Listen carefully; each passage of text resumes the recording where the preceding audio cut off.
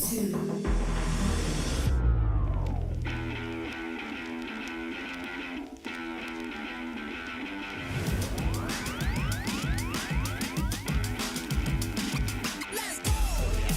With the Intellion, she's playing quickly. I feel like she thinks she's got it. See what can happen on this turn And the for draw for Reagan. You've been patient. You've been waiting all this time, but you ready. You've been putting in that grind, so let's go. Champions are hard to find, but you know the goal when you're ready to shine. Have they heard of you? Then they know. You got your sights set on that road. If it's time to battle them, then let's go. 'Cause you'll never stop. Show them what you got.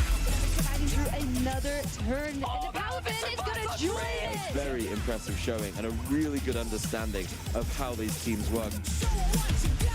Yeah, they already know. You got your sights set on victory road. Show 'em what you got. Yeah, they already know. You got your sights set on victory road. The Mindfield wants to go for a sweep of his own. Scrafty has already knocked out 2 Pokemon. He said this match was too hot. I need to cool things off here with an ice beam. A Bastion, it rumbles onto the field and the smackdowns are adding up.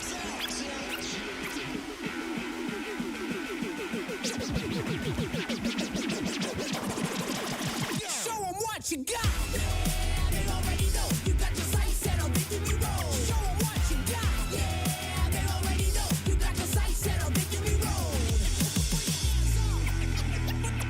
Put your hands.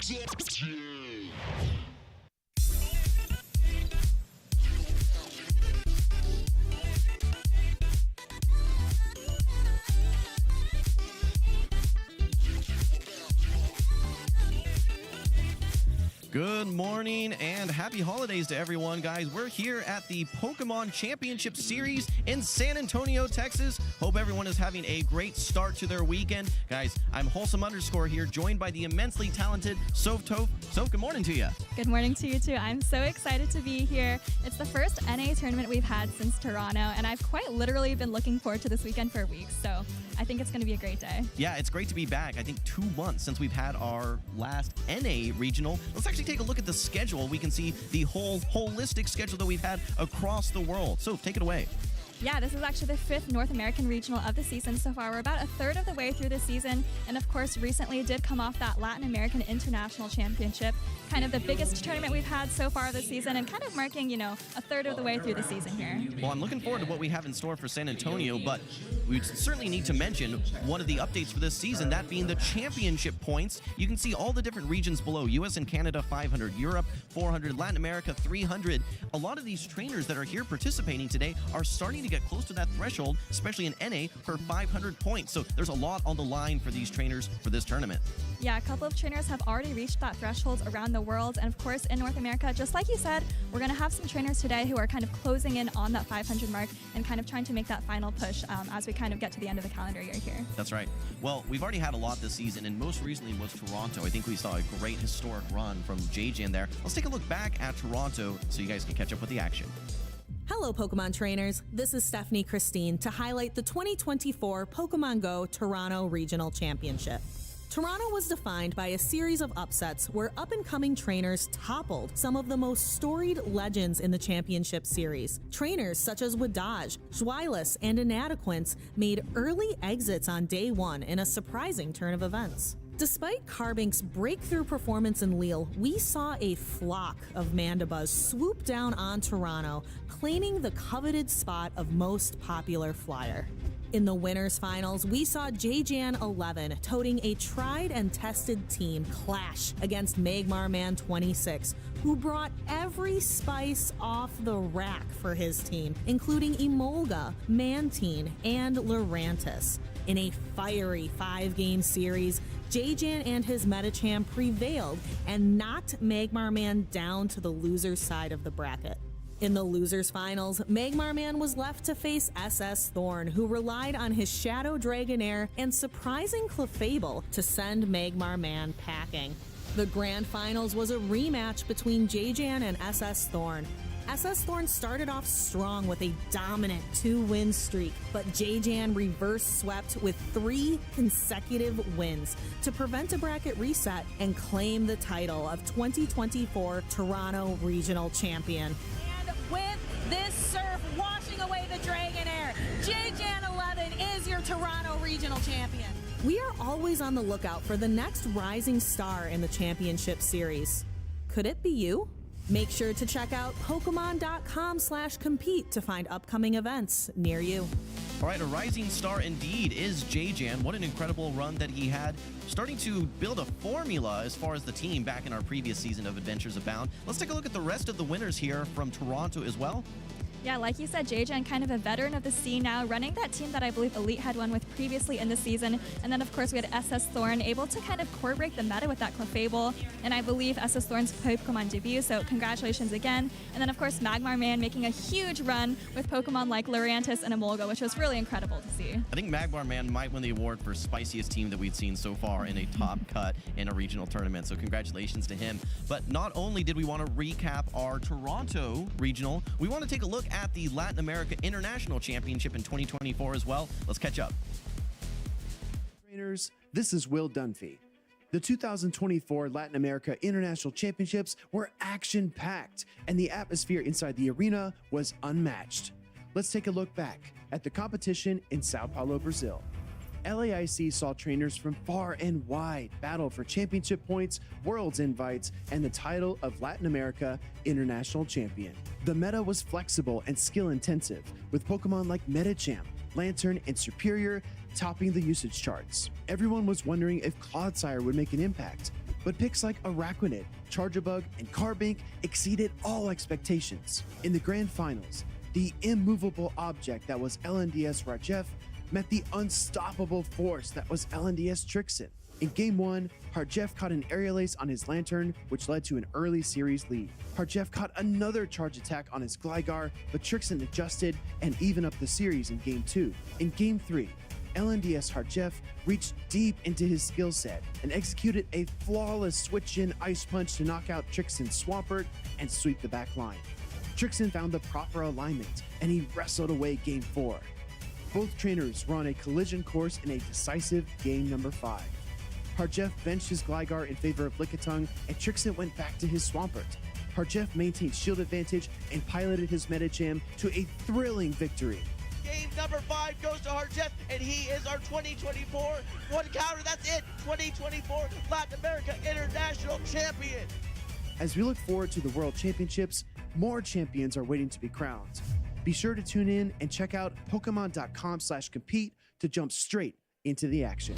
Well, congratulations again to Harjef for winning the 2024 Latin America International Championships. He's actually going to be here in San Antonio as well, so trying to run it back. Let's take a look at the rest of the winners, so from our 2024 Latin America International Championship. Yeah, like you said, we have Harjef, kind of the star of the season so far, actually. And then, of course, in second place, LNDS Trixen, running a very kind of common team for what we saw last season. We see that Medicham, Alolan Sand slash Gligar, and Swampert. And then, of course, Basti in third, kind of running a very similar team as well. So again, congratulations to all of these players, and they accrued a ton of championship points as well towards that Worlds qualification. That's right. Again, a lot of folks will be trying to punch their ticket to Worlds here in this tournament as well. For those that have already punched their tickets, let's actually take a look at our current NA regional champions so far. We kicked off the season with Wadaj, who had come off an historic run with a regional win in Hartford, as well as taking NAIC, starting the season off strong in Pittsburgh as well.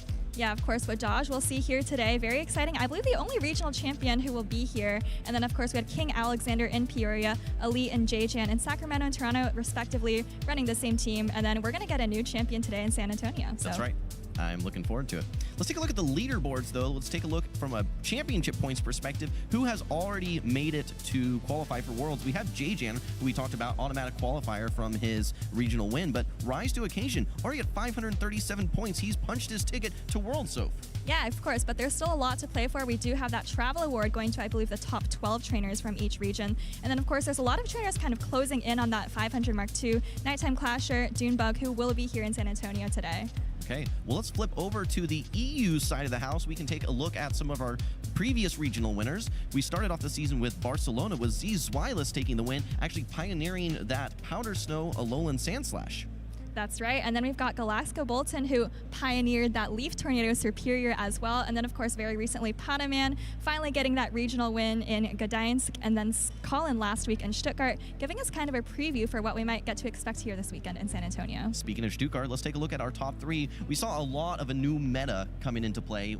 Colin, of course, running things like the Shadow Poliwrath, the Charger Bug, which I think is starting to solidify its place within the play Pokemon meta. But we saw a huge resurgence from Cresselia, not only from Colin, but from Dinoski as well. Yeah, of course, Cresselia, very bulky Pokemon, does really well in a lot of those neutral matchups. And then, like you mentioned, we do see Poliwrath and Charjabug on all 3 of these top teams, actually. So kind of making a new meta for themselves. Well, you talked about a new meta. That coincides with the release of our new season, the season of Timeless Travels. We have a lot to look forward to this season, and we're just getting started here. Not only do we have a regional tournament, but we have a community day going on here as well that's going to be taking place throughout this weekend. But there's actually going to be some new Pokemon to look forward to. A lot of really cool events to play, and what's really inspiring to me, Soph, is going to be all the opportunities for, in December, folks to catch PvP Pokemon at events just like this. Yeah, of course, it's Community Day, so all of the Pokemon from the entire year of 2023 will be spawning. You'll also be able to evolve all those Pokemon for charge packs, but like you said, at these regional tournaments, you get those exclusive spawns, which are really good for PvP too.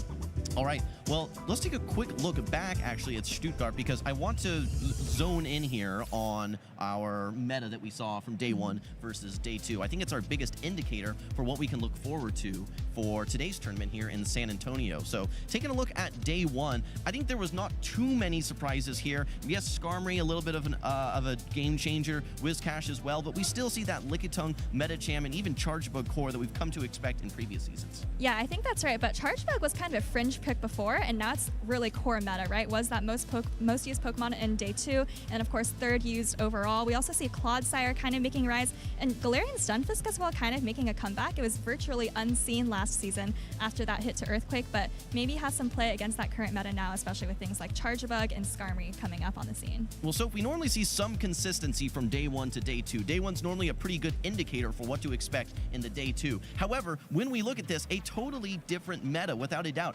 Charjabug, I think, on 7 out of 8 of the teams, and Shadow Poliwrath, which wasn't represented whatsoever on our day 1 graphic, here takes the 3rd slot. I know, that was a huge surprise to me, but you know, the thing we don't see on here is Medicham, right? 2nd most used overall at the tournament, and not at all in that, well, there was one in the top 8, but not on this graphic. So I think we kind of see Poliwrath maybe taking the stage as that best fighter in the meta right now. All right, well, I'm looking forward to seeing how it performs here in San Antonio as well.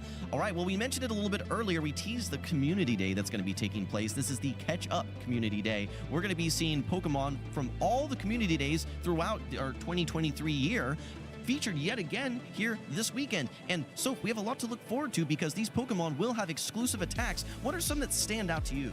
Well, of course, you do want to get that Poliwag and Charjabug that we just talked about, right? Those do have exclusive moves, so make sure you catch those and evolve those as well before the weekend is up.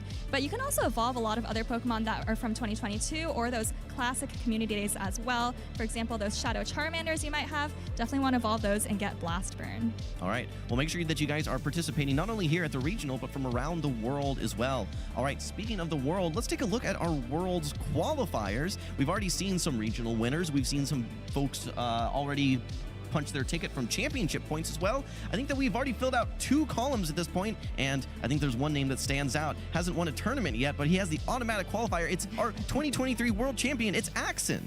Right, so as a reminder, you can get that ticket to the World Championships by winning a regional outright, taking that first place spot, or of course getting that championship point cutoff for your region, and then you know, the automatic qualifier, just like you said, it's Axon. But we have a lot of trainers here already qualified, and we're probably going to get some more after this weekend. I think so as well. All right, well, so we've been chatting internally about some of the expectations for this current tournament. We've been talking about some of the Pokemon that we think are going to be the most impactful. Let's look at all the caster predicts, though. We'll start off with me, Wholesome _. I picked the defense form Deoxys. I think it has some strong play versus, of course, Medicham, but I think it has the potential to become that premier counter user. Lots of opportunities to chip and dip. but I'm not discounting that Shadow Poliwrath as well. We saw how well it performed, especially for folks like Colin. Yeah, I see you kind of double dipping in that fighter. They're covering all your bases. You know, I'm sure one of them is going to stand out and be successful. I've also seen a couple of teams with double fighter as well, which could be cool. And then, of course, we both have that Guzzlord pick as well. I think we've been talking before a little bit. Great core breaker for Lickitung, Lantern, and then, of course, all those resistances that come with the dragon typing can be really helpful as well. That's right, without a doubt. When we take a look at the Lanterns, the Superiors, the Talon Flames, even the Chargebugs with their Volt Switches, going to be resisting a lot of that damage. So it definitely has the opportunity to be a core breaker for a lot of teams. All right, well, if we take a look at some of the most significant Pokemon that we've identified that we think are benefactors of this new season change, the one that stands out to us, at least as the casters, is the Poliwrath. So walk us through the changes to Poliwrath and why it's so impactful in this new meta. Yeah, so like we saw last weekend, Poliwrath was especially impactful, especially in that top cut. But what really made it important this season is that change to Scald. So Scald now does more damage and has a higher chance to drop your opponent's attack. And then, of course, Icy Wind as well gained access to that. So now it really has this very versatile charge moveset. And then it does have that legacy move of Counter, which again, make sure you evolve this weekend. But it really makes Poliwrath kind of the most versatile fighter in the meta right now. All right, well, speaking of fighters, when we take a look at the flip side and see the Pokemon that are maybe on their way out, it's the Medicham. Medicham actually received some nerfs to its moveset here, so walk us through.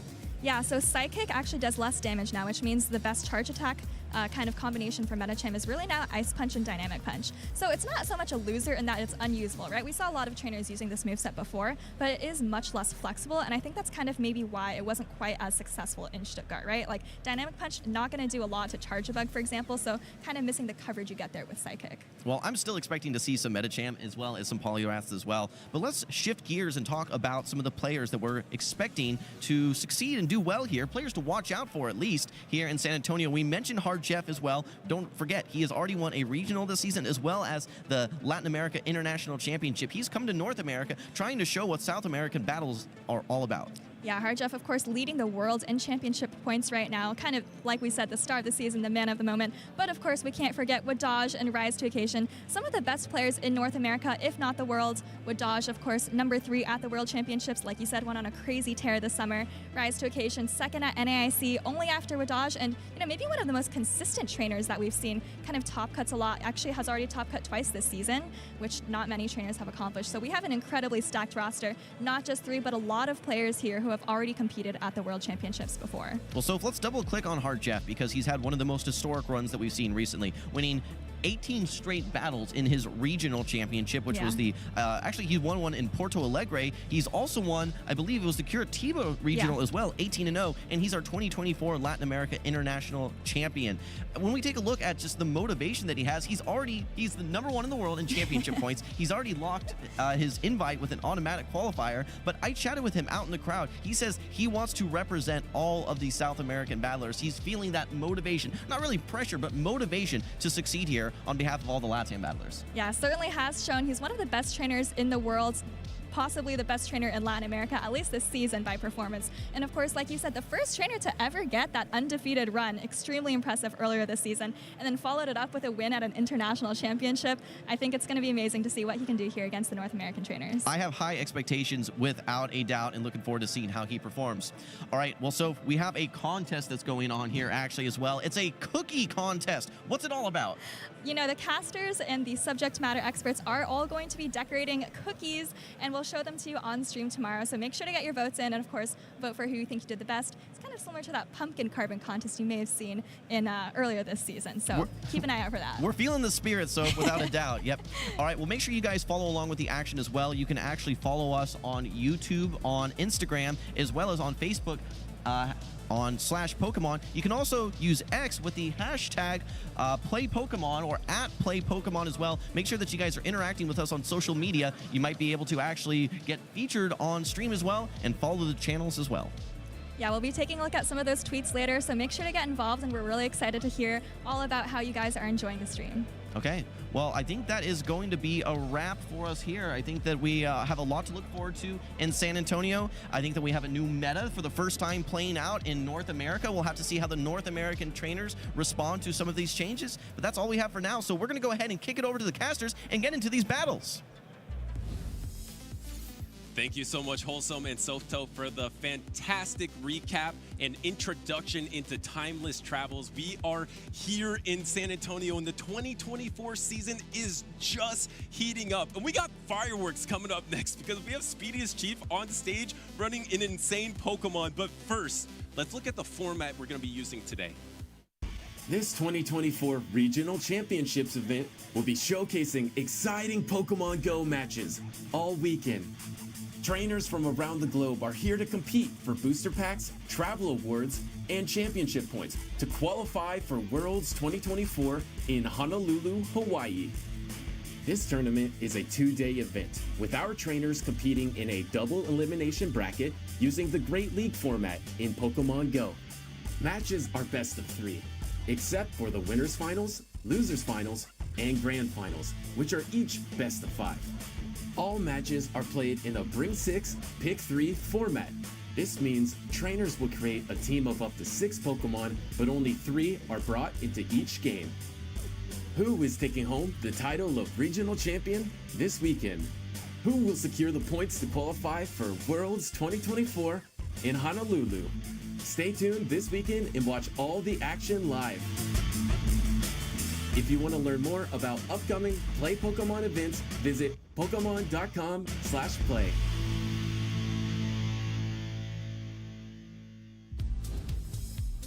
Like I said, this season is just heating up. We have the biggest tournament yet in terms of scale and hype in North America, because we're going to have a top cut, and we have some of the best battlers on the planet. Wholesome mentioned, we have Harjeffi here, we have Wadaj here. It is absolutely stacked, Mark. Absolutely, Butters, and welcome to San Antonio here. You know, for being a third of the way through the season, it really does feel like the beginning of a fresh season, right? We have this new meta coming out, we have all these new Pokemon, and I think right now the meta's in a little bit of chaos, right? We're talking about, you know, people still trying to figure things out, people trying to figure out how to break, you know, the Charger Bug and the Poliwrath core. I think this is going to be a tournament full of innovation and perhaps a little bit of just experimentation.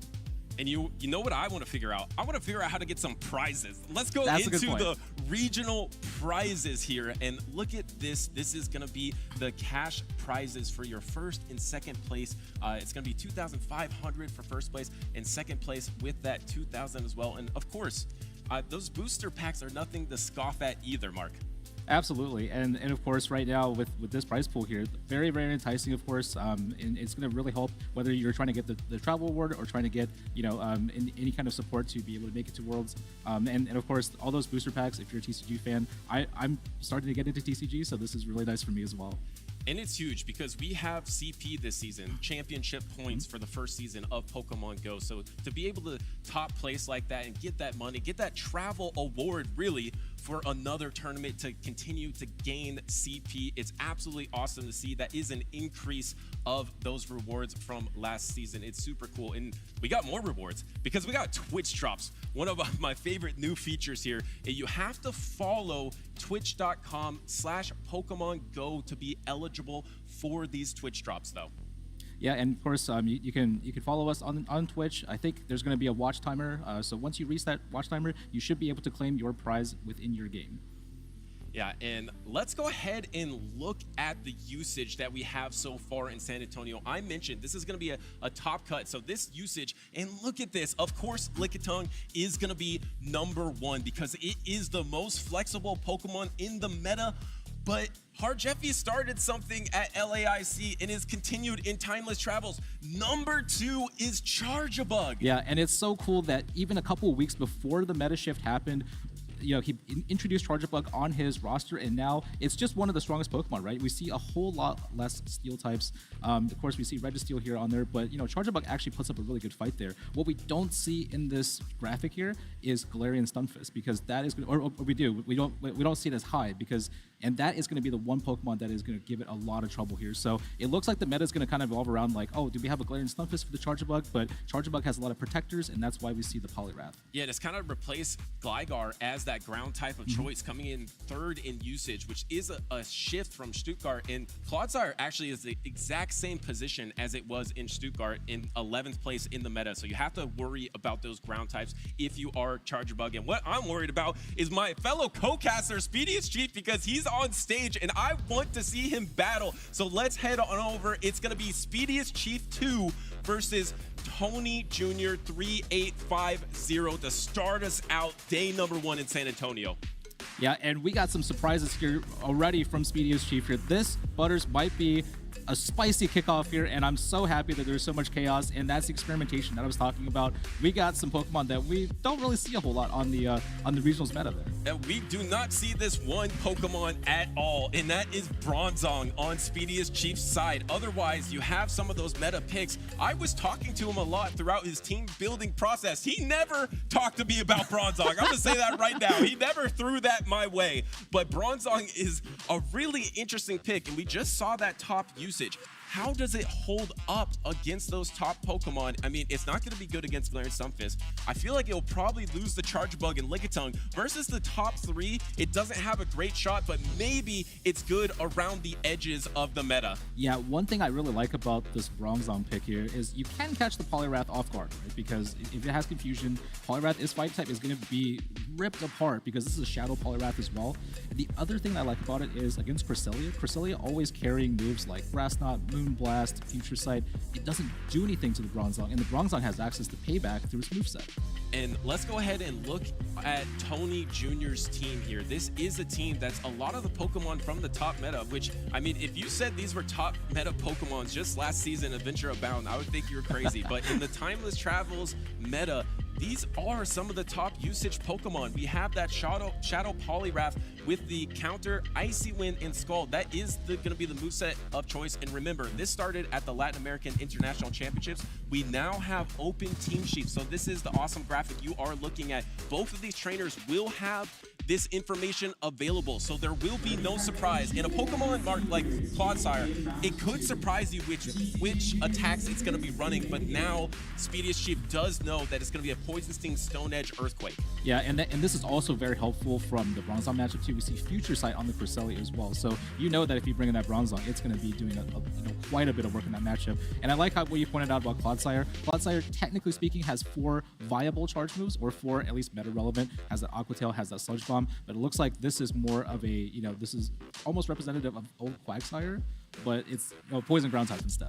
Yeah, absolutely. And on this side, I was really curious to see what the attacks were on that Bronzong. It's going to be Confusion, so that is a 4-turn fast attack. It's similar to Charger Bug with that Volt Switch. Psyshock in Payback, so it does have that payback coverage. And then on the other Pokemon, classic attacks here, you want to look at a Zoom Roll too to see if that's running Hydro Pump, but it is going to be Ice Beam and Play Rough, and otherwise no real surprises besides that Bronzong. But I want to point out, Tony Jr. does have the advantage in terms of experience on stage because he has top cutted in Peoria of 2023, and in the next season in 2024 Peoria this season he got number 33, so he does have some experience, especially in Peoria. And Speediest has experience too, Mark, but it's just on the other side of the table, just kind of about 30 feet behind where the battlers are going. He's been here a lot. I mean, hopefully he takes some of that knowledge there. I mean, we've seen Speediest on stage before. I hope he can mount a good offense against Tony Jr.'s team. This one's gonna be pretty interesting because I think it is gonna come down to kind of a spice battle between the two trainers. We see some lesser used Pokemon, and I hope that they make an appearance here on stage today. Yeah, and jokes aside, Speediest Chief is actually a grassroots world champion. He's probably watched more Pokemon Go PvP than most people on the planet, so he is very well experienced and a talented battler, and this will be his debut match. And what a lead call. It's the Shadow Poliwrath into the Shadow Alolan Sandslash, Safe Swap into the Charger Bug, met by the Lickitung. And this is why Lickitung's one of the best Pokemon, because neutrally, it does beat that Charger Bug. Yeah, Lickitung's got a great matchup, but Charger Bug right now, with this X-Scissor here, and the ability to pace to so many charge moves, it's going to put up a great fight before it goes down here, because you do pace very quickly here, and Speedy is going to trump up a little bit of extra energy here. I think he's going to go for, looks like he's actually going to go and store some energy here. Is going to be forced to use the Protect Shield here because it does give Tony Jr. the advantage if that X-Scissor does connect. But now we're going to see the body slam spam come out from Speediest here, up to Tony Jr. here to decide if he wants to try to keep that alignment or not. Yeah, I believe you have to commit that Protect Shield to absolutely guarantee the alignment here, because Lickitung comfortably wins the 1 Protect Shield situations here. As you see, there is going to be 2 Protect Shields remaining. He does give up this Protect Shield, and the key factor is this Lickitung is slightly out of range of the X-Scissor. So the X-Scissor is going to be coming out shortly, and all this Lickitung has to do is endure and land that body slam, but it's going to be tough here for Speedius. Is he going to be able to? No, he actually gives us the Protect Shield. He wants that alignment because Shadow Poliwrath and the Shadow Alolan Sandslash is just so strong, and he can't get the lick down. It actually looks like Charjabug might take the 2 Protect Shield situation, but doesn't decide to go for it. And Tony Jr. decides to let this one go. I mean, I guess with shields down, maybe he thinks that the Alolan Sandslash could still do okay against the Poliwrath, but this is a very, very risky move here. And we do see the Poliwrath coming here to get ahead on energy. We're not going to be able to reach the body slam on the Lickitung side. Yeah, and here comes probably the Bronzong to soak this energy. It's going to be super effective Confusions, but that's actually not doing as much as I expected. Bronzong is a little bulkier than it does have attack, and here comes the Scald, and Scald just got changed for this Timeless Travel season. It does more damage. Scald is no joke here, and almost, it comes so close. But he misses the coin flip. He misses the coin flip to drop the attack, but it doesn't matter because Bronzong swapped out anyway. Yeah, and right there, one of the advantages, or the disadvantages of Bronzong here is that you do have the Steel typing, but you have Psychic typing. You could take that neutral damage from the counters. It does look like Speedy's going to get a nice farm down here, and we're still, it's still up in the air about this one, but it looks like Speedy has the advantage. He's going for the counter down. I think he's going to go for the fast attack down here. There is 1 Protect Shield remaining from Tony Jr., and Speedius is nodding his head, just going to go for the counter down, take this Icy Wind. 1 Confusion will win the matchup. Can he endure the counters? And he does! And Bronzong wins game number 1 of San Antonio. Who saw that coming? Oh, so well played right there at the very end. I think, yeah, Speedy making a great call, going for the counter down. Doesn't want to get any, or doesn't want to give any extra counters in that scenario, throwing charge moves, because I think a back-to-back charge move situation would have been really, really bad right there. But yeah, came down to just a little bit of a sliver, and I think, hey, we're seeing some great performances from the Bronzong. Yeah, and that is shocking to me. I'm not sure exactly what Speedius was looking forward to with this Bronzong. These Confusions, as you can see, are not doing too much, Mark. They're really not doing that much damage, and this Scald is able to be absorbed no problem, but you have to assume this is Bronzong's matchup. So Bronzong will be able to win this matchup and swap out here, and all you have to do is maintain that alignment, which Speedius did this entire battle, and it goes to the point that I want to talk about, Mark.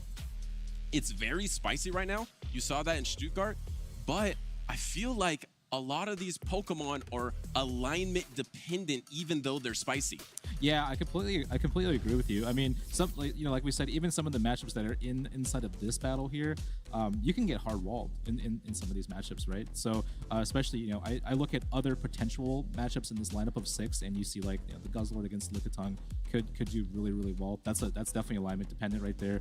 Bronzong versus Cresselia. You have the Alolan Sandslash that I don't think you can look at a Poliwrath for more than 2 seconds before you're in a heap of trouble. So yeah, I agree with you. I mean, both these trainers are carrying Lickitung today, so understandable that they want to be able to either maintain alignment or at least get some kind of advantage going into tertiary matchups.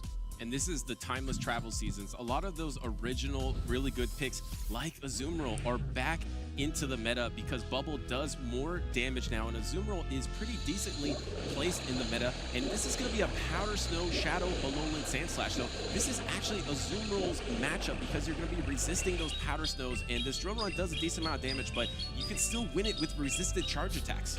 Yeah, and interesting enough, Butters, now that we have revealed the moveset before the match has started, this is Azumarill without Hydro Pump, so technically speaking, Alolan Sandslash can fight back a little bit. It's still going to take a lot of damage from this player up if it does end up connecting, and we do see the Protect Shield still come up.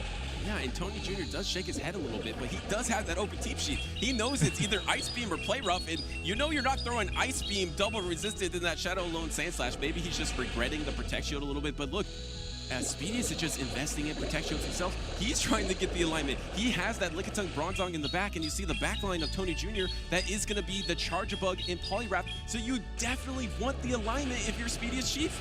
We do see another Drill Run come off from Alolan Sandslash. It's going to be very difficult to farm down because you have Powder Snow, and we're going to see a second Play Rough come out. Tony Jr. is going to be forced to let this one go just to make sure you have some Protect Shield available, but you see how little damage that does. I think Bubble did a ton of work right there, actually, instead of either charge move, but now Speedy does have the alignment that he wants, and he does see the Charjabug come in.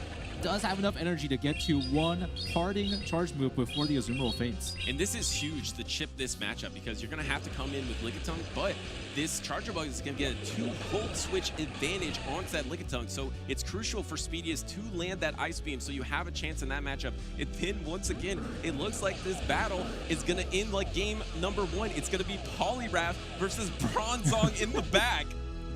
And this is going to be interesting because we are going to see the X-Scissor come out. Now, we saw this matchup in the previous battle here, but this time Lickitung has a massive health advantage coming in. So I wonder when the Poliwrath is going to come in, if Tony Jr. decides to switch, or if he wants to try to. Oh, he's going to use a Protect Shield here instead. Yeah, he does use his last Protect Shield of the game, and like you mentioned, does he try to swap on the next Body Slam into the Poliwrath? Do you get a Protect Shield here? It looks like Speedius Chief is thinking about it, looking at his team sheet, and just deciding to no Protect Shield, just gonna put all his hopes and dreams of his debut in the championship series into Bronzong and unleash the Bronzong into Tony Jr. And Speedius is loving this. People doubted him. I'm one of them that doubted this pick of Bronzong, but I shouldn't doubt him any longer because Bronzong versus the Shadow Poliwrath, I think it's gonna have an easy time. Just needs to get the double side shock before the double scald. And we don't get the debuff here, and right now, yeah, and Speedy does sense that the charge move is coming up here. Now, if you're a Charger Bug, what do you do here? You have a steel type that is going to force you to throw that discharge in order to get any value, and there's already a Body Slam on the Lickitung right here. It looks like Tony is going to go for the X-Scissor here. Now, this is going to be neutral, right? You have Steel typing and you have Psychic typing. I don't know if this knocks out the Bronzong or not. It doesn't! Look at the bulk of the Bronzong! And Speedius Chief just won his debut series with Bronzong, winning this 2-0 on the back of the Zong. So that is our first matchup, is a wrap in San Antonio, and what a shocker we have so far. I love this Timeless Travels meta. Yeah, I think that's a good way to kick things off, Butters, because I think neither of us had Bronzong on our radar, and I think Bronzong, even if you look at it in the regional meta, it's still a super risky pick. It's not like, you have Alolan Sand Slashes that can run Shadow Claw, but we got a Powder Snow one here, so there's a protection. Lickitung, I think, does quite well into Bronzong as well because that's super effective lick damage. It's not a Pokemon that I would have expected would have come into a match like this, but it just took down the two major core meta Pokemon that we were talking about today.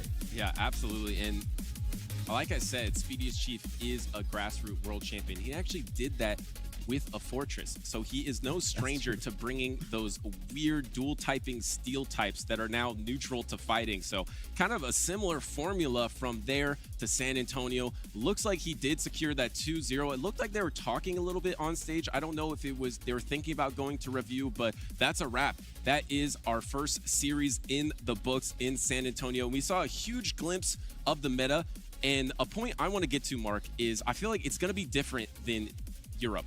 Europe was all crazy picks. I think it's going to be similar, that they're going to be signature picks, but I think it's going to be kind of 4 picks that are more stable, and then 2 signature picks that these NA trainers are going to be bringing to San Antonio. Yeah, I think that makes a lot of sense. I was talking to some trainers before the event today, and it looks like, despite Poliwrath being one of the really strong fighting types that are picked up, you still have some trainers that have Medicham here today, right? So you still want to fall back onto that strength, and Medicham is no slouch. I mean, it did get nerfed per se, but the strength of Medicham is really more centralized around the counter damage adding up and the bulkiness, right? So you don't really get that with Poliwrath. I mean, I know the Bronzong didn't do a whole lot with those confusions in that matchup, but again, Poliwrath not as bulky as Medicham, even if it has a more versatile moveset. Well, let's see how that Poliwrath did with those confusions in that matchup, because that's what we have in the highlight. In this situation, I want to point out the reason Speedius is not throwing a charge attack, which he has energy for, is there's 1 Protect Shield remaining, and you would rather get a free counter in when the opponent throws their charge attack, because whenever someone throws a charge attack, you get a fast attack in, so he prioritizes the fast attack there instead of the charge attack, and able to win that first matchup. And I mean, I don't even know if he needed to do it, because he's got the Zong on his team, and but Bronzong is just dominating that Poliwrath, and this is the Shadow Poliwrath too. Yeah, especially for Shadow Poliwrath, I understand why trainers are picking the Shadow version, because that total damage output is so good, and when you're backed up with double debuff moves, it just makes that, any kind of neutral matchup even more impressive, right? I understand that, but here, I mean, we're not really worried about charge attacks or anything. I mean, the confusions are just going to start adding up here. But I will say, Shadow Poliwrath fighting back with that stab Shadow Scald, still kind of a scary situation for Bronzong, no matter what.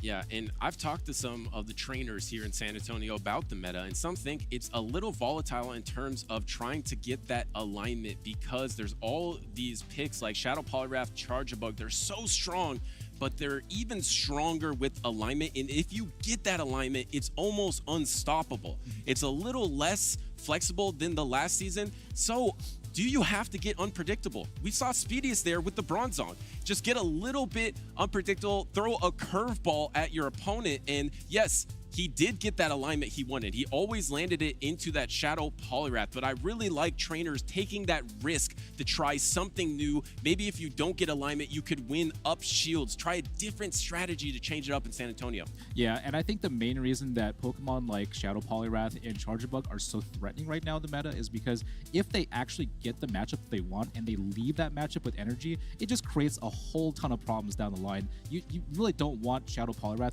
to come out of a matchup with a move, because then whatever you're bringing into it very likely is getting debuffed, and then you're going to have more problems in the later parts of the match. Same thing with Charjabug. It's so spammy. Every charge move on it is so efficient that if it does get lined up against a water type, a flying type, and you come out of the matchup and you're ready to spam a couple of X scissors or discharges, that extra health difference that it makes, it's often going to swing your matchup in your favor. Yeah, no, absolutely. And you know what could swing in your favor if you win today? It's those 2024 season rewards. If you missed earlier, these are going to be your regional championship prizes. And remember, this is going to be the first top 16 that we have in North America. And these prize pools are bigger than last season. And it's awesome to see, because as these trainers are fighting it out for championship points, they're getting essentially kind of a travel award if they place really high with this amount of money to be able to invest maybe into other tournaments as well. So it's really awesome to see the potential here for those prizes. And we even got trainers flying in from other continents in South America, like Harjeffi, aiming for these North America prizes. Yeah, he sounded pretty aggressive too. I think he's ready to take it down today. I mean, if he was already a couple steps ahead of the meta, at LAIC, I wonder what he's bringing today. Yeah, and you know what's also the same as LAIC? We have Twitch drops for you today, so make sure to follow twitch.tv/Pokemon Go to be eligible, and make sure and get those Twitch drops. And we have another matchup available. We have another Juggernaut. We have Rise to Occasion. Looks like it's going to be Vergiverg. Yes, confirmed. It is going to be Vergiverg on the other side of the table. I believe those trainers will be available soon, but I had a little preview, and it was actually on my caster prediction. Looks like Vergiverg is running the Skeledirge, which I think, a fun one, I think. It has the best coverage. I mean, you really can't resist this thing. Yeah, it ramps up really well. It has, I believe, Disarming Voice and the Shadow Ball here. And also, I like Skeledirge because with, I think people are hyping up Talonflame coming into the season and saying, oh, this is going to be so good. But Talonflame feels still very vulnerable in this meta, right? When you have Skeledirge and it has that Ghost Fire typing, I mean, it's gonna have a ton of coverage against all of these body slam users, or if you get trapped against even if it gets trapped against the tongue, can still put up a good fight. Talonflame here is gonna be, I think, with expecting things like Charjabug, it's gonna really struggle, but Skeledirge puts on a really good show. Yeah, one thing I want to point out is Skeledirge versus its counters. You see here the Dragon type, which is the Guzzlord. You have that Disarming Voice, which does double super effective against that Dark Dragon of Guzzlord. So you can do so much damage to even your counter. And then you see the Azumarill, which, yes, it has the bubble, but both of its charge attacks will be resisted. We're not confirmed yet because we haven't actually seen the team sheets yet for Rise to Occasion. But if he is running that Play Rough and Ice Beam, that means Skeledirge will resist the charge attacks and really looks quite strong against Rise to Occasion. And he was one of the trainers I talked to earlier today. He told me his team is a little soft to Skeledirge. Oh. And he's facing Skeledirge in his first matchup of the day.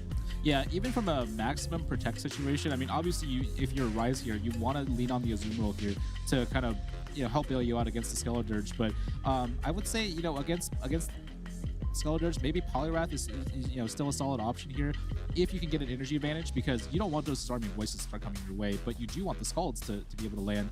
I think all the other Pokemon that are here, especially like Charjabug, that's going to really struggle because you are actually forced to use Discharge in order to deal any significant damage, right? That Ghost typing going to be resisting the Bug typing, so you're going to kind of struggle if you're using that meta Pokemon. Yeah, and remember, Rise to Occasion is running that Shadow Alolan Sand Slash too that takes double super effective, running the Shadow Claw. And then on the other side for Vergiburg here, we have that Incinerate, Disarming Voice, Shadow Ball, Skeledirge. So no real surprises in any of these attacks, except look at the Shadow Abomasnow. Shadow Abomasnow now can use Icy Wind because of the Timeless Travels update, but looks like Vergiburg decided to use that Weather Ball Ice instead of that Icy Wind because it is a little cheaper in terms of energy. And I think that's one of the draws for Abomasnow. It's not the most durable Pokemon, so I think before it faints, you do want to get as much value as you can out of it. I like the fact that there is a little bit of grass typing, although Abomasnow seems like a weird pick, at least initially in the Timeless Travels meta, because the one water type that you're looking to really get is Poliwrath, and you don't win that matchup. Yeah, but at least against Lantern, which might make a little bit more of a reappearance, and against Charjabug, you are able to resist, and then you have that ice type coverage, which is pretty decent, and especially in a dragon meta, which we kind of are right now. And this is going to be Charjabug into Lickitung, and like I said before, Lickitung in the one Protect Shield can pretty comfortably win this matchup. So we're going to see if Vergiburg decides to just go for that play to try to keep the alignment in the back. I don't know if alignment matters that much to Vergiburg in the back, though. Yeah, I don't know if it matters, but I think he's going to feel pretty safe with the Poliwrath here in the back line. Now, he doesn't know that Rise has an Azumarill prepared in the back line, and he has another fairly hostile pick still with Gligar. I mean, Gligar is going to take super effective damage, or double super effective damage in the Icy Wind that's coming out of the Poliwrath, but it's going to be two picks that it's going to struggle with for sure. Yeah, and it looked like Rise brought two picks in the back that are kind of your best neutral or positive counters to that Skeledirge. So trying to predict that Skeledirge in the back, which it is in the back for Vergiburg, and you don't necessarily want to swap in anything to this Azumarill here. It looks like Vergiburg is just going to decide to stay in with the Lickitung because this is your best matchup against the Azumarill, and invest in that matchup because Shadow Poliwrath is going to have every charge attacks resisted by that Azumarill. And Skeledirge, yes, it's okay, but it's not great against Azumarill. Yeah, and Vergiburg also kind of sensing, this Azumarill matchup is very important here. Rise is actually going to beat him to this charge move here. That's kind of a bad situation here because now you're down to two Protect Shields here. Vergi, I understand he wanted to have enough energy for Power Up here. Looks like he is going to go for the Power Up here, and it's up to Rise here to make the call here. He's going to let this one go. So I think if you're Vergiburg, you can follow this up with a Body Slam here. Try to get that Azumarill down as much as possible, but it looks like Azumarill going to be a little bit too healthy here, but we do get to the Power Whip. And this is going to be more than enough. And yes, I believe Vergi was trying to invest into that Lickitung, but could have thrown that Power Whip before that Ice Beam that he had used his last Protect Shield on. So now it looks like Gligar is going to have an opportunity to fast attack down. And what are you going to do if you're Vergiburg? You're down a Protect Shield. You don't want to soak anything. Do you do the Peekaboo? Do you come in with the Shadow Poliwrath and try to swap on the Aerial Ace? There's no real path for Vergiburg here. Is he going to try to swap on the Aerial Ace, and does he try to go for it? Does he search for it? No, he's just staying in his Power-Up Punch, actually. There's the swap! Catches. He does get to catch the Aerial Ace, but unfortunately, Shadow Gligar does have access to Dig as well. This is going to be very painful for the Skeledirge here, but it looks like, Poliwrath here had a lot of banked energy. Are we going to be able to get to any moves before the Skeledirge reaches the Disarming Voice? It does not, and I think, this is going to be a super effective Shadow Dig onto the Skeledirge. Not going to see too much action out of this one. Yeah, and this is going to knock out. And is there an Icy Wind available? No, you're one away from the Icy Wind, but the Gligar was also one away from that Aerial Ace. So you pick up the Protect Shield here. And we didn't mention this earlier, but this is actually a Power-Up Punch Icy Wind, just like Colin ran in Stuttgart. And here comes that Aerial Ace. Yes, it's debuffed, but there's not much health remaining on that Shadow Poliwrath. Shadow to Shadow Butters, this is, doesn't matter if it's debuffed, it's going to be super effective and deal a lot of damage there. And that is game number 1 for Rise to Occasion, and just well executed. I mean, a trainer that has so much experience in these championships, a multiple regional champion, has top cutted a ton of times, really one of the best trainers in North America in Rise to Occasion. I love his team composition there, and he decided to go with up shields instead of alignment. And what a call that was with the Gligar, because if you look at Vergiberg's team, Gligar up shields, I mean, even against Shadow Bomaso, you can land that aerial ace and almost knock it out. Yeah, that's a good call out, Butters. And Rise, of course, constructing that game 1 roster, his whole idea was, hey, I'm going to have 3 Pokemon here that are going to be relatively strong against, you know, your picks like Poliwrath, and that was executed very well here. Able to force that second Protect Shield here. I really thought if you were Vergi there, you could have thrown the Power Up a little bit earlier, because I really don't like a situation where there's so many unknowns about your opponent's team, and you're down to the 3rd Pokemon, you don't even know what it is yet, and you're sacrificing a situation where you're going to be down a shield. Yeah, I totally agree. And to go back onto Rise, let's look at all the accomplishments he's had in the championship series. And this is only 3 of them. He has more than that, but the Knoxville regional champion, Arlington regional top 8, Orlando regional top 8. And the team here today is kind of a little old and a little new. The Shadow Gligar is old. Shadow Alolan Sandslash is old, but he's got the new. He's got that Shadow Poliwrath. He's got the Chargebog. He's got the Guzzlord and the Timeless, the Azumarill. Yeah, absolutely. Azumarill making a comeback in this meta, of course, now being very relevant against picks like Poliwrath, and you know it is actually pretty good against the Skeledirge as well. So you're gonna see. I think you know Rise definitely gonna have this for the next match. It wouldn't shock me if he's gonna center his team around it as well. Yeah, and Rise did run a team pretty weak to Shadow Abomasnow in that game number 1. The back line was Azumarill and Shadow Gligar, and I believe he safe swapped that Azumarill to try to maybe bait out the Shadow Abomasnow if it was lingering in the back. So, do we see that Shadow Abomasnow as the adjustment for Vergiberg in this game number 2? Yeah, I'm curious how Vergi is going to respond to that, because I think the idea from the previous game was, hey, I'm going to use Poliwrath to take out, you know, to bring out the Azumarill so that my Skeledirge can go free at the very end. Maybe that's not the correct double weakness line that he's looking for, but looks like we're getting into the battle here. And the experience is showing as Rise calls that adjustment of the Shadow Abomasnow, and now he has the Shadow Poliwrath in the lead. He's actually just going to stay in here. You will get outpaced unless you swap, and actually deciding to just stay in against that Shadow Gligar because you don't have a good answer. Because if you mirror swap your own Gligar, you're going to lose because you're behind energy. You can't bring in Chargebug, but Shadow Poliwrath can actually beat Shadow Gligar in some situations, because all you need to do is land an Icy Wind, and after this Icy Wind debuff, it's possible to endure, but he swaps out anyway after he gets the protection. Yeah, I think it's a smart move from him, and great call, Butters, on the Shadow Abomasnow making an appearance here in the second game. If you get the Icy Wind debuff here, I don't know if you can flip this matchup, but bringing in your own, you know, your Gligar is going to guarantee you that switch advantage. And I want to correct myself. It's actually the normal Gligar, the non-Shadow Gligar, that Shadow Poliwrath can beat, because you can, after the debuff, endure an aerial ace. You can't do that against Shadow Gligar. And I think that's actually why a lot of these trainers are bringing Shadow Gligar. Can Rise the occasion hold on? This is crucial. He needs to maintain this alignment and also the energy on his Gligar. He hangs on pretty comfortably, actually, to endure that and maintain that alignment and send a parting charge attack into Lickitung or Shadow Abomasnow. Yeah, and this is very, very good for Rise here. He's going to see the Lickitung come in. Actually, Vergi choosing to reveal his 3rd Pokemon. And right now, Rise in his head, I bet he is thinking about, how do I protect this Poliwrath and set it up for the maximum success possible, because you got a Shadow counter user and you have an Ice type and a Normal type on the other side. Yeah, and I bet you just come in with that Chargebug, soak this energy, and just save the Protect Shield for the Poliwrath, because Poliwrath is really good against the backline. Vergiberg was ABA weak to that Poliwrath, leading the Shadow Abomasnow and having the Lickitung in the back as well. And this is not a Medicham meta. You can't be ABA weak to fighting types in a Shadow Poliwrath meta. I don't think so. Yeah, I agree with you, Butters. Very, very risky right there. And now the Chargebug's going to come in. Vergi, I think I can see how he's constructing his win condition here. He wants to get this Body Slam off. He's going to bank it, actually. I thought he was going to try to get a Body Slam off and farm down with the Abomasnow, but you're not going to be in a great position here. You're going to see the Shadow Weather Ball come in here. Although this is resisted by Shadow Poliwrath, it could still deal a good chunk of damage. We are going to see the Protect Shield come up from Rise, and I think this is going to be a counter down situation.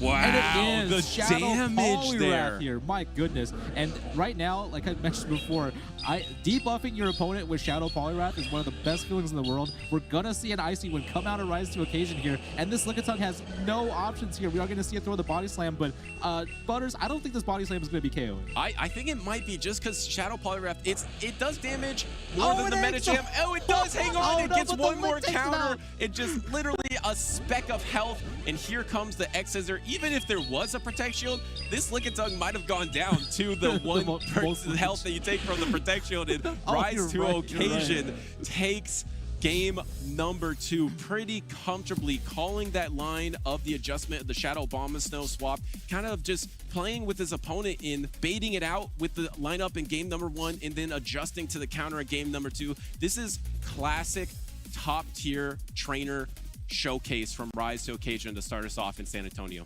Yeah, absolutely. I mean, first of all, his team is very, very well positioned against Verky and able to kind of punish in that game 1. But game 2, you know, Butters, you asked me right before we went into the second battle, hey, do you think a Bomb Snow comes out in this one? I thought it was going to be very risky here, but we, you know, as Rise correctly predicted this, and also having that Lickitung in the back line, I mean, I think he knew it as soon as the third Pokemon came in. Okay, I got to protect this Poliwrath. I got to do whatever I can because this is going to be kind of just, you know, playing it by the books. And it's really hard to set an opponent up in a best of 3. You can see trainers do it in a best of 5 because there's more wiggle room. If you're wrong in your first call to try to set up and you lose that game, then you really are down in a ditch and you have to climb out. So Rise to Occasion just bold with his team composition calls, trying to bait out that Shadow Abomasnow as he did in that game number 1. Let's look at the full match highlights here to example what I'm talking about here. And having that back line that was so weak to the Shadow Abomasnow, and then of course making the clear read that Shadow Gligar is going to be so strong against everything Vergy has in the back, and that's how you saw it play out in that game number 1. Yeah, game number 1 was just, you know, having access to both the Gligar and the Azumarill there to really punish the backline of Verky. I mean, Verky had the correct concept, right? Was just, hey, I want to be able to bait out one potential hard counter for my backline. But here we're going to see a replay of the ending to that battle right there. Poliwrath, it doesn't even need to throw a charge move against Abomasnow, can counter all the way down here and only has to worry about one Weather Ball. And of course, with that Icy Wind debuff here, Lickitung, despite, you know, what it can do here, not able to fully knock out the Poliwrath here, but it didn't matter because there was a Charger Bug with an X Scissor in the backline ready to go to clean things up. And we just saw that Shadow Poliwrath do so much damage with each counter against the Shadow Abomasnow, but had the Protect Shield and Ice Weather Ball, which is resisted. So it's, I mean, when you're at the end of the match, right? No, the point is, it's such a refreshing change of pace from these counter users, because Metacham, it's something that it will knock you out with the counter over time, but will be able to absorb that charge attack damage. It's completely different with Shadow Poliwrath. You're unleashing that counter damage, but you have to use Protect Shields for Shadow Poliwrath. You're saying it's a trade-off, right? I mean, it's a huge trade-off, huge change of pace, and that's really integral to how this meta will play off, because a lot of these hard meta picks, Poliwrath, Charger Bugs, they're less bulkier than the last meta. They actually need Protect Shields. Yeah, I mean, that's a good point, Butters. I think in the past it was almost like you could be really comfortable, right? You're running Glare and Stunfisk, you're running Lickitung, you're running Metacham. It's a very, you know, low risk kind of line, but total damage output was not as high, right? Here we just saw, you know, I don't think we don't see as much like, oh, one Pokemon fast moving down an entire other Pokemon, right? But I do like your point though. I think with Protect Shields down, it does kind of instigate that chaos, because all of a sudden you're not as safe as you thought you were, you know, maybe 3-4 weeks ago. Yeah, absolutely. And I mean, Charger Bug, yes, it does have a good amount of bulk. I mean, it's no shadow type and it has a decent amount, but compared to where we were at with Lickitung, Metacham, and then you have the Lantern at number 3, then you have Superior, then you have Gligar, almost exclusively non-Shadow Gligar. Those are 5 really bulky Pokemon that we got so used to in Adventures Abound, and those Pokemon had a lot of counterplay. It was a really awesome meta. That meta still exists within this meta, but now it's just like you're in a different universe of timeless travels, and there's all these original Pokemon that are good again, Azumarill, Skarmory, and then these are some spicy Pokemon that are rising, coming in from another planet like Shadow Poliwrath, and just breathing fresh air into this season, because I love watching the Shadow Poliwrath just go off, and it has the counter, the Scald, and the Icy Wind. And remember, there is going to be a catch-up community day. So if you don't have a Poliwrath with counter, try to evolve one into the Poliwrath because you will want that counter for PvP. It's almost exclusively used in the Championship Series and in Go Battle League as well. Yeah, that's a good call out here. I think we're going to enter here in the afternoon, though. Still in the morning for San Antonio. But once you get in the afternoon, a lot of chances to kind of fill out your PvP roster. I know Charjabug is also going to be available in the afternoon. I'm sure that's going to be a very popular one as well to catch up on. Yes, and this Pokemon has pretty much replaced the counter type of choice in the past Metagam. And I just want to say a warm farewell to Metagam. We spent so many moments I mentioned earlier, Butters, I don't think it's a farewell. I think Metagam is still hanging out. I think he's hanging out. He's like the guy behind the tree, like waiting for his time to come back, right? I mean, he's gonna call you when there needs to be a reliable counter user, when you don't think you're gonna have enough shields for him. I'm just saying. Yeah, you're not wrong. It's not a farewell. It could be a see you later, but take a break, Metachamp. You've done enough. Take a rest. Take a season off. Get back to us maybe next season. I think Softov said it eloquently in the introduction, in the way that Metacham is still good, but it's less flexible. And at the end of the day, these trainers, I mean, especially we have San Antonio top 16 with Wadaj, Harjeffi, Rise to Occasion, all of these goats of the Pokemon Go PvP scene. You want to have that flexibility. You want to be able to be less dependent or rely on that alignment. So Shadow Poliwrath is more flexible in this meta than Metacham. So I think that's why trainers are playing it. Yeah, and I do like the call out you made earlier about the power-up punch version as well. So double debuff is obviously going to be, it's more gambly, I suppose, when you have stalled, because it's not a guaranteed debuff. But both moves hit really hard, and you can deal significant damage with charge moves against certain matchups. I would say like against steel types or against maybe even Lickitung. If you want to scale up and punish even more or even harder with your counter damage, that power punch is actually pretty lethal. Yeah.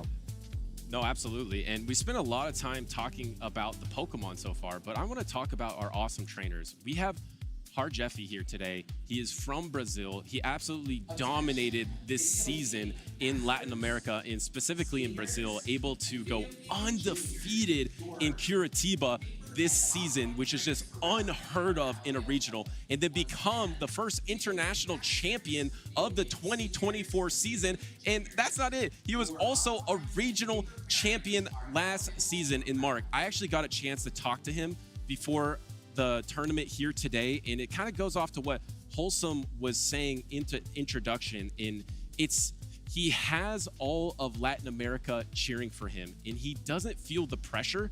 He thinks that it gives him power. He thinks that the Latin American community thinks so highly of Harjeffi that he can come into North America and win it all, and that they believe in him gives him so much energy. But I want to talk about one more point real quick, Mark, is that Harjeffi mentioned to me, this is an important junction in his journey in Pokemon Go PvP in these championship series, because he is very comfortable competing in Brazil. But he said that when he's competed outside of Brazil, he hasn't had that same level of comfort. So that's actually why he's here. He wants to come here to North America to be in a different environment and then get used to that, conquer that environment. So when he gets to the World Championships, he will feel free. And that is true GOAT mentality, I think. I mean, when you bring that up, it does make sense, though, because we have all these different micro metas, I suppose, between what we saw in Stuttgart versus what we're seeing today. I'm sure there's going to be small variances, and especially if you're traveling, that travel tax that you get and going into a completely different region, you have to get used to what the locals are playing, right? So when we go to Worlds this year, I can't imagine that it's going to be another clash of cultures, right? Like, what do we prefer here in the United States, or what do we prefer in Europe? It's all going to be just slight variations, and that might throw people off. Yeah, and he said he was nervous. He said his hands was shaking a little bit, and that's something that he wasn't feeling in Brazil, because he feels like he has done it there. He has won there, and don't get me wrong, he thinks he can do it here too. He has the confidence in himself. He said once you learn how to win, you can do it again, and he has the confidence. He has almost the entire, I know for sure, Brazil and Latin America behind him, cheering for him. So I can't wait to see his journey today. We'll make sure to update you how he's doing. Hopefully we'll get him on stage later, but just an absolutely incredible trainer, just trying to get better for the World Championships. He is already leading all the championship series in those championship points, but it's just so impressive to see him in this journey, and I can't wait to see how it plays out in San Antonio. Yeah, and that I love that mentality from him. I hope we do get to see him a little bit on stage later on. But yeah, I mean, if right now, I think he's in the most comfortable spot, because if he has the LAIC win under his belt already, I mean, this is his time really to just kind of open up and experiment, see what works, get a feeling for what it's going to be like, right? I mean, I know this year, we're not going to be close to home, right, for this next World Championship. So it's going to be an interesting environment for him overall to get used to. But yeah, getting started this early, I mean, you still have over half a year, right, to go to all the regionals that you can to get all this experience down. You know what I think we're going to thrive as in casters, Mark, is I think we're going to do great.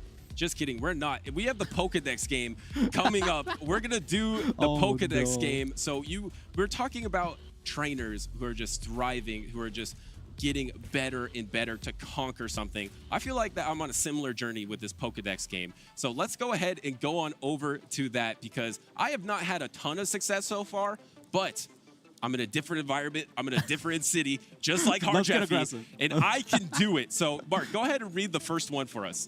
All right, here we go. Who is that Pokedex? When it flies, it releases shiny particles from its veil-like wings. It is said to represent the crescent moon. Altaria.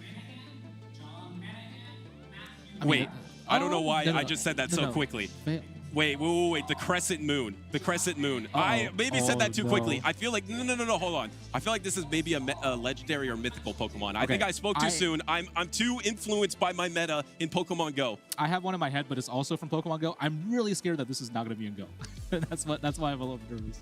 What's the one? What are you thinking? What do you think it is? For whatever reason, when I saw the veil-like wings, now I don't know about the crescent moon side though. Veil-like wings. He doesn't have. He has cloud-like wings. Okay, for whatever reason, I'm thinking Noibat. I know that's okay. Lame. No, it's. It could be. It could be. I think this is going to be a legendary or mythical Pokemon that represents the crescent moon. Has a huge, important impact in the Pokemon universe. Altaria has a big impact in my Pokemon universe. So I'm going to guess Altaria, but I'm waiting for the correct answer. What is the correct answer? Has to fly. I mean, you're right. But what is it? Let's go ahead and see the correct answer. I'm very curious. It's Cresselia.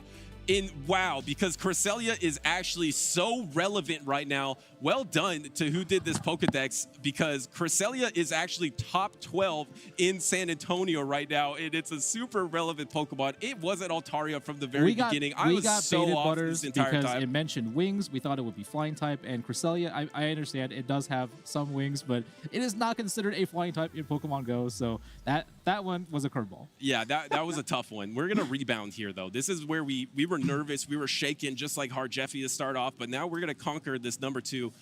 It fires arrow quills from its wing with such precision they can pierce a pebble at distances over 100 yards. It fires arrow quills? Arrow quills from its wings. They can pierce a pebble at distance over 100 yards. So once again, a Pokemon with wings here. We know that for sure, but it's able to use that attack from its wings to great precision, Mark. I went first the first time. Please go first this time. Oh no! This is gonna be very rough. When I see arrow quills, for whatever reason, when I think of quills, I start thinking about Typhlosion, and I know it's not a flyer, but when it actually does the incinerate animation, you do see the quills pop up. But this one's gonna be kind of tough. What fires quills that also flies? I mean, quills makes me think of Quillfish, but it's obviously not that, because it has wings and it's shooting it from its wings. It's a flying type Pokemon that has precise quills that it throws. So I know that literally did not help you at all, but that's what I'm giving you. I'm gonna say Pidgeot. Pidgeot. Yeah. You know, I'm gonna go. Probably not correct. You know, I like where your head's at. I'm gonna go with my favorite flying in normal type. I'm gonna go with Staraptor. Oh, good call. I'm gonna go with Staraptor. Let's see what it is. And we are way off wrong there, because that is not Staraptor or the Pidgeot at all. All right, well, great news. The players are ready on stage, so we're going to head on over to the stage, and it is going to be Out of Pocket and Sankey-Lore. Sankey-Lear is how we are going to pronounce his game, and let's hope that they have a better performance than we just did in that Pokedex game. I think that's a guarantee. I think that's a pretty low bar, Butters, to get off ball. So Pocket is a trainer we've seen a lot of in the past. He has actually been super influential in new metas. He was able to unleash Superior into the meta, and he did that in the first event of this 2024 season, and it's back. But it's got Leaf Tornado, Mark. It's got that coin flip debuff, not doing much damage attack instead of the aerial ace. And Out of Pocket was saying, what do you even aerial ace in this meta? I might as well run the Leaf Tornado. And running the Leaf Tornado, he is. I mean, that's actually a good point, because here's the thing. When your premier fighter in the meta is also weak to grass, you may as well just bring the Leaf Tornado, because it's not like aerial ace versus Leaf Tornado is gonna make a huge difference against the steel type if you get trapped against it. So that's actually not a bad read. I kind of like that call. Yeah, and he says it's able to flip a ton of matchups. And what will it flip on Sankey's team? We have here the Whiscash, which is a Pokemon that just had Scald become available to it in this Timeless Travels update. And remember, Scald damage was increased, and the percentage chance to lower the opponent's attack by one stage has been increased. It's at 50%, basically a coin flip every single time you use it. And if you land that coin flip correctly, it can flip a lot of matchups. It's a spammable zap cannon, right? I mean, it's honestly, it is what it is. And it looks like Superior is a great call against this team, at least. You got Azumarill and you have Whiscash, right? And Superior is basically going to say, hey, don't bring in a water type, because this is going to be a painful experience for you. And then I think in the neutral matchups, if we're, I'm not an expert on Leaf Tornado, but it does feel like against the Lickitung, if you can pace to that Leaf Tornado very early and you do get that debuff, it might put you in a good position to take down that match. Yeah, and I mean, you can just decide to go Frenzy Plant too, because you can just win the whole matchup going Frenzy Plant as well, because the Frenzy Plant is such a good Community Day attack that it wins that matchup. And we've seen in the meta recently, a lot of trainers are going Dragon, and they're going with a grass type to try to counter all these water types. And it looks like this is just going to be a single dragon type from Sankey-Lore on his side. So how do you deal with that Lantern? Will Lantern have that chance? But, actually, now that I was saying that Lantern could be kind of strong. It's got that Whiscash. That Whiscash is one of the best counters to Lantern out there, and it's new in this season. And here we are. It's going to be Defense Form Deoxys into the Shadow Alolan Sandslash with Powder Snow. That's a terrible lead. Instant swap out the Shadow Dragonair. And here, Sankey-Lore, he's going to stay and he's going to do the Psycho Boost and Dip here, which is something that we see very often from Deoxys players. It puts you in a great spot when you have a backline that is not as durable, because they're going to have to shield, and we are going to see the Azumarill come in here. And Azumarill, of course, the bubbles are going to be resisted by the Dragonair, but it's going to be dealing super effective damage here with both Ice Beam or Play Rough. It's really dealer's choice. Yeah, I think that was a great move by Sankey there, because one of the best ways to deal with double Protect Shield Shadow Dragonair, especially on the safe swap, is get it down to shield. Because once it's down to shield against the Azumarill, you can easily land these Ice Beams, you can soak up these body slams, and the Shadow Dragonair is going to be able to land a lot of attacks. It actually could maybe get back to its timer, and then maybe go for some kind of Vine Whip down onto the Azumarill. Does he double invest into the Shadow Dragonair? And looks like, yes, he is going to do that, because look, Mark, he's almost back at his timer. And he is going to throw a charge move here just as the Azumarill gets to the Ice Beam here. No shield. Interesting. We're going to see Sankey-Lore. He's going to let this one go, but the Azumarill does actually survive here, and we're going to go directly to Superior. We are going to see an Ice Beam super effective come out here, and that is going to be dealing. I mean, it's going to be dealing a ton of damage. Superior is still very bulky, though. It will still remain in the green health and get a couple of Vine Whip advantage, but you got Pocket here. He's down 2 shields. Yeah, does he go for the Leaf Tornado here? This is probably going to get Protect Shielded, but Sankey knows there's Leaf Tornado. He knows that it's on the open team sheets. This is not going to be coming as a surprise. And no Protect Shield on the Leaf Tornado. It's not very effective, but he did get the coin flip. Now he's going to be able to get to another Leaf Tornado or a Frenzy Plant. There's a swap into the Frenzy Plant. It looked like he was trying to swap into a Leaf Tornado, but this is the Frenzy. And we're going to see him let it go here. Frenzy Plant still going to deal quite a bit against the Deoxys here. There might still be a small chance here, but we are going to see Deoxys counter down, and we know that Psycho Boost is very potent here. I think you got to catch a move, Butters, because Alolan Sandslash is not going to enjoy this, even if it does resist the Psychic-type damage. And you have Powder Snow. We saw that with the open team sheets. It's not Shadow Claw, so do try to swap on the Psycho Boost. No, there is no swap, and Out of Pocket doesn't love that, but this is going to drop the attack 2 stages of this defense form. Deoxys doesn't have the swap available. It's not available yet, so you can go ahead and get the Powder Snow down, but you're taking so much counter damage here to get that Powder Snow down. You finally get there, but are you in range of 1 Aqua Tail? And this is, oh my goodness, and we do see the Aqua Tail come in here. I mean, Pocket would have to do a full Powder Snow down right here. I don't think you're going to be able to achieve that, even if you have a great matchup. And yeah, these Dragon Breaths are still going to burn through the Alolan Sandslash, and we do see the second Aqua Tail reach unfortunate situation. Yeah, Out of Pocket in a tough position that entire game number 1. Senki just outplayed him from the team read to the gameplay, from the start to the finish to take that game number 1. But remember, Out of Pocket is one of the best trainers in North America. He often team builds with who I call the mad scientist, Onion Frank. He did that once again. He is running the same exact team as Onion Frank here, but there's a little less mad scientist feel to it because these are a lot of the old Pokemon that have been really strong. So maybe he feels most comfortable with these picks, but just is going to play them a little differently to try to get the edge in this game number 2. Yeah, and that's a good call from that you had earlier, Butters, which like you said you were going to see about 4 of the old meta and 2 of the new, and you know, we don't even have that many of the new here for Hot Pocket. Maybe that Dragonair is going to be part of the new meta, I would say, but we see actually Lantern and Medicham here. Those are not going to be fantastic into Senkilo's team here, but he made a great call though. There's less overall bulk on this team as a whole, so having Deoxys in the lead with the Psycho Boost advantage and the swap out is actually really helpful here in securing either switch advantage or securing shield advantage. Yeah. No, I mean, you're completely right. There's only one new Pokemon, and that is the Shadow Dragonair, like you see on stream. But both of these trainers are running that Shadow Dragonair. In that game number 1, it was to Senki's favor. How do you adapt in that game number 2? It feels like Shadow Dragonair is so strong against the entire team of Senki, except for the neutral picks. You have the things like the Lickitung in the defense form Deoxys, and then, of course, you have the hard counter or the counter in the Azumarill. So how do you counter those 3? You probably have to reach for something like a Serperior. So you might actually see a very similar team composition for game number 2 of Serperior and Shadow Dragonair core.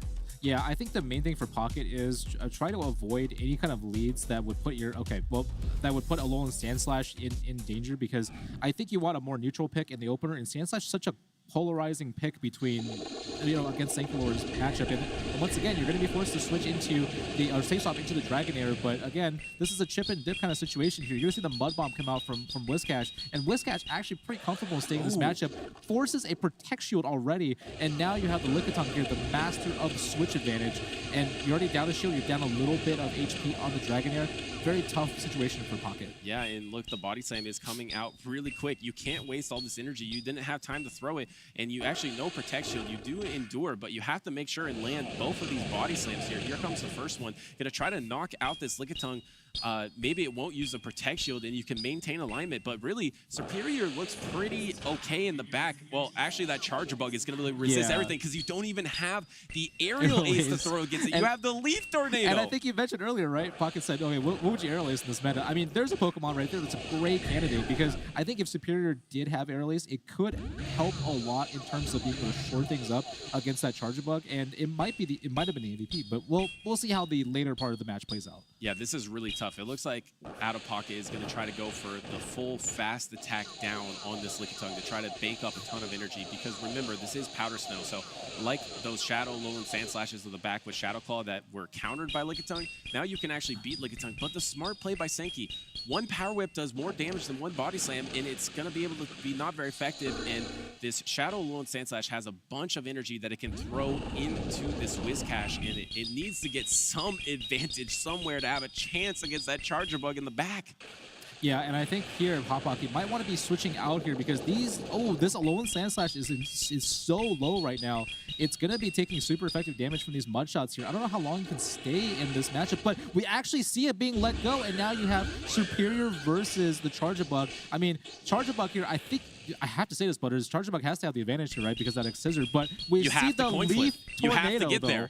He got the last coin flip. Can he get back-to-back coin flips and drop the attack? Oh, and he did! We get the debuff, never mind. And remember, this is harshly false. This is 2 stages of attack. This isn't like Scald, that's just 1 stage. This is 2 stages.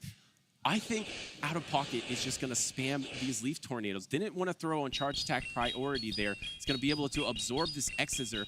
Can you absorb 2 X-Scissors because of that debuff? I think you can. It looks like it. It looks like it. And the best part about Superior here in this situation actually is it's Grass type, so it's going to resist the fast move at least. However... and he gets the Protect Shield on the second one. Does he get back-to-back? No, he doesn't get debuff, it. But yeah. now, the big thing is, he endures this, he can maybe throw the Frenzy Plant, and then he can maybe Powder Snow down. There's a chance here, all because of Leaf Tornado. Does he go for the Frenzy Plant? There is the Frenzy Plant. It's not very effective, but it's a strong charge attack against Charjabug that has a decent amount of bulk. It should endure, and it's going to be a fast attack off. Can you get the Powder Snow down? Ice Punch away.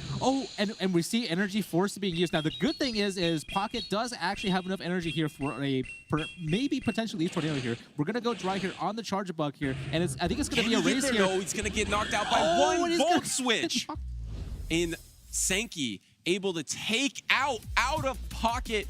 Brilliant gameplay. Out of Pocket getting really close with that interesting tech of the Leaf Tornado, but it wasn't enough. What a crazy ending here, because the way that match ended up with Charjabug still being able to hold out, I guess that's proof here that Charjabug is a little bit tankier than, than the minimum threshold requirements for the regional circuit here. But I was almost about to tell you, Butters, about a cautionary tale about why you shouldn't leave your last Pokemon out for a potential debuff, because that was looking very dicey towards the end there.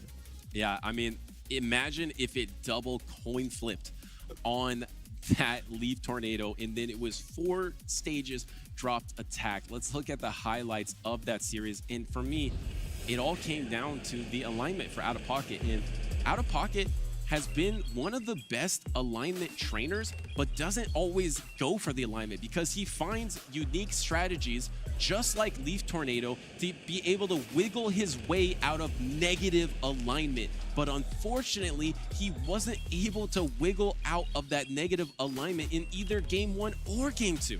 Yeah, I mean, I think in game 2, he had the right idea, right? I think he did everything that he needed to do to try to get ahead, but it must have been a great read from Sankey to say, hey, I think Charjabug's going to take over the end game here. I thought letting the Whiscash go was actually really risky if he didn't know about the back line, but I think Sankey picked up on it, said, hey, my Whiscash might be useless here. I'm just going to put it all on my closer, which is risky against the debuff kind of situation like this. But again, I mean, Charjabug, tanky for a reason, able to get a lot more extra damage output with those Volt Switches and close out the game. Yeah, and it went almost every positive way it could. This could have easily been a Game 3. If we had a little bit more sliver of health, that could have been easy Game 3. Well, the only thing that could have happened there is the double debuff on that Leaf Tornado if he got the back-to-back. Because remember, he even got the Protect Shield from that Leaf Tornado, and then if he was able to get that debuff as well, he would have had a chance in the end. But you always have a chance in these tournaments because remember, it is double elimination, and a talented trainer like Out of Pocket is never out of it. He's just going to be moving on into the loser side of the bracket. Yeah, and we hope that we can see a rebound. Like you said, Butters, he's trying to find a style with his team here. Again, not the most traditional player that we have seen kind of playing by the ABB and by the books. But, I mean, it looks like that Leaf Tornado, a lot more potent than you and I thought coming in, right? Because we saw a full grass moveset. Didn't expect it to do a whole lot, but even then, Superior putting up still a very reasonable fight against Charjabug. It gives me a little bit of hope for him moving on in this tournament. And it gives me a ton of hope for this meta in this season is really heating up. And one trainer that never needs to heat up because he's so good, he's one of the best, he is the world champion. It's Axon. I'd have to say Piplup would be my starter Pokemon. I love the Steel type, and it's the only starter that has that on it. I'm big into TV, just sitting back and relaxing on the couch after a long day of work, or Pokemon Go. Last year's world champion Dancing Rob definitely is one of them. He's one of the best battlers in the world. And then all my friends, like House Stark, Rise to Occasion, Arrow. There's so many incredible people in this community. My overall goal playing Pokemon would definitely be just to have fun. When I won Worlds, I wasn't really expecting that to be the tournament that I would win. I went in knowing, I like the game. I know what I'm doing, and, winning definitely is what I want to do, but it's not the priority. So I just like to have fun with Pokemon. When I'm at events, we actually have a tradition to get tacos before day one, so I definitely have to say that would be a tradition that we always get. I think my favorite city I've been to for Pokemon would have to be Yokohama. It was just the culture around it, like all the energy. It's hard to top that. The best thing that happened to me this month would have to be that I started streaming on Twitch, and the community is just so supportive, so incredible. They're always there to support anyone who's streaming, and it's just so humbling to see. I'm on twitch.tv/itsaxon or x.com/itsaxon as well. Hello, Pokemon trainers. This is Will Dunphy. The 2024 Latin America International Championships were action-packed, and the atmosphere inside the arena was unmatched. Let's take a look back at the competition in Sao Paulo, Brazil. LAIC saw trainers from far and wide battle for championship points, Worlds invites, and the title of Latin America International Champion. The meta was flexible and skill-intensive, with Pokemon like Medicham, Lantern, and Superior topping the usage charts. Everyone was wondering if Clodsire would make an impact, but picks like Araquanid, Charjabug, and Carbink exceeded all expectations. In the grand finals, the immovable object that was LNDS Rajef met the unstoppable force that was LNDS Trixen. In Game 1, Harjef caught an Aerial Ace on his Lantern, which led to an early series lead. Harjef caught another charge attack on his Gligar, but Trixen adjusted and evened up the series in Game 2. In Game 3, LNDS Harjef reached deep into his skill set and executed a flawless switch-in Ice Punch to knock out Trixen's Swampert and sweep the back line. Trixen found the proper alignment, and he wrestled away Game 4. Both trainers were on a collision course in a decisive Game number 5. Harjef benched his Gligar in favor of Lickitung, and Trixen went back to his Swampert. Harjef maintained shield advantage and piloted his Medicham to a thrilling victory. Game number 5 goes to Harjef, and he is our 2024 one counter. That's it. 2024 Latin America International Champion. As we look forward to the World Championships, more champions are waiting to be crowned. Be sure to tune in and check out Pokemon.com/compete to jump straight into the action.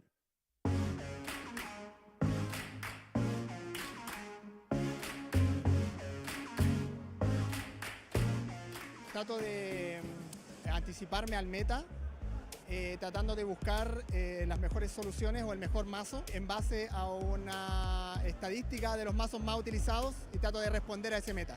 I play test with my friends, play against other decks. Look for certain matchups. Guardy, I need to look for that one. That's probably the hardest matchup for me. Leading up to event, I like to practice with my dad, play TCG live all the time, and spent 8 hours a day just trying and trying. Make something work. Eu escolhi o Miraidon X para usar como deck, porque eu achei ele mais consistente, até para a questão de ataques. First I look at the meta, identify the most common threats, and then start testing the decks that are more comfortable to my gameplay. I usually try to look and ask my friends from the country which the tournament is being held, what they are playing in their locals all the time, so you can be prepared for that. Geralmente eu treino todas as semanas com os meus amigos, aí a gente vai testando todos os decks do meta e a gente vai jogando entre si para ver qual deck fica melhor com as configurações atuais. I've made many friends during all these years. I've been in the community since 2016. I rely on the community, so many of the players have been helping me out of Latin America. Me and my dad will just sit on like our dining room table, practice, and then we go up to an event, then we practice at the tournament, and then we just get ready for the event.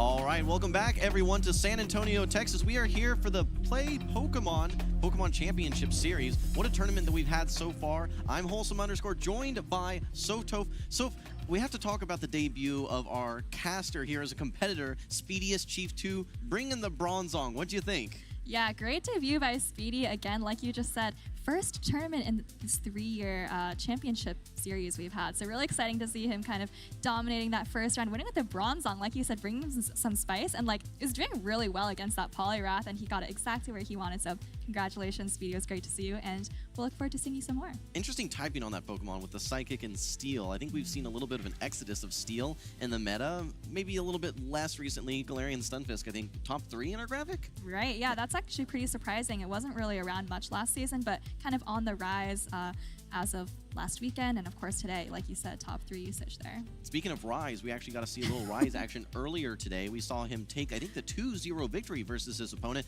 As a reminder, he already has qualified for Worlds, so congratulations to him. He's here trying to maybe win a travel package if he's able to maintain his championship points. He's up towards the top of that leaderboard. He is, and I believe he's now actually a Texas local, so maybe trying to get that kind of local championship. Also last year did very well in Arlington, so I'm sure we'll see more of Rise, like we said at the top of the cast, right? Rise, one of the most consistent trainers in North America over the last couple of years. All right, well, let's go ahead and transition to our top 12. Let's take a look at day 1 usage here. We talked a lot about the Lickitung, one of the safest Pokemon in the meta right now. However, there's, I think, a couple surprises that we're seeing. So, what do you think? Yeah, like you said earlier, I mean, I think that Cresselia is kind of on the rise there. We don't usually see it on those top 12 graphics. We also see Gligar making kind of a resurgence. I think it did really well against the championship team from Stuttgart, and we didn't see it in the top 12 there, but it's kind of making a resurgence here. And then, like we mentioned earlier, of course, that Galarian Stunfisk getting used a bit more, Medicham slipping a little bit, and then Poliwrath with that appearance here, which, you know, like we said last weekend, not in the top 12, but doing really well in day 2. How do you feel about the Clodsire in general, right? That's one of our most recent community days, one of the most recent Pokemon in additions to the meta. I think that it's one of those Pokemon that it has great coverage in theory, especially with the Earthquake and Stone Edge, can maybe run the Sludge Bomb as well. But specifically this top 12, how do you feel that it matches up, Soph? I mean, it's super versatile, so honestly, it depends a lot on what moveset you run, right? Like, for example, if you go Mudshot Earthquake, you're going to have an interesting matchup against Galarian Stunfisk. And then, of course, like you said, does really well against that Charjabug, has pretty neutral play against Lickitung. And then, of course, can hit a Azumarill as well if you're running that Sludge Bomb. So really depends, really versatile. I think it can slot into a lot of teams, kind of just depending on what role you're trying to fill. Gonna need to watch out for that Bronzong, however. Definitely has some risk with those confusions coming through. All right, well, I think our trainers are still getting ready on stage here, starting to get locked in here, but we have some interesting matchups. One of the trainers, we're not gonna get revealed too much here, but this is a trainer that we did see on the leaderboards already as well. Nighttime Clasher, one of the competitors that we actually saw make top cut in the Latin America International Championship as well. I do want to just talk a little bit about Nighttime Clasher's story that we've seen. Going in from last season, we saw him, have some struggles, I would say, last season. He was new to the scene. I think his debut may have been in Arlington last year. Yeah. He was still running the Togedemaru at that point. I mean, he was running it in Fresno as well, not too long ago. Yes. Yeah. So this season, I think he's been trying to change up the dynamic of his teams a little bit, but we saw, I think he was at 487 championship points going into today. So this is obviously a very impactful regional tournament for him to try and succeed in. So we'll have to see if he's able to punch his ticket to Worlds here. He's going to be coming up, but I'm very curious to see what he's going to be cooking up for us. Yeah, I think he will be cooking, as the kids say, cooking is slang for doing very well. But I think he's kind of just been a standout this season, right? Multiple top cuts, including at LAIC just last weekend, traveled internationally for that. Had a very good day 1, I believe, going undefeated. And then, of course, top cutting earlier this season as well. Top 3 in Peoria, and I believe top cut in Pittsburgh as well. All right, well, we already previewed him, but let's go ahead and officially introduce Nighttime Clasher. You can see both of our battlers. We've got Nighttime Clasher on the left. We've got Engbeto on the right as well. Both of these trainers here, they're now, I believe, in round 2, so they've already had 1 win. See if they can ride that momentum here into the second round. Yeah, like we said, already in round 2, so for, Nighttime Clasher, just a couple of wins would probably put him over that 500 mark. Engbeto, I don't know if we've seen a ton of in these Play Pokemon tournaments, but certainly has had success in the Go Battle League, for those of you familiar with that format. And let's take a look at these teams. So we do have Nighttime Clasher rocking that Skeledirge, which we saw on stream recently as well, and of course was one of our co-casters' picks there, right? Butters, thinking that Skeledirge would do very well. Perhaps here's the opportunity.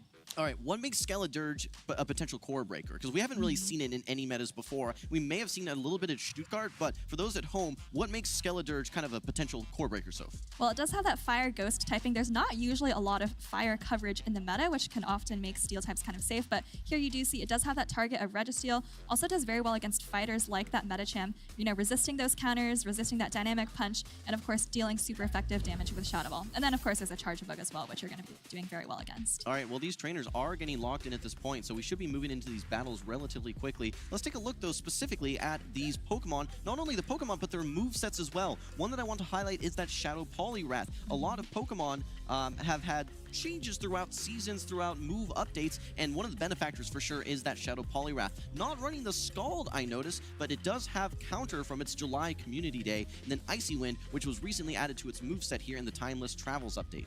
Yeah, it does look like Nighttime Clasher is running Power Up Punch, which I believe was the same moveset that Colin ran last weekend. So again, not running Scald, which does, you know, a lot of damage and potentially can drop the attack, but Power Up Punch on that Shadow Pokemon especially, I think you can start ramping up those counters very quickly, especially if you're doing super effective damage to something like Registeel. Okay, great. Well, let's switch gears here and take a look at Ingbito's team. We can see the Registeel, one of the Pokemon that has been one of the most consistent Pokemon we can say throughout the meta. One of the seals that always is a threat to take out things like the Lickitung, which is our #1 Pokemon represented in today's meta. But we actually see the Medicham still around, and you mentioned Psychic really on its way out. It's been nerfed 2 times now. So while it's maybe not as versatile, Dynamic Punch gives Medicham a little bit of a different dynamic where it's able to more consistently beat the normal types, the rock types, and the steel types. Yeah, absolutely. Before, right, we saw Medicham against Registeel a lot in previous seasons, and Registeel would often win that zero shield situation just because Medicham didn't really have a charge attack to hit back with. So Dynamic Punch actually does help in a lot of situations, but again,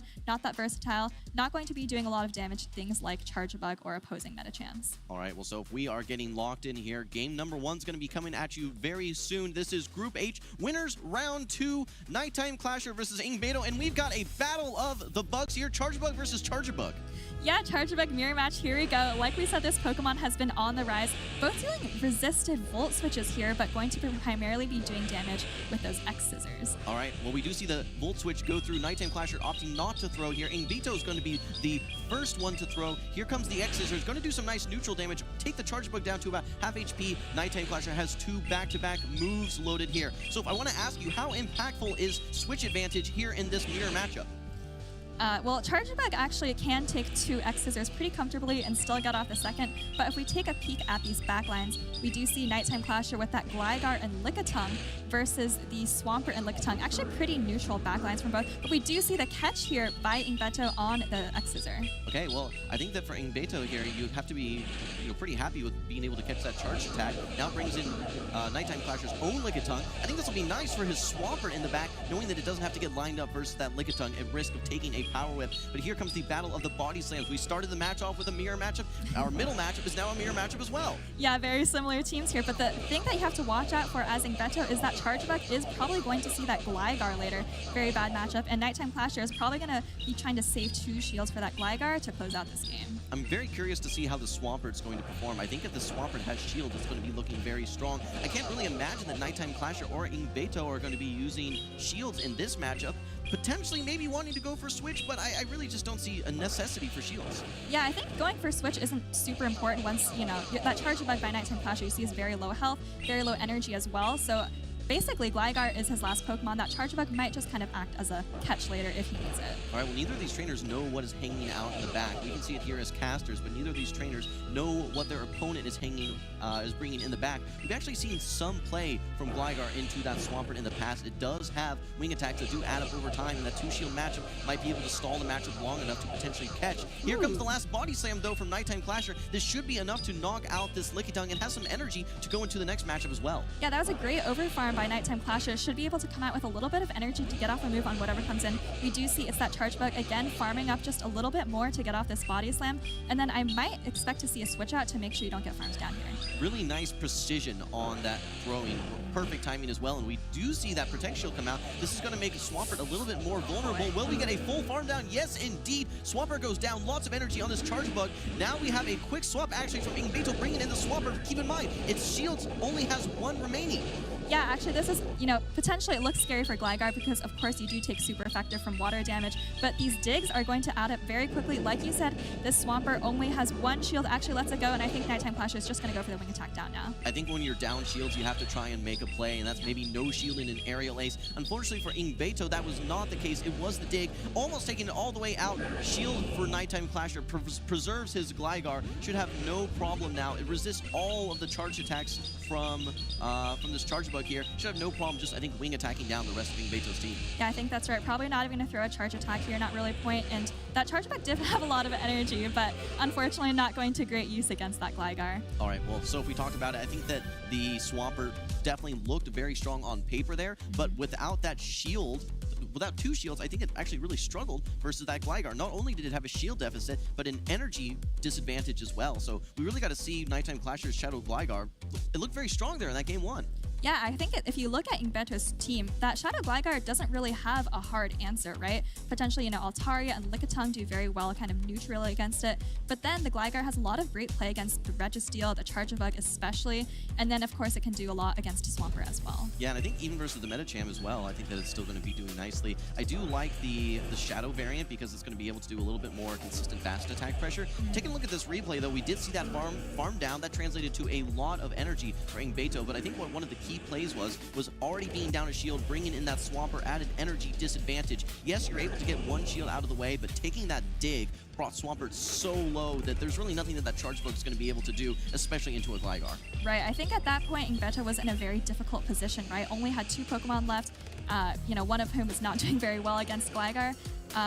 Potentially maybe could have thrown a couple charge moves, try to get a shield off the Gligar first, but, very difficult position and would have just been down even more energy. Well, a great start for Nighttime Clasher. Let's actually take a look at some of his past achievements as well. He has been on a tear this current season. Top 8 in Peoria, top 8 in Pittsburgh, had a top 8 just previous to that in Fresno, and then NAIC actually did top 16 as well. So he's no stranger to day 2 in Championship Sunday, and like I said, he's very close to hitting that championship point threshold as well to qualify for Worlds. So if he's really been on a tear.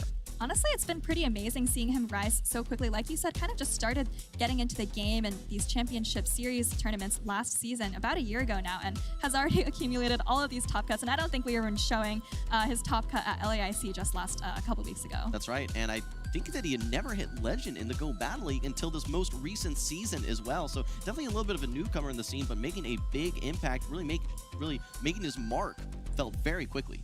Definitely. And I think we're actually getting into our second battle here. We do see Nighttime Clasher bringing that Gligar again and seeing the Charjabug. Fantastic lead. All right, well, Nighttime Clasher, he is cooking yet again. I expect to see a swap out from Ingbeto. That's exactly what we see. Brings in that Lickitung, and is there really a hard punish for this Lickitung? I don't think so, Soph. So maybe we have to go for a chip and dip strategy, throw this aerial ace, get a little bit of chip damage, and then I suspect might swap now into his own Lickitung. Yeah, great call out there. I think that's exactly what we've seen so much this season when Lickitung is so safe against all these teams as a swap, right? If you want to maintain switch advantage, you just chip it a little bit and go right into your own Lickitung. Well, when there's zero fast move pressure from these double resisted licks from both of these Lickitungs, it really just comes down to who has the HP advantage. And at this point, with Nighttime Clasher getting that aerial ace off onto that Lickitung, now having his own Lickitung brought in, he has a huge HP advantage, and it should be a pretty safe way for him to maintain switch. Now, at the end of the day, the Shadow Abomasnow does resist those Volt switches as well, but you definitely want to keep your Gligar on that Charjabug if possible.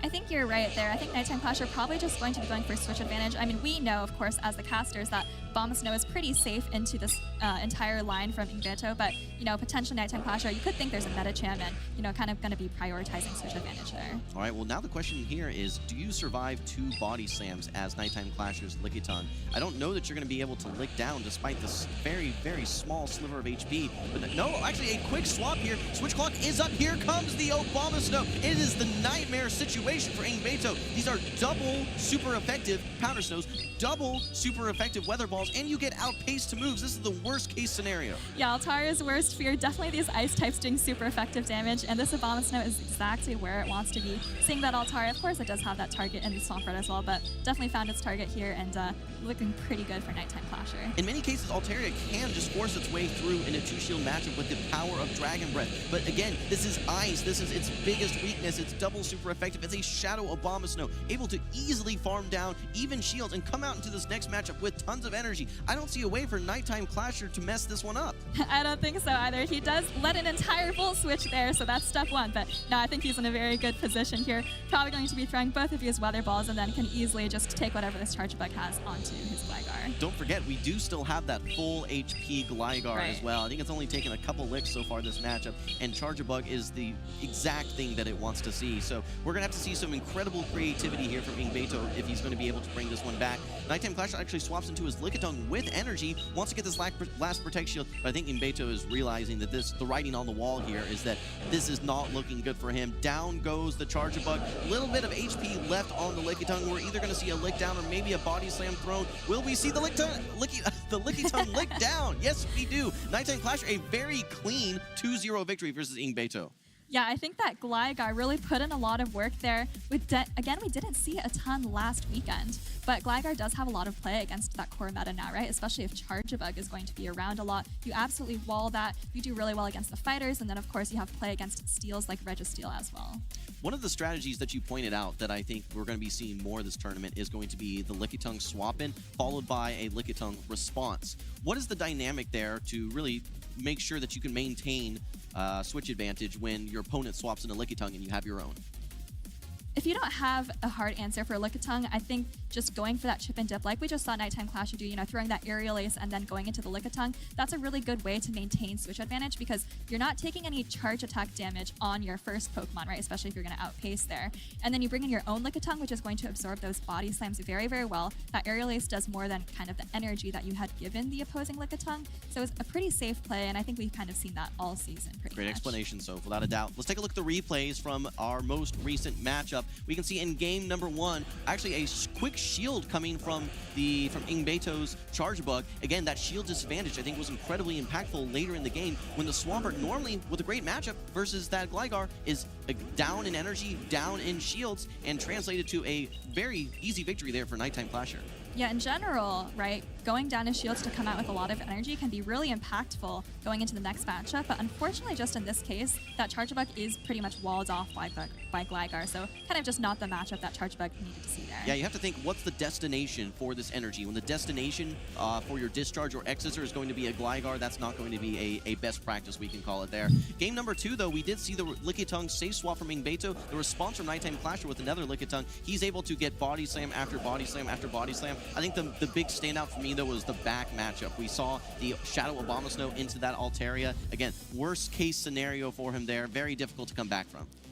Yeah, when you lose lead and swap like that, it's not always impossible to come back from, but depending on kind of what those third Pokemon are. But unfortunately, in that case, kind of just didn't have the team composition that he needed. Without a doubt. So I have a question for you. All right. We have seen a lot of ice types throughout the Play Pokemon meta. It's one of the strongest offensive types that we see. Definitely has its weaknesses from a defensive perspective. Doesn't resist much, takes a lot of super effective damage in many cases. But what ice types do you feel are strongest in the meta right now? We've seen the Alolan Sandslash, we've seen the Frostlass, we just saw a Shadow Abomasnow. What stands out to you? I think Frostlass is pretty strong. It's pretty much always strong in kind of restricted metas where, fighters are very prominent. It does decently against Lickitung and Registeel as well, which would normally be seen as, counters for, the Ghost and the ice typing there. But I don't know if we've actually seen a lot today. We've seen some earlier in the season as well, appearing on a couple of those regional winners teams. But I think Frostlass, could have some play, could do really well against dragons, for example, like Altaria. Without a doubt, and I think Butters mentioned this a little bit earlier in the broadcast, but I feel like dragons are making a little bit of a resurgence. We're not seeing many charm users whatsoever right now. I think the most recent charm user we've seen is the maybe Shadow Alolan Ninetales, and it definitely has some weaknesses. But I think that with Dragon Breath users in general, especially things like the Shadow Dragonair, it has so much strong play versus all of the grass, water, electric, and fire types that seem to be making a little bit of a resurgence here in this current season. I kind of get the feeling that this is something we've seen before. I feel like kind of every time we have a move update, the dragons are really strong at the beginning. People aren't really bringing the fairies. And I feel like we've seen this before where eventually later in the season, someone starts bringing that Alolan Ninetales. Last season in Toronto, we saw SS Thorn doing really well with that Clefable, right? So people, the dragons kind of, in my opinion, tend to come out a lot at the beginning of a move update and then later kind of die off a little bit. It almost kind of feels like a sine wave going up and down from time to time. We see maybe a response and a correction and over response from time to time. But yeah, we'll have to see how it plays out in San Antonio. Speaking of San Antonio Regional, let's take a look at our roadmap though, so we can take a glimpse not only into the past but into the future. We've had, I think you mentioned this is the 5th NA regional tournament that we've had, but we have a lot to look forward to as well, Soph. Yeah, we're actually into the end of the calendar year, but somehow we're only a third of the way into all of these tournaments. We've got Portland coming up in January, followed by Charlotte as well. So a lot of action kind of just coming into the new year, and we'll, be rolling along. Yeah, I'm looking forward to our North American International Championships in New Orleans, which will be taking place in June. We have not released the dates yet, but everything leads to the World Championships in Honolulu, Hawaii. So I am so excited to see Honolulu, Hawaii going to be representing the Pokemon World Championships for this year. What an incredible time to look forward to. So I think our trainers are still getting ready on stage here. Again, this is, like you said, kind of maybe the 1/3, 1/2 way point throughout the season, but still, there's a lot on the line here specifically for this tournament. You win, you punch your tickets to Worlds. You win, you get a ton of championship points to potentially win a travel award as well. Yeah, we're getting into the thick of the season for sure. And let's take a look at this venue. We see so many players here, not just from Go, but from TCG and VGC as well. Such a great event to be at. There's so many people, there's so much hype. I love coming to these in-person tournaments. So I think this is actually our biggest North American regional tournament so far this season. In fact, one of the callouts specifically worth noting is that we did reach that 128 battler mark, I believe. So I think that's going to translate to a top 16 for day 2. So rather than a top 8 that we normally see, we're actually going to have twice the battlers, twice the fun in day 2, starting with a top 16. Yeah, we have 8 groups. Usually, we just see 4 groups, A, B, C, D, but because, like you said, we've reached that 128 mark, we actually have a ton of groups going all the way up to H, I believe. So we will have 2 battlers from each of those 8 groups, and then we have a top 16 for tomorrow. Yeah, and speaking of top battlers in general, I think this is one of the most stacked tournaments that we've seen in some time. I mean, we were talking about some of the battlers like Rise. We saw some Speediest Chief action as well, former world champ that we've seen in some grassroots formats as well. But I think that there is just a huge representation of local Texas battlers that we're seeing here as well. Absolutely. You mentioned Rise. I think Dunebug as well. Bopper, I believe, is also registered, did very well earlier in the season. I think this is actually the most stacked tournament of the season so far. All right. Well, let's get into our next set of battlers. I think we're going to go ahead and move over to the stage here. Let's introduce them. We're speaking of top battlers. Wadaj has to be in that conversation without a doubt. As a reminder, he won Hartford, which kicked off his run of incredible victories. Won NAIC, and then recently this season, I believe, won Pittsburgh as well. And you left out World's top 3. I mean, that's a pretty incredible accomplishment. Wadaj, definitely one of the best players in the world. A lot of people consider him kind of right up there with its accent. Of course, the reigning world champion. Wadaj had an incredible summer, just like you said, was looking unstoppable all season, all summer. And here he is again today in round 3. All right, well, he's going to be facing off versus the North Star, which we can see actually running a pretty spicy team here. We have not seen really much Pidgeot action whatsoever in the Play Pokemon meta. More of a Go Battle League Pokemon, I would argue. But one of the Pokemon that both you and I put in our caster predictions is going to be that Guzzlord. I'm very curious, how do you feel the Guzzlord matches up versus Wadaj here? It's a little bit tough. You do see Wadaj has that Azumarill, which of course is a pretty hard wall. Vigoroth with that counter does do pretty well against Guzzlord as well, but against the rest of the team, Guzzlord actually has a lot of play, right? Especially if it's able to get lined up versus that Lickitung. I think that's going to be the dream matchup. But let's start out with these teams. We'll start out specifically with Wadaj. I don't think there's too many surprises here whatsoever, at least with the bottom half of the graphic here. The one standout to me is going to be the Vigoroth, and it's worth calling out the inclusion of its new move, Rock Slide, which I think breaks up a lot of some of the former counters to it. When you look at things like Frostlass, for instance, that previously just Ghost had, it was one of the hardest checks to a normal type Vigoroth here. Now actually has the ability to hit back. What do you think of the Vigoroth pick, Soph?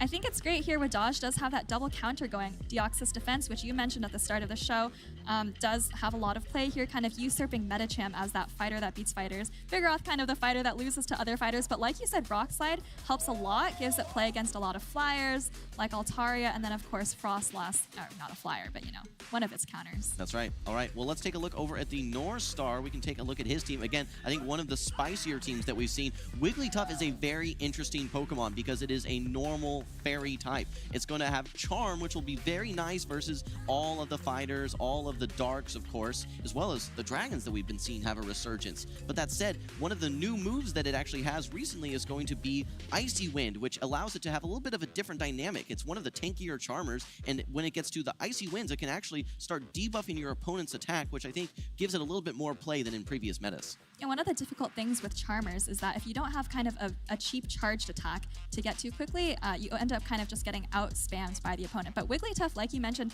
Icy Wind kind of slows that matchup down, maybe can help you get to multiple charge attacks, get off a lot of charms. And I think looking at Wadaj's team, I didn't see a charm resistance on Wadaj's team, right? So I'm expecting that Wigglytuff to maybe make a couple of appearances. I'm expecting Wigglytuff, and I'm expecting Frostlass. When you have a Gligar and a defense form Deoxys, I think that Frostlass looks so strong. It will have some checks, like the Vigoroth with access to Rock Slide, Azumarill, plenty bulky, have to watch out for Lickitung, of course, as well. But I expect to see some Frostlass here from the North Star. This is going to be round 3, 2 victories for both of these trainers already. Let's move into the action. Game number 1. We're actually going to be seeing the Pidgeot lead here. This is a little bit of a surprise for me. Matchup versus the Azumarill. We'll need to watch out for the Ice Beam. And this matchup is so dependent on how the Pidgeot wants to play. You see those 2 charge attacks there, both flying type Feather Dance and Brave Bird, but have such different outcomes. Brave Bird does a ton of damage, and looks like Northstar is actually letting this first Ice Beam go. Gonna do a ton of damage. What's really interesting is looking at this Registeel in the backline for the Northstar, because there is actually, I believe, no charged attacks that it's going to be taking super effective damage from whatsoever. No Bulldoze now on the side of Vigoroth, so it really only needs to watch out for fast attack pressure for the most part. In fact, we see a Save Swap into the Registeel now. This is going to be bringing out the Charjabug. The one advantage Charjabug has is that it does resist all of the charge attacks from this Registeel, but don't discount the impact of Zap Cannon, still with a 66% chance to debuff your opponent's attack. Yeah, if you get the attack drop here, that could be very helpful. You know, make that Charjabug do less damage with its Volt switches and discharges. Actually going for the Focus Blast here. Also resisted charge attack, but does cost a little bit less energy. Yeah, they actually do, I believe, the same amount of damage, so it does cost a little bit of less energy, so you'll be able to pace to 2 just slightly faster. The one advantage that Registeel has is just how insanely bulky that it is. Can easily tank 2 of these discharges, no problem. Will likely make it to another Focus Blast. So we can actually see in this Zero Shield matchup it being relatively close, despite actually despite not being able to hit super effective with any of its charged attacks. Yeah, I think, you know, if you're the Charjabug and you get a little bit careless here, it's actually very possible that you just get locked on down here. Wadaj trying to reach for this last charge attack and barely able to knock that off. Actually losing switch advantage. That is insane. Only resisted attacks, still able to take out the Charjabug. All right, well, in comes the Vigoroth here. It did get 1 counter, but this Pidgeot has energy. Going to be going for this Feather Dance. As a reminder, this is another debuffing attack. A lot of actually debuffing attacks on the side of Northstar. We see Wadaj going with the shield. So Feather Dance, it has a guaranteed 2-stage attack drop. A quick swap now into the Swampert. This is going to bring back the Azumarill and going for the Ice Beam. Yeah, Northstar really kind of relying on the Swampert to close out the game. I expect kind of an overfarm here before maybe throwing the Hydro Cannon on the Azumarill, and then maybe try to land a couple of Hydro Cannons on that Vigoroth in the back. All right, well, let's see what this Swampert wants to do. May need to go for a bait if you're going to... No, just actually going straight for this Hydro Cannon. Should be enough, yeah, to knock out this Azumarill. It's going to be Swampert versus the world here. There is still the Pidgeot with a little bit of sliver of HP in the back, but switch clocks are not up yet, and this Vigoroth does have energy loaded. Should be able to survive 1 Body Slam, though. I think the Northstar is going to let this one go. Yeah, actually that Azumarill did barely hang on though, so depending on how this matchup plays out, could be a swap later. But Northstar already pretty loaded on the Swampert. You need to get to 3 charge attacks here though, right? Because this Hydro doesn't take out, and then you need to take down the shield as well. Yeah, that's going to be a tough task without a doubt, especially with how much energy this Vigoroth has. Not just the energy, but look at these counters adding up. I think that last counter did just go through. You properly shield this one as with dodge. I think that counter damage should register, and despite having multiple charge attacks, Northstar Swampert shouldn't be able to hang on. Down it goes, and here comes the Pidgeot. There it is, Wadaj taking game number 1 on the back of the Vigoroth. And Vigoroth had a lot of great play there. Like you said, countering down the Swampert. It even came out with 2 body slams, which it didn't need, of course, but Vigoroth putting in a lot of work for sure. Well, I think it was so tempting to maybe swap in your Vigoroth into that Registeel, right. Which was, you know, a lot of people would say, well, hey, it's got super effective counter. But of course, the what actually really surprised me was Registeel taking that matchup versus the Charger Bug, going straight Focus I've never Blast. seen that before. I've never seen that either, and it was a little surprising. Most people would be expecting the Zap Cannon, so it's a little bit easier to hang on versus some of those Volt Switches and Discharges, but no, straight Focus Blast, and watch this right here. You can see these lock-ons slowly adding up. Gets to the X-Scissor, but no, not before Registeel fully locks on down. Now that said, it did translate to some extra energy for that Vigoroth, which gave it an advantage late in the matchup. Swampert gets to back-to-back Hydro Cannons, but with that counter going through, not going to be able to get that final Hydro Cannon off. Down goes the Swampert, and there you have it. That game was actually incredibly close there, right? If that Swampert is able to get off 2 Hydro Cannons there, I believe Northstar would have taken that game. But also, you know, taking a look at these team comps, something we didn't really call out before, this Vigoroth for Wadaj is incredibly safe. Yeah, I think that, like, when you look at, is there anything that resists counter in this meta? The only thing that, in this team, the only thing that resists it is going to be the Frostlass, but it still takes only single resisted damage despite its Ghost typing, thanks to the Ice subtyping. And at the same time, with access to Rock Slide now, it makes that matchup a lot more scary. All right, well, let's go ahead and call this out here, guys. One key piece of information here for the Northstar. He's actually a veteran that has turned a Pokemon Go player. He's already won 2 matchups here, going for his 3rd. He's going to need to get through one of the most imposing trainers in the world, Wadaj. Here comes that matchup we were just talking about. It is the Vigoroth into the Frostlass. I think both trainers are going to be staying in and playing it out, at least in the one-shield matchup. This is actually the worst matchup for Vigoroth, I think. So Wadaj maybe going to try to take a shield and then potentially switch out and save this for later. It does have a lot of play against everything else on the Northstar's team and is able to get that first protect shield here. Yeah, when we take a look at the backline for Wadaj, actually is pretty safely able to tank a lot of those charge moves. A lot more bulk in the back. Here comes the first Avalanche going through. I think Vigoroth might be able to barely hang on from this Avalanche, but it's going to put it at a very, very low range at risk of getting farmed down as well. Here comes the second Rock Slide. Actually, a swap out into the Swampert. It's going to have to take a Body Slam. Already down his shield. This will do a little bit of some nice chip damage. Maybe you want to bring in the Azumarill after you get this chip. Great swap by Northstar here, getting a little bit of energy advantage on that Swampert and kind of forcing the Vigoroth to throw that energy and bringing in that Azumarill here on the side of Wadaj. This Earthquake is going to land and do maybe about half damage to the Azumarill. What's going to be curious is the play for this Wigglytuff. I think that in general, a lot of trainers go for the 2-shield Charmer strategy, but you've already invested 1 Protect Shield. Now as the Swampert, you really want to get to that Earthquake again to land more damage, but you know that eventually this Azumarill is going to be throwing energy. So maybe get any damage that you can and say, hey, that's good enough. I've been able to chip it the most of the way.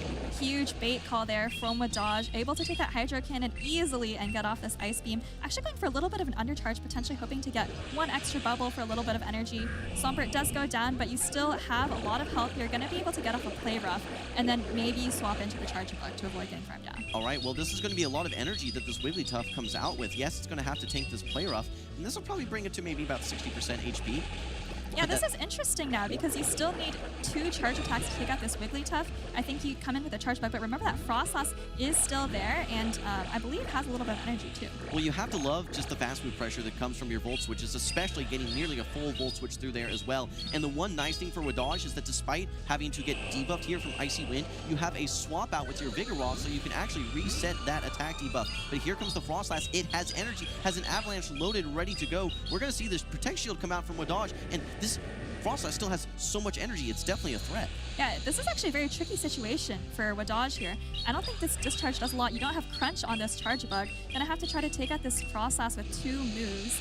And you are debuffed as well. I think you're gonna have to go for a 2-for-1 here. Not only, okay, Woo! And that's exactly it. Not only are you resetting your debuff here, but you are catching all of this energy. That is 6 Powder Snows worth of energy. Incredible play by Wadaj. This could be the game winner for him. Now knows that he should be able to overfarm a little bit of energy. Needs to land this Discharge just before the Northstar is able to reach an Avalanche on his own Frostlass, and then has energy going into the next matchup versus this Wigglytuff, no longer debuffed. Flawless play from Wadaj there, like you said, resetting that debuff. And I have to call out, it is so difficult to catch charge attacks as a 4-turn user like that Charge Bug, but Wadaj pulled it off, able to get that overfarm and able to take out this Wigglytuff. It's almost like he's won some of these championships before. Maybe.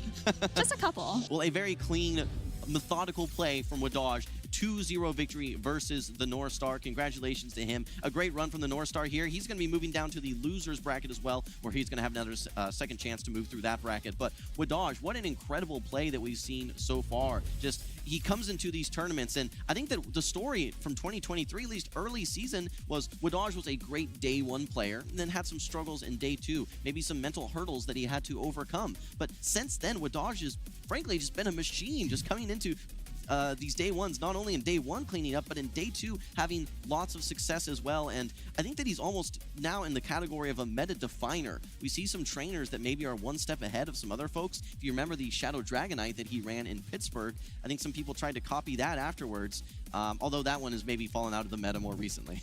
Yeah, Wadaj is a super versatile trainer. I think, across several of those runs, was using like almost a different Pokemon on every single team, very little overlap, super versatile. And like you said, such a machine, just so consistent. I think a lot of the times, you look at the results from a lot of these tournaments, you see a lot of variance, a lot of noise, but trainers like Wadaj really show that you can pull through. Versatile indeed. Let's take a look back at our highlights from Game 1 and Game 2. As you recall, in Game number 1, actually, this Registeel getting a lot of value. Double Focus Blast into the Charger Bug, and then the full farm down. Unfortunately, the Registeel, due to how slowly that it paces to moves, not able to get to another charge attack, and this Vigoroth is able to get energy, which translated to a Game number 1 victory. The full farm down versus that Swampert, and like you mentioned, so had 2 body slams coming out of that matchup as well. Vigoroth, such a great pick by Wadaj for this specific matchup. Not really any counters on North Star's side, even the Frostlass not doing super well in that game too.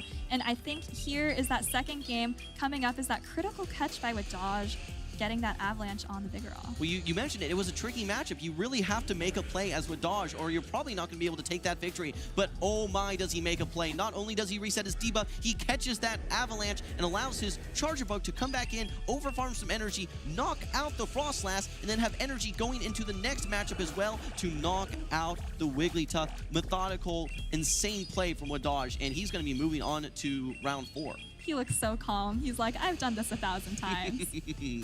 That's right. That is no surprise here for anyone that's been following Wadaj and his story in the Play Pokemon competitive scene. He makes those types of plays regularly, and so I always talk about it. There's kind of 2 elements to look at for what makes a great trainer. Number 1 is, can you make game-winning plays? Which is, we just saw a game-winning play. But also, can you avoid bad plays? And you mentioned about how consistent Wadaj is, and I think that that's one thing that he's really been able to sharpen and refine over time, is avoiding bad plays, where in a lot of cases, I think nerves can kind of come into the mix there, but I think Wadaj has shaken any sort of nerves, and like he said, he's calm, methodical, he's a machine. He's been on the big stage so many times. And I think that's a really interesting point that you just brought about avoiding bad plays, because at a high level, a lot of these trainers kind of know their win conditions, but they think a lot less about those lose conditions, right? You make a play, you don't quite realize, oh my goodness, this is going to lock me in, I'm going to get farmed down now, that kind of thing. But I think, Wadaj has definitely mastered both sides of that. Without a doubt. We'll have to see how he performs the rest of the tournament.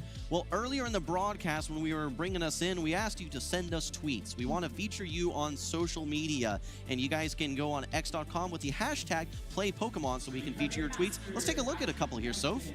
All right, let's do it. Oh, we see here from one of our judges, Kevin Saludares. On my first day at San Antonio, I thoroughly enjoyed an incredible time with the reigning Pokemon Go LAIC champion, LNDS Harjeff, which culminated with watching the San Antonio Spurs beating the Los Angeles Lakers. What a great way to spend your time here, right? Getting to know some local sports teams, meeting some international friends. Congrats to you, Kevin. I hope you had a great day. Little sports trivia as well. The San Antonio Spurs snapped their 18-game lose streak here versus the Lakers as well. So what a game to go watch, without a doubt. They were the good luck charm. They were the good luck charm, that's right. Not only is he the champion of the Latin America International Champion, he brings some good luck here to North America as well. Let's take a look at Arrow, also a Texas native here, coming down to San Antonio. Nothing like a last-second change to my team, trusting my gut here. There's so much pressure when you're locking in your team of 6. You probably have about 12 Pokemon that you want to run, but you have to narrow it down to that 6 that are going to best complement each other. A last-minute pick there. We'll have to see how it does for Arrow. Wholesome, I also want to call, we didn't have the timestamp, but I think Arrow tweeted that around 3 a.m. And of course, we have Elam here. Elam we haven't seen on stream, but certainly a trainer I'm keeping my eye on. My emotions are overcoming me. Thanks, Wholesome. Yeah, no problem, Elam. Glad to hook it up for the Community Day catch-up. Hope you're able to catch some Pokemon in between battles. Much love from Wholesome_. What a nice gift from you, Wholesome. I hope Elam is able to make use of that Community Day ticket. Don't forget, everyone at home, catch those spawns, get those attack and defense stats that you really want and evolve those Pokemon for those exclusive moves. And make sure you share them on social media as well with the hashtag #PlayPokemon. Make sure you follow the channels, and you guys can watch us on multiple platforms as well, /Pokemon for all of the different broadcasts. So I want to ask you, Soph, has there been any standouts to you so far? I know we're still early in the day. We're still in day one as well. We've only seen the games on stream so far. Of course, we haven't been able to follow too much what's happening off stream. But have there been any standouts to you so far? Maybe some Pokemon that we didn't see in Stuttgart, or some Pokemon that are maintaining that momentum that we saw from Stuttgart. Right. I think Guzzlord, of course, was on that second place team, I believe, in Stuttgart. And I think it was on our caster picks as well. I think there's a lot of play against these teams. Like we said, not a lot of hard checks to that Lickitung. So potentially, you know, if the opponent safe swaps a Lickitung and you're able to answer it with Guzzlord, I think we saw a couple earlier today during Rise's match, for example.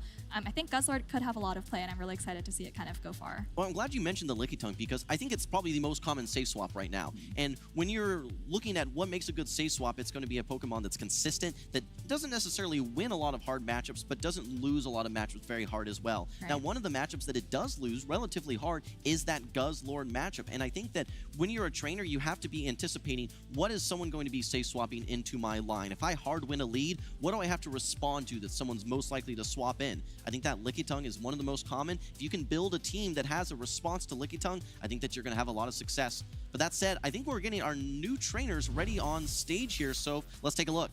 Yeah, neither of these trainers are particularly new faces. We do see Ramberto looking at the camera, of course. Ramberto, a former regional champion, having a little bit of fun there. Abhinav as well. I don't know if we've seen Abhinav at a lot of these regionals, but certainly very well known among the community. Does very well in a lot of these grassroots formats. Okay, well, we're seeing a lot of similarities between these teams. The Lickitungs, the Chargebugs, the Shadow Poliwraths, the Shadow Glygars. But the standouts to me is actually going to be the Whiscash, the Altaria, the Registeel, and then the Skarmory. A double flyer team from Ramberto, which should have some nice play versus that Whiscash, especially now that Whiscash is most likely running Scald instead of the Blizzard. Absolutely, and we do see Scald here, just like you mentioned, on that Poliwrath on Ramberto's side. This is actually a really interesting team. You have a lot of these newly buffed Pokemon. We have that Skarmory and that Poliwrath. Altaria wasn't buffed, but I feel like it was indirectly buffed, right? It's doing well against a lot of the things in the meta, and we're going to take a look at Abhinav's team in a second, but I think Altaria actually had a lot of play there. I think Altaria, where it kind of struggles a little bit is just how slowly that it paces to charge attacks now. With Sky Attack being a little bit higher energy cost than it was previously, it takes a little bit longer, and while Dragon Breath is still very strong when it comes to can you get a charge attack off or not, a little bit weaker. Let's move over to the other side of our screen for Abhinav. Like you mentioned, well known in the grassroots communities. Don't know that we've seen him on stream before, but he is running the Shadow Whiscash, which now is running the charged attack. Scald has a 50% debuff chance, which is going to be one of the biggest changes in our current meta. But it's interesting to see this double water team, as well as two Pokemon that have a lot of weaknesses versus counter users in general. Yeah, and actually, like you said, double water, double Scald, also double Shadow, by the way. I don't know if we've seen a lot of Shadow Whiscash. Triple Shadow, actually. Triple Shadow. Double Shadow water, triple Shadow overall. So very spicy team there. Well, not spicy necessarily, but, you know, very shadowy team there from Abhinav. Yeah, I'm very curious to see how these Poliwraths are going to be performing. Again, you mentioned how impactful the power-up punch was on Colin's team from Stuttgart. No power-up punch on Ramberto's side. Oh, and there you have it. We're actually going to be seeing that Poliwrath right away. This is not exactly what it wants to see, but it does have access to Icy Wind. A quick swap, though. We're going to see Gligar versus Gligar. This is going to be Aerial Ace, and I love the quick throw from Abhinav, throwing this Aerial Ace and forcing Ramberto to essentially be one fast attack behind. Yeah, great call out there. When you do swap a Pokemon, it does take a little bit of time there. And now Abhinav is able to bring that Lickitung in, kind of just able to maintain switch advantage here, right? The chip and dip, not exactly with the Lickitung safe swap like we've been seeing, actually with the Gligar this time, but very similar idea. Okay, what's interesting though is that this is the same team that we're seeing here. It's going to be the Shadow Gligar, the Shadow Poliwrath, and the Lickitung. But the order obviously is very impactful as well. And we were chatting about this in our previous game. That chip and dip strategy is very much helping out Abhinav here to ensure that he's able to maintain that positive alignment early on. But what's challenging though is you're now faced versus Ramberto's Shadow Poliwrath. Can you get to the Power Whip before the full counter down? Yes! Gets there just in time. This is going to be enough damage to threaten a shield, and yes, a nice shield from Ramberto. You now go back into that into that Gligar matchup with energy though. This could be key. But this is a little bit tricky because do you want to bring a Gligar into a Poliwrath that you know has a double super effective ice type charge attack? Does actually, oh, I'm not able to get the wing attack through there, but is going to have to be faced with the decision. Do you want to let this Gligar almost pretty much go down, does shield it up. Yeah, this is an icy win from a Shadow Poliwrath. That's not an Ice Punch from a Metachamp, so you have to respect that charge attack quite a bit more. You want to get to this Aerial Ace and actually trying to catch it, and does! Catches the Aerial Ace. You can see Ramberto nodding his head. He's feeling good, catching the neutral move here on his Lickitung. Yeah, doesn't have to take that super effective aerial ace. I think Ivanov is going to try to build up just a little bit more energy, so you have that later in the matchup. Does switch in that Poliwrath. Actually gets a catch here as well on the body slam. That's actually huge. Now you don't have to take a power up quite as quickly. Absolutely. If you look at Shadow Poliwrath, it does have some threats from that Lickitung, specifically in the form of that Power Whip. Body Slam does a reasonable amount of damage as well, but if you're able to catch that Body Slam, puts you in a much better position that you can get to that Scald before that next Power Whip comes up. Now, a big decision for Ivanov. Do you use that last Protect Shield on this Body Slam? The answer is no. Able to hang on. You should be able to get to a Scald here. This will be enough to knock out. Ramberto also has to make a decision. I think that what he's going to try and do is farm down with his own Poliwrath at this point, and actually Ivanov recognizes it, tries to undercharge and not knock out. Yeah, that's actually a very tricky situation. You know, kind of neither trainer wants to give the other energy, right? Gligar and Poliwrath can both do super effective damage, and this is a little bit tricky. Ivanov kind of shaking his head, doesn't think he can get to that double aerial ace before Ramberto gets to that double icy wind. Yeah, both of these trainers had a charge attack store. It's going to be a race to who can get to 2. You have to give a little bit of the advantage to the Gligar, not able to fully wing attack down, but he's got 2 aerial aces ready to go. Here comes a Protect Shield from Ramberto. I don't think he has the icy wind I think store he might have just yet. gotten it. Oh my goodness, barely doesn't have it there. Ivanov able to get off the second aerial ace here. That was extremely close. That was, and I love the way that Ramberto tried to play that one. He's saying, okay, well, my Poliwrath doesn't have a good matchup, but if I can get energy elsewhere and go into that Gligar matchup with moves stored, ready to go, I put myself in a better position to land that Icy Wind and potentially knock out the Gligar. But great responses by Ivanov. I think that catch, specifically on the Poliwrath of that Body Slam, was the game winner for him, and while we saw some great plays from Ramberto, every time Ramberto made a great play, Ivanov had a great response. Yeah, I thought it was actually very well played from both trainers, both kind of really understanding the twists and turns of these different matchups, right? You know, some trainers might think, oh my gosh, I have a Poliwrath into a Gligar. This is a disaster. You know, I need to go for switch at all costs. Ramberto kind of understanding, actually, if I have a little bit of an energy lead, it's not that bad. And we saw him almost get to the Icy Wind at the very end there. Yeah, let's look at this replay. We saw the first Protect Shield come out from Ivanov for the Gligar. Again, this is not a Metachamp's Ice Punch. This is a Shadow Poliwrath Icy Wind, so definitely need to shield that one up. And at this point, you're thinking to yourself, all right, well, I need to make a play here as Ramberto, and he does. He catches this aerial ace, which is incredible. Now, this Lickitung is going to be farming up all sorts of energy, trying to remove this this Gligar from the field. But guess what? Ivanov has a trick up his sleeve as well, and it is the catch on the Shadow Poliwrath to catch the neutral Body Slam. And both of them kind of making catches all game. You know, not the flashy ones that we usually see at the end of game, you know, on a 1 HP Pokemon, but certainly just as impactful, right? You know, you desynchronize the switch clock a little bit, maybe you avoid taking that super effective damage, and of course we do see Ivanov here taking out that Poliwrath in a very close end game. I think the questions that that these trainers are asking themselves is, where can I safely farm up energy? And for Ramberto, that was, hey, I can maybe farm down this Lickitung. It's only doing neutral licks to me, and I can get these super effective counters, go into that Gligar matchup with energy loaded. Now, that said, I think that was definitely a scary position for Ivanov to be, but when you are catching moves as well as he was, it helps bring back that matchup. And, you know, like you said, both of these trainers, I think, made some really good plays. At the end of the day, I think they made probably an even amount of good plays, but you had to give a little bit of the advantage to Ivanov with that early win from an alignment perspective. Right, like you said, those trainers actually brought the exact same lines of 3, just in a different order, and that order did just make a little bit of a difference in kind of who had more of an initiative early game, right? We did see Ivanov kind of able to get that Gligar aerial ace off first, you know, kind of maintain switch advantage and even get off that power whip later. That being said, looks like we are getting into this game number 2 here. Ramberto leading that Gligar into Charge Bug, looking very happy about that. Okay, actually, we 3 flyers on the side of Ramberto, opting to bring 2 this time. Gligar going to be now faced off versus initially that Charge Bug, a great lead, but actually now has a Lickitung come in. The response, remember, no power-up punch here. The response is going to be the Poliwrath. Is there a way that Lickitung can flip this matchup, Soph? Well, if it does, it starts right here with this bait. Ivanov able to get the shield with this Body Slam, probably hoping to land a super effective power-up later, but do you have to shield a Scald to get there? Yeah, we just see no point in building up to the power-up at this point, just recognizing that Ramberto likely going to be throwing energy. But what's interesting, though, is Ramberto can safely tank this, maybe even go for a full farm down now before this Lickitung is able to reach the next move. Yeah, so, actually opts to throw with just a little bit of HP. maybe wanting to preserve some HP on his own Poliwrath. I'm a bit surprised to see that, so. Yeah, potentially just a little bit unsure about where that Lickitung's energy is, right? It is a little bit difficult to count those one-turn fast attacks, but now this Poliwrath still does have a charge attack, going to be able to hit whatever comes in, and if you do see that charge bug.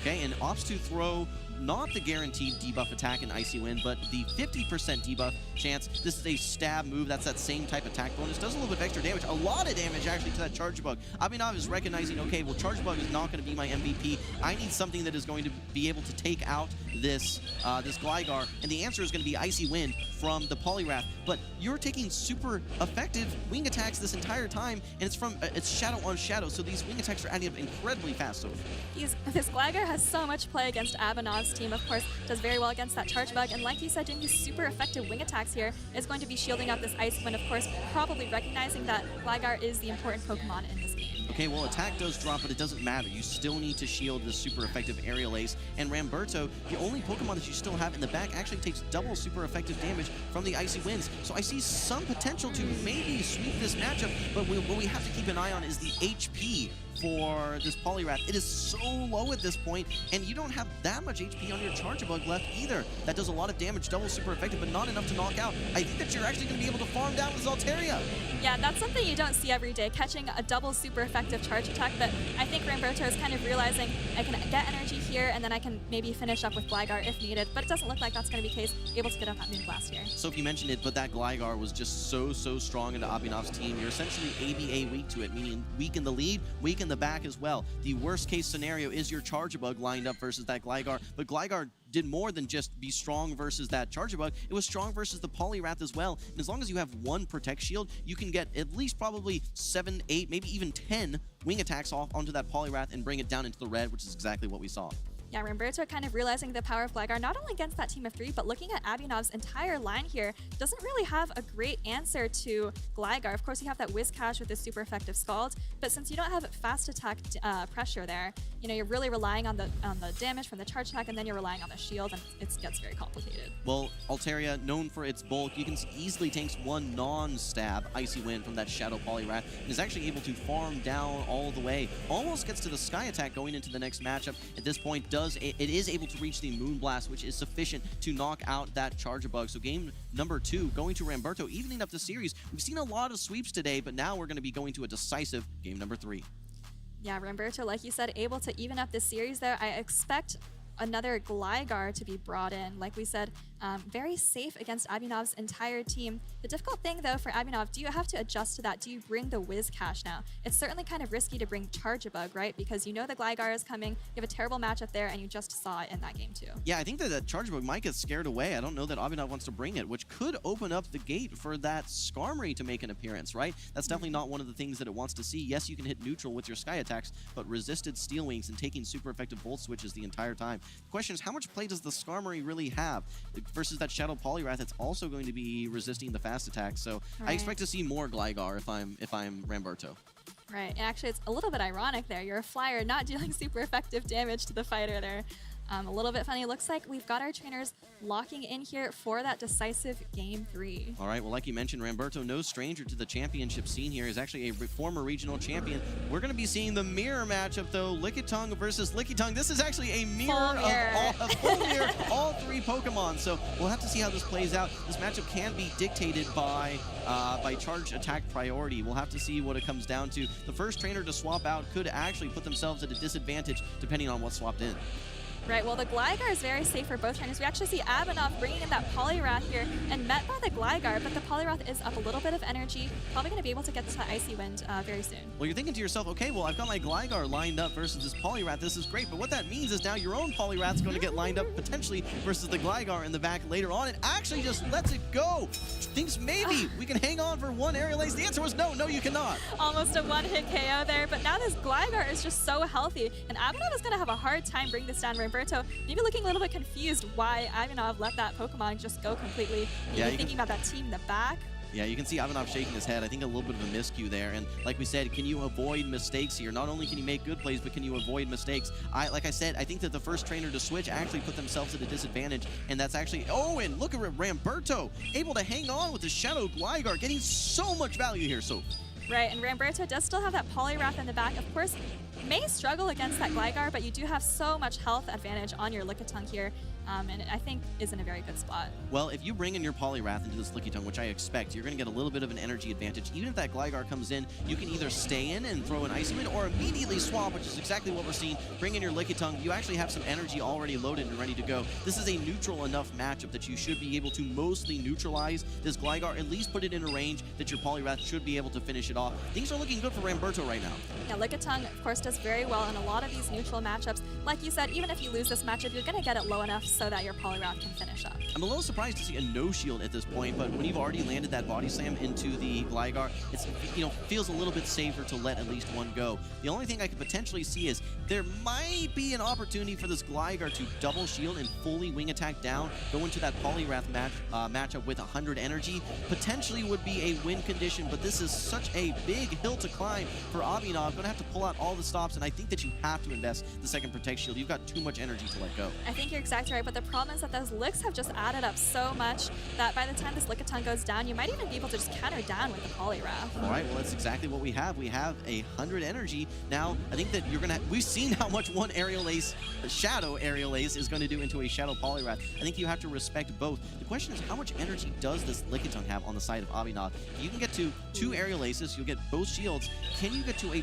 Power Whip to potentially close out this matchup? And will it be enough to even knock out the Poliwrath? I'm not sure if that Power Whip would be enough, but this Poliwrath does have a little bit of energy and is able to get that Icy Wind off before the Lickitung can even do anything. So great comeback from Ramberto here, taking Game 3 to take the entire series 2-1 as well. Yeah, of course, both trainers, they don't know what each other is running in the back. They did have the mirror teams, and with that said, the first trainer to swap is essentially going to be locking in their Poliwrath into their opponent's Gligar, not the matchup that you want to see. And actually, that no shield there, I think, for Abhinav spelled disaster for him, allowing Ramberto to get an insurmountable advantage that he was just not able to come back from. So congratulations to Ramberto, a very close series that we just saw. So I think it came down to just 1 or 2 decisions made throughout those games. We saw some great catches, we saw some great decision making, we saw some great team building. At the end of the day, came down to 1 no shield that I think translated to that victory for Ramberto. Yeah, great plays by both sides. Both ended up bringing very similar teams kind of in the games of 3, but I think Ramberto ended up just having a little bit of a team comp advantage.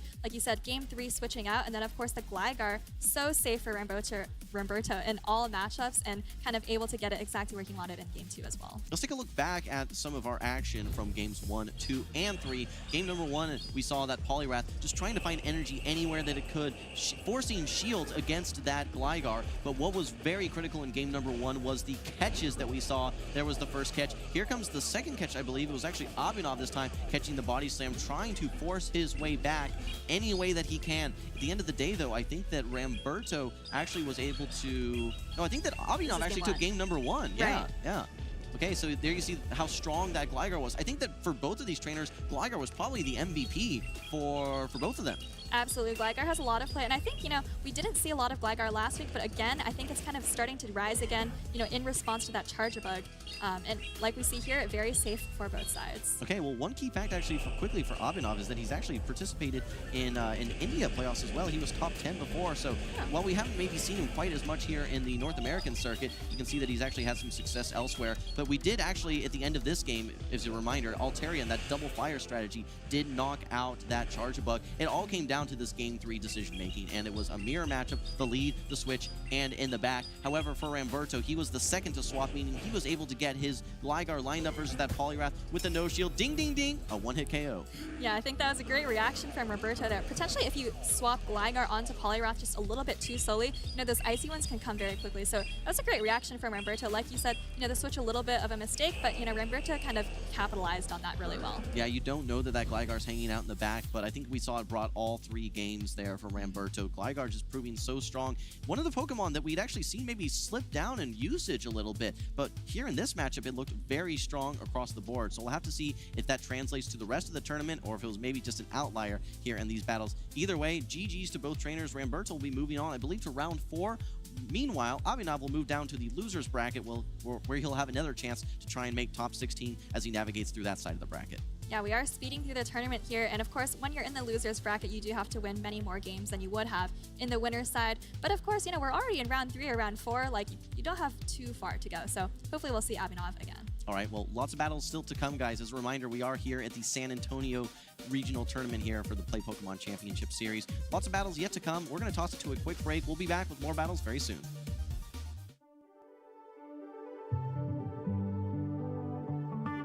How did we get here? So far from home, on the untread path. But we're not alone, we got each other.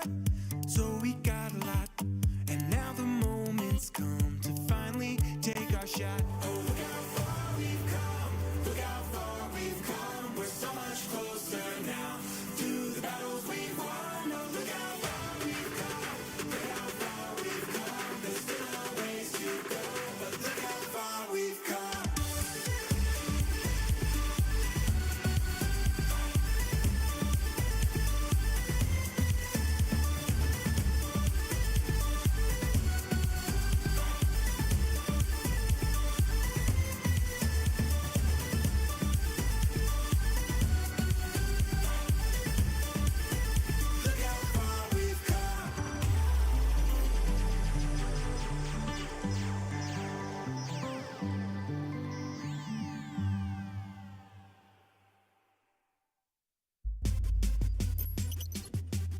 My name is Andrew Porter Wadaj, and I'm from Raleigh, North Carolina. And Wadaj is going to be the grand champion. Congratulations, Wadaj, in this hectic tournament, the first one of the brand new season. Wadaj is able to take it, and he is able to do it on the back of the Shadow Dragonite. This event, it worked out pretty perfectly because I want to go to Hawaii and I want to be the best, so it's a really good start. I was actually really nervous going into my first set versus Lao Jeffs, and then I went down 0-2. I was like, wow. He had a really good plan. I wasn't ready for him in the first 2 games, so he was tough. And then I came back, so it felt pretty good. When I went up 2-0, I was really confident that in the 3 next games I could get something or get some good alignment to win. The meta's changed a lot, and I think after NIC, me and Rise, with our Charizards, we kind of shaped the meta, so I had to change up for Worlds, and now there's a move update for this event, so I kind of just keep adapting. My goal this season is to be the best, just have the most challenge points in the world and America. I'd love to win Worlds. Obviously, on any given day, a lot of people going to Worlds can win, but I think I'd have a good shot. It would just be my final goal. Personally, I have a drive to be the best, and that's about as simple as it gets. My name is Peyton Bingham, and I'm from Logan, Utah in the U.S. There's only some health left on the Azumarill, and its accent is going to be able to Shadow Claw down, and he will become the 2023 Pokemon Go World Champion! It is crazy winning Pokemon Worlds, especially here in Japan. The atmosphere, it's unlike any other tournament I've ever been to. Last season, I came top 8. This season, I finally was able to break through the grand finals, and then to finally win it today, it's just unbelievable. I'm just so overwhelmed and so just happy to be here right now. My favorite Pokemon to play with is probably Medicham. Obviously, it's one of the most used Pokemon out there, but that's for a reason. It's so flexible. Basically, as long as you don't see a Sableye, you got play. I'm still worried about Rubik's Master. He's very underrated. Deoxys defense is probably one of the things I really didn't want to see. I think that was a great call by Rubik's to bring the Deoxys. I think he has a bright future ahead of him. My advice to other trainers is to just put yourself out there, to go to these tournaments and just try. When you're here at these events, you just have all these people around you who are just so supportive, so happy to be there, and it's just such an amazing experience. My family pushed me to keep on going, to keep competing, and I eventually was able to push and get the World Championships. I'm definitely going to be at Worlds next year.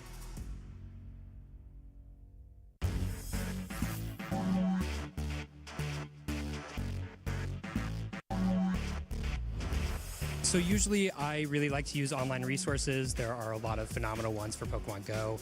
And in addition to that, I talk to a lot of my friends, play a lot of practice games with them, and get feedback from them, see how we can improve a team and work towards a team that is difficult to beat. So the way that I build the best team is just hit hard, hit fast. So you either win fast or you lose fast, but either way, it's quick. To build the best deck, for me, I play in a lot of locals, including cups and challenges. I also do a lot of play testing with my friends. Shout out to 88 Card House. I also, of course, watch regionals and look at the meta and, make changes to my deck to whatever is great. And lastly, I watch YouTube. A lot of YouTube, just try to learn a lot from there. When I build teams for an event, I just go with what I like mostly. I mean, I consider the meta, but for example, for this tournament, I really just wanted to bring Charge-a-Bug. It actually does pretty well right now. But it's also it's an unstoppable bus. A lot of times I'll start with what my boyfriend or one of my friends is using, and then I'll play with it, see what I like, see what I don't like, and maybe make some changes based on my own style, since everyone plays a little differently. I like to listen to podcasts. There's 3 different podcasts I follow. Uncommon Energy, Metapod, Lake of Rage. Do a little bit of reading here and there, seeing what other people are looking at. And then asking my friends what they have of opinions on my deck. Pretty much just staying with what I feel most comfortable with. I like to be able to play what I like and make sure I'm comfortable the whole time competing.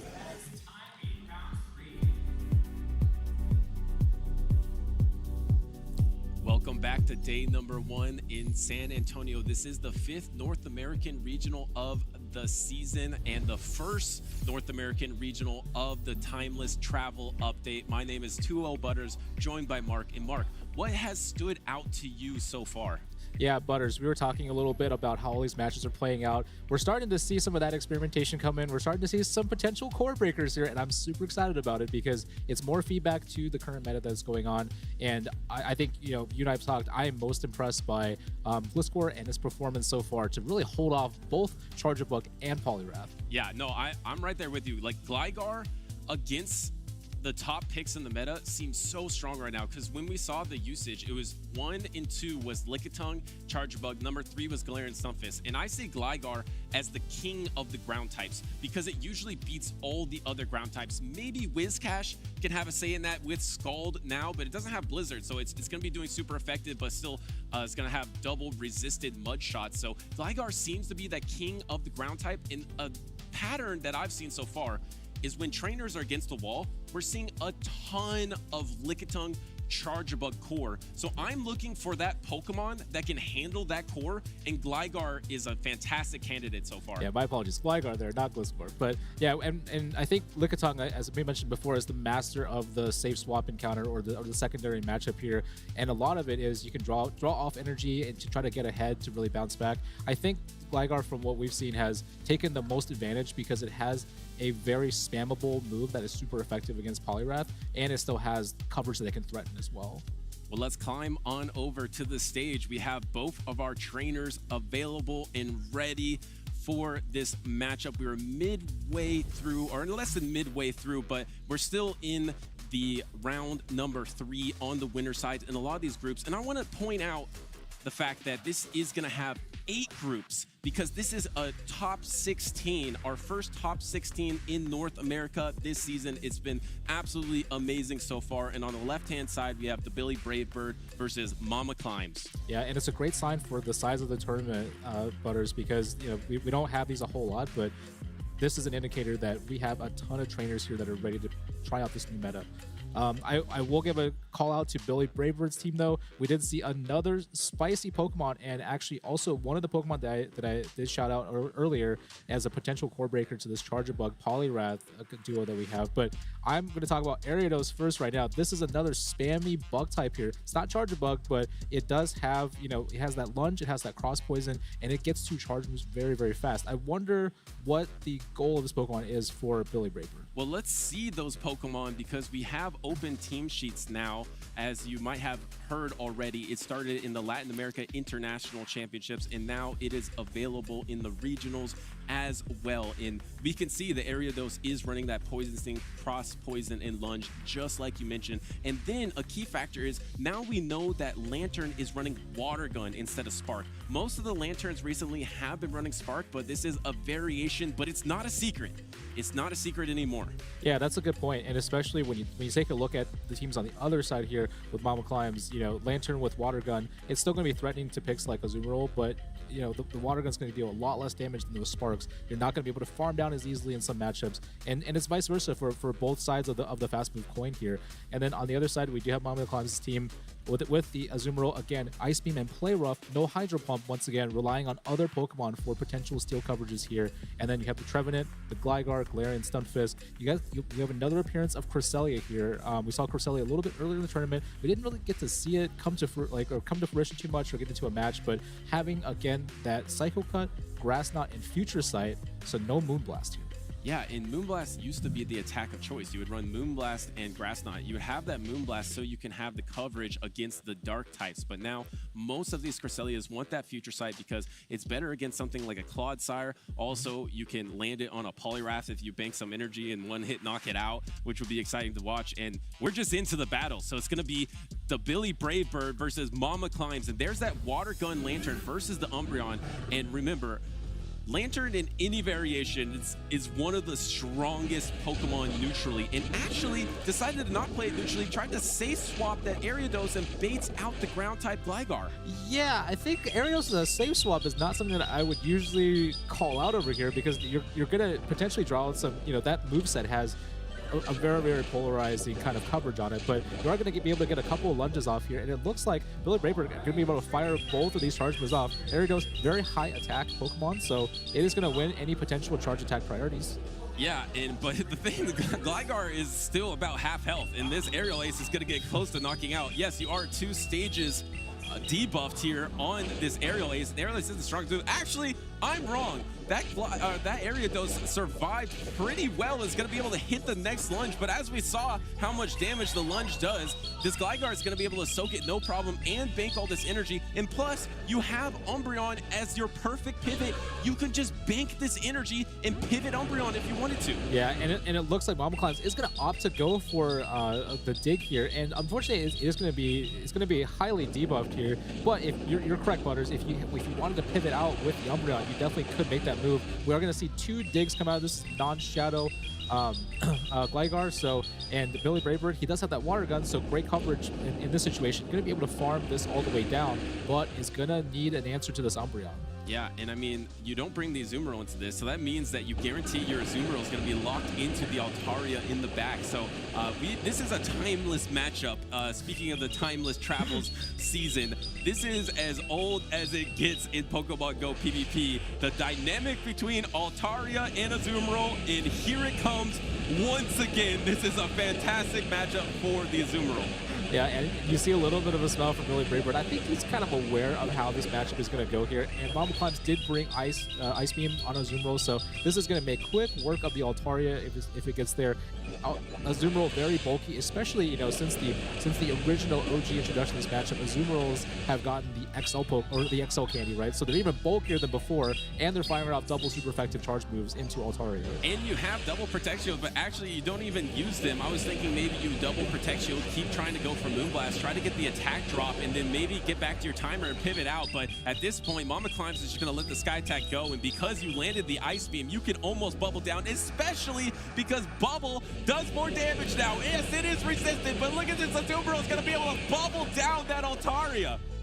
And unfortunately, even if Lantern's coming in here, this is the use case, Butters, that we talked about. It's got the Water Gun and not the Spark, so you're going to have a tough time even getting this Azumarill to get farmed down. Not to mention, you got a full health Umbreon coming in with those foul plays, and it is going to be, I think this double foul play is going to come very close to just covering the remaining health on this Lantern. Yeah, I mean, you have the back-to-back pretty much available. You have it back-to-back. Maybe deciding to go for the last resort because it does do a little bit more energy, but deciding to go for the foul play. It looks like Mama Climbs is going to easily take this game number 1. And I was talking to her. I was saying, hey, you've been on stream a lot. I've noticed you have a pretty good on-stream record. She did say that she has some losses trickled in there as well, but a lot of the time, Mama Climbs is doing pretty well on stream, and she takes that game number 1 against the Billy Bravebird. Yeah, really good read on game number 1 here, and then having a really favorable situation in the secondary matchup with the Ariados coming in. I mean, Ariados, I want to see more out of it, and I would rather not see it as a safe swap because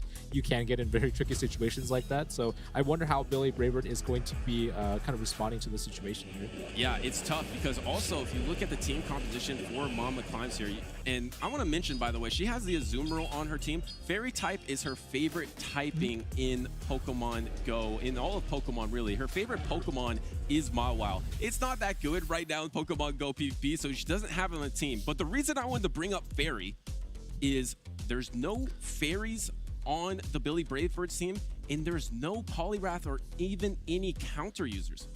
Umbreon looks insanely safe. I mean, the best counter is probably the Altaria or the Lantern. Those 2 picks are very neutral against it. That is why the Billy Bravebird brought those 2 picks in game number 1. Yeah, and with Ariados, of course, the lunge would be able to... Yeah, you brought your 3 best counters. They'd be able to outlast right there. But Umbreon actually looks like, based on the remaining team composition, actually had a pretty good time, right? It was able to navigate around, and then it kind of ended the match at the very end.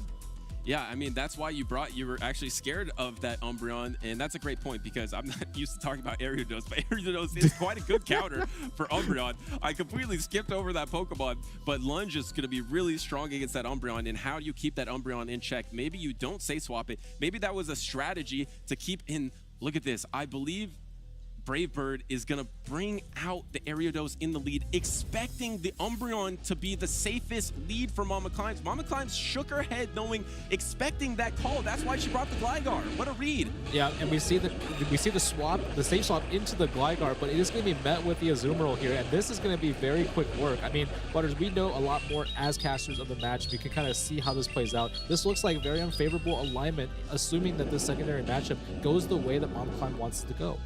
Yeah, and I really like that strategy from Billy to try to call out that Umbreon because Umbreon was in the back last game.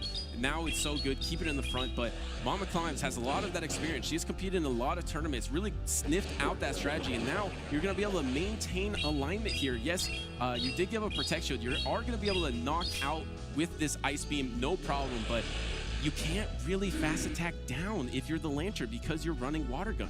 Yeah, so it looks like you're going to bring back in Ariados, but Poison, despite having Poison Sting and it being super effective against Fairies, doesn't actually deal a lot of damage. It's equivalent to Mudshot, right? So you're going to be taking some on it. It looks like Billy Bravebird is going to put the entire match onto his Lantern because, yeah, he's going to farm a little bit of extra energy. I assume there's going to be a lunge that comes out before he swaps into Lantern to give it some breathing space, but Lantern against Umbreon, I mean, we talked about this neutral matchup, 2 giants, right? It's going to be very, very tough here. He will hold on to a shield advantage, though, going into this kind of like final stage of the match. Well, I actually think you bank it because you want to get this Umbreon out of the way and you want the Gligar to be the last remaining Pokemon. You spoke about that strategy in the past. When your last remaining Pokemon gets debuffed, it's stuck. There's nowhere to clear that debuff. You have a Protect Shield advantage.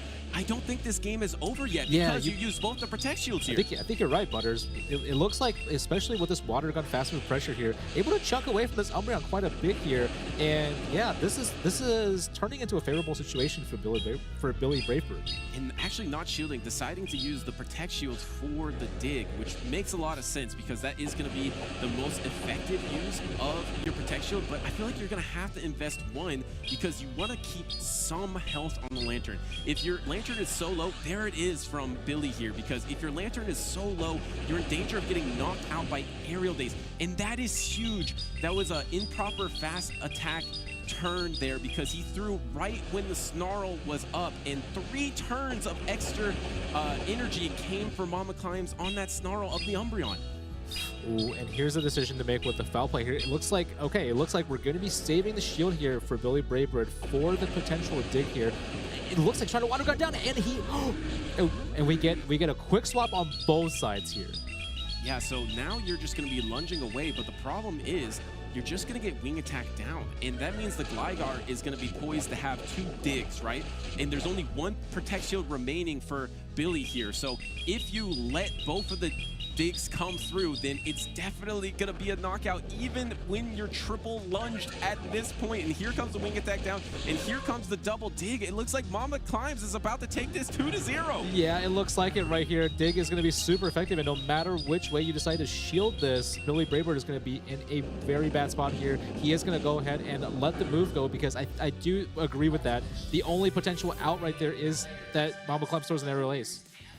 That's tough. I mean, I feel like I really like that strategy to try to have that debuffer in the back. But the problem is, even at that health for Ariados, you're lunging. But Gligar is so dominant in the matchup that it's able to wing attack down, and it just goes to the theme that Gligar has been so strong in San Antonio. And Mama Climbs is actually using the non-Shadow version. You've seen almost every single trainer use the Shadow version, and it's one reason.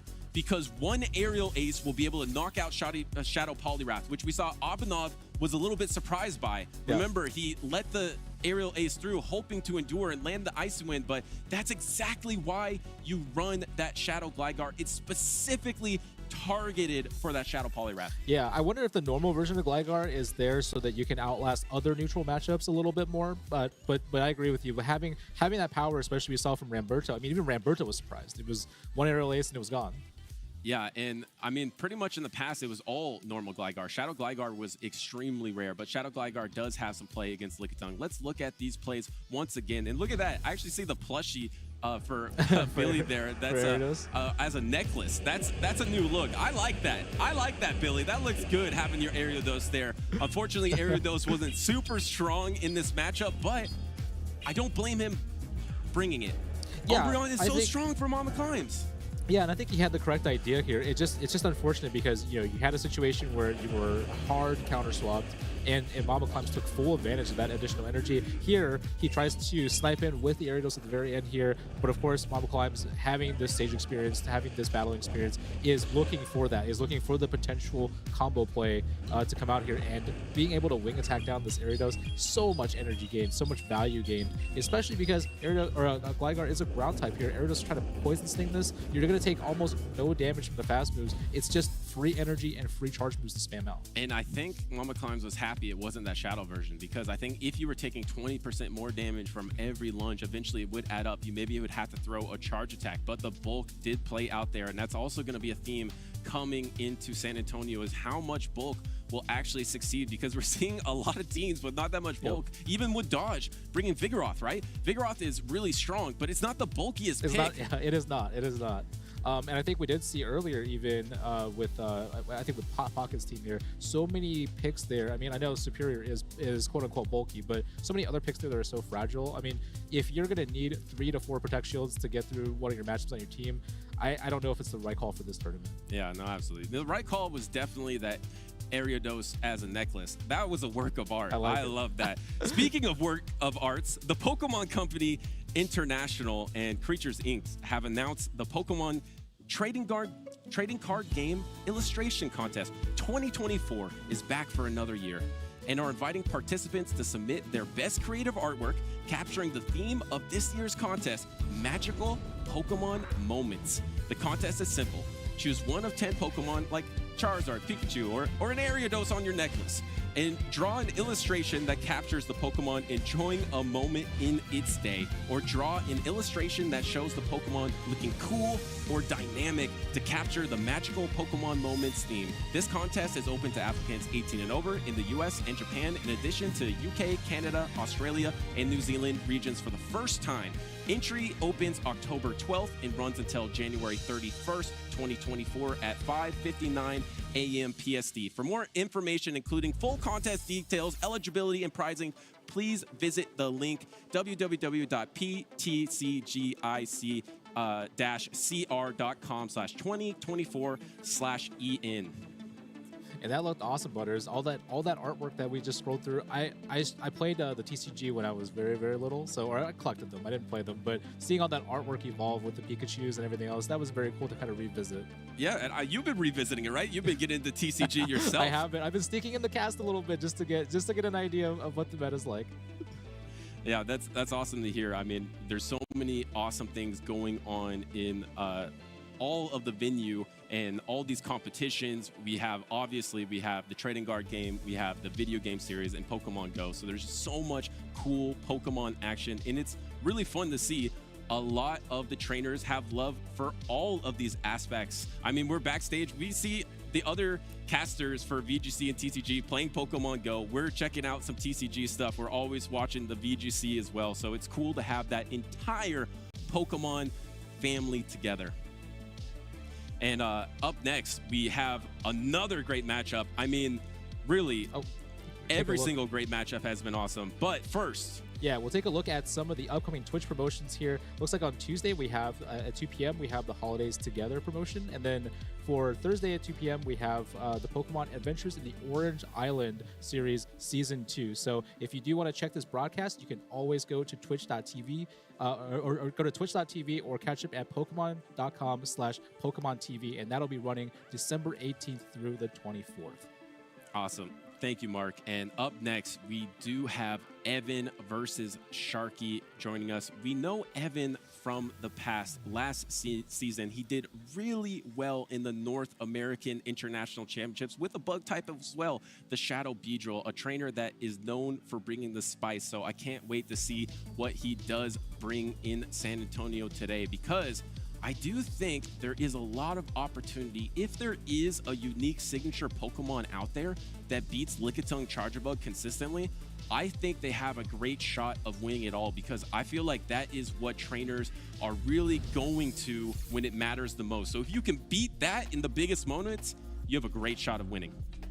Yeah, I mean, and we can go ahead and take a look at these teams here. Again, a small variance, I think, that trainers are bringing to that core 4 or 3 or 4 Pokemon here. And Evan here, he's bringing the heat over here. I do see a Whiscash, a Charjabug, and the Shadow Poliwrath. I mean, some more of the common ones that are within the season. I see a Lickitung, but you have Shadow, Alolan Sandslash, and a Toxapex.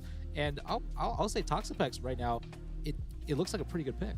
Yeah, I mean, you are weak to the Charjabug because you're taking that super effective electric damage, but you resist everything from the Poliwrath. Yep. So you're really that wall to soak Poliwrath energy, and there's not a lot of Pokemon that do soak the Poliwrath energy. The problem is you do have to get all the way to Sludge Wave, because Brine is not going to do anything against a Poliwrath. True. But I have to agree. I mean, anything that hard walls a Poliwrath is going to be strong, and we see on the right-hand side, there is that Shadow Poliwrath on Sharky's team, but guess what?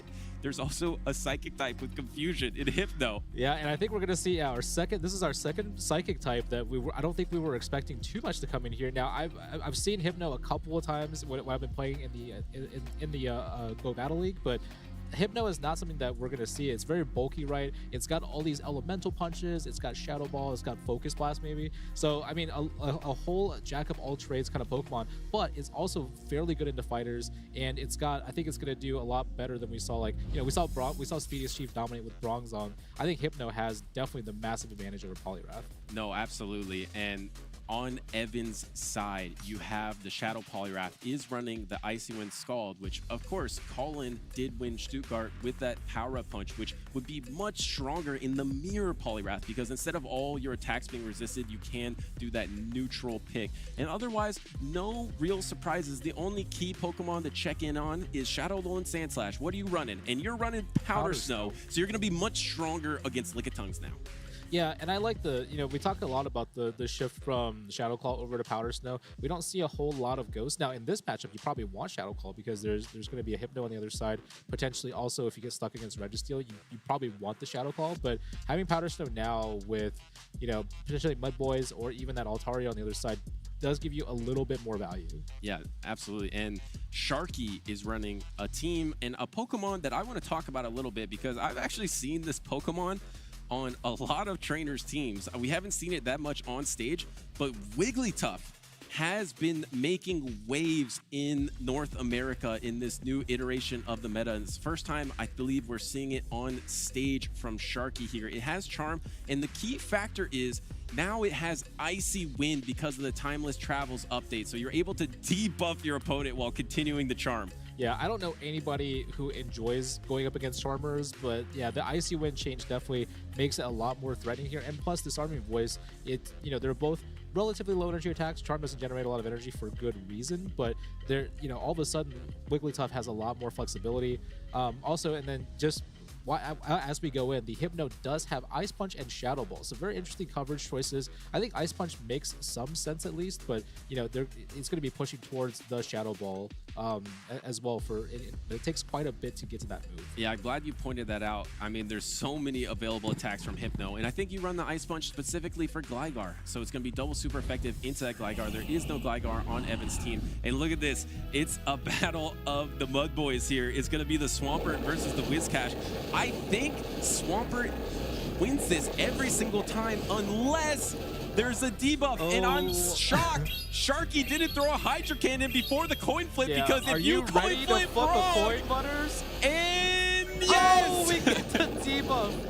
So you would rather throw the Hydro Cannon before, but now actually just reaching for the Earthquake. But now Evan is thinking, I debuffed you. I'm not shielding nothing. And now the Swampert is in range of Mud Bomb, and now you're just at the Mud Bomb. And I thought Swampert should win this matchup, and suddenly Whiscash not only won, it dominated.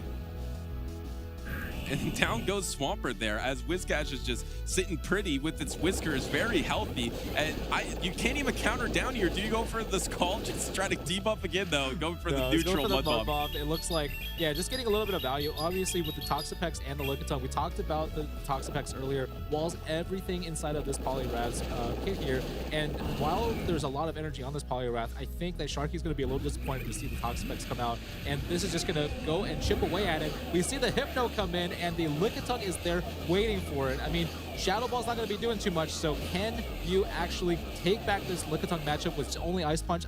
Butters, I don't think we can. Yeah, I don't think you can either. I mean, you are doing a lot of damage with that confusion. The Ice Punch is going to land. No Protect Shield out of Evan here. It all came down to that first matchup.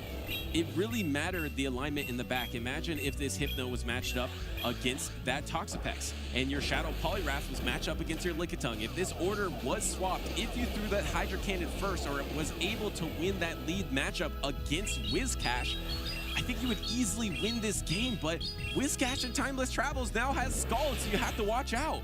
Yeah, and that debuff chance here, it's gotta hurt for Sharky here. I mean, he's never gonna learn from this matchup in case the Whiscash does match up with the Swampert here, but you're at a point where you're forced to shield body slams here, and even if Hypno were to come out of this matchup here, it doesn't really matter because Toxapex is bulky enough that it's gonna still be able to Poison Jab or even, I hate to say it, even threaten with a Brine, if anything. and here, unfortunately, we do see the Poliwrath come back in, but you can have as much energy as you'd like. Evan is going to be, it looks like he's going to be preserving that Lickitung, so this debuff probably doesn't matter a whole lot because you can just start to fast move down very slowly, but yeah, I mean, this is a tough position for Sharky to come back in with this moveset. Yeah, I don't think it would have worked anyway, but last-ditch effort would be double Scald here, because if you double coin flip, which you didn't coin flip there, but the Scald does do way more damage than Icy Wind, and you need to somehow do enough damage against this Toxapex. The Toxapex commits to the Sludge Wave, able to take out the Shadow Poliwrath, and able to just one Poison Jab down that Hypno, and Evan comfortably wins game number 1 on the back of Whiscash. Yeah, and this is this is a reason why we're seeing what Evan run with both Whiscash and Shadow Poliwrath, and then Sharky running Poliwrath.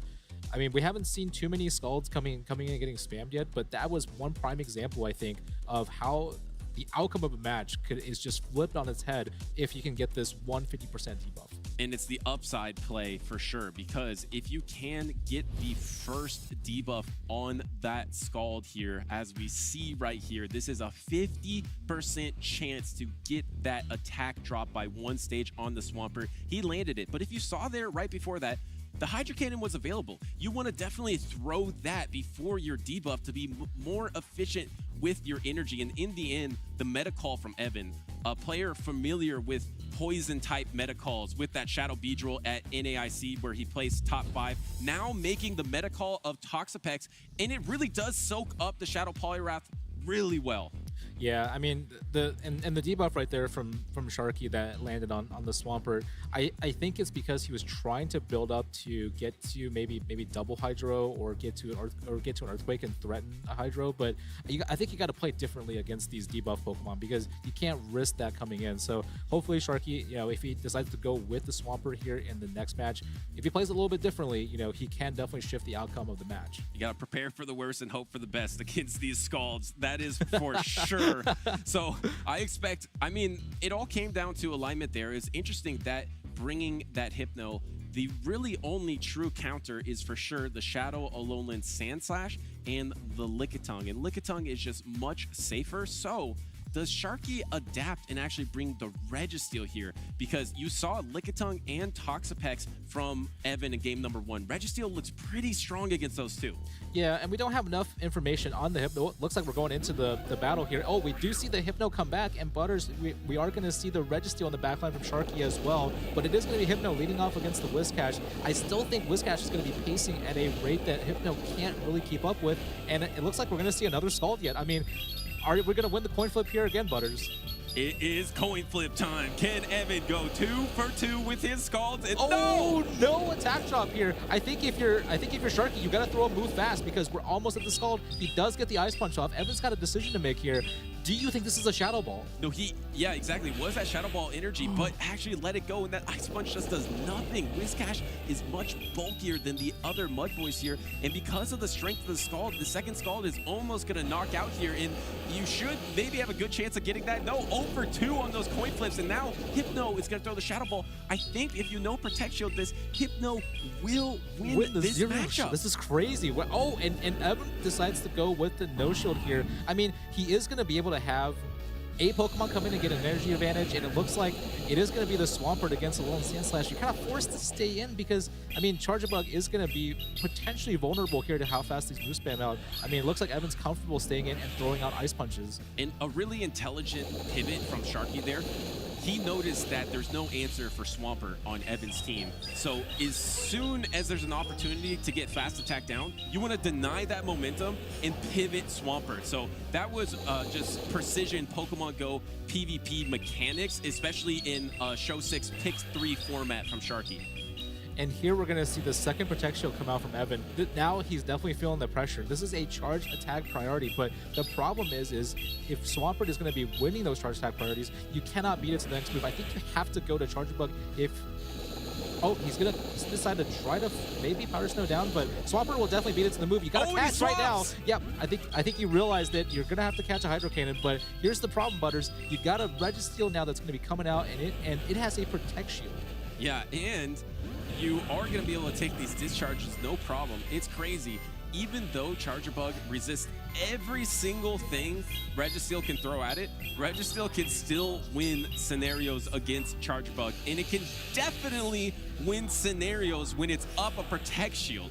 Yeah, this is a tough situation. If you're Sharky, you could have farmed a little bit extra energy maybe right there, but I think this Focus Blast is going to come very close, but now the Charjabug is at the risk of getting locked on down, and you don't really have any answer from the Alolan Sandslash perspective right there. You've got to get through 3 Pokemon, and you have the Hypno that's relatively healthy still, or has enough health right there, and you're going to see your Charjabug go away right now. I think Evan kind of realizes writing's on the table. You're a couple of Powder Snows away from the Focus Blast. No amount of energy is going to help you here. And we are going to see Sharky come in close it out with a surprise Registeel pick for this game. And a huge momentum swing. That is a 3-ball flex from Sharky. 3 Pokemon and a Protect Shield remaining in crisp tournament play from Sharky. I really loved his adjustments. He saw the opponent was running a team kind of weak to Registeel, and then also knows that his Swampert is so safe against everything on Evan's team, he can pivot it whenever he wants. So what an adjustment to get that 3-ball flex in game number 2. Really impressive from Sharky.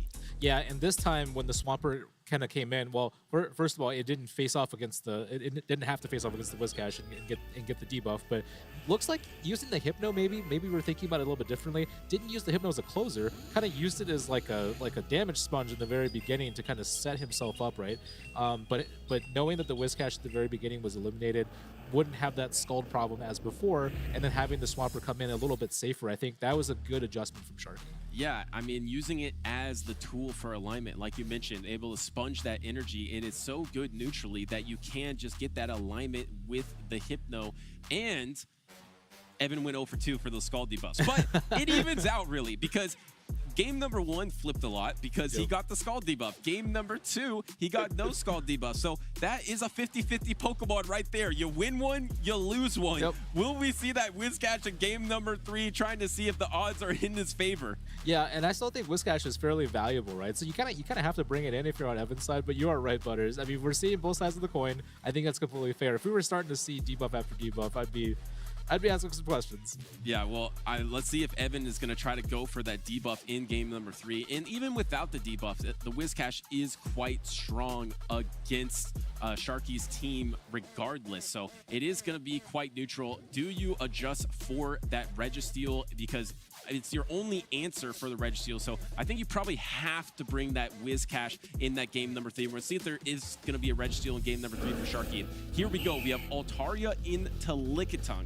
Yeah, fairly neutral matchup. I think you're happy if you're Evan to see the Altaria in the lead, though, because like we talked about this before. Whiscash, with this update in Timeless Travels, you're only relying on Scald and Mud Bomb, and I think the opponent is pretty aware of that, right? So Altaria will not have any real problem staying in. And then, of course, with Charjabug here, you're gonna have some struggles because you're dealing neutral damage with those, with all of your electric moves. Yeah, and one of the best ways, we saw this in Stuttgart as well, when you are running Altaria, you can use it as a tool for alignment. You can 2 Protect Shield it because it's so strong in 2 Protect Shield situations, but Sharky's not using any Protect Shields on his Altaria here. Gonna try to reach for double Sky Attack. Remember, in Adventures Abound, Sky Attack's energy increased. So now you're reaching for double Sky Attack instead of maybe a Moonblast in Sky Attack. Yeah, and it looks like we are going to pace for Sharky to get to the Sky Attack here. Now, question is, I don't know if you want to shield this or not, because, I mean, if you're Evan, you're thinking that you can get a little bit of energy advantage here by letting this Lickitung go down. I mean, I expect the Charjabug to come in, and we do see it come in, and we see Hypno being counter-swapped immediately. I mean, this is a good situation for Evan here. These X-Scissors are going to rip apart this Hypno. Yeah, but I like the way Sharky is playing this, though. Doesn't want to get anything fast attack down, doesn't want to lose any momentum that way, and thinking that he's playing these Pokemon that are safe for a reason, like Hypno, and he's going to be able to throw the Ice Punch here. This is going to be a bait. It's not going to do very much damage, and Evan is thinking about it. He knows which 2 charge attacks the Hypno has, and no Protect Shield on Ice not Punch. to shield here is going to get a massive energy advantage. Now, here's the problem. Yeah, I mean, Sharky is almost forced to try to get this Charjabug into a manageable health range here. You do not want to let your Hypno faint with that amount of health left on Charjabug, because your Altaria probably can't come in and pick it up. We're going to see the Protect Shield come out now, though. Yeah, and this was really smart from Sharky to keep that Altaria around, because if you're expecting Whiscash in the back, you do want an extra Pokemon at 1 health. And do you get the Volt Switch down? Oh, no, simultaneously! No! He loses all the that energy! Oh! And this is true. This is the true battle of the Mud Boys here, Mark. It's going to come down to Swampert versus Whiscash. And once again... Oh, we're going to see the Skull come out. But here's the thing. Sharky's got the Altaria in his back pocket. Because if he gets debuffed here, it can be reset here. I mean, is the... No debuff! And no coin flip! And actually going for the Earthquake. Oh, no, actually, sorry. The Hydro Cannon. Going for the Hydro Cannon here. This is the attack you want to go for. And Evan does Protect Shield this. He's expecting a debuff later on. And the Hydro Cannon is available. Looking not to throw it. Do you try to swap it Altaria? Swapped it Altaria, but this is trouble. Can you Mud Shot this down? You might be able to instead, going for the Mud Bomb. But now there is 1 Protect Shield remaining, and Whiscash is getting low. Oh, and Evan forced to use the Mud Bomb. I think he made the right call there. It's very hard to Mud Shot down on Altaria, but you're going to have to get to... Oh, I think Sharky's going for the Earthquake. I don't know. It does less damage now because of Adventures Abound. I don't know is it going to be able to knock out? No, it's not enough. Can he get to the double Mud Bomb here? He gets to the double Mud Bomb. He's at the Mud Bomb, and Whiscash once again is going to be able to be the superior Mud Boy and double Mud Bomb this Swampert, and out of nowhere, Evan wins 2-1. And you can see right there, Sharky's got a couple of Mud Shots of energy right there. I think double Hydro Cannon was going to be the play, and Evan is going to be able to survive this matchup here. What a crazy ending. Yeah, I mean, that really did come down to Swampert versus Whiscash play in 2 of the 3 games. In 2 of the 3 games, Evan had the better play, in my opinion, because first off, I don't think you throw Earthquake because Hydro Cannon Yeah. is such a strong move. In the past, one Earthquake would do more damage than one Hydro Cannon, but when you're in a situation that you're throwing multiple Hydro Cannons, you would just rather be more energy efficient. Plus, you spam those out before a debuff, and then worst case scenario, you get debuffed. Guess what? You have Altaria. You can swap out. So I feel like there was definitely win conditions from Sharky there, but overall, I loved his tournament etiquette. I think he played really precise in the way that you play Show 6, Pick 3 with an awesome team. Yeah, I mean, Sharky did a great job right there. I think maybe just getting adjusted because this change, you know, when this change happened with the with Earthquake damage reduction, we did see a little bit of a drop in terms of Stunfisk. We saw a drop in Swampert usage. So, I mean, I don't hold it against him because it is in the heat of the moment right there that you got to figure out how to get this Whiscash there. I will say, though, Sharky did survive. Actually, after the first debuff on the Scald here, he did survive all of the remaining ones that were in the match. So, I mean, on the luckier side, I would say still. Let's go into these match highlights because there's one thing I'm really curious about. Does double Hydro Cannon knock out Whiscash? We're not going to see it here because Sharky does reach for that Earthquake, but we'll see it at the end. I'm curious about that because I know Shadow Swampert can beat the Whiscash in even shield scenarios because of the strength of Hydro Cannon, but is Whiscash bulky enough to absorb a double Hydro Cannon? And Shadow Alone Sandslash is never going to absorb this attack right here. Yeah, that Registeel call was actually really good in the second game here. I think Evan had a ton of trouble playing around it.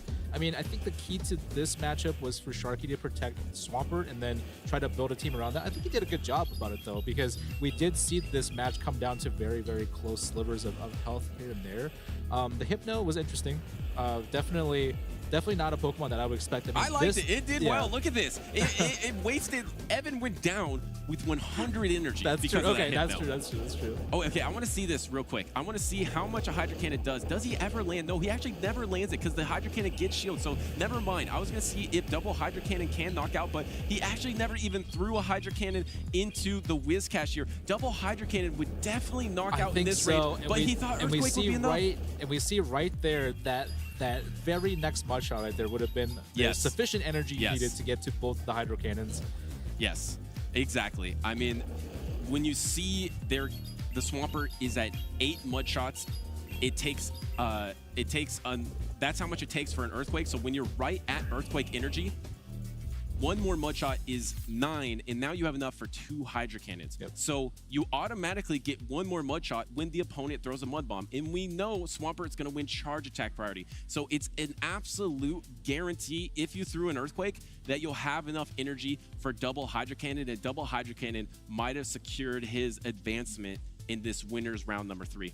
Yeah, and to your point, Butters, about losing all of that energy or forcing the energy loss on that Charger Bug, that is what really kept Sharky in this match right there, because the last thing you want to do coming in with your last Pokemon is to take a bunch of X Scissor spam from this Charger Bug, because that's still a lot of neutral damage, even for Swampert, right? I mean, you think Ground type has a good and decent time against the Bug type. Well, X Scissor is neutral, and there are a lot of them with how much energy this Volt Switch generates. Absolutely. And this Timeless Travels update has been so fun, and it kind of brings you back to the original Pokemon Go PvP. That's what this update did. And up next, we actually have a trainer that was one of the best trainers on the planet when Pokemon Go PvP came out in the grassroots scenes. Up next, we have Valor Ash. He is a timeless trainer, so I can't wait to see his take on Timeless Travels. Actually, I want to speak on him for a second because I actually had a chance to talk to him. Oh, actually, let's first go into this update because it changed a few things. The most important things: Scald, Icy Wind, Psychic from Medicham. But those little things trickled down to really an explosion of changes in the Championship Series meta.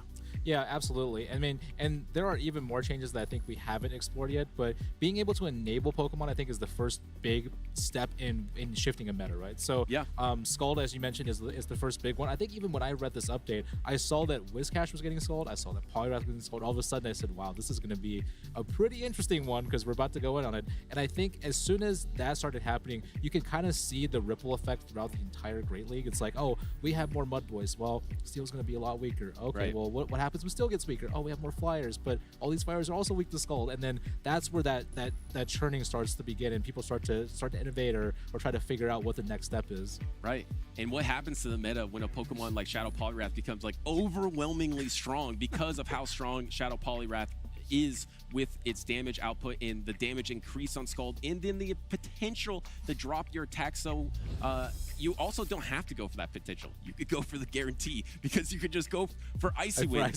It got 2 positive updates with the Icy Wind being available to it, and then obviously the Scald as well, and it's been so impactful in Stuttgart. It's not as high in usage in North America, in San Antonio here today, but we've seen a lot of these battles. There's been a lot of Shadow Poliwrath play. There has been, yeah. And there's almost, I would say from an update perspective, this is definitely one that was impacted the most. There are still, parts of Timeless Travels that we haven't really seen yet. Like I think there's a Trailblaze update on some of these.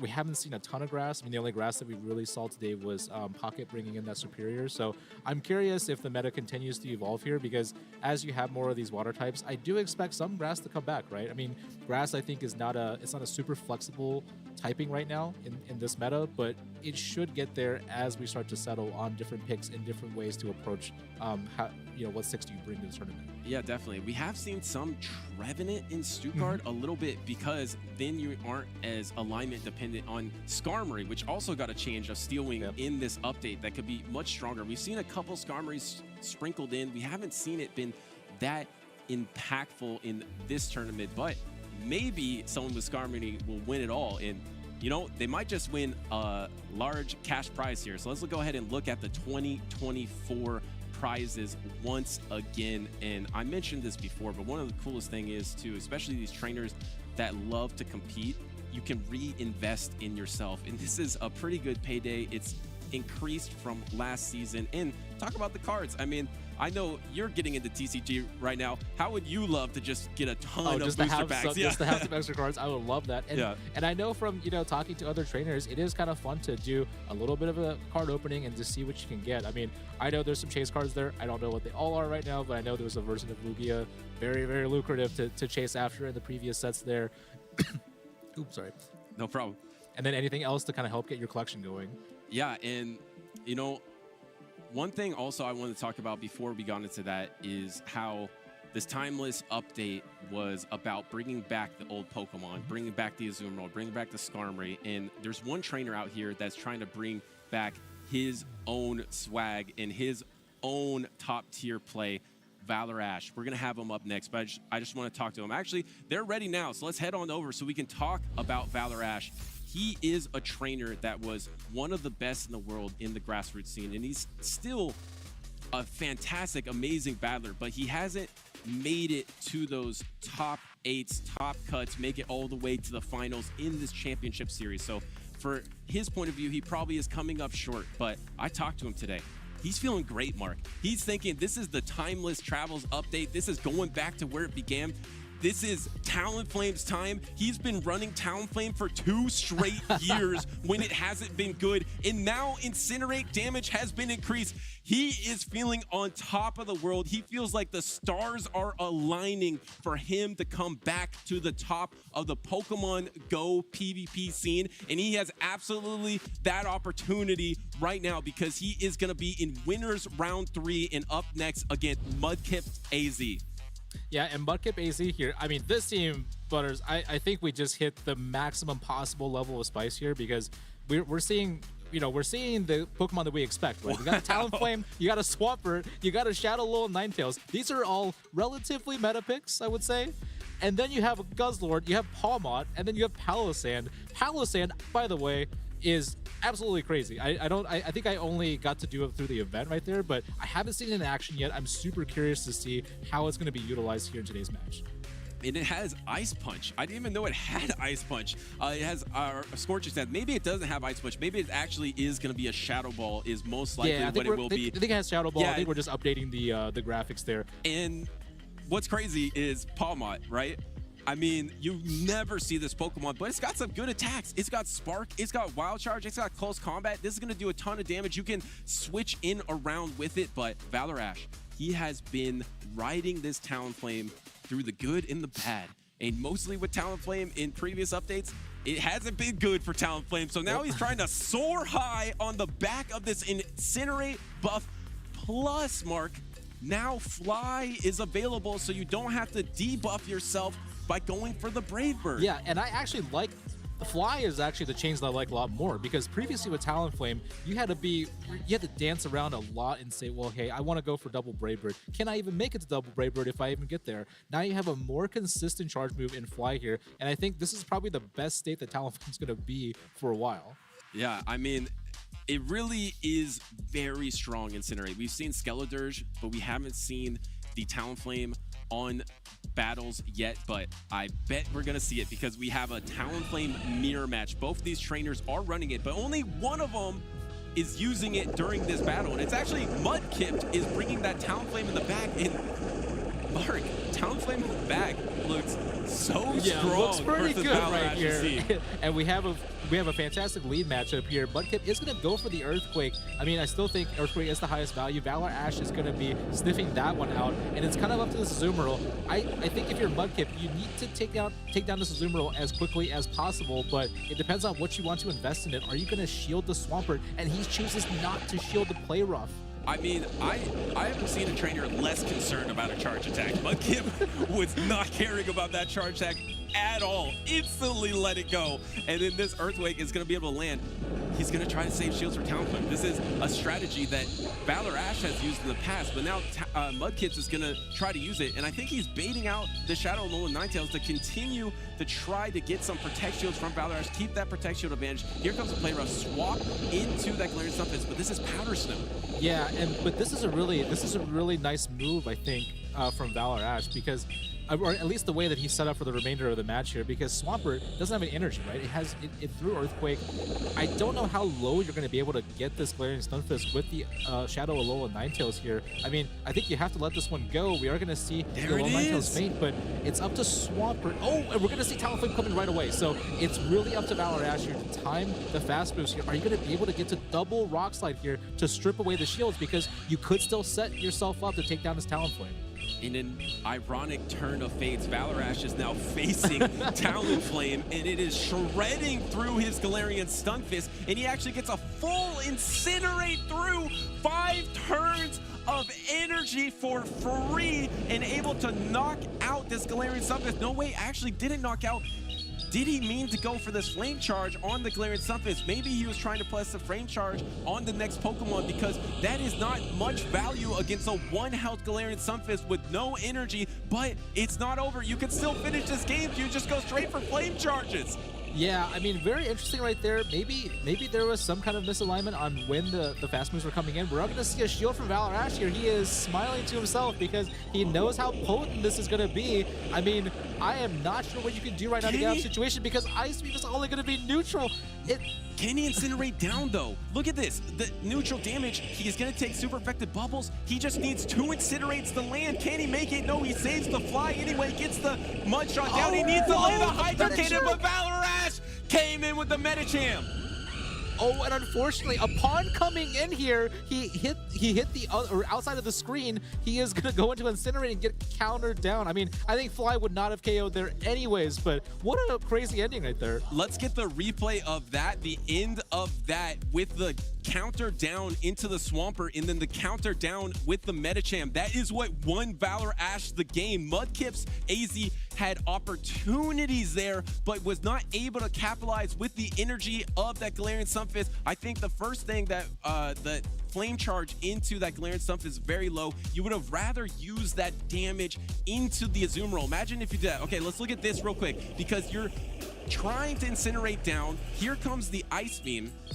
This Ice Beam, like you mentioned, is going to be neutral, and these bubbles are adding up too much, so Mudkip's registers. He's going to get knocked out if he tries to go for another Incinerate. So he swaps, but Valor Ash, then as soon as he could, swaps and gets the counter down. And it was in the middle of the Mud Shot. So great swap here from Valor Ash. And unfortunately, upon coming in here, you can kind of see the Talonflame goes into the Incinerate animation, which does allow the 2 extra counters to go through. We are going to be going into the second battle here, and we have a Swampert, Talonflame, and Shadow Alolan Ninetales leading off against a Gligar. And the Gligar goes straight for the Aerial Ace, and Aerial Ace is less energy, but it doesn't do as much damage as Dig, but you're just trying to do some damage against the Swampert here. But the Swampert's Hydro Cannon does not one-hit knock out here. It's going to be super effective. It's going to do a lot of damage, but it's not going to fully take out the Gligar. So the Gligar is still going to be around and be able to get the second Aerial Ace and then swap.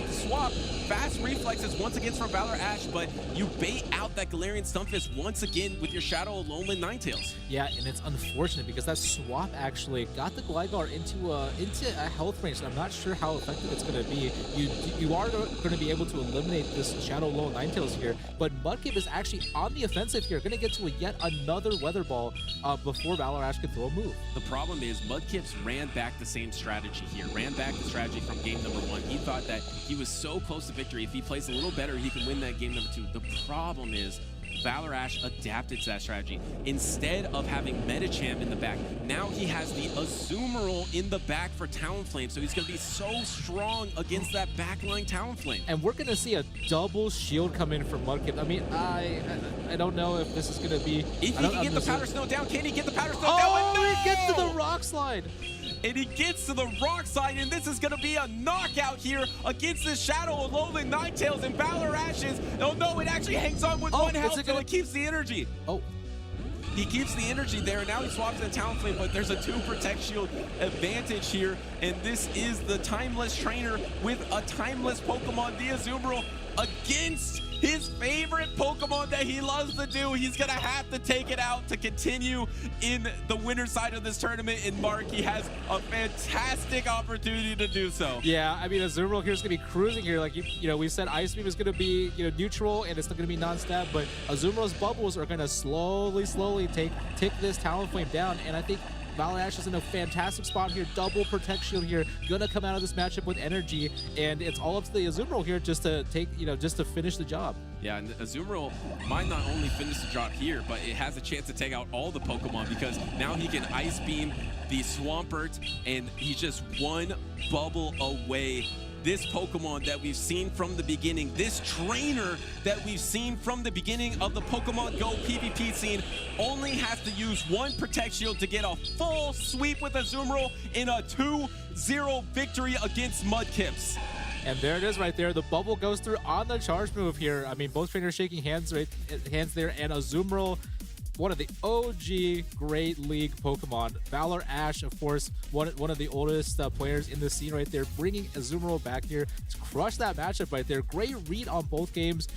Having an answer for Talonflame at the very end here. Of course, game 1, a little bit hard to finesse around. Game 2 had the perfect read here. Mudkip deciding to run back that strategy. Didn't work out. And that was a very, very aggressive face-off of Alolan Ninetales versus Galarian Stunfisk. I would never put my money on the Alolan Ninetales in that situation. Yeah, but you had to use 2 Protect Shields to do so. And I want to see that first game once again because you mentioned it earlier. Valor Ash decided to throw in between a Mud Shot. So there was no opportunity for that Swampert to be able to throw the Hydro Cannon. We're going to get to it, but the Rock Slide comes in first. Here is a little bit of a misstep, I think, from Mudkips here. He throws the Flame Charge, but we don't actually get to see that. Here is the moment I was talking about, though. Let's pay attention to, after this Ice Beam lands, let's pay attention to when the swap out happens for Valor Ash, because that won him the game, I believe.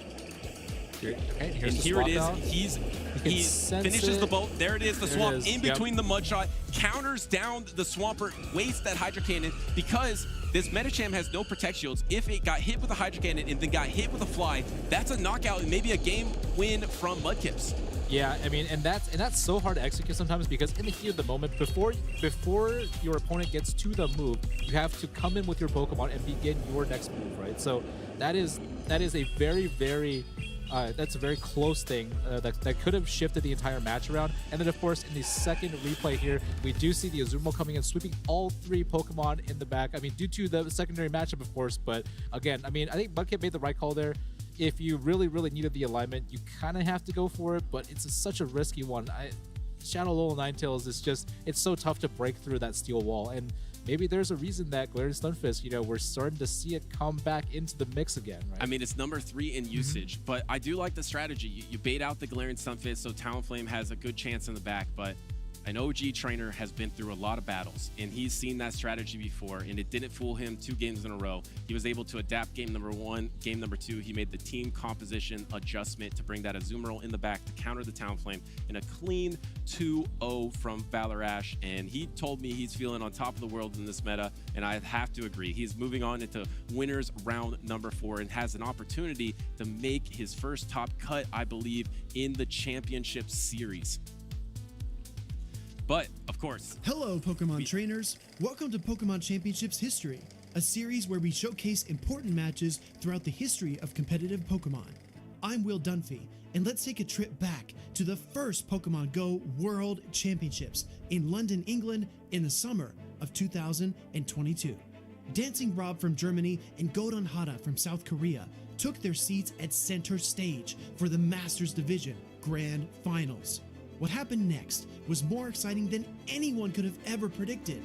This was Pokemon Go's inaugural season in the Pokemon Go Championship Series, and only one of these trainers could become the first world champion.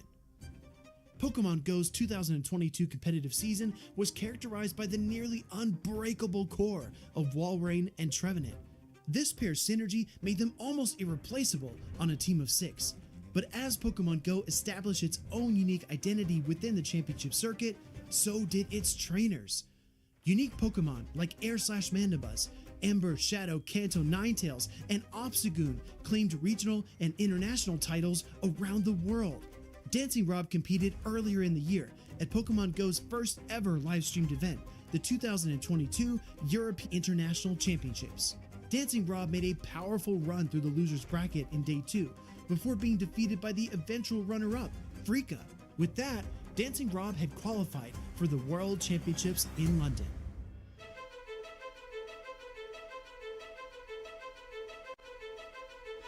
That August, the World Championships began.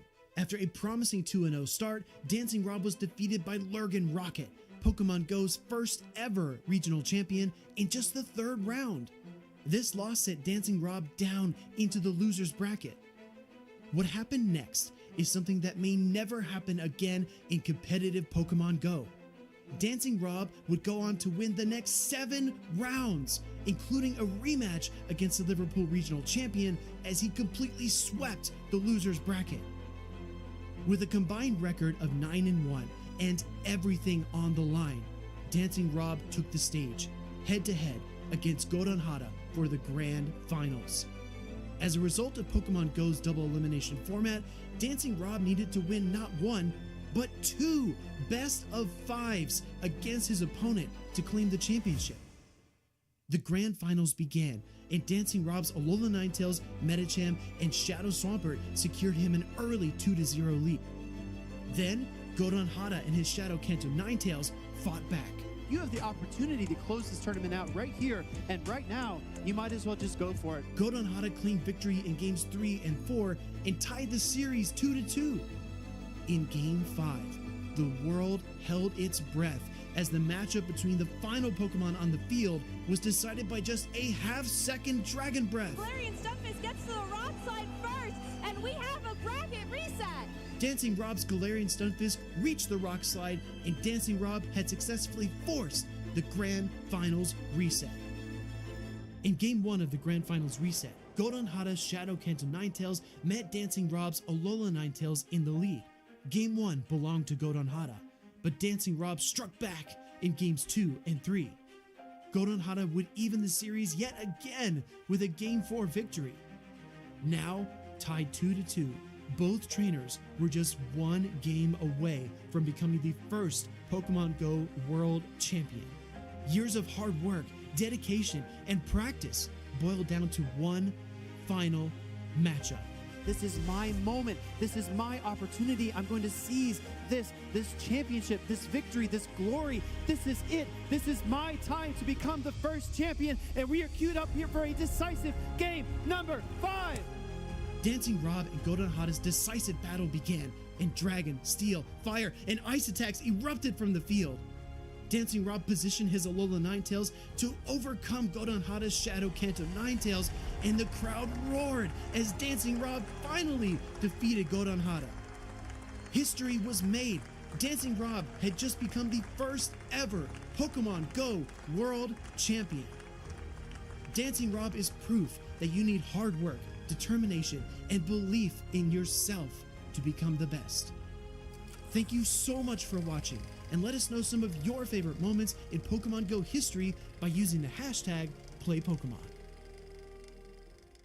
Pokemon Go has many different avenues to acquire the best Pokemon for PvP, but one stands above the rest to be very effective at increasing your PvP roster: trading. Trading is by far the best game feature to leverage. It allows you to collect Pokemon from events that you might have missed, reroll stats of specific Pokemon, get exclusive attacks that can no longer be obtained outside of Elite TMs, and even get legendary Pokemon into the Great League like Lugia and Tapu Fini. The best times to trade are during events such as Community Day or Raid Hours, as they allow you to easily meet up with other players and can sometimes provide bonuses to the amount of special trades you can do. This is the time to ask around for Pokemon you need on your roster, especially if they are out of season like Trevenant, which only appears during Halloween events. Another great place to trade is at Play Pokemon tournaments. Trainers there are just like you and likely have key Pokemon you've been looking for, or regional Pokemon such as Tropius and Hawlucha.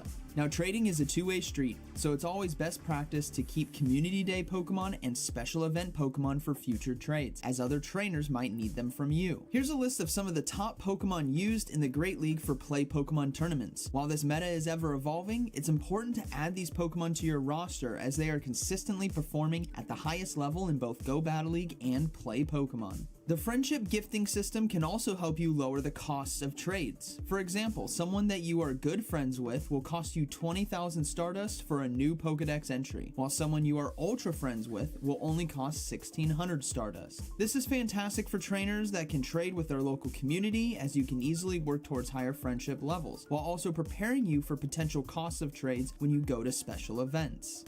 The stats of Pokemon traded are also randomized, giving you a chance at better stats for that Pokemon. You can do this by either trading with lucky friends for a chance at better stats, or trading with someone new to have a higher chance at low stats. The lower your friendship, the lower the floor for stats of the traded Pokemon. Pokemon with maximum stats, otherwise known as 100% or Hundo Pokemon, are used and preferred in the Master League. Lower stats, attack in particular, can be useful on Pokemon who don't reach their highest level in a given league, like Lantern in the Great League.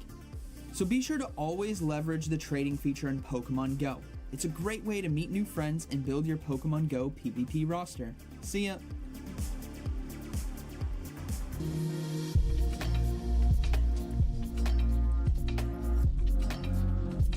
Welcome back, trainers. We're here in San Antonio bringing you the regional championships. Also, happy Community Day.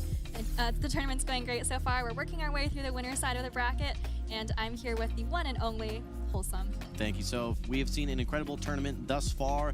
Really not too many surprises, I don't think. I think there's been a couple standout Pokemon. The one that I was hoping to see a little bit, we did get to see last game, Talonflame. I'm still yet to decide whether it has the spot in this meta or not. But the notable absentees for me is no Carbink, which has been a little bit surprising. I would have liked to have seen more Guzzlord. It was one of our predictions. We've seen it on several teams, but we haven't seen it in action yet. And I really haven't seen much Metacham as well, so I think that that's maybe a little bit more predictable. But that said, we still have lots of battles here for you. We're still ever evolving in this meta, and we're going to go ahead and move over to the stage and take a look at our next matchup.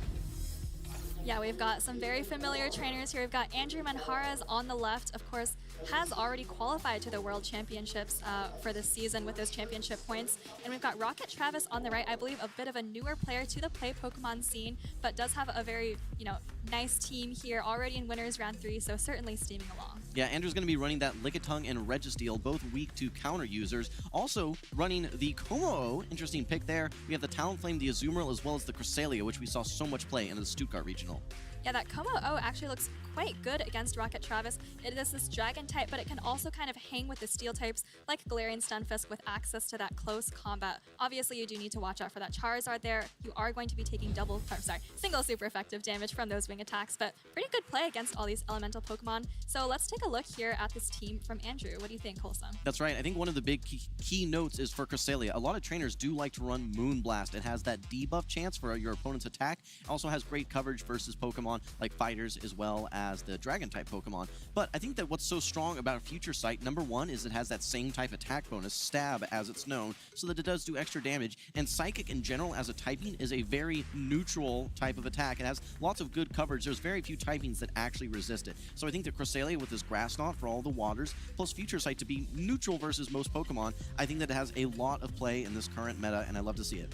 It's a great call out. We've seen a lot of Pokemon with psychic damage like that Hypno and Bronzong today as well, but let's take a look at Rocket Travis's team here. We've got Swampert, Trevenant, Shadow Charizard, Shadow Poliwrath, Galarian Stunfisk, and Lickitung. Like we mentioned earlier, Galarian Stunfisk kind of seeing a resurgence here, has a lot of play versus that core meta like Lickitung and Charjabug. Well, and, I mentioned the Clodsire earlier, and one of the key standout reasons that I feel it's so strong is the ground and rock type coverage. And I think that any Pokemon that has ground and rock in many cases just has great coverage and almost always has play. So these trainers are getting locked in. To your point, I think that Galarian Stunfisk does have a lot of play. And what's interesting is that the main fighter that it's going to be going up against is a Dragon fighter that with Dragon Tail as its fast attack, so it's not quite as worried about taking any fast move pressure whatsoever. So I do think that this Galarian Stunfisk will have some play into Andrew's team. Yeah, absolutely. Of course, if you can avoid taking that close combat, there's actually not a lot of charge attack pressure on Andrew's side, aside from that of the Focus Blast on the Registeel, of course, and the close combat on the Kommo-o. But I think that Galarian Stunfisk really has a lot of play here, so we're going to have to see how Andrew deals with that. Yeah, it can even tank a Flame Charge from the Talonflame as well. Now, with the buff to Incinerate, that matchup is going to be a little bit worse, but the one benefit, like we said, with the Rock coverage move of Rock Slide, it is able to one-shot, knock out that Talonflame, even with a non-same type attack bonus move. So that'll be very interesting to see. I expect to see it quite a bit. The question will be, how do you respond as Andrew's team? So we're about to find out right now. Let's move into game number one. Andrew on the left, Rocket Travis on the right. We're going to be seeing it right away. The Galarian Stunfisk lined up versus this Lickitung. Yeah, this is a pretty neutral matchup. Actually, Andrew going straight into the Kommo-o there. Again, like we said, very safe against the team. Rocket Travis switching out before the Kommo-o can reach a close combat, but this Charizard is getting absolutely chunked here by the Dragon Tails already. Interesting. Throwing on alignment, we have a charge attack priority tie. Charizard will be winning this with the higher attack stat. This is a non-stab move, but it is super effective move. We do see Andrew using the first Protect Shield. I like this for Andrew, though, because he does have lots of energy, and he has a little bit of a fast attack pressure advantage just because he is going to be doing these hard-hitting Dragon Tails. You have to certainly watch out for wing attacks, but I have to give him a little bit of the advantage, at least for now. Yeah, he did switch in just a little bit earlier before Rocket Travis, so able to get off this Dragon Claw before that Charizard.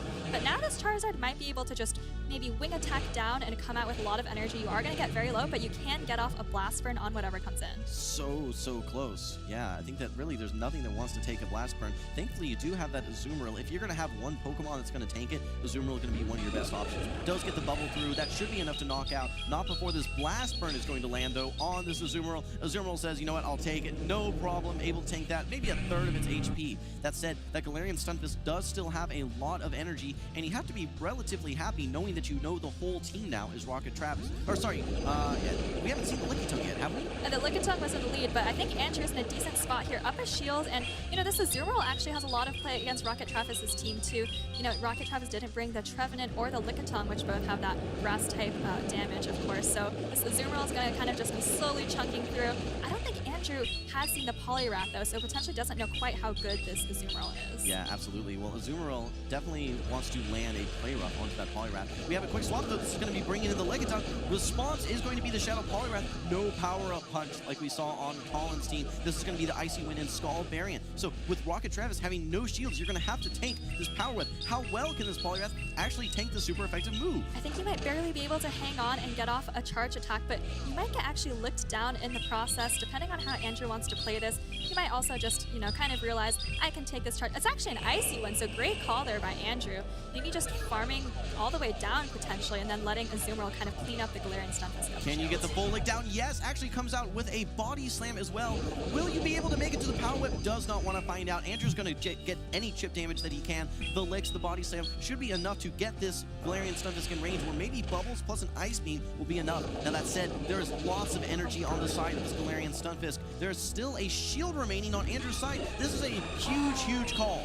Yeah, this is going to decide the game right here because Rocket Travis can get to both a Rock Slide and an Earthquake. Actually, Andrew shielding it up here. Do you get to this Earthquake here? That's the question. 2 more mug shots, and yes, able to get to this Earthquake despite the bubble going through. So close to knocking down. This Earthquake will be enough with shields down to knock this Azumarill off the field in game number 1 going to Rocket Travis.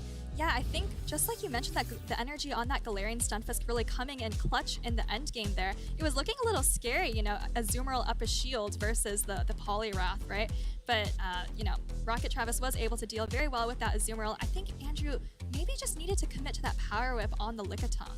What I found interesting was actually early on in the matchup, so when we saw the Como-O versus the Charizard, they opted to throw both of them on alignment. We saw that charge attack priority tie. I think that if either of those trainers had gotten the fast attack through, it could have potentially impacted that game. Now that said, let's take a quick look back at game number 1. This was the key moment, doing the bait charged attack with the Rock Slide, getting that final Protect Shield, and then being able to reach the Earthquake, which is enough to knock out. Despite the nerf to Earthquake 2 seasons ago, it's still a powerful charge attack, high energy charge attack, and no problem once that Azumarill is already in the red to knock it out.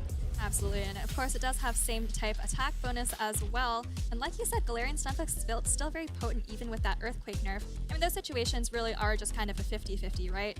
You know the opponent is going to be able to land one bait and one nuke, and you kind of just have to decide which one it is. Well, so what I'd like to see potentially from Andrew is the Cresselia. When I look at the moveset, knowing that it has Future Sight, it can hit back versus that Charizard instead of Grass Knot and Moonblast, which are all resisted, of course. But you do nicely versus the Poliwrath, nicely versus the Swampert. A decent matchup versus Galarian Stunfisk, not great. Okay versus Lickitung as well. I think that Rocket Travis really has a penchant for that Shadow Charizard, so it would not shock me to maybe build multiple responses as Andrew, and we're going to see that right in the lead here, actually. So we're going to be seeing the Shadow Charizard lined up versus the one, the only, the Azumarill. This is absolutely the worst matchup for the Charizard. Rocket Travis recognizes that, gets out right away into that Galarian Stunfisk.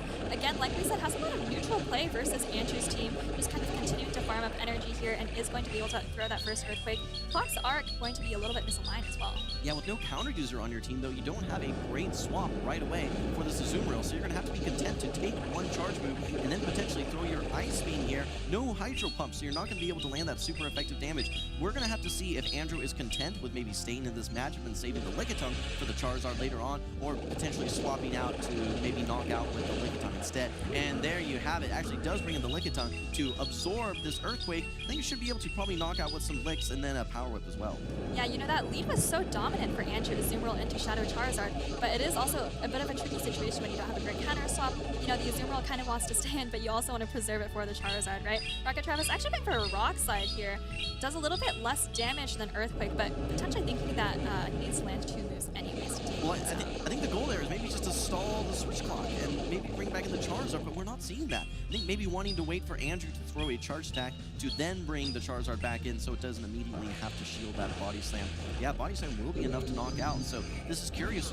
Rocket Travis is essentially let Andrew reset the switch clock now. By the time that he waits out his switch timer at this point, he actually gets to this Power Whip as well. We saw how much damage that did last time. I think this is going to have to force a Protect Shield. Yeah, so that Power Whip would do a ton of damage, and I think Rocket Travis, you know, kind of recognized the misaligned switch clocks there, brought the Poliwrath in right away to make sure he could get the counter down without Andrew switching out. Andrew does bring in that Azumarill now.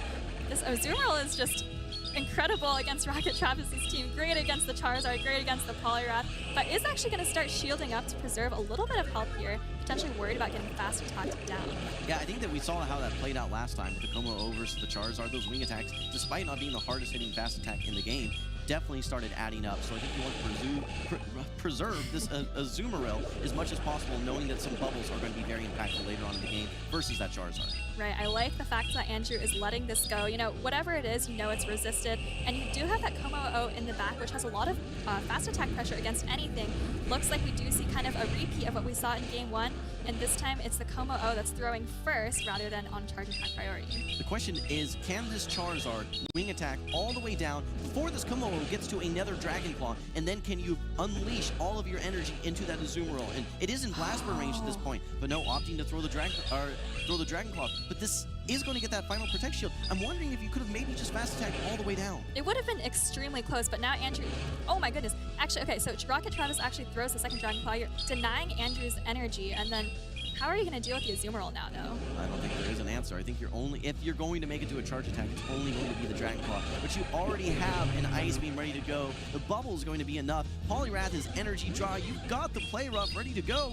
Andrew had all the answers in game number 2. Had the Azumarill into the Charizard, and then very nice patience, staying in that matchup versus that Galarian Stunfisk, and having the presence of mind to know, I need to shield my Azumarill. I need to protect it because it still has to take out this Charizard. Great recognition, and Andrew ties up the series 1-1.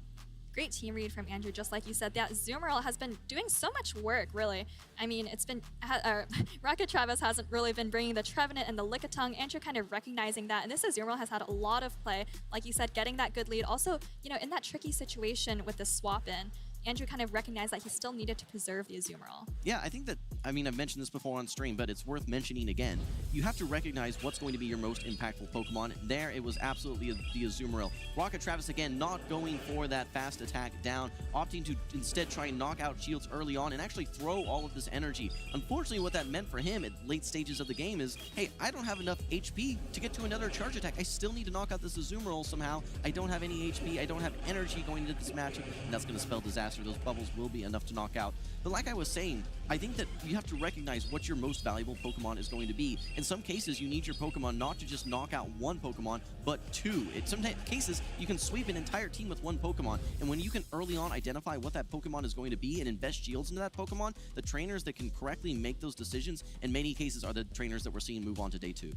Absolutely. We saw Andrew, right, shielding that Azumarill late game, just like you said, and preserving it early game, kind of, you know, recognizing that it was going to have a lot of play. Even if there was a Trevenant in the back, you know, you can still hit back with Ice Beam. So I think Andrew's kind of recognizing the importance of that Azumarill. Also, I believe was saving a shield for the Como-O as well, which, you know, helped take out that Charizard late game too.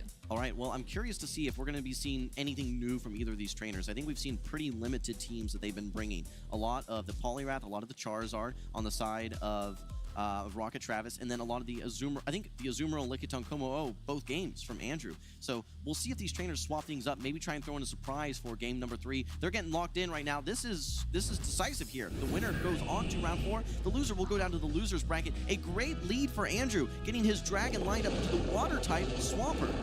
Yeah, just those 3 Pokemon that you mentioned, looks like Andrew thinks that he has found that winning formula here. Very difficult for Rocket Travis. And we do see Rocket Travis actually staying in here with the Swampert. Andrew possibly recognizing the importance of this Como-O as a result. Yeah, very interesting to see a shield early on. Definitely doesn't want to take an Earthquake, but we see another Hydro Cannon coming out. You know that this is not the Earthquake at this point. No Protect Shield. This is still meaningful chip damage, though. I mean, look, that's half of its remaining HP, but you're now at 2 Dragon Claws. I think 1 is definitely enough to knock out. This is a tough shield for Rocket Travis. If you shield this, there's another one waiting for you. I think you have to be content with your Swampert being able to get 1 Protect Shield, and now you have to figure out what's the formula to knock out this Como-O. Probably the super effective wing attacks from this Charizard. Yeah, in general, when you get this fast attack down with Charizard, you come out with so much impactful energy. But the problem with this matchup is that Andrew still has that Azumarill in the back. You see, he's not worried about getting farmed down. He knows he has exactly the right Pokemon to absorb all his energy. We do see him coming in with the Azumarill. This is so tough because you have a Charizard into this Azumarill right now, and oh, what's my backup plan? Poliwrath, I choose you. I don't know that either of these are going to be impactful versus this Azumarill. Now that said, the hardest hitting attack you're going to have landing versus that Azumarill at this point is that Blast Burn, so that does bring it down to half HP, but you're in so much of a hole here now as Rocket Travis having to somehow fight your way through this Azumarill. Neither of your Pokemon have any charge attacks that can even hit for neutral.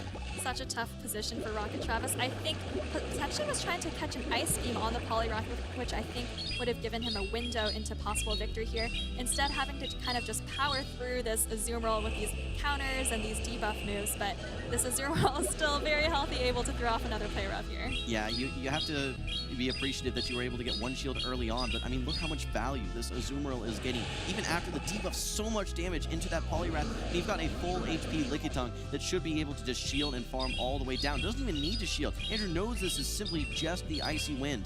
I don't know that this Poliwrath is going to get to another move, and now that shields are down, all you need to do is land a Body Slam into that Charizard, and I think it's going to be GG. I think that's exactly what we're seeing here. Lickitung does get that farm done. I think Andrew may have been saving the shield for a potential Blast Burn later, but doesn't even need it. Like you said, able to get off this Body Slam, and Andrew taking the series. Well, Andrew had the Azumarill, and Rocket Travis had Swampert Charizard, and Poliwrath, all three losing matchups into that Azumarill. So if you mentioned it earlier, I think that there needed to be some response to that Azumarill. How strong that it looked in game number 2, and then also how strong it was in game number 3. There was just no response there from Rocket Travis, unfortunately, and I think that ultimately was his demise. Now that said, still played it out as best as he possibly could. GG's to him. He'll have more opportunities in the loser side of the bracket, but I think that first game was really tough for Andrew. He figured out where he needed his Azumarill. He figured out it was his most valuable Pokemon. He dug his heel in and then leveraged it to game 2 and game 3 victories. I think that's exactly right. And in terms of bringing a response in Game 3, right, it can sometimes be a lot of mind games. If you're Andrew, you might be thinking, my Azumarill was so good just now. What if Rocket Travis is going to adjust and bring that Trevenant and Lickitung? But, Andrew, like you said, kind of dug his heels and had a lot of faith in that Azumarill and was able to pull through.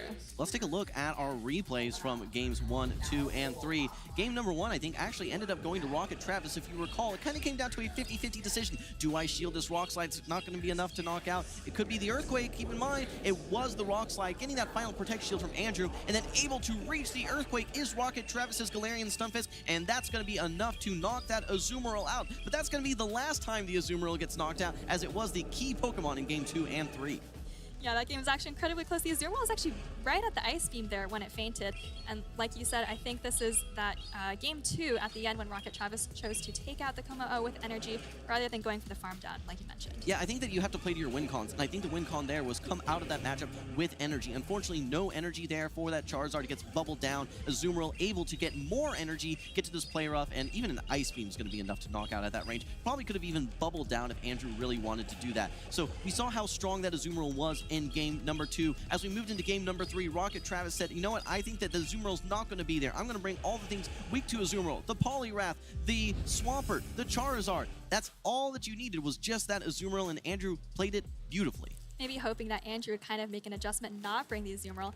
At the top of the show, we talked about biggest winners and biggest losers. We didn't talk a lot about Azumarill, but I think it is definitely on the rise there, right? We did get that buff to Bubble, so it now does more damage.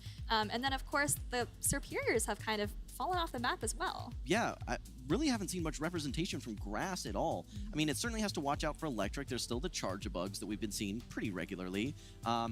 I have not really seen much Lantern, to be completely honest. That's one of the biggest shockers for me. I think that, Lantern was part of the discussion for one of the, we'll call it the biggest losers, one of the Pokemon that has had one of the harder fates from these moveset updates, but I haven't really not seen much this tournament, which is a bit surprising considering how dominant that it's been for well over a year. Yeah, I'm kind of surprised. Potentially the Lantern users are thinking, well, now everyone's bringing a Dragon on their team. I know there's going to be at least one hard wall, but like you said, we haven't been seeing a lot of grasses. People are kind of going for Pokemon like Cresselia or Lickitung that have grass damage, but not the grass typing instead. And I think, Azumarill and Lantern can kind of benefit from that. There's no Venusaur, there's no Superior as much now.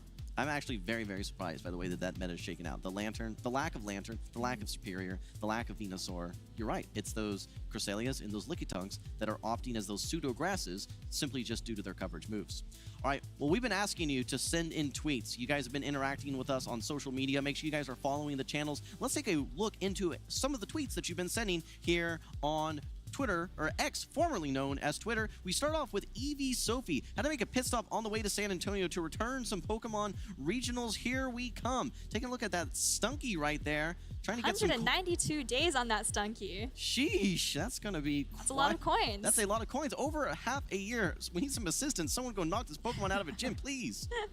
Yeah, Evie Sophie, I'm sure, is looking for those coins, but also potentially able to take amazing screenshots like this. Congratulations on that. That is the highest I've seen. That's right. Make sure you guys use that hashtag #PlayPokemon to have your posts featured. We have LAGR Gaming live look at Dunebug after placing top 8 this weekend at Day 2 events and earning his World's invite. I think this is potentially some foresight maybe with Dunebug trying to work his way to Honolulu. Look at that great screenshot there of Pikachu. Yeah, Dunebug, we did mention before, very close to that 500 mark and certainly could, earn the points he needs to get to 500 and get that World's invite. So, good luck to Dunebug, of course. Last I chatted with him, he had one game already, but he's got plenty more ahead of him. We have one of our fellow casters, Martine, also known as Inadequence. He says, this is Scaffa, one of our Italian battlers, and a mind joke also from Italy, farming locals for championship points every weekend. As a reminder, guys, it's not just regionals and ICs that you can earn championship points. There are local tournaments as well. You can see them farming those championship points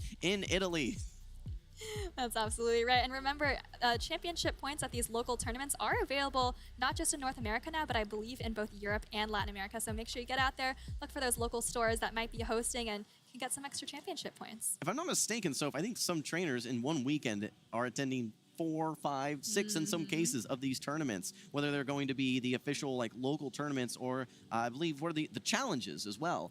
Right. Yeah. Yeah. So it's really interesting to see just how committed some of these trainers are to getting those championship points any way they can. Yeah, speaking of those mega weekends, I believe our friend Rise to Occasion, who we're going to see in just a second, did earn the final points for her world qualification at kind of this huge weekend that was hosted last weekend in Chicago, where there were 6 tournaments actually in a single weekend. So I believe it was 3 cups, 3 challenges, so over 200 points up for grabs that weekend, and that's how Rise got his invite. I can't imagine how many battles that is. That is an absolute gauntlet throughout the weekend. You're playing Pokemon Go all day for 2 days straight, basically, just honing your battle skills. Well, congratulations again to Rise. I think we're going to be seeing him pretty soon, but it sounds like we're ready on stage here. So let's go ahead and move over to the stage and introduce our battlers. And there's Rise to Occasion, just like we were saying, and there's that Guzzler that you've been looking for, Wholesome.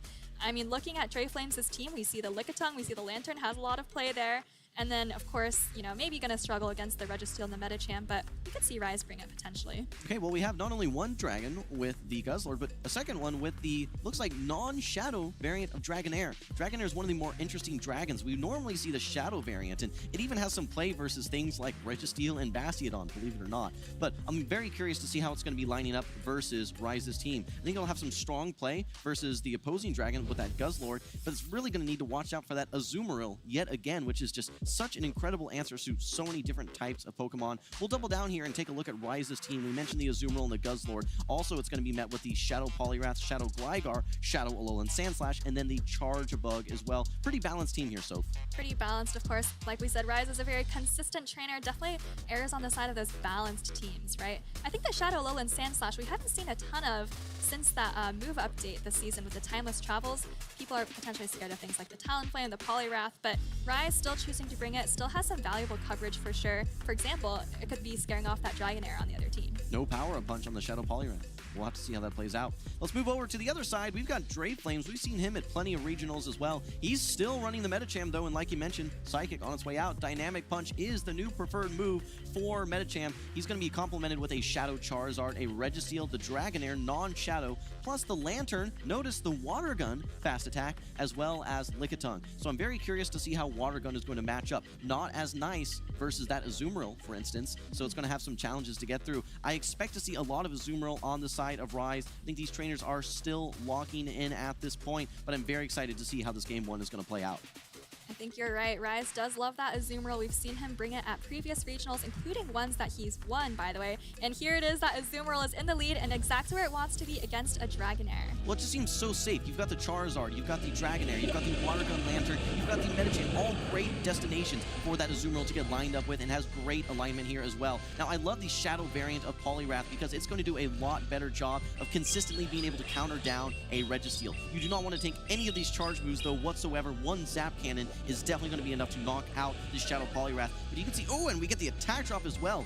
With these counters plus a Scald, I think it's going to be enough, even after that debuff, to knock out this Registeel before it's able to get to this next charge attack. The question, Soph, is do you want to shield to get that second Zap? This is interesting, though, because Rise might be able to get off a second Scald here, if I'm not mistaken. Oh, actually not. This is actually just a Focus Blast, though, but it's so hard to keep track of these one-turn fast moves. And Rise potentially realizing that this Poliwrath is going to have a lot of play, choosing to shield this up, and probably going to counter all the way down here. Well, you have to be thinking to yourself, okay, well, if I'm giving up the shield, what do I still have with this Poliwrath? And you have tons of HP and tons of energy, so that is a great scenario without a doubt. You're going to be able to get these Scalds off, and despite all these charge attacks being resisted, you can still influence the game quite a bit if you're able to get these attack drops. Here comes the first Scald, 50% chance to drop the opponent's attack. Not this time. Will we see Rise stay in this matchup? He actually has 2 solid answers to that to that Lantern at this point. It does need to watch out for the Thunderbolt, of course, but at the end of the day, Azumarill can still take one.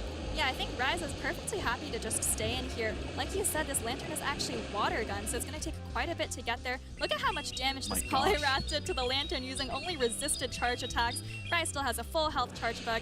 I expect him to bring it in here and then close out with Azumarill versus Dragonair. Well, you have to be asking yourself as Dre Flames now, what's my answer to this Azumarill? Because you have a Lantern with water gun that's mostly been washed away from that Poliwrath, and then you've got Dragonair with double resisted Dragon Breath. And this is not Shadow Dragonair either. Sorry. Yes, you do have a Protect Shield at this point. Maybe trying to call a Hydro Pump. I'm not sure at this point. But yeah, this Dragonair doesn't have a lot of play into this Azumarill whatsoever. You can see how little fast attack pressure that it does with those Dragon Breaths. And that's one of the key core elements to its gameplay is fast attack pressure. There's just none versus this Azumarill. We talked about it early game. Azumarill looks great, and we're seeing it in action now. It looks tremendous. Yeah, both players possibly already thinking ahead to the next game. Like you said, Dre Flames might be thinking about how can I deal with this Azumarill just a little bit better because the Water Gun Lantern didn't see it. And then my Dragonair, only did, what, like a third of damage to the Azumarill. I'm really trying to think like what the answer is going to be. You're running Dynamic Punch Metacham, so that's not going to be an answer. It's not a good answer to begin with, even with Psychic, but it's a terrible answer when you only have resistant moves with Ice Punch. There's a Registeel right there. There is the Registeel. There is the Registeel, without a doubt. But I think that you need two answers to that Azumarill. And to me, the only scenario that I can think of that's going to be providing that is the Registeel plus the Lickitung as well, which means that Rise can very easily back up his Azumarill with that Shadow Poliwrath, which is exactly what he brought in game number 1. So I love the way that Rise is architecting his team, having the Azumarill plus the kind of bodyguard to that Azumarill in the form of the Shadow Poliwrath. Yeah, Rise really taking advantage of the fact that there's no grass, right? Of course, Azumarill and Poliwrath, both water types, do share a couple weaknesses. Let's take a look at these replays, though. I believe this is just the end of the game with the Azumarill taking out the Dragonair with a bubble. Yeah, so this Body Slam, yes, it's a nice damage to energy efficient move. However, non-stab doesn't have that same type of attack bonus, and Azumarill way too tanky. It's going to be able to tank that no problem. At this point, even if you somehow do get knocked out by this Lantern, you still have your full HP Charge Bug. Dre Flames knows that. He's going to be going back to the drawing board and trying to figure out game number 2, what's going to be my answer. Now, Sophie, you mentioned this. There's a lot of mind games. It could be very easy for Rise to say, well, my Azumarill looks great. Perhaps I am going to be influencing Dre's team. Maybe I'm going to be expecting those 2 answers to the Azumarill. Maybe now I not only bring the Poliwrath, but I bring something else that beats that Lickitung Registeel core as well. Yeah, we were talking about Guzzlord at the top, right? Guzzlord, of course, a very great answer to Lickitung. Dre Flames potentially afraid to kind of safe swap it in against Rise's team like we've seen a lot of players doing, but we'll just have to see what Rise does here. And Dre Flames as well, both have locked in and we're getting into the battle. All right, well, this is where Dragonair is going to excel. You're going to be resisting these Volt Switches. Yes, these X-Scissors do add up. Oh, but a quick swap into the Poliwrath. Not really a great response anywhere. Again, it's Water Gun Lantern. So I think that we're just going to be seeing Dre stay in this matchup, maybe swapping the Lantern a little bit later, but this is a great swap from Rise, recognizing that Poliwrath really is going to be unchecked versus this team. Oh, and a great catch, though, by Dre Flames, catching this resisted Icy Wind. But still, there's lots of play. You're going to be doing neutral counters and only taking back resisted water guns. I like that play a lot, switching out, because you know that the Poliwrath only has, a water type and ice type charge attacks, right? So whenever you swap in, as long as you make sure that your Dragonair doesn't take it, this Lantern can take it no problem. Rise throwing the Scald here, it will do a little bit more damage. We'll have to see if he gets the debuff, though. Okay, well, here it comes. No debuff this time, but it is still single attack stage drop from that Icy Wind. Now, this is going to actually be the bait. I wonder if Rise is going to be able to tank this Surf and get to another charge attack. This is debuff, yet tanks it no problem. I think that he can actually get to another Skull. With the counters, it might be enough to knock out, but he banks it instead. Brings in the Guzzlord. This is the dream matchup for Guzzlord. Guzzlord gonna wall off this energy. Rise, doesn't want to use a shield. Instead, I'm just gonna bring in this Pokemon that resists all your charge attack, tank it no problem, and I know you're still locked in here. Rise able to get this farm down here, and I expect Dre Flames to come in with the Registeel here. Well, the question is, what's the answer to this Registeel? I think it's going to have to be a committee effect. Some crunches, maybe some discharges as well. We saw how nicely the Registeel actually performed versus that Charjabug earlier on, winning the Zero Shield matchup versus it. But here comes the first crunch. There is a 30% chance for a defense drop. Not this time, though. Here comes the Registeel. There's still a Protect Shield on the side of Rise. One Focus Blast should be enough to knock out. Do you want to invest in this Guzzlord, or do you save your Protect Shield for your Charjabug? Looks like Rise is saving it for the Charge Bug, but the tricky thing is, how are you going to take out this Dragonair? I don't think it's, well, maybe eventually with some Volt Switches, it'll get into X Scissor range, but this Charge Bug has a lot of work to do. It's going to be backed up by that Poliwrath that still has a move banked, but, actually, this Dragonair is getting quite low. Yeah, I mean, I think it's actually in range where an X Scissor might certainly knock out at this point. Yeah, and Drayflame's recognizing, all right, I need a shield. You actually get outpaced to charge attacks as well. Body Slam versus X Scissor. It's going to be 3 Volt Switches, then 2 Volt Switches for the second. I think Rise actually has the energy. You can safely tank this Body Slam. The question is, do you want to? What's going to be the hardest hitting attack at this point? Rise is probably asking himself. He tanks it, no problem. Has the X Scissor ready to go. Despite the Volt Switches being resisted, it's put this Dragonair now in a spot where one X Scissor can knock out, and now you just need to get through this Registeel, which I don't think you need, what, I think 2 discharges probably to knock out.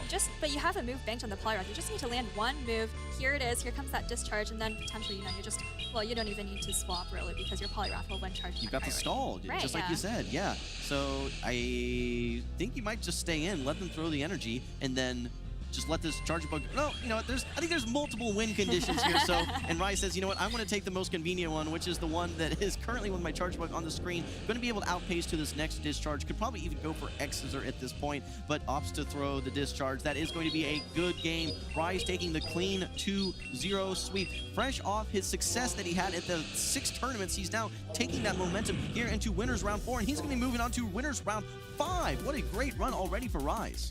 Rise absolutely on a tear as always. Like we said, so consistent. The top cutting rate from Rise is honestly incredible.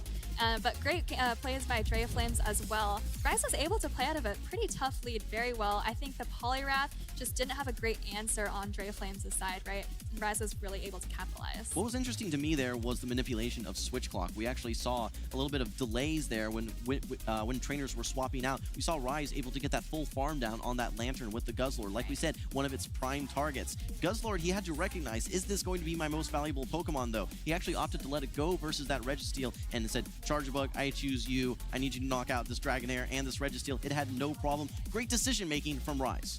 Great matchup recognition too, right? You might ordinarily think that Charjabug versus Dragonair is a really difficult matchup, but Rise kind of knew that Dragonair has actually been chipped a little bit. I can just take this out with an X Scissor now. Right, I think that Poliwrath safe swap early on was just so free, frankly, for Rise, where there was no great answer. Forced that Dragonair to stay in so that he was able to get lots of meaningful chip damage. Like you said, put it in X Scissor range. Let's take a look back here. We can actually see in that game number 2, Poliwrath coming into this Dragonair, yes, it actually shields up, wants to make sure that he's getting as much value out of that Poliwrath as possible. A great catch by Drayflames, but keep in mind, this Lantern is running Water Gun. Now that it's been debuffed, this Poliwrath has so much flexibility to get lots of neutral counter damage off, and maybe even another attack drop, even able to tank the Surf. So a great play and recognition from Rise to swap out with that Scald and save it for later to allow this Guzzlord to farm down. Yeah, like you said, Rise taking advantage of those misaligned switch timers, right? Saving the Poliwrath. He didn't end up using that charge attack, but he definitely could have.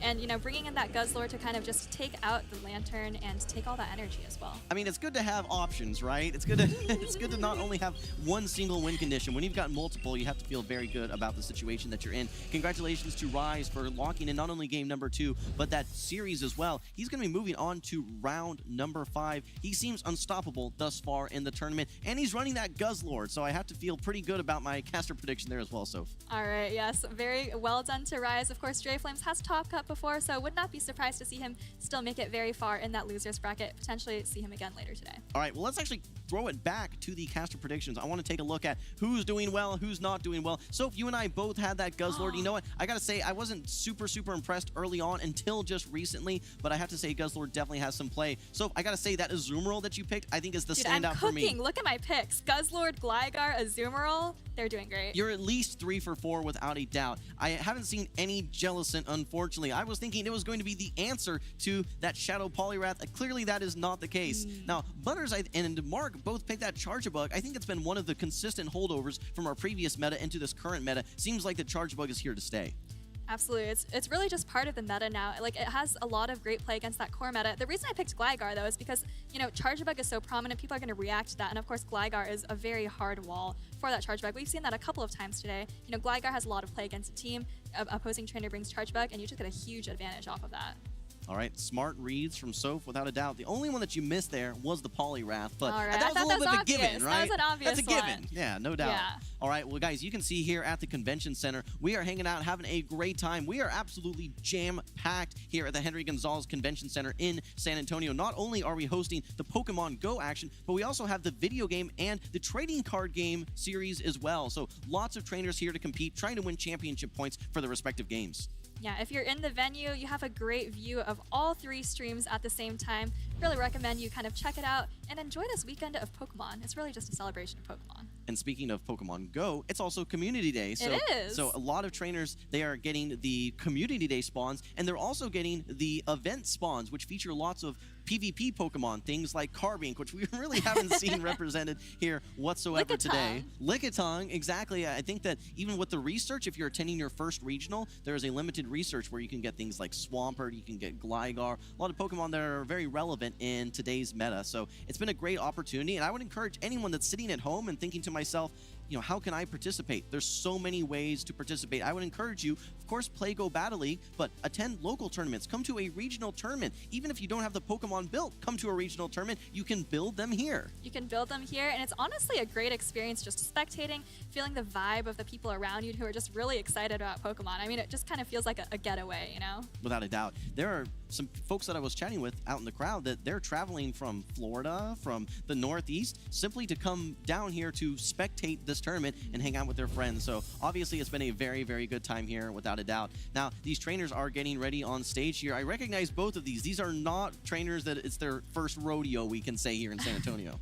Definitely not. We've got Heidanis Actual on the left, I believe, and Gerald on the right. Like you said, both veterans of the play Pokemon scene. Heidanis had a lot of top cuts last season. I think, you know, if we kind of apply the championship point structure to last season, Heidanis would have been right around 500. And then Gerald, of course, World's competitor, I believe top cut at the World Championships as well. So very seasoned competitor. I know he's been grinding out those local tournaments as well. Well, I love looking at the stories for some of these trainers, and I want to spotlight Heidanis for just a moment. I remember at the Charlotte Regional from last year, 2023, had a tough performance. I remember he was questioning his abilities even coming out of that tournament, but he took that adversity and channeled all of his courage and momentum and translated to a much better tournament in Fort Wayne right after that. I believe he took 3rd place I think so, at yeah. Fort Wayne. And the remainder of the season, I think he was top cutting every tournament that he was going to. And I don't think he was just short of qualifying for Worlds last season. But when you look at some of those candidates from last season that are maybe candidates that would have benefited from the championship points system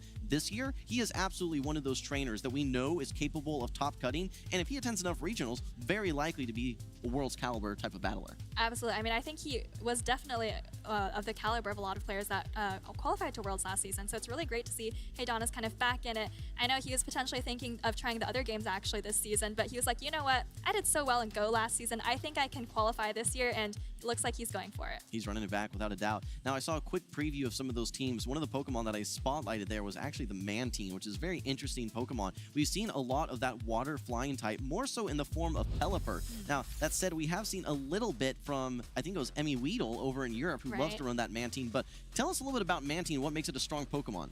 Well, it does have quite a versatile set of charge attacks. Actually, it looks like Heidanis is looking for Wing Attack, Bubble Beam, and Ice Beam here. Bubble Beam, of course, allows you to get a debuff on your opponent's attack, 100% chance. Ice Beam gives you some really great coverage. You can hit things like Altaria, Gligar for double super effective damage. Like we said, Ice is a really great offensive typing, not always a great defensive typing, so Mantine gives it all. I'm going to get back to Heidanis' team in just a moment. There's a call out that I want to make, but let's move over to Gerald's team. Let's take a look at his squad of 6. He's got the Lantern as well. He's got the Gligar, the Lickitung, the Medicham, 2 Medichams on both of these teams. Crazy. The Registeel, and then the Cresselia yet again running the Future Sight. Now, what I want to call out specifically is that I think that Heidanis' team actually quite strong versus the Shadow Poliwraths. There's lots of Pokemon that have great play. The Lantern, the Medicham, the Altaria, the Mantine, and the Lickitung not so much, but it can still land that Power Whip. So it's curious to see how some of these trainers are architecting their teams maybe to have consistent counters versus one meta Pokemon. Right, yeah. Heidanis probably watched the tournament last weekend, saw, oh my goodness, Poliwrath is on 6 out of 8 of these top cut teams. It's going to be everywhere in San Antonio. I need to prepare for that.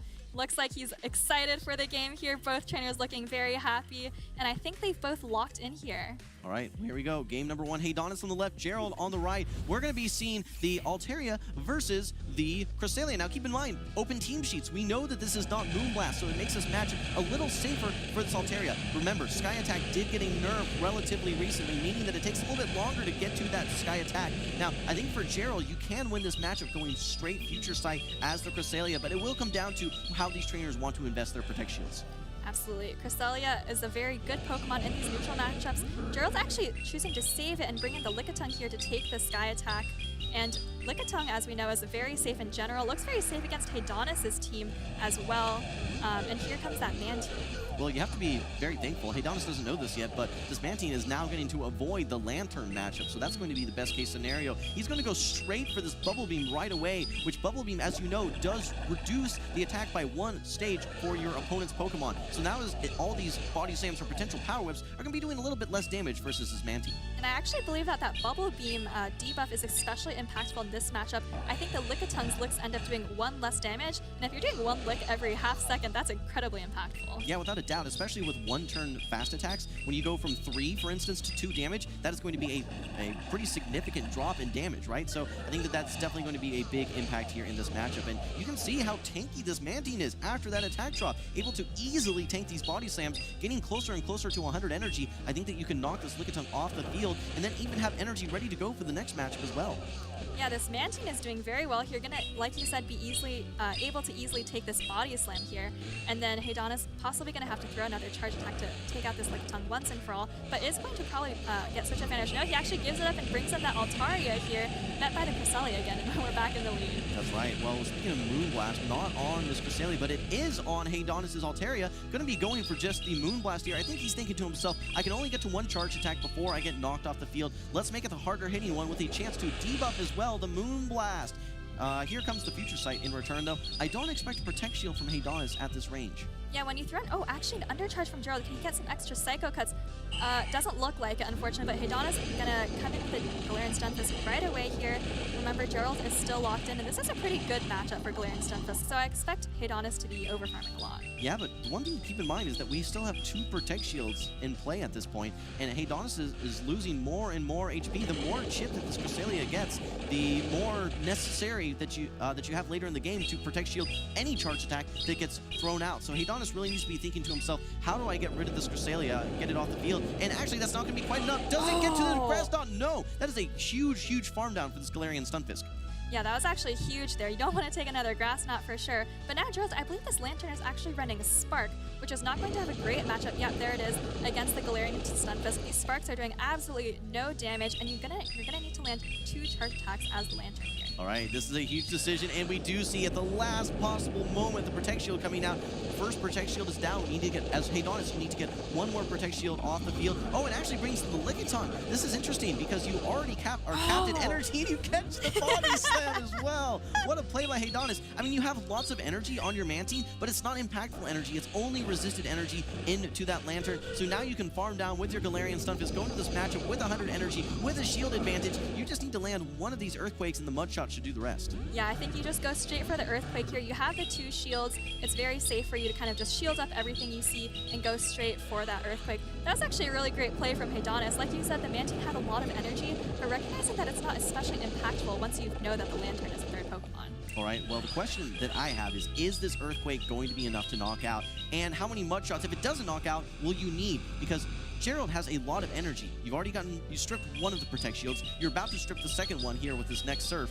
Gerald is going to have to tank this Earthquake, but it's not quite enough to knock out. I think maybe 4 more Mud Shots. 1, 2, 3, 4, and that's going to do it. There goes the Lantern. Haydonis taking a 1-0 series lead. Yeah, that actually came down to the wire there. The Lantern almost had 2 Surfs when it fainted, and Haydonis, very calmly able to take that game. Didn't even need all that energy on the Mantine. It was so comfortable. I think when you're in a position where you're making a choice of, do I want to shield and potentially debuff my opponent 2 or 3 times to win the match, or do I want to just catch the move and farm down so that I have 100 energy. Like you said, when you've got options, you're in a great spot. We actually saw Haydonis, though, with a very nice catch right as it gets to this body slam.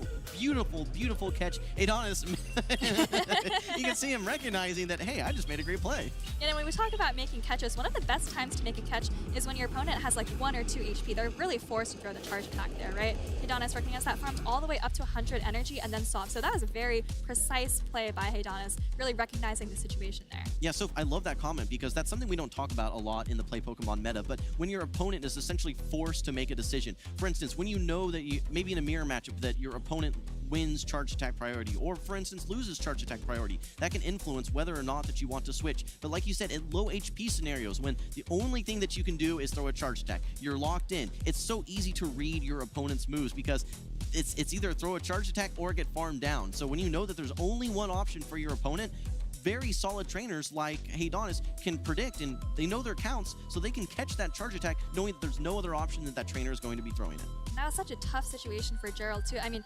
potentially if he was able to get a spark down on the Mantine, get a little bit of extra energy, I wonder if he would have actually been able to get to that 3rd surf at the end, but would have been very close. Without a doubt, yeah, and I think that it came down to some shield calls as well, right, with the rock slides, things like that. But we're going to move into game number 2. Haydonis is going to be, this time, running the Galarian Stunfisk. It's going to be lined up versus the Cresselia. This is going to be Grass Knot versus Earthquake at this point. Yes, Earthquake did receive a little bit of a nerf, but you are going to be resisting all of those Psycho Cuts. They don't add up much at all, so you have to give a little bit of the advantage here to Haydonis' Galarian Stunfisk. This Galarian Stunfisk has a lot of play against Gerald's entire team. Actually, after last game, I was kind of expecting Gerald to potentially adjust with that Medicham or that Gligar. Looks like he's sticking with the Cresselia Lantern Core. Yeah, what's interesting, though, is not only does this Galarian Stunfisk have solid play versus the entire team for Gerald, but outside of that Cresselia, this Medicham looks quite nice in the back as well, especially knowing that it runs Dynamic Punch. It's going to do very nice versus that Lickitung, and a little bit of an above-average matchup versus that Lantern as well. But right now, these two trainers are going to be playing it out, opting to stay in. Here comes the second Grass Knot from Gerald. I think that even a 3rd Grass Knot may not be enough to knock out this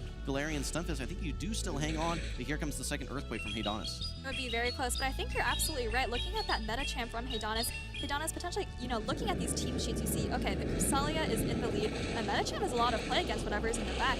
I'll just do whatever I can with this Galarian Stunfisk and, maybe call it a day. Okay, well, here comes this Grass Knot. I don't think it's going to be quite enough to knock out, but it potentially puts Haydonis' Galarian Stunfisk in range to farm down. Oh, a quick swap out, predicting the swap. What an incredible read from Haydonis. He now has his Medicham lined up versus this Lickitung. Yes, you're taking super effective licks, but you have Dynamic Punch, and I believe you also have a shield advantage as well, so this is going to bode very well for the Medicham on the side of Haydonis. This is one of those situations where Dynamic Punch is actually a little bit better than Psychic. Haydonis is going to be able to farm up a little bit before throwing this Dynamic Punch, whereas before, you would have taken a lot more of that lick damage before being able to knock out the Lickitung. Now and we see the second Protect Shield come out from Gerald, knowing that, hey, I still have more play that this Lickitung can provide, right? So do I want to now shield my Medicham as Haydonis, or am I content to let this go? He opts to actually use Protect Shield. Can he get to another Dynamic Punch? I think the answer is yes, but it may set up his Medicham to get farmed down by the Cresselia. Yeah, I think that's a little bit uncomfortable for Haydonis, right? Because you're like, oh, this Lickitung has so much health, I need to take it out somehow, I have to shield this Medicham. But like you said, now this Cresselia can get a big farm down. Actually, but Gerald comes in with the Lantern to farm down instead. Well, that's not a terrible play because I think that you do get energy either way and you're not going to be taking a move. But now here comes the Lickitung doing super effective plays into this Cresselia. Cresselia's shields down. You have to be thinking to yourself, what's going to be the hardest hitting attack? Is it going to be a Thunderbolt, a Surf, maybe even a Future Sight? The Future Sight is definitely a hard hitting move and a nice shield from Haydonis. That's right, and Haydonis is farming up a little bit with this Lickitung here before taking it out with this Body Slam. Great timing there, perfect farm, able to come out with a lot of energy, and you're going to be able to get off, hopefully, a power up or two against that Lantern in the back. Yeah, this is really interesting because this is 3 versus 1 right now, but we have to keep in mind the energy advantage that Gerald has on his Lantern. Yes, you're going to be able to survive 1 Power Whip, but can you knock out this Lickitung maybe with 2 Thunderbolts? Yeah, Haydonis did press the Power Whip there, but I think that Galarian Stunfisk actually left with a lot of energy. But it's going to come down to energy management on Gerald's side, right? If you can come out of this matchup with a Surf, you win charge attack priority over that Galarian Stunfisk in the back. All right, well, switch clocks are coming up. There's potential for a catch or potentially for a quick swap and unleashing that Galarian Stunfisk energy. But here comes the Body Slam. This Lantern is absolutely in range of a Body Slam. You can see Gerald shaking his head in acknowledgement, knowing that this is going to be it for me, at least for this round. And Haydonis taking a very clean 2-0 series sweep. He'll be moving on to round 5. Gerald, meanwhile, will go down to the loser side of the bracket. Yeah, both very talented trainers. Honestly, Wholesome, I feel like we keep saying it, but this tournament is so incredibly stacked. We just saw two trainers. One of whom was a top cut at Worlds going down to the losers bracket. You know, think about that. Yeah, we've seen, in fact, even in rounds 1 and 2 in some cases, we're seeing top cut caliber players facing off versus each other. So this is absolutely a stacked tournament without a doubt. Now, I really like the team that Hedonis brought there for game number 2. I think that he had all the answers. I think that, like you mentioned, his Galarian Stunfisk, great versus all 3 Pokemon. His Medicham, great versus the backline. The Lickitung, neutral to positive versus 2 out of the 3 Pokemon there as well. So I think that he had all the answers. And sometimes it really comes down to team reads. What do I bring? What am I expecting in the back? Hedonis had all the answers in game 2. And he also made that great swap, just like he called out of the lead, you know, making sure that his Galarian Stunfisk didn't get farms down. And I think looking at these replays here, this is that first game, I think. This is the catch right here. Yeah, this is the catch, of course, bringing in that Mantine to take this body slam. Looking very happy about it. And then, of course, almost able to take out the Lantern with this Earthquake in the back. Yeah, I think that what I really see from Hedonis is just a lot of confidence right now, right? You can see it in some of his reactions. You can see it for sure in his plays. He gets a really nice farm down there in game number 1, but then moving into game number 2, we talked about how impactful that Medicham was going to be, and absolutely had great play into that Lickitung, able to strip the second Protect Shield and then knock out with the Dynamic Punch. At the end of the day, though, it was this Lickitung, after hitting with the Power Whip, able to get to this Body Slam as well, and that's going to be enough to knock out this Lantern and clinch the 2-0 series sweep. Yeah, unfortunately, Gerald just didn't have the answers to those Pokemon, right? Lickitung looked so safe against everything except that Registeel. Registeel wasn't there, right? The Galarian Stunfisk as well. Very safe against almost everything except the Gligar and the Medicham. Again, neither of whom appeared. So Hedonis really just had the team read like you were saying earlier, and, you know, able to take that 2-0 and I believe move on to a winners finals. Without a doubt, yeah, congratulations to him. That's very impressive to see. I think we saw very consistent, confident play from Hedonis. Not that we didn't see that from Gerald, but I think just maybe 1 or 2 team reads was the advantage there for Hedonis to take that 2-0 clean sweep. We've talked about several, you know, what makes a great trainer. We've talked about making game-winning plays. We've talked about avoiding bad plays. One of the things that's most impactful as well is how to time your charged attacks. We're going to toss it to break and actually watch a quick video on how to optimize your charged attack timing. Hello trainers, my name is AlphaPhi. Now that you've mastered the beginner and intermediate levels of charged attack timing, it's time to become a Pokemon Go champion through mastering some advanced techniques. Throwing a charged attack uses up 1 turn, and where that turn lands in the flow of battle determines its impact. The worst case scenario occurs if you activate a charged attack on the turn after your opponent's fast attack ends, and your opponent does not throw a charged attack themselves.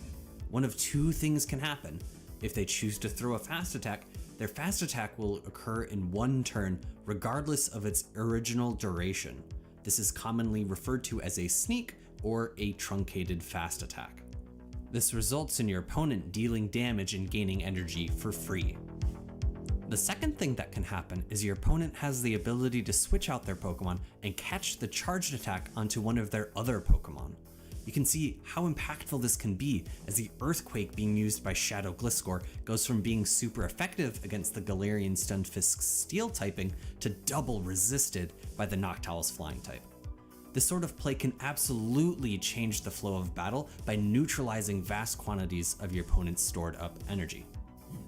So, how do you prevent sneaks or catches from happening? To begin, let's look at matchups in which your opponent's Pokemon is using a 1-turn duration fast attack. These matchups are unique because the fast attack duration is the same as the time as it takes to use a charged attack, and it is actually impossible to prevent a sneak or catch. The scenario is easier for you to play out as it's entirely on your opponent to predict when you are going to choose to activate your charged attack. Situations in which your opponent's Pokemon is using the same turn duration as your own fast attack are also unique. Typically, both fast attacks will be happening at the same time, meaning there is never a natural timing in which you can prevent a sneak or catch. However, you can create such a timing if you pause and wait for your opponent to start their fast attack.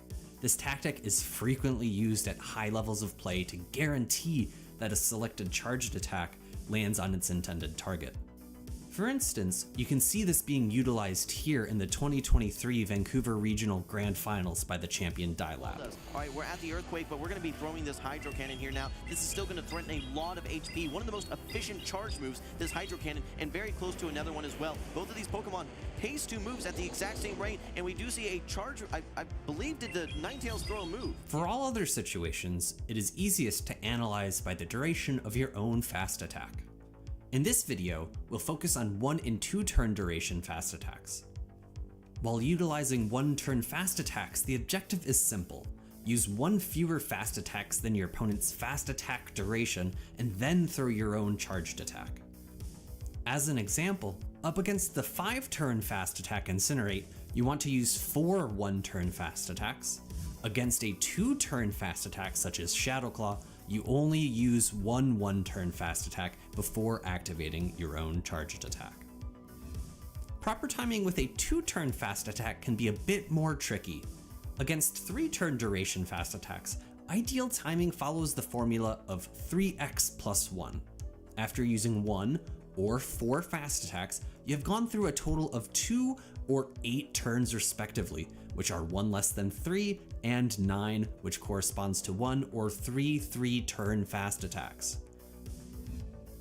Against 4-turn duration fast attacks, ideal timing always lands after using an odd number of fast attacks.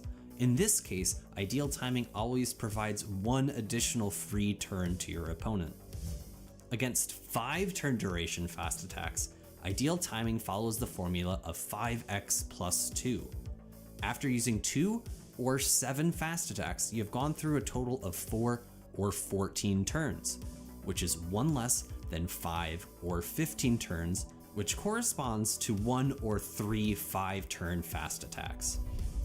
Ultimately, the top battlers in Pokemon Go PvP are able to combine and optimize the beginner, intermediate, and advanced tactics of charged attack timing strategies in order to make the most of each and every battle. I hope you enjoyed this section of Quick Math with Big Phoebe, and I look forward to seeing how you are able to implement these tactics in your own play in order to become the very best. Hey there, Pokemon trainers! Gabby Snyder here with your recap of all the electrifying action that took place at the 2023 Pokemon World Championships in Yokohama, Japan. The second ever World Championships in Pokemon Go brought trainers from around the globe to fight for the title, the prizes, and the glory. With so much on the line, trainers fell back to consistency, relying on Pokemon like Medicham, Lantern, Lickitung, and Altaria to take them through 2 days of tough competition to the grand finals on Championship Sunday. It's Axin and Rubik's Master were the final 2 standing after taking down challenging opponents like Elche, who made it to the winner's semifinals with only 5 Pokemon, and Wadaj, who won the North America International Championships and Hartford Regional Championships back-to-back. While its Axin relied on Medicham as his counter-fast attack user, Rubik's Master chose Deoxys Defense Form instead. The two had faced off already, not just in the winner's semifinals, but also in the Portland Regionals Grand Finals. With the stage set and trainers ready to go, it was time for the World's Grand Finals to begin. In the final game of the weekend, its Axin made an incredible prediction. Seeing that Rubik's Master left his Shadow Quagsire on the bench for 3 games, he led with his Shadow Alolan Sandslash against Altaria, putting Rubik's Master on the back foot. Switching in his Medicham to counter down Rubik's Master's Umbreon, it was Sableye who knocked out Azumarill to make its Axin not only the 2023 World Champion, but also the first Pokemon Go trainer to win the Triple Crown, a regional, international, and world championship title. With the sun setting on the 2023 season, now is your chance to vie for the opportunity to compete at the next year's World Championships. Make sure to check out Pokemon.com/compete for all the information you need, and who knows, maybe next year we'll see you on stage with the trophy and the title of World Champion.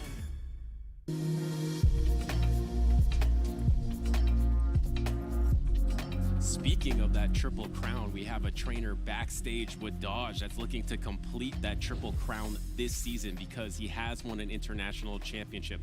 He has won multiple regionals, but he is trying to win the world championship this year in Honolulu. But first, he has to get there, and we saw him backstage. Is going to be up soon. But we have another exciting matchup of Valor Ash versus Hot Striker. I'm Tua Butters, joined by Mark. How you doing, Butters? And it looks like we're back with Valor Ash here, ready to, we were talking about the Talonflame earlier, and, we didn't get to see him go square off against Talonflame, but now he's back on the stage again. We'll see if he brings it out for this match. Yeah, and he has used that Talonflame in the past. He is one of the original users of it, one of the best Talonflame users, and now it's way better. We saw it actually, funny enough, in the opposing matchup, we saw the Talonflame, and he kind of knew its weaknesses, so he was able to counter it. But I'm really excited to see if he does in fact use that Talonflame in the next matchup. It's going to be against a Galarian Stunfisk, and Galarian Stunfisk was actually number 3 in usage here today. And before this last series that we just saw, I actually hadn't seen any of it at all, or if it was on teams, it wasn't making any impact. I feel like for a top 3 usage Pokemon, you haven't seen it make much of an impact in San Antonio. Yeah, and actually a couple matches ago was about the first time that we really saw it come to life, where it was able to square up a win against an Azumarill, right? So that's really tough with Earthquake being nerfed. So we are seeing it start to pick back up again. I still think it's an effective Pokemon. I mean, for how much it's been utilized in this tournament today, it was almost non-existent in the European meta a couple weeks ago, but I think people are starting to figure out you still do need a Steel type somewhere in your lineup, or maybe consider having one. And I think the big thing is you need a ground type. And that's what it effectively does. That's probably a better one. Because it's able to counter that Charge Bug. And I believe the trainer on stage has that Galarian Stunfisk. And yes, Hot Striker has double Steel. Has the Galarian Stunfisk, the Registeel, this is a fairly Cresselia. What I would say is an old school team now. Timeless, you could say. Timeless team. In the Cresselia, the Lickitung, the Mandibuzz, and Medicham. Look, a Medicham mirror. This is definitely a timeless situation we've seen so often, but we haven't seen that much in this iteration of the meta. But then Valor Ash obviously has that Talonflame as well. Yeah, one thing I noticed about Hot Striker's lineup, we did talk about, Poliwrath being so strong against the Steel types. There's no, there's Cresselia, but besides that, there's no real clear answer to the Poliwrath. So I wonder if today, we're still in the winners round here. So I wonder if getting to this point, he has been utilizing that double Steel and protecting it with something like a Cress. But he's going to be running Galarian Stunfisk, Registeel, Cresselia with Future Sight. We have not yet seen a Moonblast one. Lickitung, Mandibuzz, and Medicham here. Mandibuzz moveset might need to be updated, but I think standardly it has been running the Snarl version along with the Foul Play as well as the Aerial Ace. Yeah, and sometimes people go for the Dark Pulse now because you have that Aerial Ace being cheaper in energy, so you can bait with that and then land the Dark Pulse because you already have a bait attacked anyway. And then on the Cresselia, you have the Future Sight instead of the Moonblast. That's going to be crucial, especially against the Talonflame. You're going to have some charge attack damage that you can put into it, and then the Dynamic Punch on the Medicham. On Valor Ash's side, Valor Ash is, of course, running that Talonflame. Talonflame now has Fly because the Timeless Travels update, is also running that Dynamic Punch Medicham. And look at this, taking a page out of Pocket and Onion Frank's book.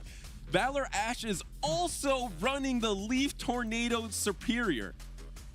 And of course, Leaf Tornado is that coin flip right there. I think today has been a day of coin flips with you and myself in the booth, Butters. So not only having fun with Scald, but also we get another chance to witness if the Superior can live up to its name here. I think it's performed pretty well so far today.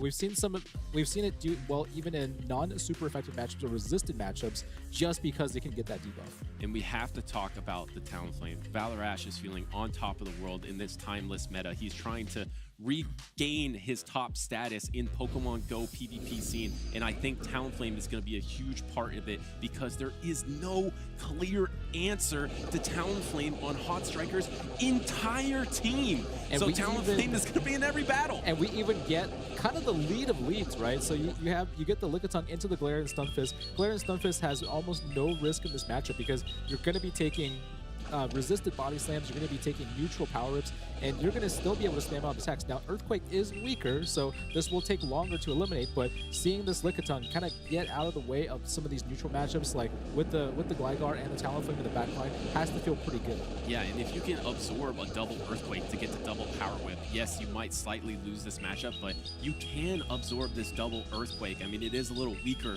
like you mentioned, and then you can get to that Power Whip, and if you Power Whip here, I wouldn't be surprised if there's even a pivot, because one Incinerate might just knock out the Galarian Stunfisk, but you can also just soft lose this matchup, force the Galarian Stunfisk to throw a Rock Slide, and then come with your Talonflame later. It looks like Valor Ash is going to stay in here for now. Yeah, and very interesting here, Valor Ash opts to take the Power Whip from the Lickitung here, and it is going to throw some energy. It looks like Galarian Stunfisk is going to win this matchup very narrowly, but didn't actually swap to one of his flyers in the back line to check if there was another hard counter in the back. So now we're going to have a situation where Hot Striker going to be able to get a nice farm down onto Cresselia, and kind of, as you mentioned, Butters, is going to have that Future Sight available here if he wants the coverage against the Fire type, and we'll see when he decides to pull his trigger here, and we are going to see a Flame Charge or a Future Sight fired off before the Flame Charge. Yeah, and the thing is that Cresselia did get that fast attack down. So that is huge to be able to get that energy advantage, and the Psycho Cuts are neutral as well. So do you ramp up here? Looks like Valor Ash knows that this Talonflame is going to be so strong, so just goes for the Flame Charge. No Protect Shield from Hot Striker, and that's not going to knock out the Cresselia after 2 Flame Charges, but now the Incinerates are doing so much damage. The next Flame Charge is definitely going to knock out, and no Protect Shield on the Future Sight. And that does so much damage coming from Cresselia here. Valor Ash is going to go for the Fly, which the Mandibuzz is able to catch, and this is an Air Slash Mandibuzz. Yeah, it is running that Air Slash, so it's going to be better against things like Poliwrath in the meta, so it's an interesting tech from Hot Striker, and you actually have a lot more fast attack pressure, which you would like to have in this situation. Snarl would be worse. Now you're going to be able to probably fast attack down, so Valor Ash does pivot to avoid that situation, and it's a 1 Protect Shield matchup, but look at how little health Mandibuzz has because of all those Incinerates. Yeah, but the thing about Hot Striker is he is playing Air Slash, and he's going to be able to apply a lot of health pressure here. I think he's going to be racing to the second Aerial Ace here. Shadow Gligar, not the tankiest Pokemon in the world here, but it looks like Hot Striker, he's going to opt to let this Aerial Ace go. This puts him in a fairly risky situation here because he does need to get to the move here, and Valor Ash is actually going to beat him to the follow-up Aerial Ace here. I mean, now you're going to see the Protect Shield come out, but I don't think Hot Striker can pace to the next Aerial Ace. And trying to swap, trying to get to this Grass Knot, does get to this Grass Knot, you will probably pick up the Protect Shield here, and that is the last Protect Shield of the game for Valor Ash. Now Valor Ash has to be able to Aerial Ace this Pokemon and Aerial Ace the next Pokemon before the Mandibuzz gets to a charge attack, and it's going to be an energy dry here. I don't know how much energy Mandibuzz has. I think it has maybe just a small amount of energy. I think you need at least 2 Air Slashes to get there. Oh, it has the Aerial Ace. He's going to catch, and he doesn't.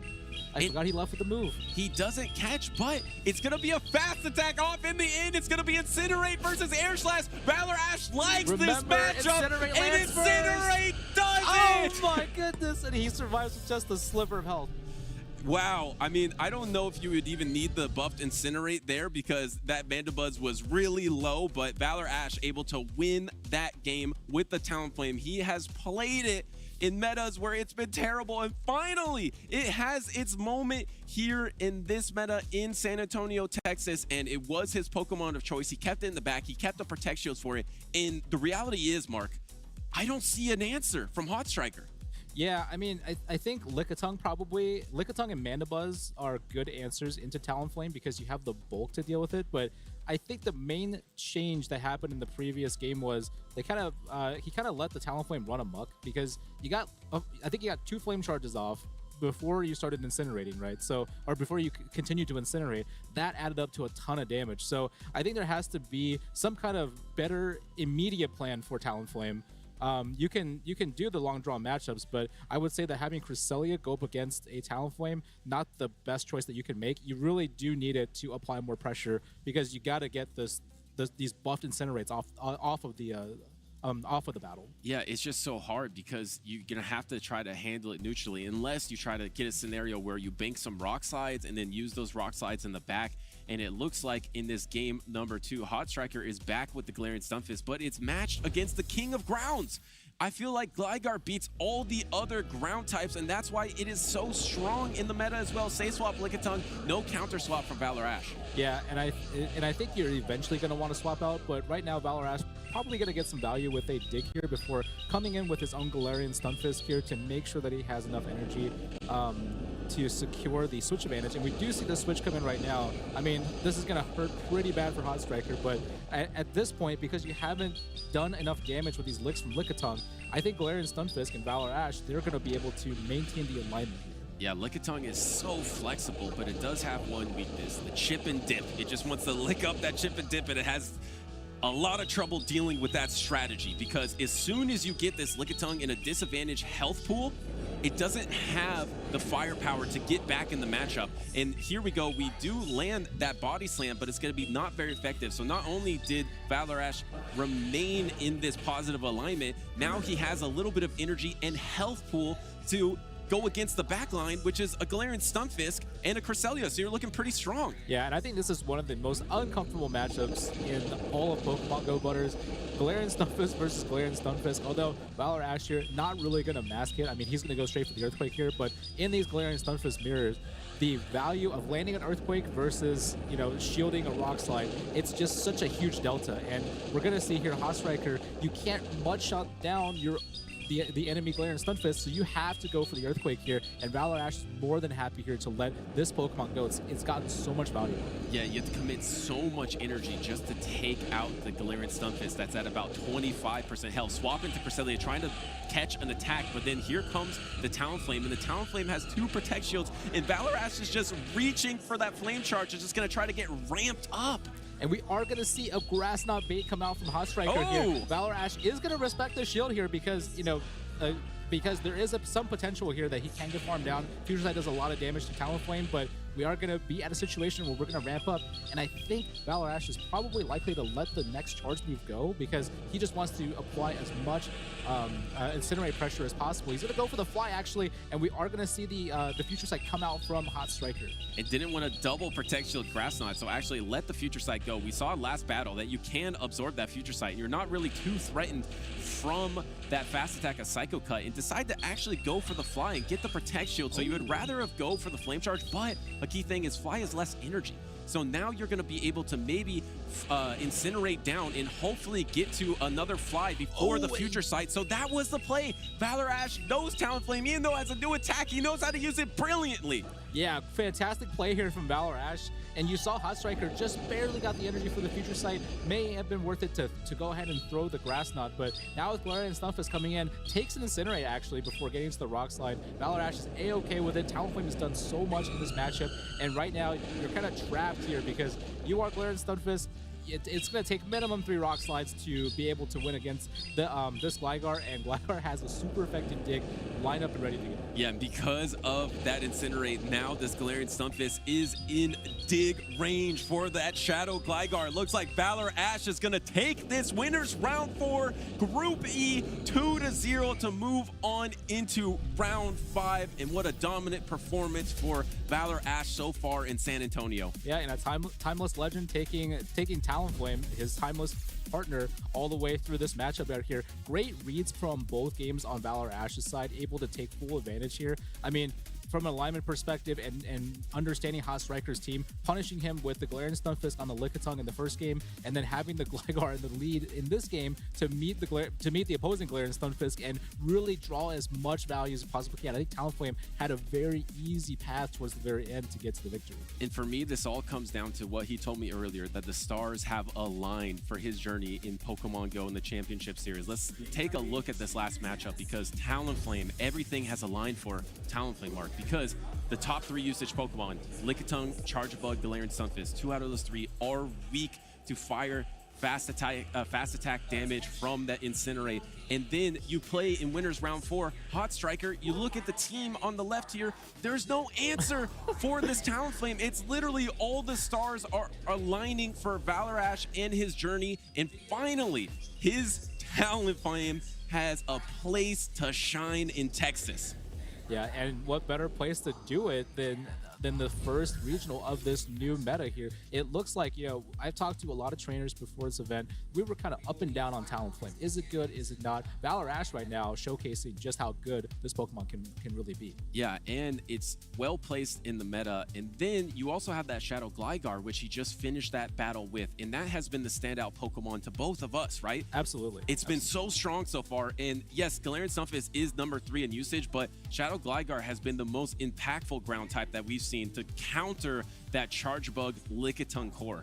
Yeah, I completely agree. I mean, Gligar has been so impressive with shields up and with shields down. There always seems to be a way that trainers are finding to take advantage of it. I think it's just the cheapness of the aerial ace, how quickly you can spam all these moves out, and then just having the ground typing, not even necessarily needing to throw the dig, but just being able to resist the discharge, or just being able to say, I'm a flyer that doesn't care about Rock Slide. Those are all just properties that are making Gligar very, very valuable in this meta.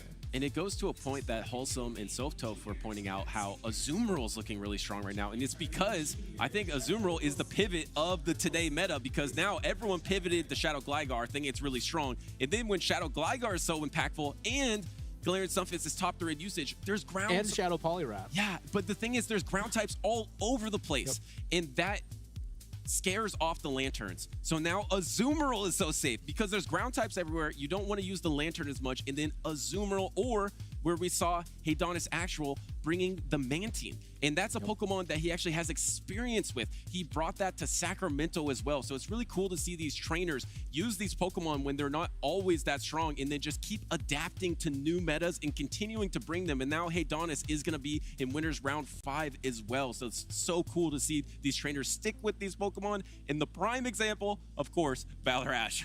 Yeah, and then with the Mantine pick, I mean, I know you and I haven't seen it today at all, but it is one of the Pokemon that I thought would be very strong once it got the Aerial Ace buff and it was able to spam on moves, because traditionally I think it just didn't have a strong move set. It had strong typing, it had this presence in it that you could really, really wear down a Pokemon, but it's nice to see that Mantine is starting to make a presence here, because I wonder what that'll do, right? Gligar is going to struggle against Mantine for sure. Yeah, absolutely. The Ice Beam double super effective, but we want to know what you think. So let's take a peek at social media, see what we've been tweeting on x.com, #PlayPokemon, and there is the beautiful Pokemon Christmas sweaters from 2 of our co-casters there, posted by Richibon Gaming. Epic gaming moment. I couldn't agree more. Looking handsome over there with that sweater too, Joe. And look at this, a Shadow Charizard by How Stark. Looks like he's getting some side projects done, or getting some catch-up work done with all of his community evolutions. And I guess it is a good time to remind folks at home today and tomorrow are both catch-up community day, the December community day. And here, you get a chance to kind of go back, and if you've missed anything, there are wild spawns just about everywhere covering all of the previous community days from this previous year. You can get those community day moves for PvP. And then finally we have Zionic. He's cooking. Shoutcaster. Loved the hat from Nighttime Clasher earlier. I mean, definitely. I think that was the first match of the day where we started seeing Pokemon like Skeledurge, right? So this is definitely definitely one of the more entertaining matches for today. And he's officially cooking. I think you said you can only wear that hat when you're officially a chef, and I think because of the progress he's made in this tournament, he's officially qualified for the World Championships in Honolulu. So you are cooking, Nighttime Clasher. So go ahead and wear that hat. Absolutely. Congratulations to Nighttime Clasher. Yeah, I mean, it's joining one of the few trainers that have made it just on championship points, joining Rise to Occasion, I believe, who has already qualified for the World Championships with championship points. So it's awesome to see these trainers not only be able to qualify that way, but it's a cumulative thing. It's not like in the past where you come and you compete and you qualify. Now you see these trainers time and time again having these outstanding performances, and then plus you see these huge locals that they're participating in. I think Jangles here in the tournament today said he went 8-0 in a challenge yesterday with Wigglytuff against a lot of these trainers that are going to be competing today. So it's awesome to see the local scene take off in a cool edition of these championship points. Yeah, that sounds amazing to have grown all the local scenes here. I also know, I think we mentioned some of the trainers that are close today or on the bubble. I know Dunebug is one of them. I think he's just under 100 points away from this win. So a lot riding on the line for trainers that are competing today. Yeah, and up next we have Wadaj, who's a trainer that said he wanted to lead every single trainer in championship points. This was when he won the first North American regional of the season, and at that point he had won an international, a regional, and another regional in a row. He was absolutely on fire. He's cooled off a little bit, but he's still Wadaj, and he's bringing an outstanding team. He's bringing double normal with the Lickitung Vigoroth, and then he's bringing Defense Form Deoxys, Charjabug, Azumarill, and normal Gliscor. Yeah, and I think he ran Defense Form Deoxys, I think in Pittsburgh, if I remember correctly, as kind of his counter user of choice here. And at the time, though, I would say it made a lot of sense because it was a really good answer to Medicham. Now, when we talk about Shadow Poliwrath coming up, not so sure how good it would be into that, but let's go over his team. He is playing the Azumarill, and he is playing the Ice Beam Play Rough version. We haven't seen too much deviation from this moveset, but we are seeing the new and improved Vigoroth here, carrying Rock Slide instead of the Bulldoze previously. And then, of course, Charjabug, the Defense Form Deoxys, selecting Rock Slide and Psycho Boost as his two moves. And then we have Gligar and Lickitung to round out the rest of the roster. ABB, double counter, double rock side. Watch out, Talonflame and Valor Ash. And on the other side here, we have Zergrush, and he is running the Pidgeot with the Wing Attack, Brave Bird, and Feather Dance. And of course, Feather Dance drops your attack by 2 stages. And then if you Brave Bird, it does a ton of damage, but drops your defense by 2 stages. So it's a real flip on, you said Galarian Stunfisk is a tough matchup to choose which is which. It's really tough against Pidgeot as well. And then I love this pick. He's actually running Jellicent, which is poised to be really strong in this current meta because it walls everything that Shadow Poliwrath can do. You just have to watch out for normal types, and there's 2 on Wadaj's team. Especially with the Hex fast move. Yeah. With Hex, it becomes so much harder to get through some of these matchups. In Go Battle League, of course, you can play against Bubble or Hex. I guess it looks like we're going into the match here, so let's cover that first, Butters, and then we'll get back into the team analysis. Yeah, and here comes that Pidgeot, which is going to be taking super effective Volt Switches. You are doing neutral. And oh no, he has the Jellicent. So the Charjabug is running absolutely free in this matchup.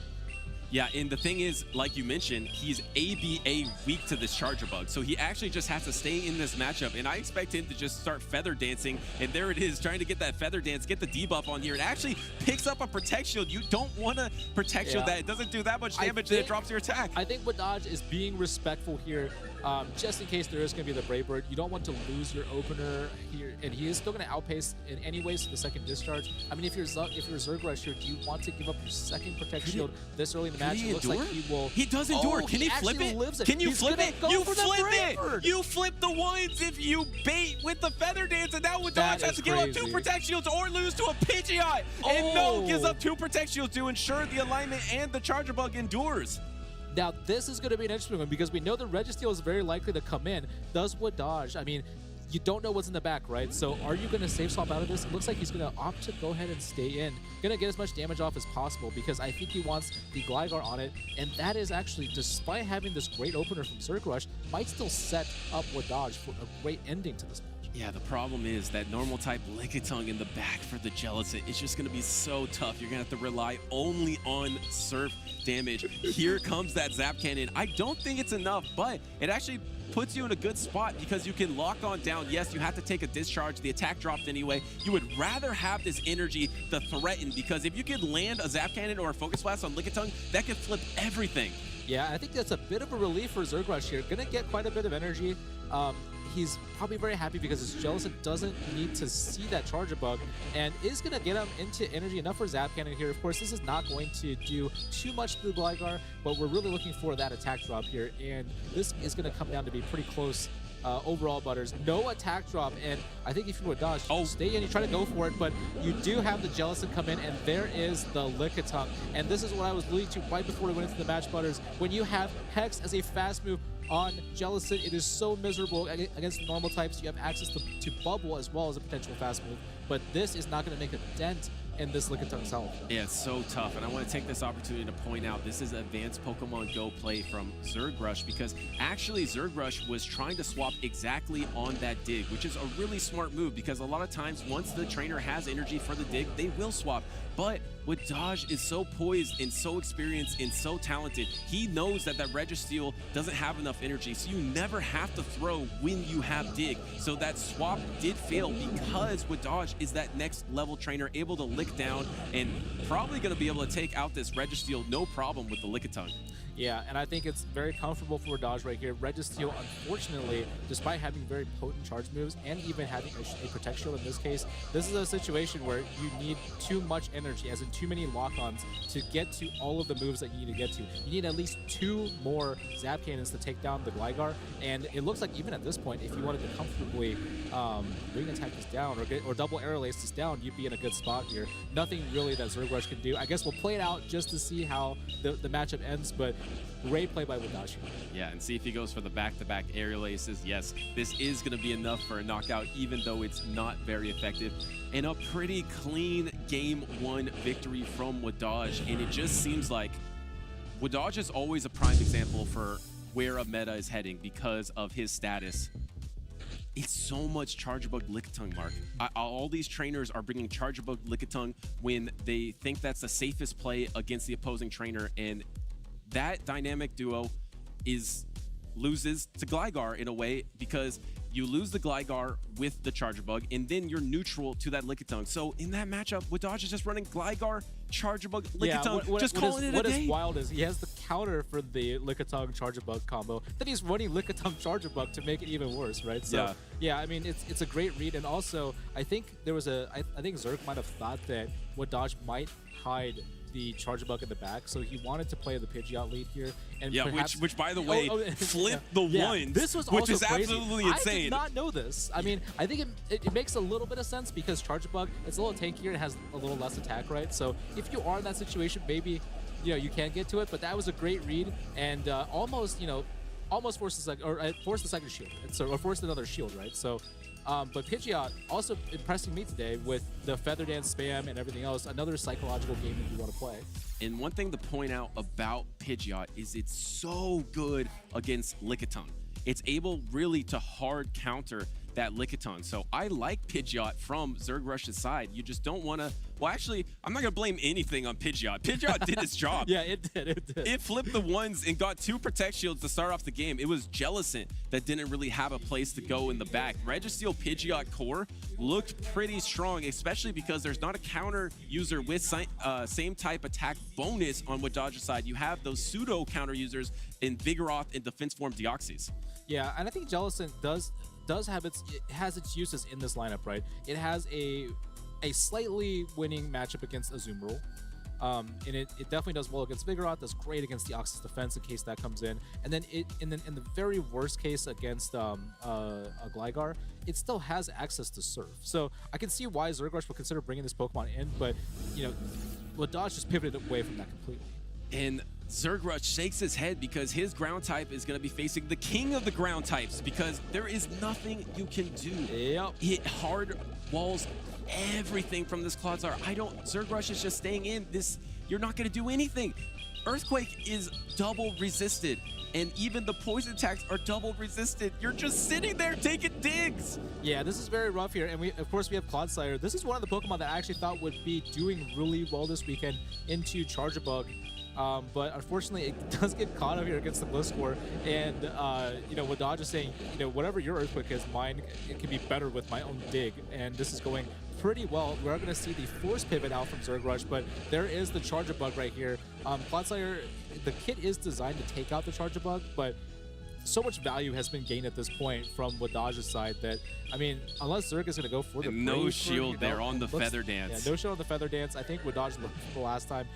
Looks like we are going to see the Discharge come through, and maybe you could outpace to the Brave Bird to potentially force switch, but we are going to see the Protect Shield come out from Zergrush though. Yeah, has to get desperate here. I mean, you could have let the Pidgeot go. You don't know necessarily the Lickitung is in the back, and in fact, The Lickitung is not in the back for Wadaj, so shields for Jellicent would actually be kind of strong against Azumarill Gligar in the back, but decides to just double Feather Dance and double no Protect Shield, and Wadaj is just confident in his calls, and this actually probably won't knock you out, even though it's super effective. It's 4 stages attack dropped. And it does hang on, but I don't think it's going to be able to get to another charge attack. Can it? Yes, actually, we'll get to another Feather Dance, but this thing is able to get to 3 Feather Dances, but at what cost? Gave up 2 Protect Shields in the meantime.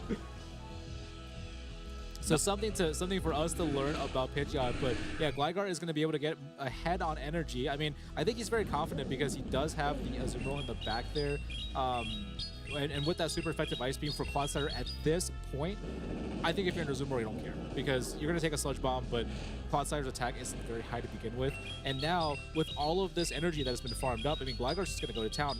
He's putting Zerg Rush into an uncomfortable situation because you got 1 shield left. You don't even know where to put it. Yeah, and apologies because I said gave up 2 Protect Shields. The Pidgeot only had to give up 1 Protect Shield to knock out that Charger Bug, so pretty impressive here. Is Feather Dance more OP than... I mean, there's no coin flip. It's just automatic debuff, so you don't have to worry about the numbers there. I mean, it's better than Leaf Tornado, that's for sure. Getting the Protect Shield into this Gligar, but this Jellicent is going to have to do so much. At least you do have the Clodsire with energy that you can get a Sludge Bomb on to the Azumarill, but Wadaj knows what's in the back. He knows it's the Clodsire, so you just protect the Gligar here and just finish the game with the Gligar.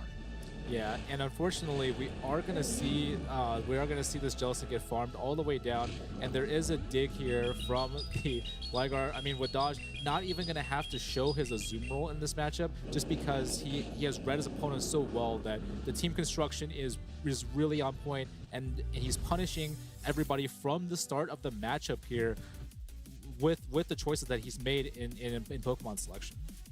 It's crazy because in Stuttgart, there was a ton of Poliwrath Charger Bug and a lot less Gligar. There wasn't that much Gligar there. And now it seems like Gligar is everywhere in San Antonio. And to run a different ground type facing against a Gligar, it's just too tough. Like, you see the Clodsire, you see the Galarian Stunfisk, you see all these other ground types fail again and again. In Wadaj able to 2-0 so comfortably, like you mentioned. 2v3'd in that final battle. Yeah, I mean, and Clodsire, unfortunately, we talked about the coverage that Clodsire brings, but I think my main issue with Clodsire in the meta right now is it technically has so many viable moves that if you pick the wrong one and you get stuck, it's just so uncomfortable. I mean, this Clodsire, if it had Aqua Tail, maybe it could have fought back against the Gligar, but it didn't, right? It had a poison move and it had a ground move against a ground flyer. There's nothing that you can do there to claw your way back into that matchup. And it's unfortunate because against Charger Bug, we've been wanting to see something that really, really walls it, right? And for the rare times that we were able to see it, I mean, I don't think we saw too much of that alignment actually going on in the game. No, unfortunately, there was tough alignment for Zerg Rush the entire time, as you see here. But I'm still so impressed with the Pidgeot. I'm not going to lie. Too. It was good. It was really good. He was just able to do okay against the Charger Bug. And like I mentioned, it's a hard counter to that Lickitung because you're a normal type as well. So if anything, Pidgeot was the MVP, but the other Pokemon just couldn't do enough in these situations. Yeah, Jellicent, I think for me, just it needed to either have Bubble or pull a little bit more weight, and I think Zerg would have benefited greatly from that. But yeah, Pidgeot, I mean, keep doing what you're doing with Pidgeot because I think it's been very enjoyable, also very refreshing to see it back onto the competitive stage. It's been a while since we've seen it. Noctow's been taking that throne for so long that we haven't seen all these, Brave Bird, Feather Dance, mind games. Yeah, I mean, it's not a bad choice in a heavy Lickitung meta to have a normal type, and I feel like that's why the Vigoroth is on the side of Wadaj. And remember, Wadaj is a trainer that has been influential or dominant in new metas as well, because if we talk about the beginning of the Adventures Abound season, he was the first North American regional champion of that tournament. So he's able to take on these new metas and just dominate, and he's showing that again. And up next, we actually have another trainer that has done similar things. He has been influential in the meta, rise to occasion. When Shadow, Alolan, Ninetales first came out, he was actually able to use that, pair it with Shadow Swampert, and that was the main core for 3 to 4 regionals in North America, excluding one, I think, of Kimi Sui that he won with a different core. But for almost 4 regionals, he was the archetype of a new team that was dominant. And can he do that again in this new meta in San Antonio? Yeah, I mean, Rise looking very strong today, of course. We featured him on stage a couple of times. He's looked very dominant. He's looked very confident. Again, I mean, this is... if you're doing timeless travels and you're talking about the legends of the scene right here, Rise is definitely somebody that you do think of, and I think we're expecting him to rise to the top today. We're getting deeper and deeper into each of the groups, and we're at a point where we're starting to figure out, you know, what that bracket might look like for tomorrow and how that is constructed. So once again, you know, really happy to see him get a grip on the meta here and kind of understand, you know, what does it take to break these cores? Is it going to be? I think he's running the Gligar today as well, so. We'll see. And speaking of rising to the top, I know it's the question we've all been asking: who's gonna win the cookie decorating competition? That's a great question. And it looks like we have Sophia and Jim decorating their cookies here, and I think she's trying to get a reference. That's what I'm calling out here. I think Sophia got a picture of something on her phone. Not calling her out, but I think she got a reference. That's a smart way to do it, because I start to decorate. I'm not an artistic person, so if I start to decorate, I get a little bit lost. But it looks like Wholesome is going for yellow icing onto what looks like a circular cookie. So yeah, I don't know. We talked about strategies before. I mean, I'm gonna try my best to at least draw what resembles a Pokemon on my cookie. But this is riveting, actually. Great. Can we just stay on this for a little long? This is amazing. Chat, what do you think? Which Pokemon is Wholesome going for right here? I mean, he is making a yellow and something yellow with ears. I mean, what is he going for? I'm just saying, it could be. It could be. It could be. It definitely could be. I mean, he's really squeezing that tube like with some force there to get out that icing. But we haven't had the reveal of what Sophia Softove is going for. Can we get a reveal, or you need to start it? Oh, there she's going for it. I think she's going in. Oh, she's drawing first. This is next level. She's drawing the outline before she ices. I thought she was getting a different icing, so she's utilizing the different colors. That's also okay. No, I think she's drawing. I think she's outlining. This is smart. She's very smart. So I think out of all of us, I'm a little worried. I'm we not as worried about Jim. I don't know what just happened to his cookie. We had Wholesome bringing out some tools there to assist him with the drawing. I mean, this is next level. I know what it is. This is okay. Yeah, I know what it is as well. This is great. This is fantastic, and she drew that fast, and now she's icing it. Is she going for like the record here? She's gonna complete her little misstep there. She's not happy with that last stroke. No, she's very unhappy. She's closing up the lid, putting it down. She might even wipe it off. I don't know if there's wiping allowed. Very carefully adding some black. Also looks like some of the icing is running low, so that when we get there later on today, might be some resource management problems there. But we are seeing Wholesome going for the black. I mean, we might as well just cast this part too, right? But this is awesome. I'm not gonna lie, I'm having a ton of fun.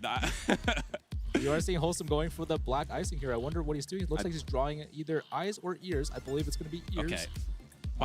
I guess he's pandering. He's going for a Pikachu, and he's pandering with the Pikachu. But if you mess up the Pikachu, are you going to pander that well? I don't know. That's a risky move from Wholesome there, but we'll check in later. Not to mention that when you have icing that goes on the icing, it's hard to get off, so then you have to, it's tough. It's tough. Okay, but I learned something. I'm definitely going to sketch it out, and both these trainers are trying to sketch out their roadmap to winning San Antonio, because up next we have Rise to Occasion versus Ramberto. These are 2 previous regional champions going at it today. Yeah, and we've seen these trainers on stage multiple times here. Ramberto, of course, coming off, I think a few matches ago, having to square off in a mirror match at the very end with the Gligar, Lickitung, Poliwrath kind of trinity right there. So I know that's been very nerve-wracking. And then, of course, we see Rise here. Rise, of course, we've seen him kind of go back to the timeless legends, the Azumarill, even the Sandslash, which I consider, kind of an older meta right there, but playing very well today. And there's a lot of similarities between both these teams. Yeah, and let's look at a breakdown of Rise's team. And we talked about how crucial Charjabug and Lickitung has been to this tournament. This was on the caster predictions for Softove and Wholesome, I believe. This might actually be the best answer to both of them. I mean, yes, you take super effective X-Scissor from Charjabug, but you're so good against Lickitung, and if you have shields up, you can beat that Charjabug as well. I really like that Guzzlord pick from Rise to Occasion here. And then one thing to point out, of course, it is going to be the Shadow Claw on Shadow Alolan Sandslash, and then the classic Poliwrath attacks. Yeah, the double debuff moves, not the power up punches we've seen before. Yeah, Guzzlord, we haven't seen too much Guzzlord today. I think Rise, or may have been Rise bringing it in to absorb a Focus Blast, so we didn't get to see too much action out of that. But Guzzlord and Umbreon are two dark types that, you know, they wall Lickitung and any ability for it to be able to win switch or gain advantage, but we haven't seen it too much, right? So I would like to see the Guzzlord come out today because we do have a target for it on the other side. And against Altaria, not the best, but if you do farm something down, you have plenty of energy to play around with. We do see, in addition to those Pokemon, the Shadow Poliwrath, same moveset as Rise is running, and we have Steel Wing Skarmory, one of the Pokemon that I think coming into these changes, we said, oh, this is going to be so popular, so good, but it's kind of just been present in the meta. It hasn't been dominant in the meta. No, but it's much better because of Steel Wing, and it's actually disorienting because you're so used to the animation of Air Slash being so slow, and now Skarmory is it like, looks crazy when you're it's fighting juiced against it. up. It's just Steel Winging like crazy, and here it is, the exact matchup. I mean, look at this battle of this Titan versus this tiny little Charger Bug. It doesn't seem quite fair here, Mark. Yeah, I love how Guzzlord appears on the screen here. I mean, the good thing is that while X-Scissor is super effective, at least the Volt Switches you're going to be resisting. You can technically take one of these X-Scissors. It's not going to be the greatest thing in the world, but you know, against elemental damage, Guzzlord kind of is the call here. And you see with the back line, with the Azumarill in the back line, and also his own Charger Bug in the back line, it's not a matchup that you can kind of swap into very easily. And you saw there, it's really hard if you're a 4-turn fast attack to throw against a 3-turn fast attack. So Ramberto had to throw an alignment, let a full Dragon Tail through, but the 3-turn fast attack has a huge advantage. And pivot into this Gligar is going to land the dig into the Azumarill, but the Azumarill is doing all this damage is just from Bubble. The increased Bubble damage here, and you're already at this Ice Beam. You pretty much dominate this. Oh, and swap by the Ramberto Gligar. chooses to let this go. Oh, undercharge Rise though. is gonna. Oh, this is a great. Oh, if they're a great undercharge, but either way, Rise getting a ton of value out of this one because he's actually gonna force Ramberto to use energy coming in with a Charger Bug. I mean, this is a great position to be in. And he baits out the Azumarill so that Shadow Poliwrath could have a place to go in the back. But the call by Rise to Occasion does have that Charger Bug in the back as well, and you're going to be able to get the Protect Shield here. So does this mean that Shadow Poliwrath will be up Protect Shields against the Charger Bug? It might not be over for the Shadow Poliwrath and for Ramberto. Can he counter down before the Dragon Claw? No, the Dragon Tail does come off, and he has to use a Protect Shield. So now it's even Protect Shields, but 2 counter advantage for that Shadow Poliwrath. Yeah, and here's the situation though, where these Volt Switches are super effective, and I think if you're Rise, you can bait with X-Scissor if you would like, because you're gonna get the shield out of it anyways. Ramberto cannot afford to take all of this Volt Switch damage, and it's gonna be a race. Who gets the 2 charge moves first? It looks like we're gonna see the Skull come out first from the Poliwrath. If you're Rise here, he is gonna opt to let this one go because Bug does resist the fighting counters. He is gonna get the Skull in here. Are we flipping a coin today, Butters? Oh, We yes! get the attack fall! And I don't think it matters though, because you're at the discharge already, but you're very low health here. How much health does the Charger Bug have on Ramberto's side? Could you ever Volt Switch down? Here comes the discharge that knocks out. He's gonna look for the full Volt And it's Switch out. Volt No, Switch he has on Volt nothing Switch, left. and Rise's Charger Bug comes out with the victory there. And Charger Bug has been so crucial to the meta so far in Timeless Travels, but Rise had the better answer that time. He had the Guzzlord to answer the Charger Bug. Ramberto had to rely on his Shadow Poliwrath. Even with the Scald debuff, he was unable to finish up that matchup, and Rise to Occasion comfortably takes that game number 1. Yeah, and I like the lead with the Guzzlord because even if you are going to take super effective damage with those X-Scissors, and don't get me wrong, Charger Bug is a tough matchup to play through if you're a Guzzlord, you're still resisting Volt Switch. Yeah, And exactly. that allowed it to apply so much pressure and, of course, farm up all this energy. You can see here to end the match. I mean, able to get that last shield from Poliwrath because, and Ramberto made a really good shielding decision here because in the event that it is a Charger Bug, you kind of need the health burst or you're going to get Volt Switch down. And make sure to trade for some Guzzlords. I mean, Rise to Occasion has a 1497 CP Guzzlord here. It might have an awesome stat product, and that might have been the reason it endured to get to that Dragon Claw. So if you meet some new trainers, Guzzlord is really strong right now. I highly recommend doing some mirror trades for Guzzlord to get it under 1500 CP for the Great League because, I mean, Gugslord is strong and is just a dominating force, shadow-looking figure over a Charjabug right now. Yeah, and I loved how the opening animation was right there. Guzzlord, I think it appears at 1600 in some raids, so definitely need to be traded to be lower. And looks like we're going to get into a mirror leadoff here, Shadow Gligar versus Shadow Gligar, but with different back lines. Yeah, and who will win charge attack priority? Rise doesn't want to figure it out. Maybe he has a high stat product himself. He's been training the attack, or sorry, the health, the stamina, and defense on his Shadow Gligar. So thinking he was going to lose that matchup, he pivoted out to Azumarill. But the thing is, now this Lickitung is going to be matched up against the Azumarill. But, Mark, it's going to be Shadow Poliwrath, I think, against Skarmory in the back. And guess what? Shadow Poliwrath actually is so good in that matchup. Well, here's the thing. If Ramberto, if he can win alignment here, I think Skarmory, you put it against the Gligar. Yeah, true, That true. is a huge wall right here True. with this new moveset because you're carrying Aerial Ace. I mean, I think Gligars in the past used to carry Night Slash to have some coverage there, but you don't have that coverage anymore. So I think, you know, we were saying before, Butters, like how Gligar laughs at other ground types. Yep. Skarmory is like, hey, did you forget about your upgraded moveset right there? Can't actually do anything against the steel typing. I wonder, but Ramberto is kind of making that a reality. Is going to throw the body slam here just to secure the alignment. But I think we're about to see a swap here. It's going to come down to really Ramberto's Gligar versus the Poliwrath here. I wonder if Rise is smart, he's going to come in. Yeah, he's going to come in with the Poliwrath and get the energy advantage. This is going to make sure he has additional insurance against the Gligar that's going to come in. Yeah, but there was a fantastic point because Skarmory hard walls everything from the Gligar. Ramberto is running triple flyer types, so you have a lot of answers for this Shadow Gligar that's been so dominant in bringing in your own Shadow Gligar. And look at those wing attacks just eat up this Poliwrath. And you get the Protect Shield here.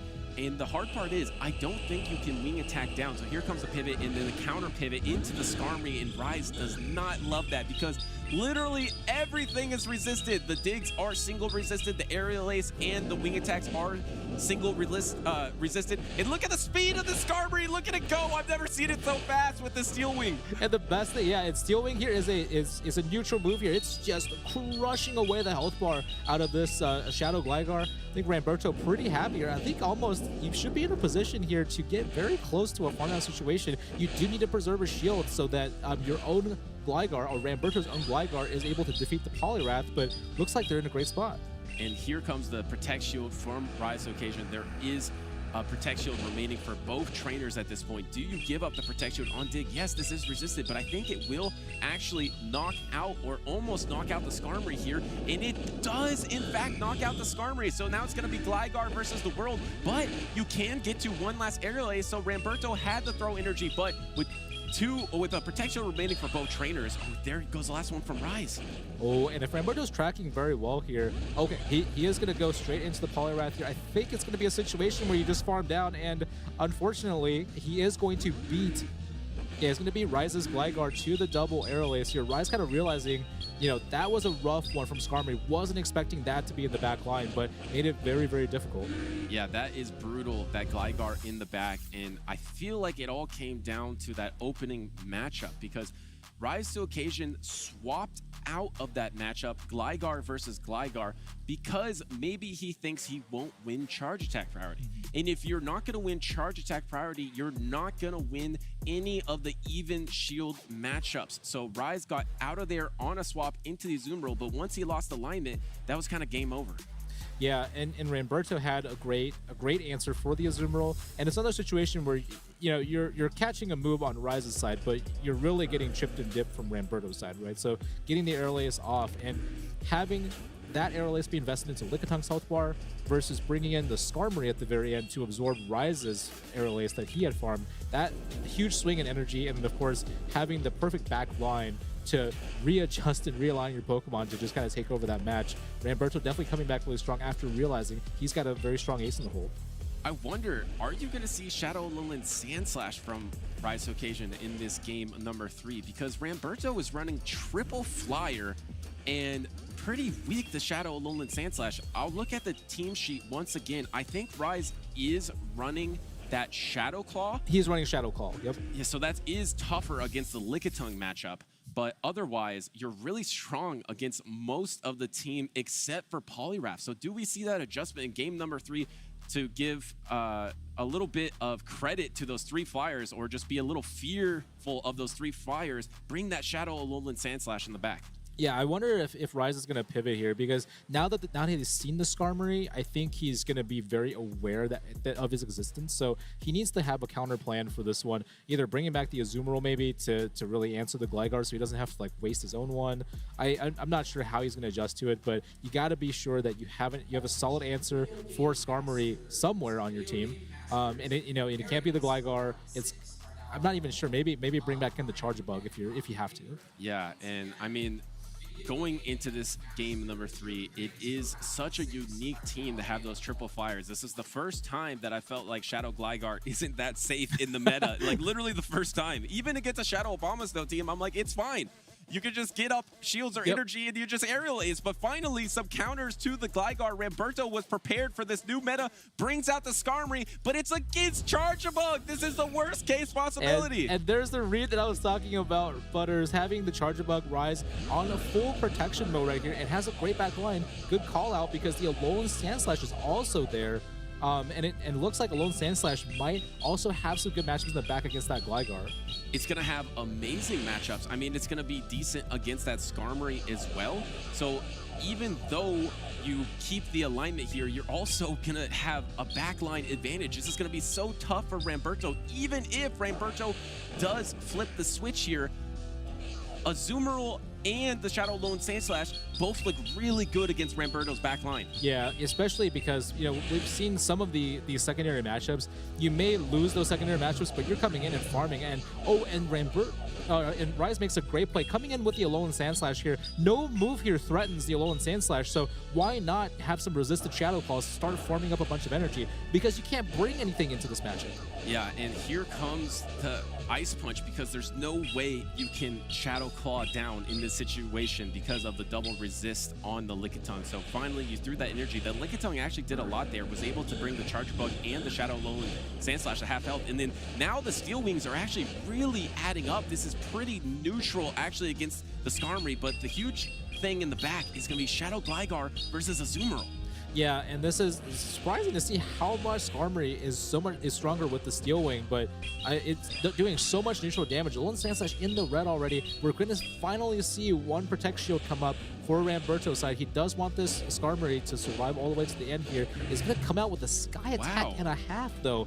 This Charjabug is not going to appreciate it. I mean, I'm not sure how Ramberto's going to manage the energy on this one, but it looks like if the Charjabug comes in, you are going to be investing at least one Protect Shield, and he is going to go for the Sky Attack. And there are 2 Protect Shields remaining. The Skarmory has been the MVP. The Steel Wing did more damage than I anticipated, and now it's just that double Sky Attack, and you just throw the double Sky Attack right here, but you threw on the Volt Switch. So you get a free Volt Switch out of that. So does Rise want a Protect Shield to get that extra damage and energy? And he capitalizes.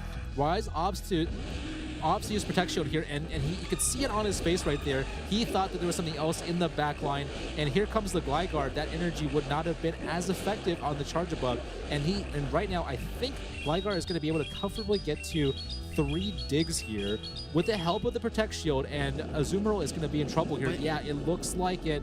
I think you only need 2. I think you only need 2 plus Wing Attacks. You're Protect right. Shield, this Ice Beam, you only need 2 to knock out, but you can't get in range of double X-Scissor. If you're in range of double X-Scissor, you will lose. And actually going for the double Aerial Ace. I'm not sure if Aerial Ace is enough from this health range. Maybe with the Wing Attacks, you can get there. Oh, it is not going to be. You're going to have to race to another Aerial Ace. Oh, he does get there. He went for the double Aerial Ace because he didn't think the dig plus Wing Attacks would be enough, but I don't think you're out of range of the double X-Scissor. Here is the first X-Scissor. Here's the first X-Scissor. This is resisted. You have to swap. And I believe Rise will wait a turn before throwing this X-Scissor. If you want to win, you have to swap right here. And he doesn't swap in time. And Rise gets the back-to-back X-Scissor, is able to knock out the Gliscor. And Skarmory is going to stand no chance here. It was at a sliver of health when it left, and it had already used a charge move. And Rise is going to be able to take down the Gliscor Skarmory double backline here with the Charjabug. Wow, it looked like Ramberto also waited a turn. he expected Rise to wait a turn before he swapped, and then so Ramberto waited a turn before he tried to swap, but Rise to occasion with the next level strats didn't wait a turn and just went for the X Scissor to win the game, because even if it gets swapped on, I think one Volt Switch probably would have knocked out anyway, so you can just throw it, but that was a cool dynamic at the end of that game. Yeah, and oftentimes when we see the highest level trainers come to the very end of it, I mean, it's so close that you're not sure who is going to win right there, and Rise, of course, executing very, very well. Like the call-outs that you made, Butters, for the adjustments you made. Seeing that Lone Sand Slash come in, it got punished a little bit by the Steel Wings. I give you that one, but it had already done all the damage, right? And Rise recognizing in the middle of that match that, hey, we're in the middle matchup here. Lickitung is low.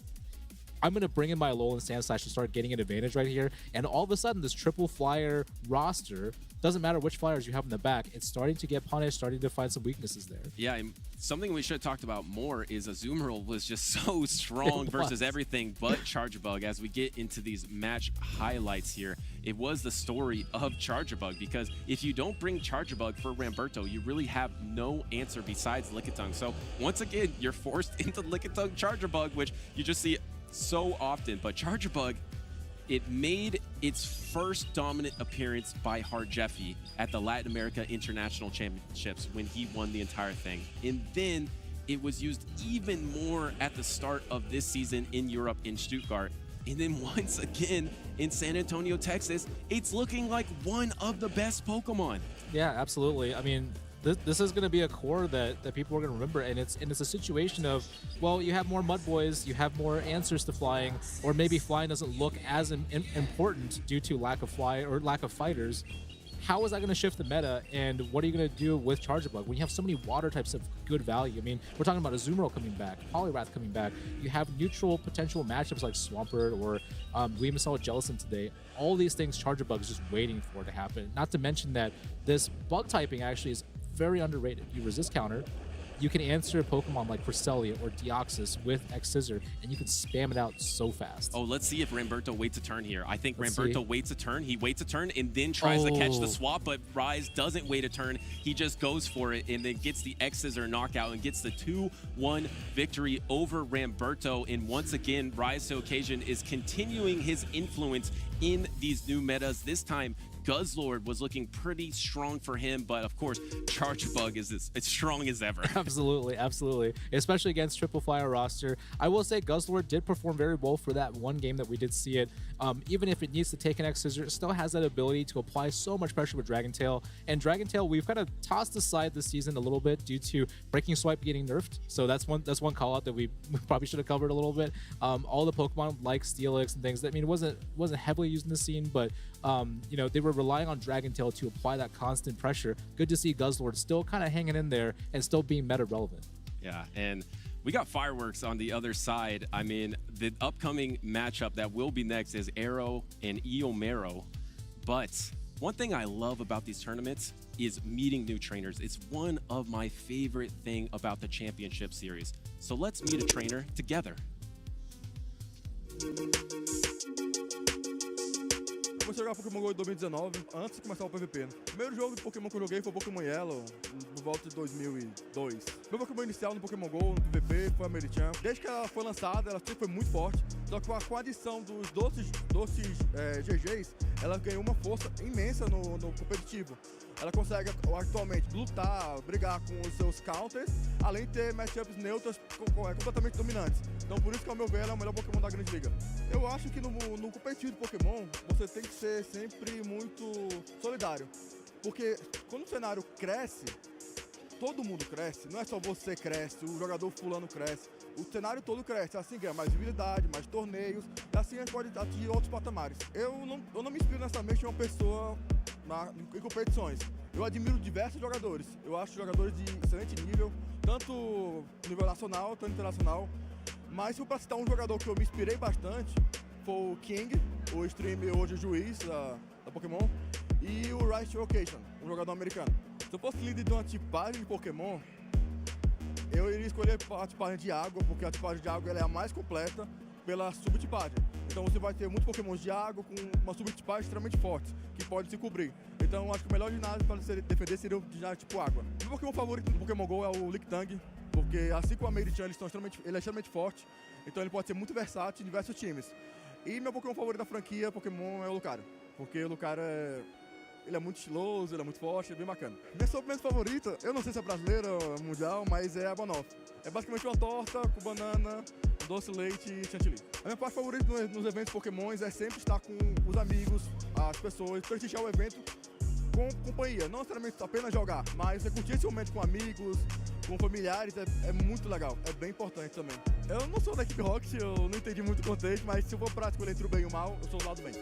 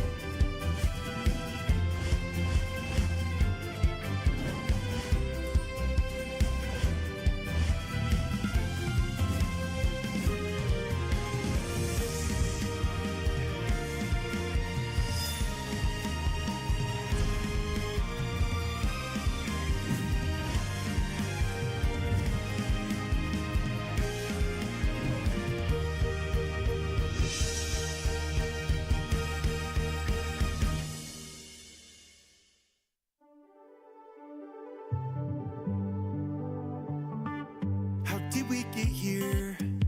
So far from home, on the untread path. But we're not alone, we got each other. So we got a lot, and now the moment's come to finally take our shot. Oh, look how far we've come, look how far we've come. We're so much closer now to the battles we've won. Oh, look how far we've come, look how far we've come. There's still a ways to go, but look how far we've come. We keep on moving into the night. We see our future in the morning light. With every challenge, we forge our path, 'cause it's the legend's way, and there's no looking back. Oh, look how far we've come, look how far we've come. We're so much closer now to the battles we've won. Oh, look how far we've come, look how far we've come. There's still a ways to go, but look how far we've come. Look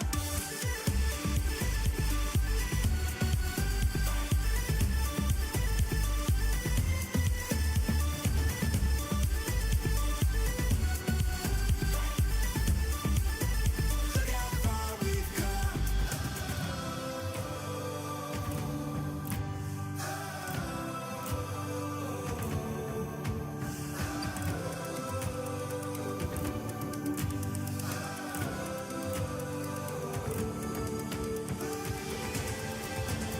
how far we've come, look how far we've come. We're so much closer now to the battles we've won. Oh, look how far we've come, look how far we've come. There's still a ways to go, but look how far we've come.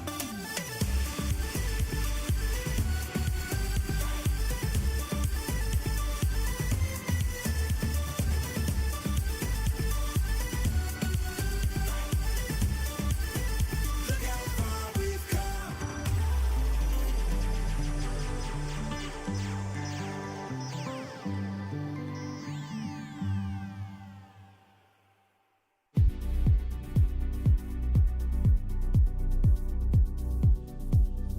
Welcome back, everyone, to San Antonio, Texas. We're here for the Pokemon Championship Series. It's been a wild day of Pokemon Go so far. Congratulations to Rise to the occasion for taking a very close Game 3 that we just saw there versus Ramberto. Congratulations as well. I think we saw Valor Ash taking a victory and Wadaj. A lot of household names that we've seen in the Pokemon Championship Series. Guys, I'm Wholesome_, joined by the immensely talented Softov. Yeah, this tournament is extremely stacked, and we are speeding along. Like you said, we've already got some trainers locked in for day 2, and we're going to have some more. We still have a lot of winners finals to go, and then we'll have some losers finals. So, really filling out that top 16 for tomorrow. Well, so Guzzlord has now, I believe, made it to day 2. So Rise. we have to feel somewhat good about our caster predictions so far. You love to see that one. I'm expecting to see some Shadow Poliwrath as well. Shadow Dragonair. Yet to see if that one's going to make it. Yeah, I mean, of course, you picked the one out of my 4 that hasn't been doing so hot. But, the other ones, Gligar is doing very well. It's seeing a lot of charge bugs. It's very safe on a lot of people's teams. Of course, you said the Guzzlord as well is doing great. And then the Azumarill, we've seen a lot of trainers just making great use of that. Well, what I think here in this meta that we're seeing, at least right now, maybe it's because it's early season, but I feel like that there's a lot of different answers to different niches that you're trying to fulfill for your different Pokemon. There's, obviously still a lot of bulk in the meta, and there's probably maybe an absence of grass. That's been what stands out to me a lot, but it doesn't seem like there's one must-bring Pokemon that fills any one certain type of role. It seems like there's a lot of flexibility, a lot of versatility for a lot of different types of Pokemon that you can bring. There's not just a formula like we had seen last season. I think you're right. I mean, before, you often saw formula like I need one fighter, one steel, one flyer, that kind of thing. But this season, either the meta is still stabilizing or it's a very, kind of wide open, diverse meta. Looking at that usage from this morning, Lickitung was the highest usage, but it was only like 50%, and everything after that was around 30%. We're going to move over to the stage here, and like you said, we used to have maybe 75%, 80% Metacham. Glad that those days are over. But I think we're actually going to be seeing Arrow for the first time today, someone that we've seen qualify for Worlds, actually take runner-ups, I think at the Fort Wayne Regional in our previous season. He is going to be running, what is this? A Carbink? I haven't seen this all day. We thought this was out of the meta, and he's also running one of its primary counters, the Skarmory, as well. Yeah, Arrow running that newly buffed Pokemon, Skarmory, of course, which we saw last match as well. Like you said, Arrow, kind of a household name, qualified for the World Championships last year, had a lot of top cuts as well, but let's take a look at his team here. You mentioned the Carbink, of course. Yeah, maybe the first one we've seen on stream. It doesn't have a lot of play against things like Whiscash that have become very common, but of course, still has a lot of play against things like that Como-O that we have on Iomera's team. So, have we seen a Power-Up Punch Poliwrath yet? I feel like every single Poliwrath that we're seeing is Icy Wind Scald. I feel like we saw one. Okay, interesting. Something to keep an eye on for sure. Let's move over to Iomero, not a someone that we see at every regional, but typically when we do see him, performs very well. We've seen him previously, I think, take 7th in Sacramento, 5th in Vancouver, and then also he was our very first NA regional runner-up back in 2022 at Indianapolis. He is running that trusty Azumarill, Registeel. We're seeing a little bit of Whiscash again here, also running a Skarmory, which is interesting, but the Pokemon that stands out to me most, it's not the Lickitung, it's the Como-O.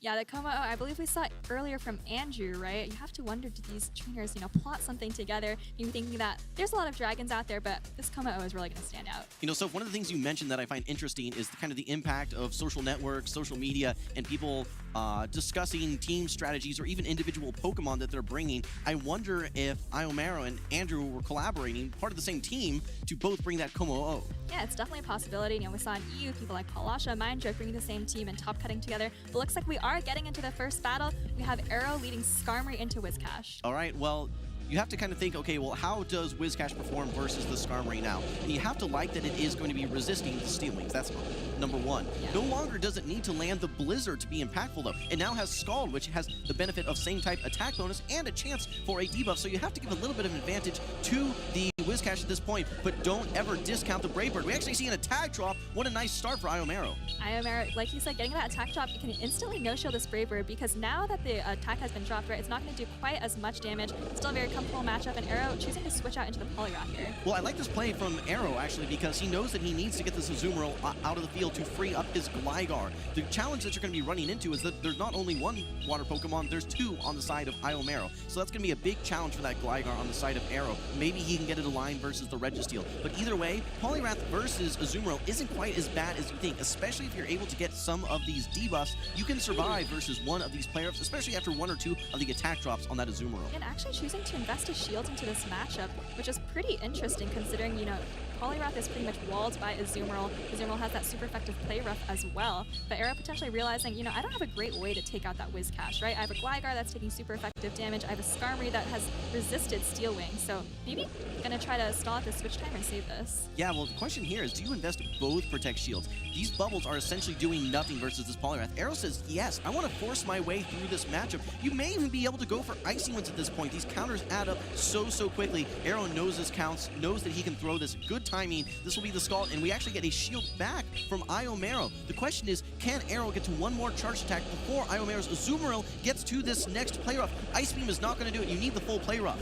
Yeah, I'm expecting to stop, and there it is from Arrow bringing in that Skarmory. Iron Mare doesn't fall for it though, and brings in that Registeel to counter. This is a super tough matchup for the Skarmory, which honestly didn't have a lot of places to go this battle. Okay, but let's look at this though. This Registeel has now been brought in. You're going to get some chip damage. You're going to realign your Poliwrath versus it. This Gligar went from having a really tough time to maybe now having some better play. Both of these water Pokemon on the side of Iomera have been mostly neutralized at this point, so this could lead to some action from the Gligar, potentially maybe even taking it out. And an undercharge on the Focus Blast, this could be huge. Now, unfortunately not able to get any more lock-ons. That Skarmory did drop its own defense with that Brave Bird, but now Arrow bringing in that Gligar. And Iomera going for the Zap Cannon here, not going to do a lot of damage, but it is nice to chip it a little bit. 66% chance for an opposing opponent's attack to drop. Let's see if we get the attack drop. Yes, that could be big. I don't know if this dig is going to be enough to knock out now after that attack drop. Keep an eye on switch clocks here, though. They are both coming up. Arrow's going to be able to throw this dig just before the switch clock comes up. Even with this attack drop, I think after the wing attacks, this may be enough to knock out Soph. Yeah, that Poliwrath in the back from Arrow also is still lurking, still super healthy. It's really only taking bubbles from the Azumarill here. And Arrow farmed up so much energy on that Gligar, forcing the Whiscash to shield here. And hopefully Iomera is going to go for some farm here before throwing that Scald. Immediately swaps out, though. Arrow wants to bring in this Poliwrath. You're going to have to throw quickly. We see a quick swap out from Iomera. Brings in the Azumarill. It's not able to get the play rough off, though. This is going to be an icy win, and it will knock out this Azumarill. All of this energy becomes neutralized. That's right, and that Azumarill does go down, actually taken out by a Poliwrath, which is kind of crazy if you can believe it. Iomera still kind of holding on here. You need to get up to Mud Bombs and a Scald to win this game, but I think Arrow's very excited, knows that that Gligar is going to be able to finish this one out.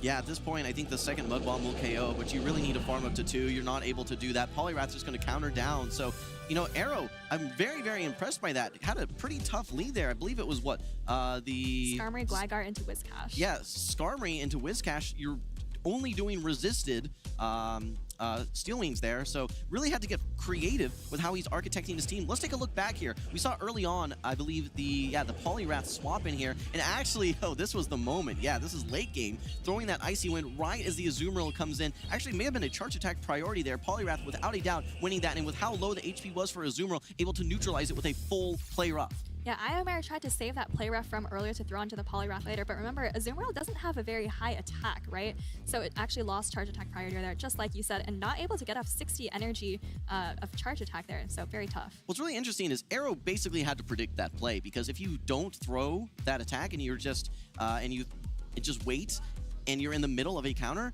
Iomera has the ability to swap in the middle of that fast attack and then throw that play rough. But throwing it almost reminds me of Fort Wayne when he threw a energy ball from his Abomasnow into a Noctowl that landed on the Azumarill. We're seeing that again here, throwing a resisted charge attack into an Azumarill and knocking it out. So just really, really interesting heads-up plays from Arrow. But I think Iomera has lots of play too. I think that Arrow is maybe one step ahead in game 1, but don't discount Iomera here in game number 2. I think he's going to be bringing more of that Azumarill, and that's exactly what we're seeing here in game 2, Soph. That's absolutely right. Poliwrath into Azumarill, like we said, a terrible matchup, but last game we did see Arrow kind of power through. It was a little bit of a different situation here. Off the lead, though, neither Pokemon is quite locked in, so potentially a better situation for that Azumarill. Yeah, I expect to see shields from Arrow yet again. I think that he really likes the play from this Poliwrath, knowing that he can get some attack debuffs, that he can maybe hang on for a play rough towards the later stages of the game. Really, his whole goal is to just chip this Azumarill over and over again. Resisted damage, resisted damage, resisted damage, swap out, come back, more resisted damage. He's having to find a way creatively to take out this Azumarill, and it really worked in game number 1. The question is, will it work again here in game 2, or will Iomera try to prioritize this Azumarill even when he's having to shield resisted damage? And these counters are really adding up. This Poliwrath has got this Azumarill down to half health with resisted moves only, and I really like how Arrow is treating his Poliwrath here. He realizes that there's not a lot of fast attack pressure on Iomera's side for it. Choosing to invest both shields early often is, a little bit questionable, but I think in this case, he's actually investing his shields in the right Pokemon. Well, I'm curious to see if Arrow's going to be swapping out. He has already used 2 Protect Shields, but I think that he wants to get more play out of this Poliwrath. We do see a shield from Iomera this time. This is a key difference from game number 1. Willing to invest a Protect Shield. Will you try and catch the play rough here on charge attack priority? Actually, we see Iomera wait 1 turn. I don't know that with the attack drops, this is going to be enough to knock out. Arrow may be able to still get off another Scald or Icy Wind. Yeah, I don't think it's quite enough to knock out, but the good news is that this Poliwrath is now potentially low enough for one of your back Pokemon to deal with, right?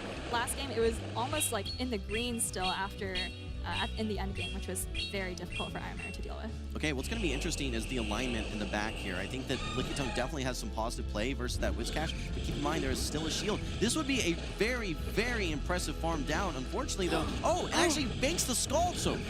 Oh my goodness, and I remember actually throwing the charge attack. I thought he was just going to farm up and go into that Whiscash, but this does put the Skarmory a little bit lower, potentially make it easier for that Whiscash to take out with just a Scald potentially. Yeah, I think that that's the play, trying to get it in single Scald range. You are going to be resisting all of these, all these Steel Wings here from the Skarmory. I'm trying to think to myself here though, so what's going to be the hardest hitting move? Is it the Brave Bird? Is it the Scald? It has to be the Brave Bird coming from the Skarmory. It definitely is, although there is still a Lickitung in the back that Iomera hasn't seen, of course, and the Power Whip would do a lot. But if you're just thinking about your Skarmory, which is going to be resisting a lot of charge attacks here, then you might want to just shield up that heavy hitting Brave Bird. Yeah, really good point. And unfortunately, the Skarmory wasn't in Scald range, but I think that this Mud Bomb is going to be enough to knock out. The question here that I have is, how are you going to operate around this Lickitung? Oh, and actually going to be able to get perfect farm down. All right, so a little bit of energy now on this Whiscash, but you have to get through this Lickitung. You are going to outpace to a charge attack. You can potentially get an attack drop as well, but with this chip damage from the Steel Wings from the Skarmory, you're now without a doubt in Power Whip range, even if a debuff goes through here. Yeah, I think if you're Iomera, you want to just get this damage off and then leave as quickly as possible. You don't want to take the Power Up here, and you resist all the charge attacks on the Skarmory. There we go. Yeah, it catches the Power Up. Great swap there by Iomera. Take the double resisted charge attack here, where it would have been double super effective before. Winning plays, so if you have to make them, and that was a winning play from Iomera, let's see if that can translate to an actual game victory. Going to have to really find a way to come back here. You do have a Scald Bank, don't forget, and here it comes. Actually, that could have even been a charge attack priority. I wonder if that's the case. I don't think so. I don't think it was. I think you can just still Steel Wing down and get to a Brave Bird on the Lickitung. Okay, let's see. Does get the attack drop, though. Let's see if that's going to be impactful or not. This Whiscash is still very healthy on the side of Iomera. Here comes the Brave Bird. Okay, Arrow, he's crossing his fingers. He's saying, please hang on, please hang on. He did get the attack drop. Let's keep that in mind. Lickitung hangs on with a little bit of HP. The defense is dropped. And will he be able to get to the power up? I think he has the energy. Yeah. Is there a move stored? Oh, we'll never know, Soph.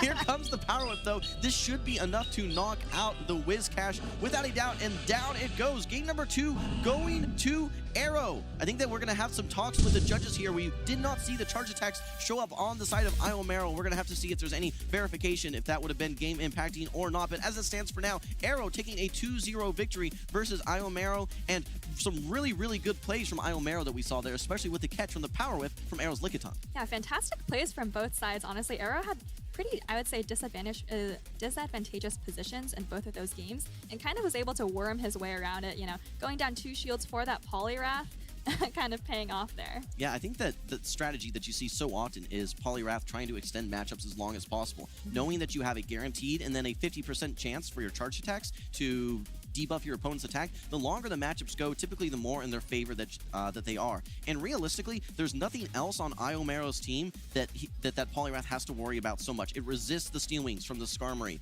Has a pretty solid matchup versus the Como-O that it can land the super effective Icy Winds. The Lickitung, the Whiscash, the Registeel, all good matchups. If he can find a way to chip that Azumarill, save the Poliwrath for later, I think that Poliwrath has so much play. It looks like Iomera is just going to go ahead and concede this one. It sounds like that there was no opportunity. Perhaps the charge attack was not loaded and ready to go. We're going to get final confirmation here, but it sounds like Arrow has a 2-0 victory. Congratulations to him. Yeah, Arrow will be moving on to tomorrow's bracket on the winner side. Iomera is still going to have another chance, though. It drops down to those losers finals, and if he wins those, he will still be moving on to day 2. It sounds like we did some verification to see if he had a move, and the answer was he did not. So despite the charge attack not showing up, was not an impact. That Power Whip was loaded. No Mud Bomb or Scald was loaded. So there you have it. And that was the winner's final. So like you said, Arrow will be moving on. Congratulations to him. And here in his home state, Soph. Yeah, so we've seen Arrow travel all over the place, but it must feel amazing to get that top cut in your home state and, the biggest tournament of the year so far in North America. Okay, well, let's take a look back at our best of 3 there. Again, it was only 2 matches that we got to see. Arrow, game number 1, I think also had to navigate around that Azumarill, and the key here was throwing this Icy Wind right as the Azumarill swaps in, able to knock it out with just a sliver of HP. That Azumarill from Iomera unable to get to that play rough and knock out the Poliwrath. Like you said, a very heads-up play there. Arrow anticipating a swap. Arrow's been around for a long time. He knows when opponents are trying to catch, trying to swap, and here he is I think this is game 2 with Iomar throwing the Brave Bird and then trying to get into that Whiscash afterwards. We've seen a lot of trainers swap out of their Poliwraths low HP and bank a Scald, knowing that it can be impactful later in the game. We actually did see that Scald provide an attack debuff in the end of game number 2 as well. And it ended up being critical. Yeah, absolutely. So some really heads-up plays from Arrow. Again, he is able to get to that Power Whip here. The first time, it gets caught by the Skarmory from Iomaro, trying to dig his way out of a hole. You love to see that. He does land this Brave Bird, but remember, this is Brave Bird after the Scald debuff. Without the Scald debuff, I don't know that this Lickitung hangs on. I don't think it does. And it's able to farm down, get to the Power Whip, and then knock out the Whiscash, translating to that 2-0 victory. So what an incredible set of battles that we just saw. Congratulations again to Arrow. Yeah, that Lickitung barely squeaked through, had just a sliver of health, but you know, you only need a sliver of health if you have the charge attack loaded, right? That's right. All right. Well, I'm looking forward to seeing how Arrow performs in day number 2. Iomaro, I'm looking forward to seeing his battles in the loser side of the bracket. A formidable opponent without a doubt. A little disappointed we didn't get to see that Como-O, unfortunately. I think that's something that's definitely considered kind of a spice pick, and one of those fighters that doesn't run counter, which is really interesting to see. Most of the fighters we see, the Poliwrath, the Medicham, maybe even some of the Surfetches, the Vigoroths, and the Defense Form Deoxys, which operate as fighters, the one commonality between all of them is counter. It's really the exclusion because it's running Dragon Tail instead. Yeah, and doesn't do that well against those steel types because of that dragon typing, right? It's primarily doing Dragon Tail as its fast attack, like you said, not that super effective counter that we're used to. That's right, that's right. Well, I'm curious to see how that is going to be playing out. We're going to get ready with some of these next matchups here. I think our next trainers are getting ready on stage, but I'm very curious to see, I think this is our 3rd rotation here, and we've been seeing a lot of solid play from things like Gligar. I think that for me, that has been probably the most impressive Pokemon. And maybe if I can get your perspective here, why is Gligar having some play here in this current meta?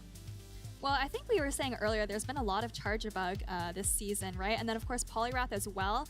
I think trainers have been kind of struggling to think about, okay, how can I counter this Poliwrath if I'm not going to bring a grass type, which many people aren't, right? We've seen less grass, less lantern, and then you kind of look at these flyers as your options. Altaria, you know, a little bit sketchy because you don't have that flying type fast attack, but Gligar is still very solid. We saw earlier that Aerial Ace from the Shadow Gligar kind of just one-hit the Shadow Poliwrath, right? And it does also outpace Poliwrath, which is very helpful. So I think kind of just play against these core Pokemon that have emerged and, you know, maybe weren't as common before. Yeah, it's interesting because I feel like it was an indirect buff. It's not having any of its you know, move sets altered or anything like that. It's simply just responding to how the meta has evolved with Charge-a-Bug and with Poliwrath. So I think it's one of the big winners without a doubt. But we do want to take a look at some moves specifically here within our Community Day. As a reminder, it is the December Catch-Up Community Day. We have all of the Pokemon that have spawned throughout all the different Community Days in 2023. You mentioned some of the most impactful ones that we're seeing here on stream as well. I think some of the most standout ones for me are going to be things like the Clodsire. Megahorn, it's a bit of a coverage move without a doubt, but it's certainly something that provides a little bit of some surprise for some of the trainers. Counter, though, on that Poliwrath, we are seeing as one of the most impactful Pokemon right now. What else stands out to you, Soph? I think that Shadow Claw, Alolan Sandslash, even though we haven't seen it, Shadow Claw and the Alolan Sandslash. We haven't seen it a lot today. We have seen maybe 1 or 2 Shadow Alolan Sandslashes. But if you have Shadow Sandshrews sitting around and you've TM'd Frustration off, I definitely would recommend evolving that today to get that exclusive Shadow Claw. Yeah, and let's not sleep on Blast Burn from Charizard as well. I know that that's the first one, maybe the most obvious, maybe one of the most iconic, but we've seen how much damage a Shadow Blast Burn can do, even into Pokemon like a Azumarill. So make sure that you guys are getting out there, joining your local communities and catching some of those Pokemon outside. Make sure you evolve them as well within the appropriate windows so that you guys can get those exclusive Community Day only moves. Exactly. It's not just the Pokemon, it's also their attacks. I believe there's also several bonuses for playing, such as bonus Stardust, so definitely make sure you get out there, catch those Pokemon, evolve them before time runs out. I believe you can still do this tomorrow as well. Absolutely. 2-day event. Great stuff. 2-day event. We're going to move over to the stage at this point. We're getting our next set of trainers ready to go here. We're going to be seeing the return of Haydonis. He was making some really nice plays. We saw him earlier today. Like we said, a lot of confidence exuded from Haydonis. He's going to be facing off versus Wolf4601. I don't know that you and I have seen him just yet, Soph. I don't think we have, but I mean, he's in winners finals, so he must be doing something, right? We found the Superior, though. We found the Alolan Sandslash, too. Yes. So that's one of the few Pokemon, or one of the few teams actually running both of those Pokemon that maybe just a season ago would have been just a staple of everyone's team. Let's take a look specifically here at Wolf's team, though. We mentioned the Superior, we mentioned the Shadow Alolan Sandslash, which is running Powder Snow. Let's keep an eye on that. But I think that this is kind of an old school team. And when I say old school, I mean maybe Last 4 weeks season. ago. Right? Yeah, I know. I was just thinking, I was like, this literally looks like a team from like, yeah, 2 regionals ago. Definitely could have won. You've got that Alolan Sandslash Metacham core, which is so common. The one difference, though, is that this Metacham doesn't have Psychic, right?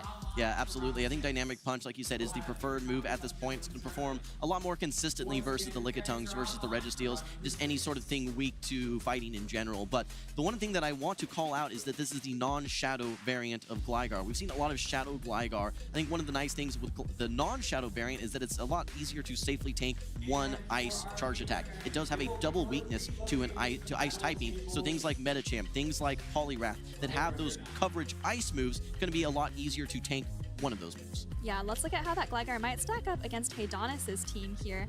We've got that Galarian Stunfisk going to do very well there. Also, Haydonis has a Spark Lantern. Keep in mind, that's not Water Gun. So Gligar is going to have a little bit of a better matchup there. Obviously, has to watch out for the Ice Beam from the Mantine, which we saw. And then, of course, does pretty well against Metacham, even with the Ice Punch. A little bit of an obnoxious matchup versus that Mantine, without a doubt, knowing that you have to respect that Ice Beam. Ice Beam is going to be harder hitting than Ice Punch or Icy Wind, so it's certainly a lot more threatening versus that Gligar. But if you incorrectly shield, you're shielding a Bubble Beam, which, despite being super effective, doesn't do a lot of damage and drops your attack, making the matchup that much worse. So that's definitely something that's going to be a very interesting dynamic to see how that plays out. Now, both of these trainers are still getting ready at this point, and keep in mind, this is winners finals for Group C. You win 2 of these matchups, and you go to day 2 and earn your spot in day 16 and that next tier of prizes as well. So a lot on the line for both of these trainers. Yeah, no, absolutely. And coming in on the winner side of the bracket is such an advantage. You have a lot fewer matches to play, and you know, you're not feeling like your back is against the wall. If you lose one match, you're out. So definitely an important standing point here for both trainers. Well, we talked about how the Gligar would match up. I'm very curious, some of the Pokemon that we haven't seen featured very much this tournament are going to be lining up as well. The Superior is going to win super hard versus Pokemon like Lantern. It actually wins versus things like Metacham and Lickitung as well. But it's going to have to watch out for that double flyer team on the side of Haydonis, both the Mantine as well as the Altaria. So let's move into game number 1. We're going to see the Lantern face off versus the Lickitung. How does this matchup look? It's pretty neutral, but of course you do have to watch out for power from Lickitung. Haydonis doesn't think it's neutral. He goes right into his own Lickitung and met by that Superior. Like you said, Superior does pretty well in this matchup, but because you are behind energy, Haydonis' Lickitung is actually going to get to 2 body slams first. Yeah, we didn't see Wolf stay in and throw a body slam to get that chip damage for the HP advantage. And what this means now is with this energy advantage, I think you have to give at least the Zero Shield matchup the advantage to Haydonis at this point with this Lickitung. Yeah, I mean, I think the Superior can still get off 2 Frenzy plants, so potentially still able to win the Zeros, but Wolf potentially thinking that the Superior is pretty valuable. Frenzy plant is such a hard-hitting charge attack, so as long as you're not locked in against something like that Altaria, you know, this energy is going to go somewhere. Yeah, without a doubt. It's really interesting to see Wolf with this team that essentially has 2 grass users, right? It has the Frenzy Plant on the side of the Superior, and then it also has the Lickitung with access to the Power Whip. So a lot of answers to that Lantern, without a doubt. It's curious to see how this Altaria will perform. One of its main targets is now going to be out of the way with the Superior, and now actually Haydonis with the next Body Slam loaded. I don't know if this is quite enough to knock out the Superior. I don't know if it is, but even if it isn't, do you still get... Oh my goodness, yeah, you definitely get to this Frenzy Plant, but do you go for the catch as an... Oh, it actually licks it down, so... Wow, okay, I did not see that coming, but those licks came through very quickly. Wolf all of a sudden has lost switch advantage here, but you know what? I don't know if it matters a ton in this matchup. Yeah, you know what? It really seemed like that last little sliver of HP just evaporated out of thin air. It seemed like it was almost like a critical hit. That said, this Lickitung versus Lickitung, we're back at it now. We're going to be throwing body slams here for just a minute. Wolf, I think, needs 1 more body slam to knock out Haydonis' Lickitung, but Haydonis actually has a little sliver of energy as well, so I don't think you're going to be able to farm up to 100 energy. Smart recognition by Wolf. Wants to get this Lickitung off the field. He will be moving into the next matchup with some energy as well. Yeah, and that's always a great strategy. When you're in this Lickitung mirror, you have to farm up as much as you can. This is probably the point of the battle least fast attack damage. And here comes that Altaria. Actually, Wolf switching into that Lantern here, maybe getting a little bit of an energy advantage, or maybe potentially hoping that Haydonis will do a resisted Sky Attack. Well, I expect Haydonis to probably swap out of the Altaria after this. I think his main goal was for his Lantern to avoid that Lickitung, and if he stays in this matchup, that's going to be his fate here. So actually, opts to stay in. I'm a little surprised by this. There's the swap, actually catching what would be a neutral move. It'll still be neutral on his Lantern here. This electric type damage, neutral on both Pokemon. Right, but this is actually a little bit tricky now because Wolf does still have a little bit of energy advantage. I think he's going to be able to get off the Thunderbolt before Haydonis here. Oh, actually goes for the surf bait. This is a risky play because the Thunderbolt doesn't quite knock out. And actually, yes, a no shield already locked in from Haydonis. He's going to be able to he survives the next surf as well, so you can overfarm quite a bit here. But I think this surf does take out, and great overfarm there from Haydonis, going to be able to come into that next matchup with a little bit of energy. Even if the surf doesn't knock out, you're not at another surf. Okay, it does knock out easily. Okay, right now, there's still shields. The question is, do you shield a power whip? I don't know that you need to anymore. Now that you've locked in that your Lantern is getting some damage off, there's no reason to really shield and hang on to this, and your switch clock is coming up. This Lickitung, its HP is just evaporating so quickly. I think you're absolutely right. Haydonis probably going to let this go and kind of just let Altaria close out the game. Like we said, you have this Dragon Breath damage, which is so oppressive in these neutral matchups, and this Altaria is so healthy. You can take body slams for days. Yeah, you can easily tank 2 of these body slams. There's no reason not to shield, though. You know body slam is going to be the hardest hitting move at this point. While Sky Attack did receive a nerf, it was now more energy. It takes a little bit longer to get to that charge attack. There was no nerf whatsoever to the Dragon Breath on Altaria, and that's why it is such an impactful Pokemon. Dragon Breath being a great one-turn fast attack that so quickly adds up, even versus very bulky Pokemon like Lickitung. No problem farming this all the way down. Haydonis will take game number 1, despite a tough lead, able to flip alignment and then use that Altaria to close out the game. Great place from Haydonis, looking confident, like I said. Yeah, I think there's 2 things we want to point out there. So the first thing is recognizing how safe that Lickitung is against Wolf's team. Again, like we said, Serperior does seem to have the advantage in some shielding situations, but actually wasn't able to make that last Frenzy Plant. Huge moment there. And then, of course, in that Lantern Mirror with the Surf Bait, and then Haydonis kind of just able to take advantage of that. Not only the Surf Bait there at the end, but I feel like earlier in the matchup, swapping out immediately rather than throwing a charge attack with your own Lickitung into Haydonis' Lickitung, I think that made it a little bit more difficult to retain switch there and dictate the pace of the matchup. We see our replay right here, right at the very end. Yes, the body slam comes through. Haydonis has shielded, but this is a bulky Altaria. Again, its strength is going to be the oppressiveness of its Dragon Breath, able to easily farm down. You can see his little plushie that he's got there as well. Absolutely. Haydonis possibly, trying to signal that he's relying on these Dragon Breath users to kind of power through. I do want to say one thing though. When the Lickitung came in and you suggested that Wolf should kind of chip and dip with that Lickitung, it's actually kind of a difficult situation because that chip of a body slam, does that really put Lickitung into range of something like a Frenzy Plant? It's a good point, but I think that it at least puts it in range that 2 Frenzy Plants will for sure knock out. And in the 0 shield, I think that Lickitung actually survives versus 2. Well, we'd have to see that play out. One interesting thing to note, though, as well is, okay, so you have Lickitung lined up versus the Lantern early on. What's to stop you from just staying in with that energy advantage, winning that matchup, and then realigning your Superior versus Lantern later on in the game? With that energy advantage, you should have no problem getting to those body slams faster than Haydonis' Lickitung and should be able to dictate the pacing of that matchup. That's actually a great point. Potentially could have just stayed in there one switch and then, like you said, aligned that Serperior. That may have been the play there. Okay, well, I'm curious to see if we're going to be seeing things like the Shadow Alolan Sandslash come into this matchup for Wolf as a response to that Altaria. You mentioned how impactful that it can be. I think it was running Powder Snow as well, if I'm not mistaken. I think it was. All right, getting into the second game here, Wolf leading Lickitung into that Dynamic Pinch Metachan. Okay, well, still, you do have super effective licks that are going to be coming through here. You can see them adding up quite quickly, but Counter and Dynamic Punch is such a great combination of moves. Wolf does have the ability. He does outpace to these body slams. You can do a little bit of a chip and dip strategy, but do you want to swap out? I think you have the Alolan Sandslash in the back. Exactly. I think you just kind of have to force your way through this matchup, knowing, okay, I am doing super effective licks. Let's just try and bank on that. Oh, this is a huge moment, so... Oh my goodness, Haydonis going for the Ice Punch bait and does get the shield. Wolf a little unfortunate there, but maybe you can still get off this body slam. Yeah, I think that you're going to get a shield back here, so Wolf shouldn't feel too bad at this point. You do need to respect that Dynamic Punch. I think that if you're Haydonis, you probably want to shield this one. He opts to let it go, though.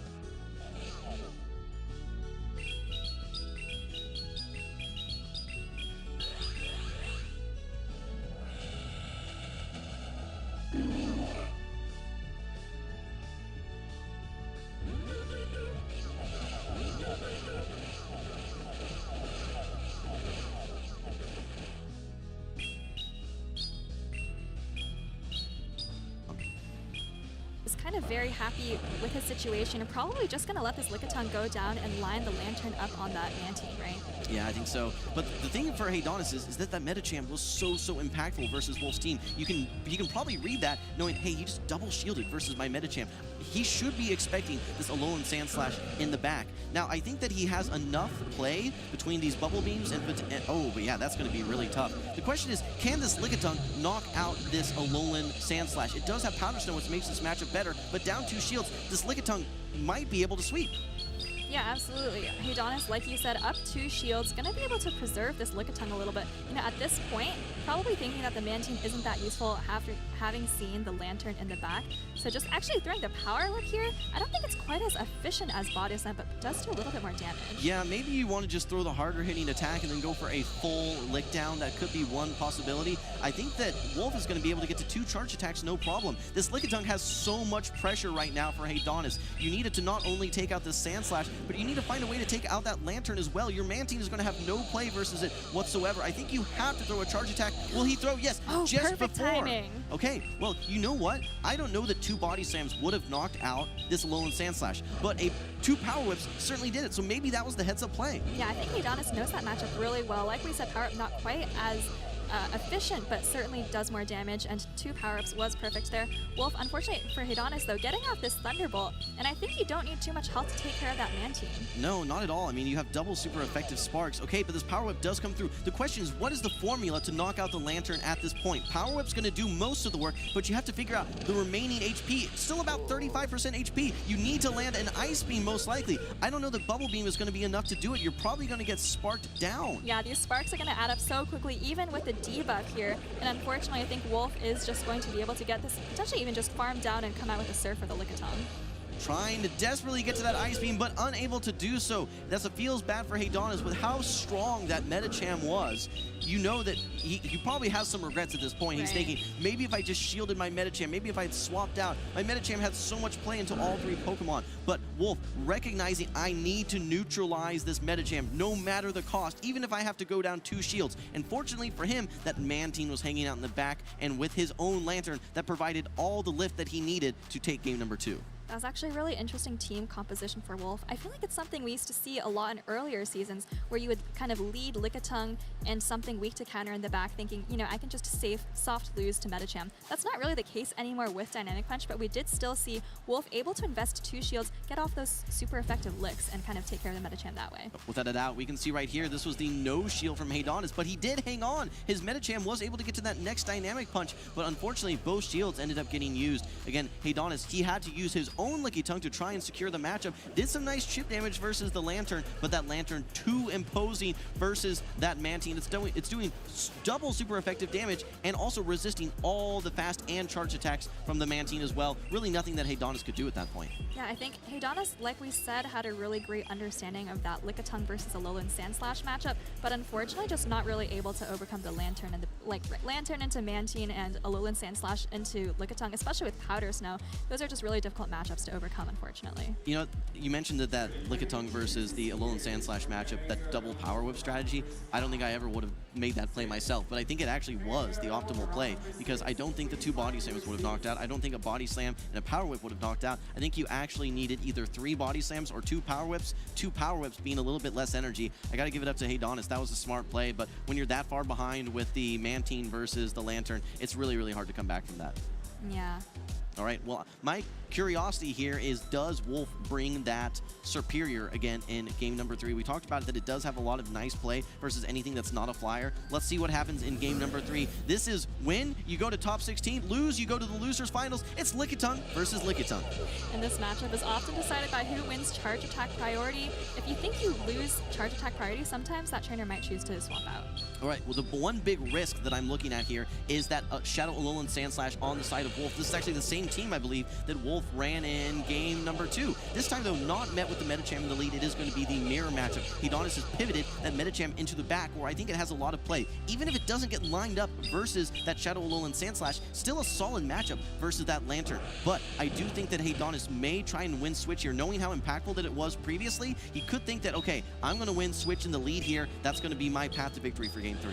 Yeah, and I think Wolf is starting to realize now, oh my goodness, I didn't see a Medicham in the lead. I need to save this Lickitung and go for switch so that I don't have my Alolan Sand Slash on it in the back. I think switch advantage is a little bit more impactful for Wolf here. It's absolutely disastrous if you lose it. Haydonis is still going to have a lot of play regardless. Yeah, I think so. But the question is, does Haydonis, let's say, oh, and actually hard swaps in the Medicham. This is probably exactly what Wolf wants to see. He could actually even swap in his Lantern right now if he wants to try and maybe get this Body Slam off and then finish off the rest of the Medicham with that Lantern. You don't have the benefit of the super effective legs, but Spark does still add up over time. Yeah, that's actually a great plan. I think that Medicham is pretty much just in Surf plus Spark range, but looks like Wolf is content to just stand here, let Lantern do some work later, you know, not quite reveal the backline yet. Let's just look at what this Lickitung has already done versus Medicham. It's now essentially energy dry, this Medicham, and you've taken out 2/3 of its HP as well. You now guarantee that you have this Lantern locked up. You may need to, okay, take one Dynamic Punch, but that's not really the end of the world. You have now the Shadow Alolan Sand Slash, which has solid play versus pretty much the rest of Haydonis' team. I really like the way that Wolf is playing this, and this is a huge risk for Haydonis. Yeah, I think you're absolutely right there. Wolf, very calm, you know, kind of just staying in with that Lickitung, letting it do its thing. And here's that Lantern with that energy advantage, able to get off this Thunderbolt versus Haydonis's. Well, the question here is, do we see a shield? This Thunderbolt is going to do some significant damage, roughly about 1/3 of this Lantern's health. Here comes the Alolan Sand Slash. The one nice thing going for Haydonis is that this is the Powder Snow variant, meaning that's going to be resisted fast attack pressure. And here comes a bait. Haydonis has 2 shields, so he needs to start using them. For Wolf here, this is a nice bait to knock out one of those first Protect Shields. Wolf kind of looking for this Alolan Sand Slash to put a lot of work in the back.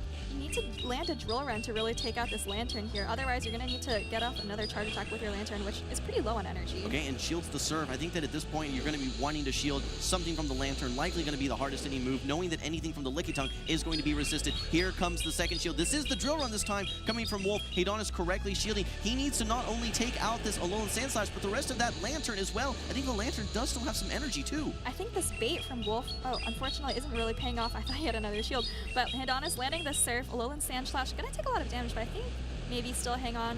Not quite able to get off another charge attack here. Oh, and gets the farm down as well. Yeah, but how do you take out this Lantern now? Oh, there's already Power Whip. I think that if you have a Power Whip bank, that's definitely going to be the answer here. So all this energy in the world for Haydonis. I was unaware that he had all this energy too, but that is absolutely the recipe, the formula for Haydonis. He's going to be securing 2-1 and his place in this was the winner's finals. He's now in day 2, Championship Sunday. Congratulations to Haydonis. Congratulations to Haydonis. What a great tournament for him so far. I mean, I'm really excited to see him. I know he hasn't competed a lot this season, but he's made it really far today, and we're still going to have a chance to see Wolf 4601 in the losers finals later. You know what? I'll be honest, Soph, I was worried for Haydonis there because I was seeing that same game 2 play out in game number 3. And the one nice thing going for Haydonis there, he didn't have the Mantine, meaning that there wasn't that incredibly yikes type of matchup where you're taking double super effective damage and you're only dealing resisted damage as well. So I think that with a little bit more flexibility with his own Lantern as well as with the Lickitung, he was able to just play properly, make some nice shield calls, and secure that game number 3. Great to see. I think we were a little concerned that Haydonis wasn't getting the Medicham on the Alolan Sand Slash, but the good news was that he had enough neutral play and a lot of energy management to kind of play around that and still come out victorious regardless. Definitely. Let's take a look back at those 3 games. They were nail biters without a doubt. Game number 1 did go to Haydonis. We saw some very consistent play. As a reminder, that Altaria looked so nice. Despite actually initially getting his Lantern lined up versus the Lickitung, he was able to navigate around that, realign his Lantern, I believe, versus the opponent's Lantern, and actually use that Altaria to farm down the remaining team. Yes, there was still a shield on the side of Wolf, but hey, when your HP is that low, Dragon Breath will do the rest. And here's that pivotal moment in Game 2 where Haydonis lets the Medicham go down. You know, Wolf investing 2 shields into the lead, and I believe this is sort of the end there, where Haydonis is, like we said, going for that Power Whip to do perfect amount of damage. Look, Haydonis played great in game number 2. I think he made a little bit of a bad read in not recognizing that the Medicham was going to be the MVP there, but I do think that he pivoted in game number 3 and saying, all right, the Mantine was the weak point. It is the weakest link, and I say, goodbye, I'm putting it on the bench, instead bringing my Lantern in game number 3. And despite a very similar early game playing out, Haydonis had the right Pokemon, the right arsenal of tools in the back to respond to a 2-shield type of strategy from Wolf and able to secure that back matchup there. So I really think that Haydonis could have leaned in a little bit more on the Medicham, but good trainers, they have backup plans when things go awry, and Haydonis, he had all the plans this time. I think you're right. Haydonis made a great team read there. You know, knowing that the meta chain was so impactful in Game 2 and kind of just safe swapping it in Game 3 just to get a little bit of energy advantage, bank all that energy on the Lickitung really paid off. Wolf didn't have an answer, unfortunately. Yeah, that Lickitung was absolutely loaded on energy. Not only did it have a power whip, I think it almost had another body slam ready to go as well. So again, confident, precise plays from Haydonis. Even in his losses, he's making good plays. And I think that's what really stands out about these top elite upper echelon type of trainers, that even in their losses, they're still making the right plays. So that was definitely a little bit tough there. Anytime you have Mantine into Lantern, I don't think there's any way that you can really dig out of that hole. But still, to see that Lickitung versus Shadow Alolan Sandslash, the read of the double power whips, I was very impressed. Haydonis has grown so much as a battler, and it's been really amazing to see. Like you said, showing that matchup recognition even in the loss, right? It's really important to just kind of push through, play consistently regardless of what the situation is, and kind of just practice playing correctly, really. I'm definitely very impressed. I think I mentioned this earlier in the stream, but when you kind of look at the trajectory of where he's been and where he is now, I'm looking at two different battlers. Like I said, confidence is the key word for me that I'm seeing with him. I don't think there's any sort of self-doubt. I think that he recognizes that he is a very capable battler and that he can punch his tickets into these Day 2s and Championship Sundays. Absolutely, and I don't know, this isn't the first time he's on the winner's side, but maybe in such a big tournament, I think it's his first time kind of making this huge breakthrough. So congratulations to Haydonis. Should get a lot of championship points regardless of what happens tomorrow, right? And yeah, has a great run ahead of him. I'm sure we'll be seeing him on the leaderboards.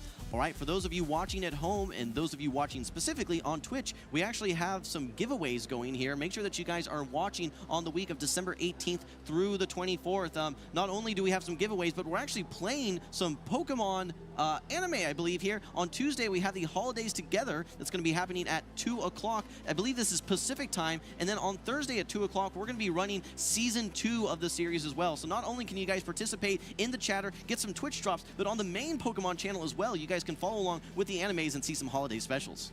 And it's not just on that official Pokemon channel where there's great content. If you're on the Pokemon Go channel, I believe there's some Twitch drops for you. If you watch for a certain amount of time, you'll get some in-game rewards in your Pokemon Go account, like those TMs, rare candies that are great for PvP. That's right. Make sure you guys follow the channel at twitch.tv/Pokemon Go. We have still lots of battles yet ahead, but we've started to see some of these trainers punch their tickets into Day 2. I think we saw Rise, we saw Valor Ash, we saw Arrow. These are no surprises here so far. You mentioned earlier in the stream, I think this was right when we started, this is an incredibly stacked tournament, and it is certainly not disappointing. So, but we're not done yet. We have another battle ready on stage. Let's go ahead and move over to the stage and introduce these battlers, Soph. Two more household names. Actually, Valor Ash is still up here in the winners finals against Onion Frank. Onion, I don't know if we've seen a lot of action from this season, but like last season, kind of like Haydonis actually, a ton of top cuts, not quite able to get that Worlds invite, but certainly I think in the caliber of players who could have qualified. All right, well, let's look at Onion Frank's team. And Soph, I'm going to give you a little pat here because you did predict the Shadow Dragonair, and we're seeing it in the winners finals without a doubt. Again, the oppressiveness of that Dragon Breath damage, we saw it from Altaria. If you think it's strong on Altaria, wait till you see it on the Shadow Dragonair. It can even force its way through steel matchups. What's very interesting, though, is seeing the Superior not only running Frenzy Plant, but Leaf Tornado. I think we saw that from Out of Pocket as well, and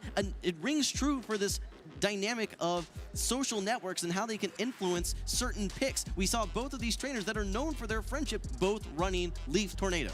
Absolutely. We've seen them playing on stage, in fact, in Top Cuts before. We know they're great friends who play together a lot outside of just these play Pokemon preparation sessions. And it's really great to kind of see that showing, and Onion Frank, able to take that Superior here into the winners finals. Oh my goodness, another Leaf Tornado Superior, though, on Valor Ash's side. There's a trend. I'm telling you, there is some sort of trend. There's some sort of collusion going on with these trainers. They're communicating and all running Leaf Tornado. Valor Ash actually known for running the Talonflame before it was even buffed. As a reminder for those at home, Incinerate did get a damage buff, and it is actually now, when you look at it per turn, the strongest attack when you look at damage per turn mixed with energy per turn. So Incinerate, incredibly powerful, and when that Talonflame can charge up with its Flame Charge, raising its attack, sometimes it becomes unstoppable. He was running it before it was even top tier meta, and now he's running running it when it's even stronger. I look forward to seeing Valor potentially bring it to the field. He's been incredibly successful with it so far. I think both times we've seen it on stream, brought in a lot of battles. But getting into this first one, you have Onion Frank leading Superior into Metacham. Without that aerial ace, this actually is a pretty neutral matchup. Look at this team from Onion Frank, though. It is ABA weak to Talonflame, yet Valor not bringing the Talonflame. That is incredible. Onion Frank will be starting to throw these charge attacks. The first one is going to be the Frenzy Plant, and actually a shield from Valor, a very bold shield, knowing that it could have been that Leaf Tornado. Frenzy Plant is a very hard-hitting charge attack, and potentially Valor looking at his backline, realizing that the Superior is pretty difficult to deal with, so maybe just trying to get it out of the way while he has it locked in on the Metacham right now. What's interesting is actually in the Zero Shield matchup, Superior takes this one. It's able to, with Frenzy Plant, knock out with 2 Frenzy Plants or a Frenzy Plant and an Aerial Ace, which Frank does not have on his team. But here comes the Frenzy Plant. Valor like you said, it actually catches a move. Ice Punch? This is going to be a super effective Ice Punch. Let's remind everyone at home here, this is not a stab move, but it is going to do a ton. I think that you can fully farm down, but and now bringing in the Azumarill is Valor Ash. This is such a hard wall to this. And actually a bubble goes through as well. This is such a tough spot for Onion Frank. Not only is his Dragonair mostly neutralized as well, but the hardest wall is now meeting it too. Yeah, such a tough spot, but I think he still has a little bit of play. These bubbles aren't doing a ton of damage, able to get off another body slam here. And Onion did also save a little bit of that Superior, which is probably going to be cleaning up the Azumarill afterwards. Yeah, but the question is how much energy does this Azumarill exit the matchup with? I think that you can exit with 100 energy. Like, I don't see a scenario where you can shield this Ice Beam. You're one bubble away from getting to this next Ice Beam as well. And how much energy does Onion Frank's Superior have? It needs to land a Frenzy Plant. The Leaf Tornado's not going to do it. Yeah, energy dry. You have to either shield or just let your Superior go. Yeah, Onion probably going to need to put it all on the back of that Alolan Sand Slash, but remember there's like still a sliver of that Metacham, which is going to be getting off a couple of counters. And it's Powder Snow, which is worse not only for Azumarill, but also worse for the Metacham matchup as well. The one area where Powder Snow will shine is versus the Superior, so that is one potential opening for Onion Frank to come back versus Valor Ash, but everything is going to be on the line for Onion Frank's Shadow Alolan Sand Slash here. He's going to have to figure out a way to knock it out, and even these play roughs, despite being resisted damage, this is Shadow Alolan Sand Slash. It's still going to hit hard. I like this shield from Onion Frank. I think so. I think he was perfectly aware that this Metacham was in the back, but the good news is for Onion, this Metacham is out of the way. The Azumarill is pretty much dry on energy and very low, so all you have to do is, withstand a little bit of damage from the Superior and try to get off 2 Ice Punches, I think. Okay, well, I think we might actually have a charge attack priority event here. Yes, we do. The Shadow Alolan Sand Slash will be winning this one. The Superior wants to get that Leaf Tornado off. I think that what Onion Frank is going to need to do is Powder Snow down. Probably shield and then Powder Snow down. You don't want to shield this Leaf Tornado, but the question is, if you get this attack drop, can you still farm down? The Leaf Tornado has a 50% chance for a 2-stage attack drop and does not get it. I think he's going to be able to farm all the way down, despite how tough this was. There, Onion Frank goes. He gets the move. Does Azumarill have any energy? No. The Drill Run will be enough to knock out Onion Frank. I can't believe he came back in this matchup. That Alolan Sand Slash put in so much work, taking out some of an Azumarill, some of Metacham, and that was after pretty much sacrificing an entire Dragonair. Great play from Onion there. Oh my gosh. That was crazy. The gall to bring a team that is double weak to Talonflame, and in fact, not ABB, but ABA weak to the Talonflame as well. And then to switch in your Dragonair to get a super effective move, to have the Azumarill hard wallet and still find a way to come back. I gotta say, that is a gutsy play from Onion Frank. These top trainers, they have to recollect themselves sometimes and say, okay, I'm down, but I'm not out. What is my win condition? And he executed every single step of the win condition there on the back of that Shadow Alolan Sand Slash. Beautiful plays. And really, like you said, the gall to be ABA weak to Talonflame, but what about the gall to switch out when you have an Alolan Sand Slash in the back that you know is going to have to touch a Metacham later? Yeah, no, that was a lot of unconventional plays that from but Onion Frank. We're used to seeing from Onion, though, right? He is known for his unconventional plays. What's really interesting is Onion Frank used to be known for things like the Shadow Victory Bell, and this is actually one of the most kind of balanced teams that we've ever seen Onion Frank running, and he's piloting it incredibly well. Let's move into game number 2, though. I think that we're already ready here. No breaks whatsoever. We're going to, yeah, there we go. We're going to fast forward here into game number 2. We have the Metacham into the Gligar. This is a nice matchup for the Gligar. Does need to respect the Ice Punch, but it actually tries to go for a catch potentially there as well. Oh, and this is a great position for Onion Frank. You get a huge advantage off of this matchup. Frenzy Plant users versus Azumarill, a very comfortable position to be in. You can take this Ice Beam pretty comfortably as well. I am shocked that we're seeing zero Talonflame from Valorage. It has operated very nicely for him several times, and he's known for running it. Now, the one thing that we have to keep in mind is one Frenzy Plant does not knock out the Azumarill. It's able to hang on. Here. And yes, you're shielding this Azumarill. I mean, the Azumarill looks great on paper versus Onion Frank's other two Pokemon, versus the Gligar and versus the Shadow Dragonair. Now, I was going to say, maybe you go all in and you invest both Protect Shields to keep this Azumarill healthy. That is not going to be the case, though. Valorage just wants to get this this Superior off the field. I'm curious to see if Onion Frank is going to respond with his own Protect Shield and go for the farm down. I think that's the play here. I think you're right. This Superior is going to come out with some impactful energy. You know, this Azumarill is going down, but Valorage doesn't have a great way to clean up this Superior. Yes, you can bring in the Medicham, but you're probably going to have to take one Frenzy Plant, maybe two. Okay, well, we see the Superior come in. If you're going to just absorb energy, this is the best way to do that. This is resisted damage, and you might be able to switch out now and try and farm down, but this Superior still has quite a bit of energy. And these Frenzy Plants are actually adding up. 2 Frenzy Plants into the Superior. You're able to tank 2. You're not able to tank 3, though. Valorage is going to have to put everything on this Medicham, and there's still a Gligar that it needs to get through. Yeah, this is looking very good for Onion. Actually, his entire team deals pretty well with Valorash's Superior here. Looks like this is actually a charge attack priority, so Valораsh not going for the full farm down, instead choosing to save just a little bit of health by throwing this energy. I think that's super fortunate for Valorage because he was one fast attack away, really just a charge attack priority away from having that Superior, all of its energy basically go to waste. Here comes this Dragonair. That Dragonair looks huge. I don't know if it is an XXL Dragonair, but it looks incredibly imposing on the screen here. Here comes the Medicham. We're going to have a charge attack priority tie versus this Gligar. Medicham already down his shield. I have to give the advantage right now to Onion Frank. Absolutely. This Gligar did land the Aerial Ace, and I think you can maybe just wing attack all the way down here. Maybe you win the game with fast attack pressure. Actually does shield this up. You know, you do get to that Aerial Ace before the Medicham's going to get to another Ice Punch, so this is looking very, very good. But I think you just go for fast attacks. Yeah, I think at this point you know that you can just fast attack both Pokemon down. Even if it's not with your Gligar, it'll be likely with your Dragonair as well. So this Shadow Dragonair actually having lots of play in game number 2, despite game number 1 really just serving as kind of a Protect Shield and a way to draw out the Azumarill. Here in game 2, lots and lots of play. I think this Ice Punch will knock out the Gligar at this point, but keep in mind you do have a Shadow Dragonair that's going to be resisting all of the charge attacks from the Superior. How much energy does it have? It's going to need to race to this Frenzy Plant. Will it be able to get there? I don't think so. No, down goes the Superior, down goes Valorage. Onion Frank taking the series 2-0, clean sweep. Yeah, that Superior actually almost got to the move there. You have to wonder, maybe if it had gone just a little bit more energy somewhere in the matchup, could have potentially fought back with 2 Frenzy Plants, but Onion Frank able to take that victory, able to take that 2-0 victory actually into the winner's side of the bracket for tomorrow. All right, again, a little surprised I did not see the Talonflame. That's what Valorage is known for. A lot of these trainers, they try and make the Pokemon that they like work for them, even in uphill scenarios. Yes, there was a Lantern on the side of Onion Frank's team. However, we did not see it brought to the field whatsoever. It ended up being pretty safe. You do still need to watch out for that Shadow Gligar. It's got some pretty flexible play, but I think especially in that game number 1, Talonflame would have been the answer. I think it would have been flexible enough in game number 2. I would have liked to have seen it. I have to give it up to Onion Frank, though. The plays that he made in game number 1, so impressive. I can't believe that he just made that. In fact, let's take a look at game number 1.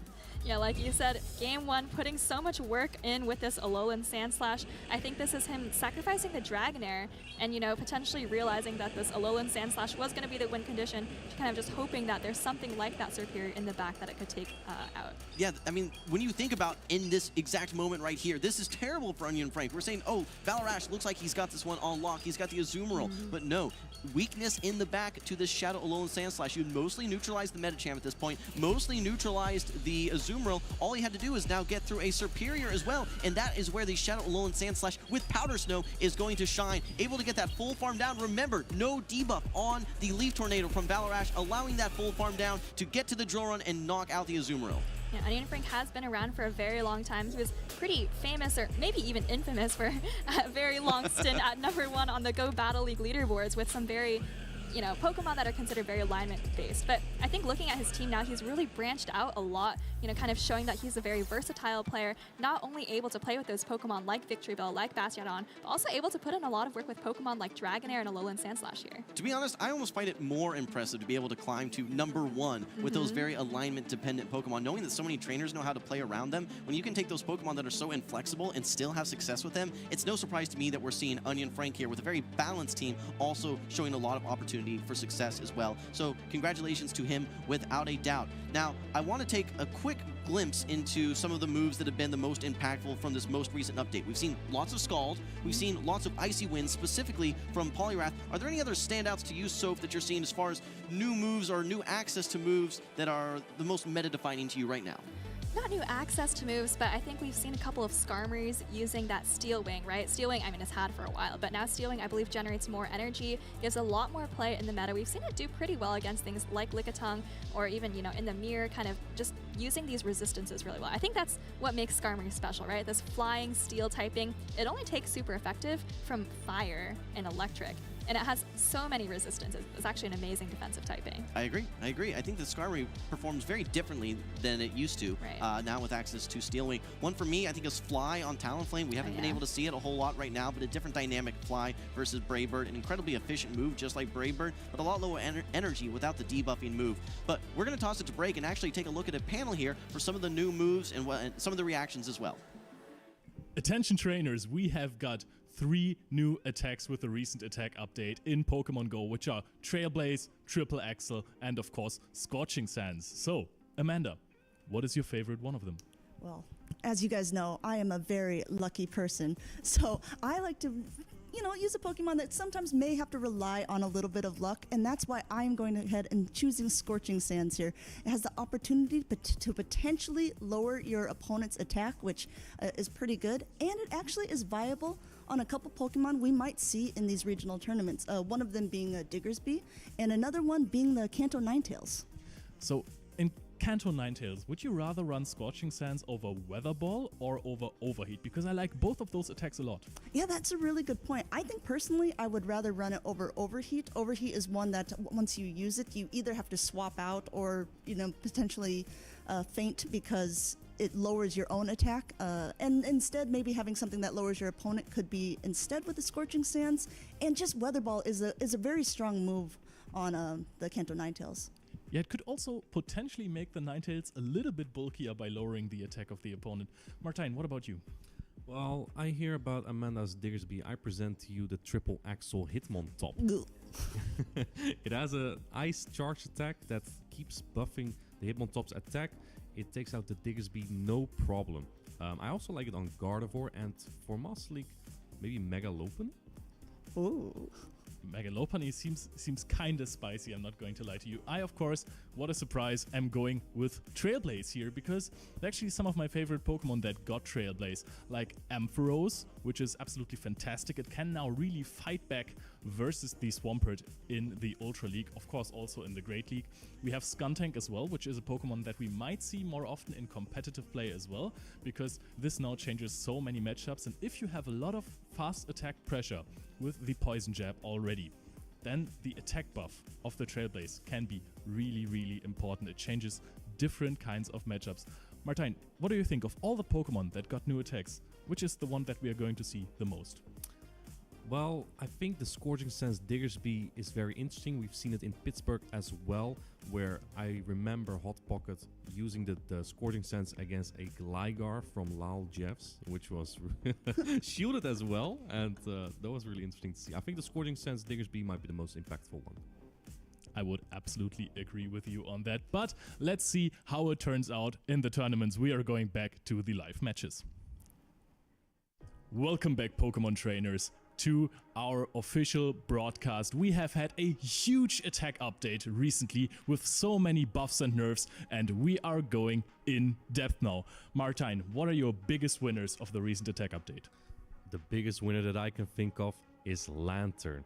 I think with the Spark buff, it makes it a very good electric type attacker right now. It lost a little bit of its flexibility because it doesn't base to the surf as it used to, but now it is even better in its electric type role, and that's what I really like about it.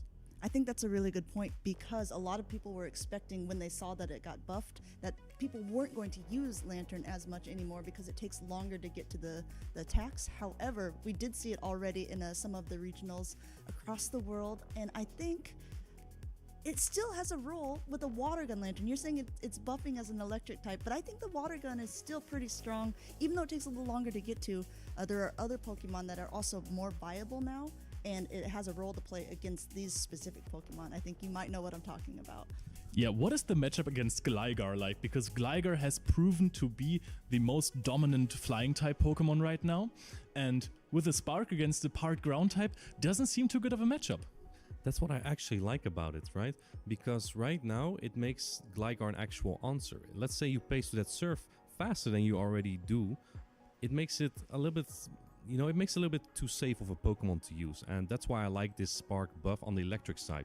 But what you can also do is run Water Gun as the fast attack, and then you're really good against Gligar. So you have a choice there. But if you run Water Gun, then you lose to Spark Lantern.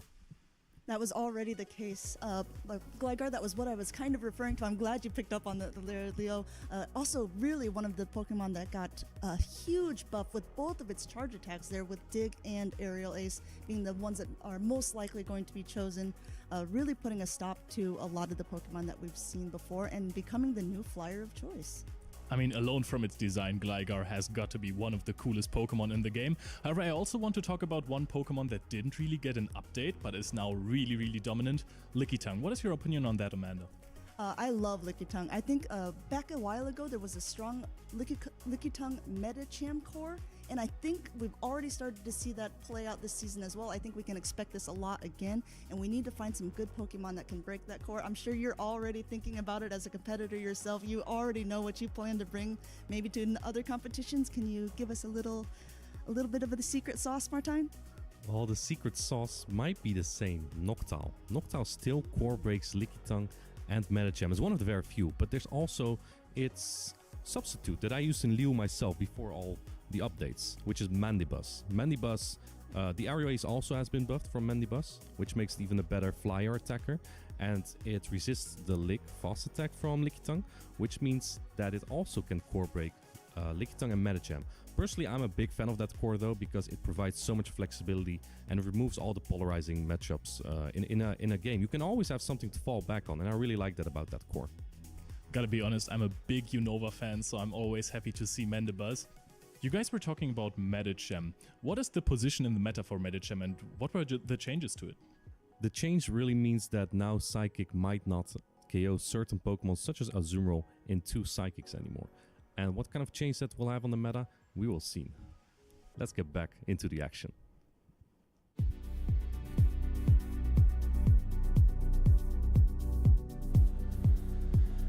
Well, it's great we were talking about the Adventures Abound update, because these last matchups were feeling like Adventures Abound with the Medicham mirrors, and a lot of these staple picks like Superior, Shadow, Alolan, Sandslash felt like a blast from the past. And actually, a lot of these past iteration meta Pokemon have been doing awesome today in San Antonio. Yeah, made a huge rebound, Butters, and we're starting to see, your prediction at the beginning of the day was correct. 4 maybe previous meta Pokemon, 2 kind of spicy picks. Now that we're all rising to the top here, we're getting to, our winners finals. We're seeing who has had the most success today. A lot of familiar faces are just right back in it.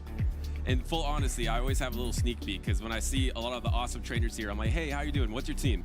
And then I check out their team. So I saw a little bit of that past Pokemon, and it's very interesting because in the past, Hot Pocket and Onion Frank used the same team. That happened in Pittsburgh, and it was Out of Pocket coming in on the winner's side of the bracket, and Onion Frank didn't get there. And then now Onion Frank with his own team is the one getting on that winner's side of the bracket. And up next, we have 2 trainers that have been on the absolute edge of being on that top cut bracket. 2 trainers that have their peak performances at number 9. So they've lost in those losers finals. In Mama Climb's case, lost in a winners finals as well. So one of these trainers is gonna push that boulder up the hill and make it into top cut championship Sunday. Yeah, and we're going to be looking at a match between Mama Climbs and also it is going to be Ghostmaker. We haven't seen Ghostmaker too much on stage today, so we don't have a lot of intel, but it looks like he is going to be running a lot of new meta. We saw Mama Climbs' team earlier today. It's a little bit old meta. It's got some interesting Pokemon. It's got some older Pokemon, and I think it's probably the only Umbreon that we've seen so far in the tournament. But also rocking some of the new picks, such as that Cresselia, and relying on timeless picks like the Azumarill. And there's the team right there: Azumarill, Trevenant, Galarian Stunfisk, Gligar, Cresselia, and Umbreon.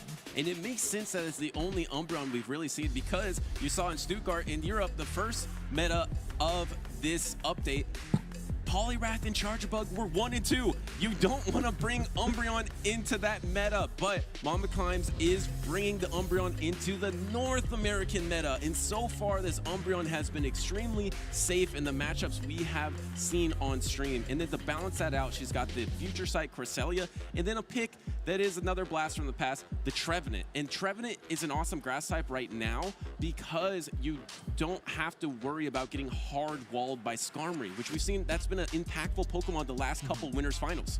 Yeah, and I do like Trevenant here. We talked about this a little bit pre-show. I know that graphic for the predictions wasn't updated, but with Trevenant with an energy advantage can actually handle both Poliwrath and Charjabug if it does get ahead. So it is probably a little bit of a sleeper pick for this tournament. On the other end here, we have Ghostmaker. He's going to be running, we've seen Shadow Dragonair a couple of times today. It looks like a very popular pick with that double Aqua Tail Body Slam, low energy charge move coverage. Also running the Lickitung, Ice Beam, Azumarill instead of the Hydro Pump, and then Charjabug, Medicham, and Galarian Stunfisk. And Ghostmaker has actually competed in 2 tournaments so far. Got to 9th place in Portland and then 49th in Arlington, and that's it. But Azumarill, Galarian, Stunfisk, and Medicham has been on every single one of his teams, so you know he's comfortable with that trio. How many of those do we see? Here comes the Azumarill to lead us off into the Umbreon. That is terrible. And look, the Galarian Stunfisk in the back just going with the familiar Pokemon. And unfortunately, Mama Climbs with the Gligar in her back line, she's actually forced to stay in with the Umbreon. And it looks like it's going to be probably a situation where she's going to have to get a lot of energy here. Now, the good part is if you're forced to stay in with the Umbreon actually does okay when it's struggling. You need to get an energy advantage on something to close out the match. Yeah, I mean, it doesn't change a ton, but you are taking a little bit more bubble damage. So sometimes Umbreon, if you commit a Protect Shield, you can win up a shield to try to take alignment here, which alignment is gonna be valuable. But if you see in the back line, Ghostmaker has nothing for Gligar. There is absolutely nothing. You're double weak to Gligar in the back. So if Mama Climbs soft loses this matchup, or just loses this matchup in general, comes in with Trev and saves shields for Gligar, that could be a win condition. Yeah, and I like how Mama Climbs is playing this. She's throwing energy immediately. So this way, it's not like they're going to farm up and all of a sudden Ghostmaker's going to invalidate the energy with a Play Rough, and we do see him finally going for the Play Rough to finish things off. I mean, if this is comfortable enough for Mama Climbs to farm down, it looks like she's going to take the Play Rough here, and I imagine Trevenant will be coming in to start an energy advantage. Yeah, and the problem is I think you'll have to commit a Protect Shield to an Ice Beam, because there's no way that you're going to be able to Shadow Claw this down before the double Ice Beam, I don't think, because you're already at an Ice Beam now, and then it's just 5 bubbles away from the next one. You're either going to have to commit a Seed Bomb or a Protect Shield if you want to keep this Trevenant around, because, oh, wow, that did a lot of damage. Pivot into that Galarian Stunfisk and then swap into Gligar for Mama Climbs. And you're making a heck of a read here. She decided not to use the Protect Shield, and now she's got Gligar. Like you said, Butters, it is the ground type that beats other ground types. And this is going to be able to dominate the Galarian Stunfisk, but what does it have in the back? And Azumarill is still rather healthy. We know how much those bubbles do add up over time. Yeah, and here comes the Rock Slide. This is gonna be able to go into the Gligar, but not do much damage at all, because it is just gonna be neutral, and Gligar is fairly bulky here. Gonna be able to land the dig. There is 2 Protect Shields remaining, but you're not the Shadow Gligar. This dig is also not enough, and you're gonna have a tough time wing attacking down, so you're gonna have to commit another charge attack. This actually isn't terrible for Ghostmaker, so Mama Climbs decides to throw that energy to secure the knockout on the Galarian Stunfisk. Unfortunately, Gligar does win the charge attack priority over Galarian Stunfisk. Otherwise, you would have had a very awkward situation where you would have to deal with the Rock Slide. And it looks like Ghostmaker is going to opt to bring in the Azumarill, try to bring it as low as possible. Is going to force some energy, which is very good. And now you have Charjabug here. You have the same amount of shields, but we're going to get a shield from Ghostmaker here. It's up to Mama Climbs. does she sense that something could be wrong? Banks an Ice Beam. Actually banks an Ice Beam. So this Ice Beam can be used down the stretch of this game, and the Trevenant is over 100 energy, just trying to go for proper timing. Yeah, and unfortunately that Shadow Claw, that extra Shadow Claw of energy, I mean, I hope it doesn't come back and cost her, but this is a really smart move by Ghostmaker here. If he throws right here. Oh no. And that is a full Volt Switch going through, and I don't know if this is enough. Charger Bug has some bulk and endures and lands the Volt You have Switch. to throw a move here. Oh no, okay. Wow, there's 2 Protect Shields remaining though. So you throw the back-to-back X Scissor, but that means you have to also get to a triple X Scissor. But remember, Ghostmaker banked an Ice Beam. The Ice Beam is available if this Charger Bug gets knocked out. And I think Mama Climb's just one wing attack away. Depends if we actually finish. Charge attack priority. It's gonna be charge attack priority. It looks like Gligar is gonna win. The charge attack priority, and right there with a sliver of health there. If that Charger Bug had fainted on that X Scissor, the game would actually be over here. But instead, Charger Bug left with a little sliver of health here, able to fuel the last wing attack necessary. Wow, and amazing comeback there for Mama Climbs, having that Gligar in the back, in the rare occasion that I think you would rather have the normal Gligar instead of the Shadow Gligar, because you needed that bulk to win the game. You were able to wing attack down the Charger Bug to finish that off, and what a team composition call to have that Trevenant Gligar in the back, because by the way, Ghostmaker was like triple weak to Trevenant pretty much. And staying calm in the early part, so big heads up play from Mama Climbs. They're just allowing the Umbreon to go down, soft losing the matchup, getting an energy advantage. I mean, she didn't use her first Protect Shield until much later. Trevenant had lost more than 50% of his health. Umbreon had fainted and still was able to come back in that very sliver. And by the way, I want to say, Butters, shiny Charger Bug looks great. I just want to say that. It does look great. And here comes that Charger Bug right now. And sometimes you get a little eager for timing here, where you want to just maximize your timing, and then you overcap on energy. But you threw the Shadow Ball. It actually worked out perfectly. And she also threw the Shadow Ball on turn alignment, but you actually needed this Charger Bug healthy enough to get the wing attack down. So weirdly enough, that was her best play possible to throw on the alignment there, because you wanted to keep that Charger Bug as healthy as possible. If you threw one more Shadow Claw, you would be one wing attack away from getting the aerial ace. So it was the perfect play from Mama Climbs as she's trying to climb her way into her first ever top cut appearance.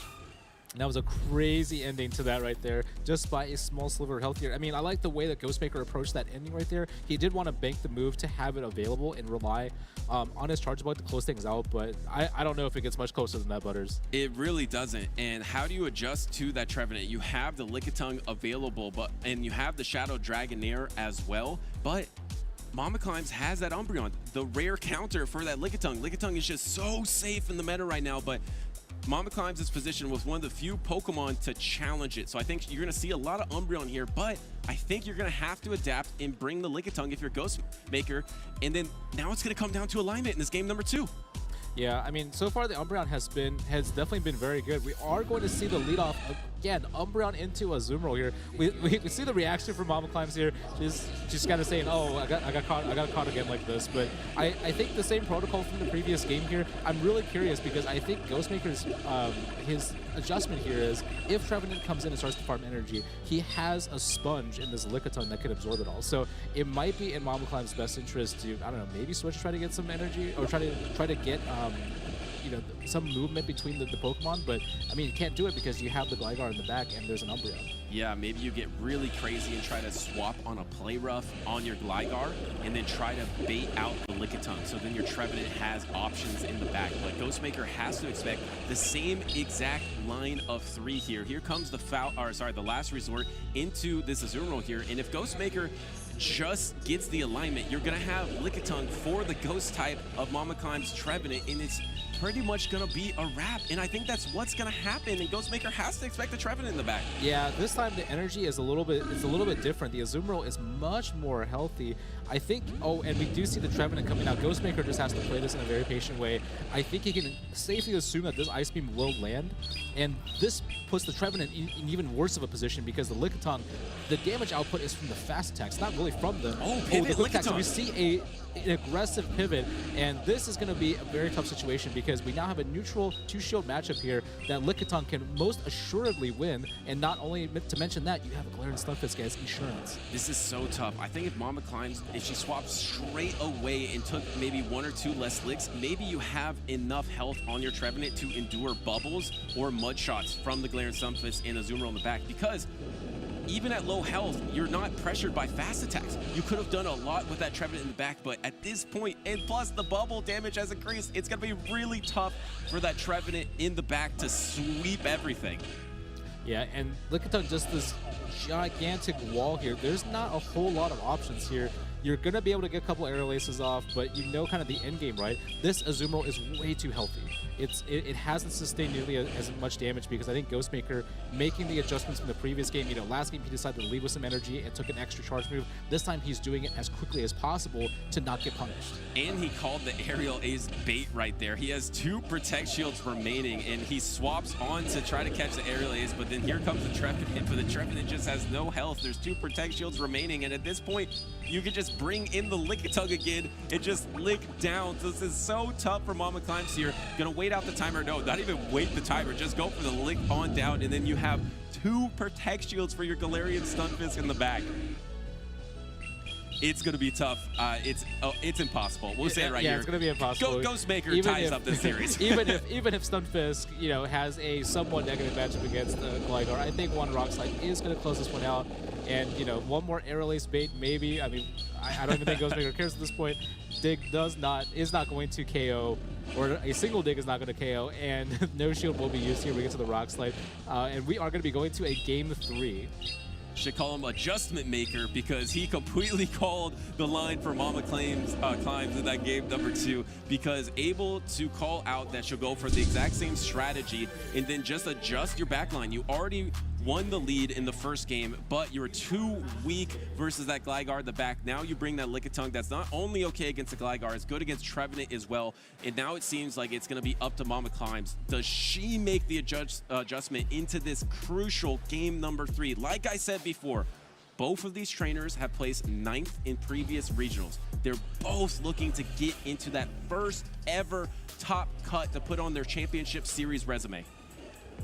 Yeah, and I think you stick with, I think Umbreon has good value against this team, but the adjustment that you can make is either you get Gligar and Umbreon out of the different alignment areas, so in the ABB style, get Umbreon and Gligar out of the A and the B, or you put them both in the same backline. I think it doesn't matter which one, but you have to make a decision now. What might be interesting for Mama Climbs is, has she thought about putting the Umbreon in the backline and having some kind of punishment to the to the Azumarill or anything else in the front line? Because I would love to see how that one works out. So far, it seems like the Lickitung is very important, or the Lickitung has come in, and it's going to have a lot of value. So still having the Umbreon in the backline for it is very good, but the Azumarill is what's causing the problem, right? So yeah, if you're going to try to rely on anything, I mean, I don't know, is the Crest valuable to bring in? I was thinking that exact thing, because you've shown Trevenant Gligar in the back 2 games in a row. That scares off the Charger Bug. So now your Crest should have a lot better matchups. Even against Lickitung with Future Sight, you can win the zeros, or even sometimes the 1 Protect Shield situation, because Future Sight is a good move and Crest is so bulky. So if you're scaring off that Charger Bug, I really like Crest. Even if it's against Galarian Stunfisk, you can bait out the Galarian Stunfisk with the Crest. We're going to see if it comes in that game number 3. It's going to be Azumarill into that Galarian Stunfisk for Ghostmaker. And let's check out the backlines. Charger Bug is in the back this time. And we have Charger Bug and Azumarill here. Oh, we're going to see an Azumarill mirror. This is very interesting because you are now in a situation where I think the winner of the Azumarill mirror, should they choose to stay in, will have a big advantage. Yeah, but it's always Mama Klein's matchup if she wants to take it, because she's up 1 bubble. So no matter how this plays out in the mirror, you're going to be able to win this matchup because you'll be 1 bubble ahead and reach that play rough. So if she wants to go for it, she can just go for the alignment. And once again, Gligar's looking pretty good in the back line. Yeah, Gligar's looking really good. But here's the thing. You have this Umbreon, right? So if you've seen a Galarian Stunfisk and an Azumarill so far, you still have to be very cautious of what is in the back line for it, because what you don't want is you don't want the Umbreon to line up against the Charger Bug, which could cause some problems. No, absolutely. You want to align that into that Gligar if possible. And here comes a play rough, so we have to watch to see if the next play rough will actually knock out Ghostmaker here. So you're at the play rough in one bubble. Is there going to be a swap? No swap. And it looks like you're in the red already. I think this is going to be enough. And not only do you win alignment, but the Azumarill is fairly healthy here. And do you knock out? And it does go through here. This is huge. And now kind of the swap between the first couple of games. You now have Mama Climbs with a very healthy Azumarill after the initial matchup, and Ghostmaker is going to show his third, and I think Mama Climbs knows exactly what to do, because you may not get, you barely get to the move here, which is very unfortunate, but now you have the alignment that you want. You know that Gligar has to go up against this Charger Bug, and you know that Umbreon has to go up against the Galarian Stunfisk. I mean, Butters, I think it's going to come down to probably Earthquake baiting from Stunfisk, if you look at it. It's tough. I mean, you got an X-Scissor and a half from the energy for farming down the Azumarill. So now you're going to be able to unleash these X-Scissors. I think your win condition, if you're Ghostmaker, you definitely need the swap on a charge attack. And maybe it's going to be the dig, so maybe you don't want to swap on it. And no, here comes the dig into Ghostmaker here. I think you invest. You know that you're going to have a decent matchups with that Charge Bug. There is the investment, but can you whittle down this Gligar enough? Gligar is just proving to be such a strong counter to Charge Bug. I feel like, and Mama Climbs opting not to shield the X-Scissor here. I mean, she could go for, I think we're in Aerial Ace range now, or at least double Aerial Ace. We see Ghostmaker going for it again. I mean, you have to shield here. This is probably the point where you want to strike and try to catch the Aerial Ace if you want to absorb a little bit of energy. So let's see if that is in his plan here. It is not. We're throwing with good fast move timing here. Mama Climbs is going to fire off the Aerial Ace. Up to Ghostmaker to decide, and he's going to let this one go. But does he bank energy? It does look like he banked a little bit, and now we're going to see the dig come out. I think if you're Mama Climbs, you can safely stay in and kind of let Umbreon clean things up. We are going to see the last protection come out, and you know, you can't mudshot down a ground and flying type, so you are going to be forced to throw energy try if you are Ghostmaker here. And Gligar is going to win the charge attack priority. This is very unfortunate. And I think at this point, if you are Mama Climbs, you are probably pretty happy with letting this Gligar go. We do see the Rock Slide come back out, and now it's up to Umbreon. I think you can do this in about 3 foul plays if you can make it, assuming that the snarl damage adds up. Mama Climbs is just moments from her first ever top cut in a top 16, the first ever for the 2024 season in North America. Just needs to knock out this Galarian Stunfisk, and really just needs one Snarl against that Charger Bug. That Charger Bug has no health, so you can throw the charge attack here. The foul play isn't probably going to be enough, but almost enough, and it's going to be coming down to Snarls from the safest pick for Mama Climbs this entire tournament. You can see the emotion in her eyes as she's just inches away from becoming a top cut performer in the championship series, and there it goes! And there we go. Congratulations, Mama Climbs, for making top cut right there. Great play with the Umbreon and the navigation from that towards the very end right there, and she's going to take the match 2-1. Fantastic play from Mama Climbs to make that adjustment in that game number 3, able to close with Gligar in game number 1 and 3. And it's kind of been a story of San Antonio so far, the strength of the Gligar, and it was really strong against those Pokemon that Ghostmaker was wanting to bring over and over again, that Charger Bug and that Galarian Stunfisk. Yeah, and thankfully for that third game, she did make that the adjustment that we had discussed, was just try to get Umbreon and Gligar out of the same alignment so that Azumarill doesn't punish you as hard. And you know what's great about it is in the third game, she ended up being the person with the Azumarill with a lot of health and a lot of flexibility. So she was able to easily navigate around that and mold that to her victory. Yeah, and this game felt like it came down to alignment a lot as we get into these match highlights. In game number 1, it felt like it was gonna come down to the alignment, but Mama Climbs actually made the best play ever. She was throwing the Shadow Claw on a Volt Switch, let a full Volt Switch through, but that gave the health that she needed to full fast attack down on this Gligar. If that Charger Bug took one Shadow Claw, you don't get to this aerial ace right here, and you're not in top cut. So she actually played that perfectly. Yeah, and that was a crazy, and you can see on her screen there, a Azumarill with literally no health. I mean, you had to get it right there, or else the Azumarill left with a charge move. This is going to be the second game here where we did have the same alignment from Mama Climbs from the first game. And unfortunately here, Ghostmaker able to hard punish with the Lickitung swap in. And you can see here, Ghostmaker up 2 shields and just absolutely nothing that can be done. But the breaker here is the third game, the realignment of pretty much the same Pokemon here, but bringing in the Azumarill, winning the mirror match due to being one bubble ahead. And it was all just kind of, you know, up downhill from here for Ghostmaker as Mama Climb's able to take advantage of the alignment. And I think she made the right call, but Ghostmaker did reveal his third Pokemon in this third game. He brought in the Charger Bug, it revealed his full lineup, and I think Mama Climbs had the correct read on what to bring in and finish out the match. I thought it was a smart strategy to say swap that Azumarill, because even if it's against Trev, you can get a Protect Shield out of it if you get a couple bubbles ahead. But the problem was you say swap that Azumarill, which was very safe versus Mama Climb's team, but there was just no answer for that Gligar in the back because he had the Galarian Stunfisk and that Charger Bug. So it's not over for Ghostmaker and his journey yet. He moves on down into the losers finals of his group. So he has one more shot to get over the hump. He is also peaked at number 9. He's only played in 2 tournaments, but he is 1 victory away from his first ever top cut, which we just saw Mama Climbs achieve.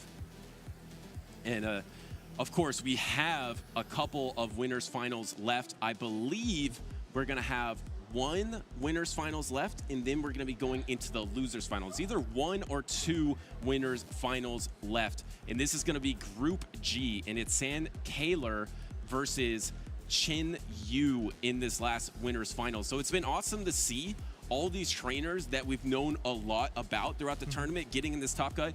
But now we get to meet some new faces, some new trainers we haven't seen as much. And so I'm excited to see what they have to offer to the championship series. And we did get a chance to cover San Kaler's team a little bit earlier, but we haven't seen, or at least you and I have not seen Chen Yu on camera before from today. So let's take a quick look at their teams. We do see some brand new Pokemon that are in this new meta here. We do see Lickitung, Defense Deoxys, Whiscash, Charger Bug, Shadow Dragonair, and Azumarill from San Kaler. Yeah, and on the other side for Chen Yu, we have the Altaria, the Registeel, Medicham, Mantine, Whiscash, and the Clodsire. And it's going to be really important. This is open team sheets now. It started at the Latin American International Championships. And I think it's an awesome change, by the way, because it's so tough to get to these top cuts, to get to Championship Sunday. So I love that now the players have the most information available for them, because now they know all the charge attacks. So nothing is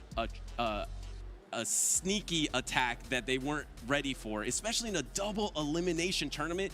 It's so hard to make it through the gauntlet. So I'm really happy for these open team sheets so that these trainers have the information so they can play. It really is the essence of the show 6 pick 3, where you get to know all of the factors involved, and then it just comes down to your performance. Yeah, and to your point, Butters, it's really good to know ahead of time for Pokemon like Alolan Ninetales, where is it a Charmer or is it a Powder Snow user? It does dramatically change how you decide to prepare for that. So in this case, I think the most relevant from a Pokemon sheet or like a Pokemon reveal would probably be the Clodsire, because the Clodsire has, as we covered before, so many relevant movesets, and it looks like this one, Chen Yu is going to be running the Stone Edge and the Earthquake on there. Much different from the Sludge Bomb Earthquake one that we saw earlier today. Yeah, and you are going to have some better coverage against that Charger Bug, but you don't really need it against Charger Bug in that matchup. So I'm actually curious what you're trying to land that Stone Edge on. Where do you want that rock type? Maybe it is against these flying types that we have seen, like a Talonflame. Yeah, I would assume against Flyers, because Earthquake would be at least double resisted, right? Or double or single resisted depending on the typing. And having Sludge Bomb sometimes, if you're playing against Skarmory, I can kind of see why maybe you want a little bit better coverage move right there. But that's probably the only use case. Oh, looks like we're going to go over the teams in depth a little bit. And for San Kaler, we are going to see the Lickitung, the defense one, Deoxys, running a little bit different of a moveset than we've seen earlier today. The Thunderbolt and the Psycho Boost versus the Rock Slide Psycho Boost we saw before. And then Whiscash running the Mudshot, Mud Bomb, Scald combo, the new Whiscash build, Charger Bug, Shadow Dragonair with both of the lower costing moves, and then the Ice Beam Azumarill. That's really interesting. We have seen Thunderbolt most often throughout the championship series, but with Dodge is the trainer you're referring to that was running that Rock Slide instead of the Thunderbolt. But kind of the classic move set on all, or the attack set on all of these Pokemon here, and it's awesome to see Whiscash with a chance for that day number 2. Let's move on over into Chinyu's team, and Chinyu is running that Altaria with the Sky Attack Moonblast, and let's look at the Mantine. Is it running the Bubble Beam or the Aerial Ace Ice Beam? It is not running the Bubble Beam. We have seen that from trainers like Heidanis Actual running that Bubble Beam. We've seen it from other trainers as well. So the other notable one is, of course, Dynamic Punch on Medicham, but that is pretty much the classic attack set now. And then Clodsire without that Sludge Bomb, but slightly better against the flying types, which, you know what?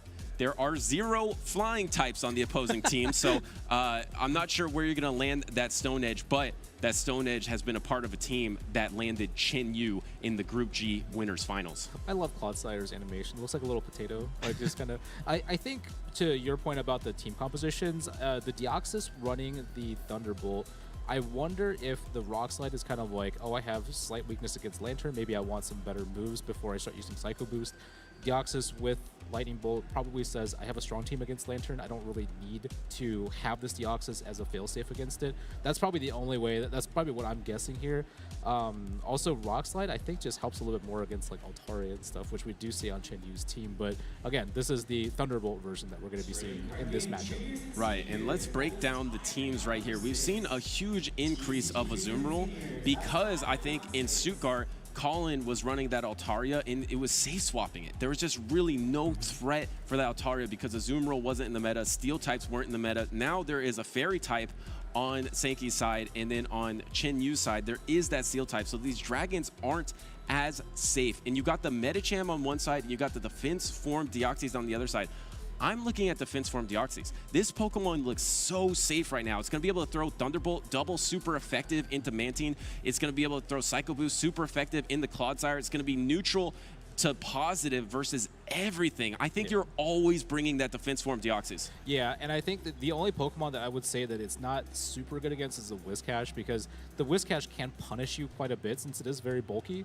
Against Clodsire also, very bulky Pokemon. I think you can take a couple of Psycho Boosts without having too many issues, but you're right. Very versatile pick in this meta, and mainly it's because we haven't seen too many Ghost types at all. We saw Trevenant earlier. It's probably one of the few that we saw in this entire tournament, and it looks like we're going into the match here. We are going to lead things off, and here is the Deoxys versus the Altaria.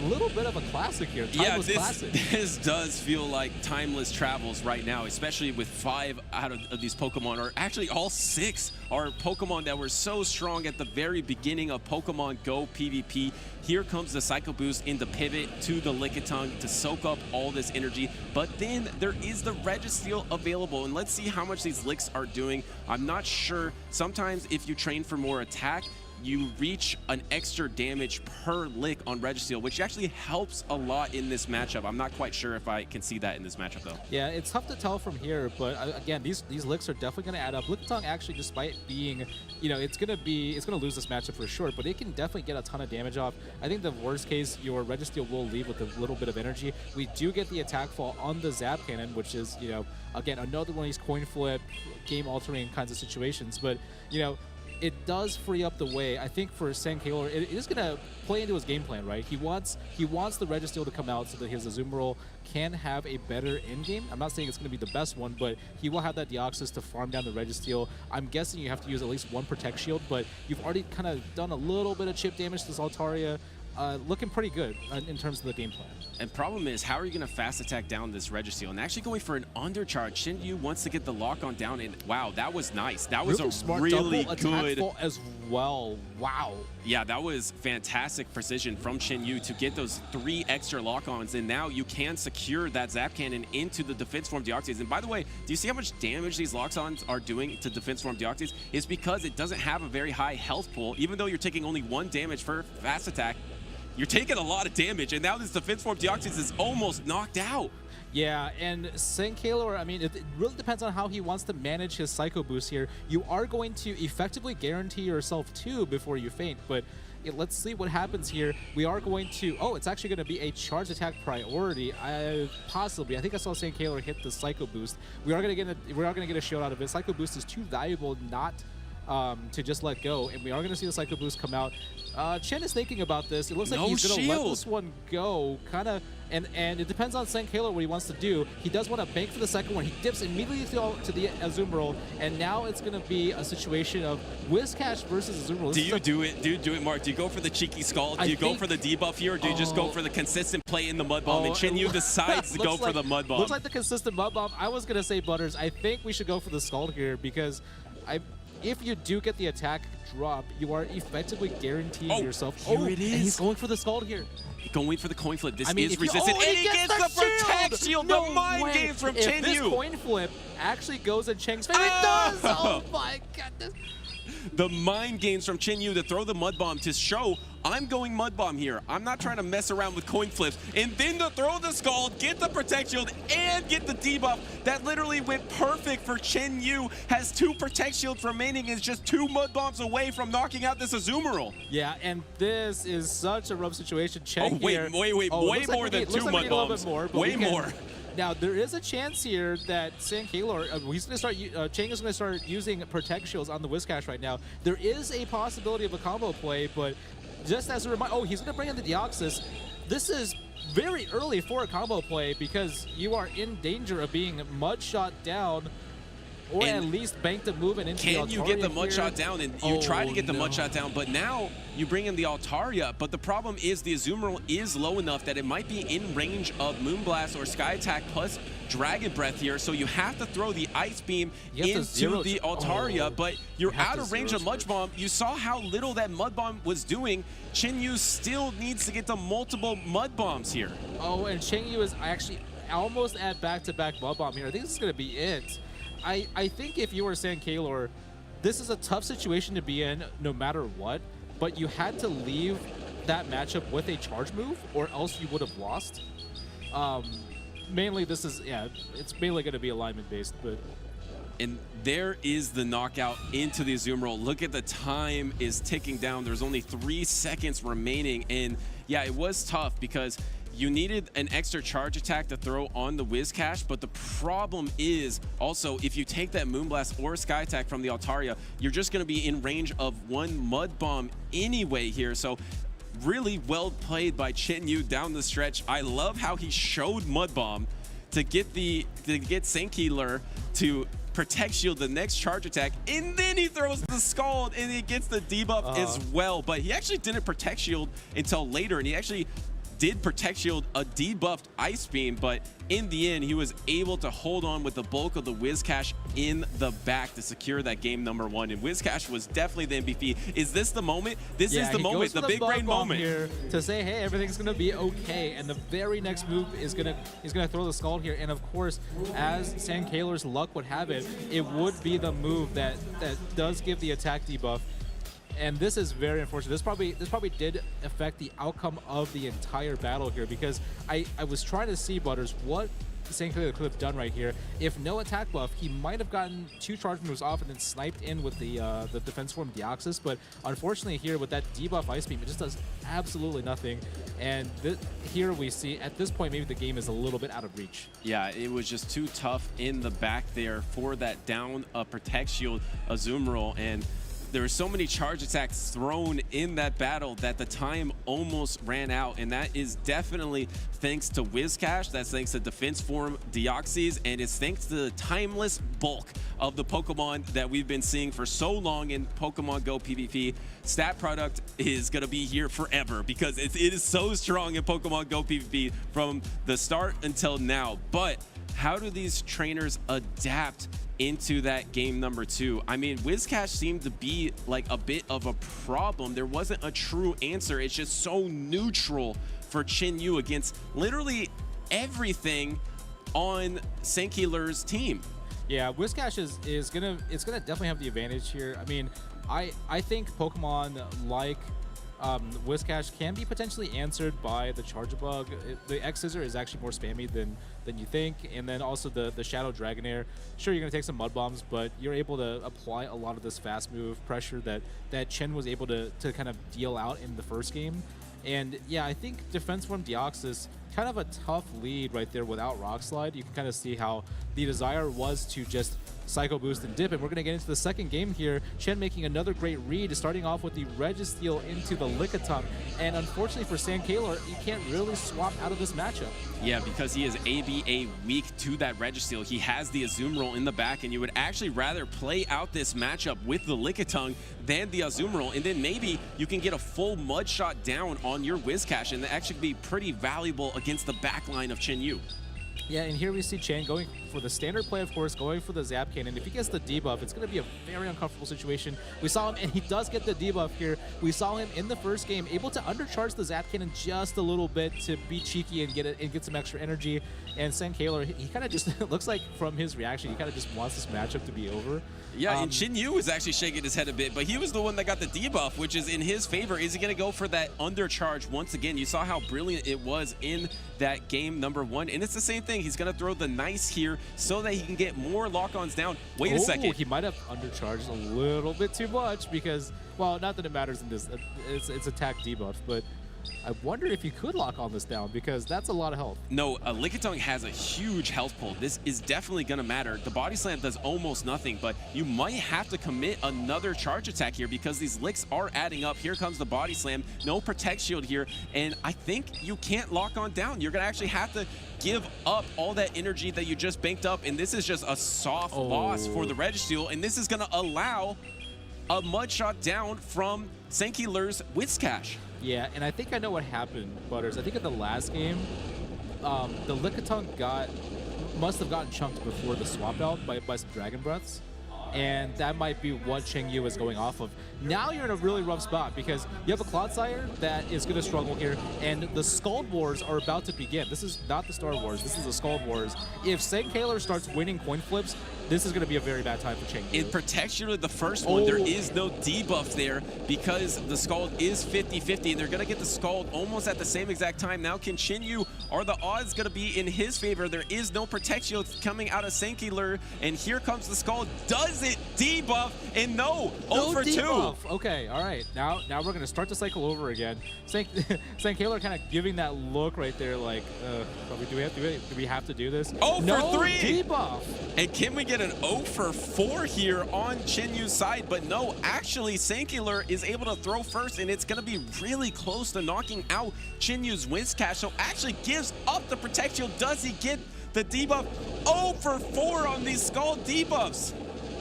And I mean, you can't go 0 for 5. There's no way this is going to be over, but it doesn't matter because if you let this go, if you just let this go, it doesn't even matter if you get debuffed, and maybe we'll never find out. We never found out if that will debuff, but it's a tall task. You're the last Pokemon remaining. You don't want to be the last Pokemon remaining. Are we going to see the first Scald debuff of this entire battle right here? And we do!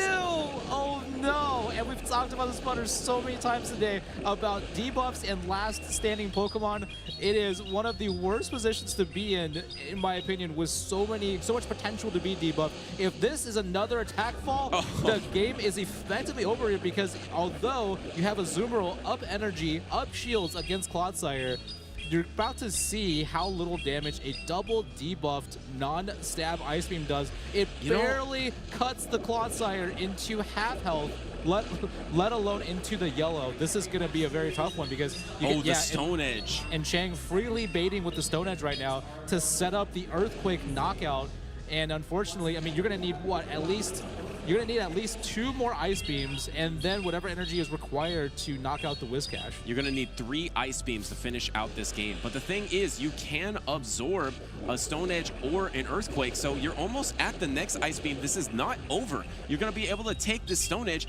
You might actually be out of range of Mud Bomb, too. If this Stone Edge lands, you're out of range of Mud Bomb. All you need is double Ice Beam here. You would rather take Mud Shots rather than Poison Stings. There's only 13 seconds remaining. It might be a timeout, Mark. It actually might go to timeout. You're going to knock out this Clodsire with this Ice Beam. Can you get the 1 more Ice Beam to knock out. The Oh, Wizcash. he's actually gonna 3, get there. 2, 1. He Oh, he gets hits there the at the boom. buzzer. Sankilor is able to tie up this series with no time remaining on the clock.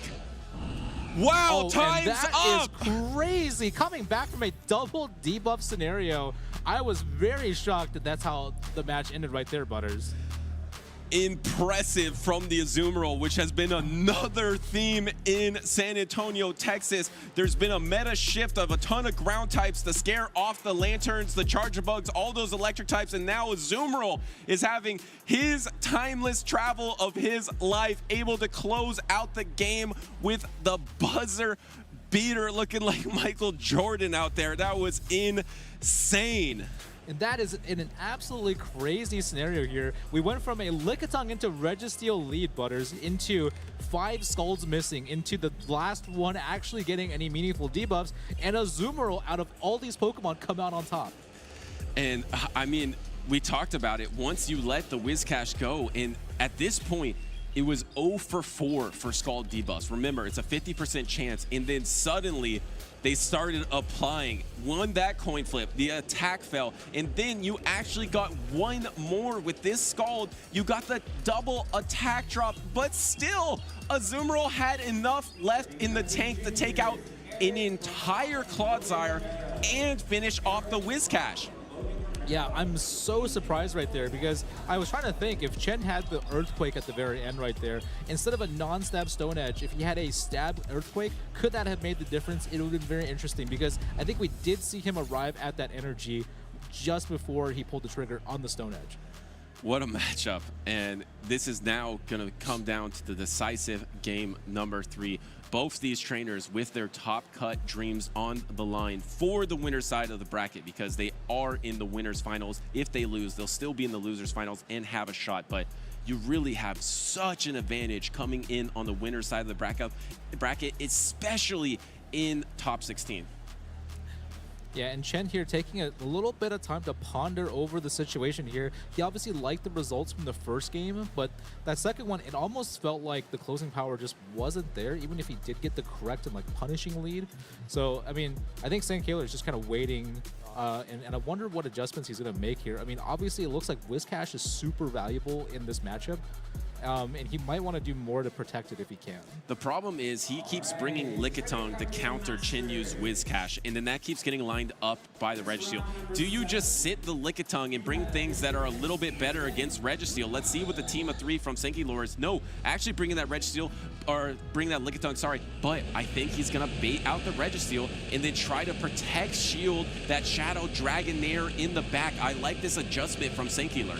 Yeah, and you can see here a little bit of a change up in how he plays. Obviously, his backline is completely different with the Lickitung and Shadow Dragonair. He's actually staying in a little bit longer here, and he's now bringing the Lickitung. We are going to see the immediate swap here. Altaria does have a move, but the important thing about Shadow Dragonair matchups, though, is you're really caring about the Dragon Breath, right? So the health is what matters, and he's happy to take away as much health as possible on the Altaria. We're really being set up here for a Shadow Dragonair versus Wizcash showdown at the very end. Yeah, that's a great point, because now that you have chipped that Altaria, you can pressure it with fast attacks, and then you can use those charge attacks into the Wizcash, so it does breathe a lot of life in that Shadow Dragonair. And finally, Chinyu doesn't get that 2/3 chance to get the Zap Cannon debuff, so Sankilor is going to be able to land this Body Slam, and this Registeel is going to come out less healthy, but does he adapt? Does he throw the great Zap Cannon to still ensure the lock-on down against Sankilor's Lickitung? Yeah, I really hope so here for Chang.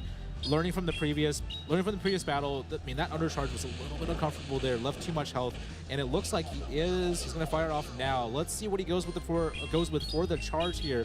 We see the nice, we're still going to, we see the great at the very last minute. That's going to leave the optimal amount of health here, and he's going to come out with as much energy as possible. I don't think it's going to be close to a move, though, so it is going to continue to fuel the Deoxys. This is actually really interesting, because are you going to come back with the Altaria, or maybe go for Wizcash? Because you already know from the Pokemon sheet that there's a Thunderbolt here. Thunderbolt does nothing to Wizcash. Okay, we're going to see the Altaria come back. It is a charged attack priority Moonblast onto the Psycho Boost here.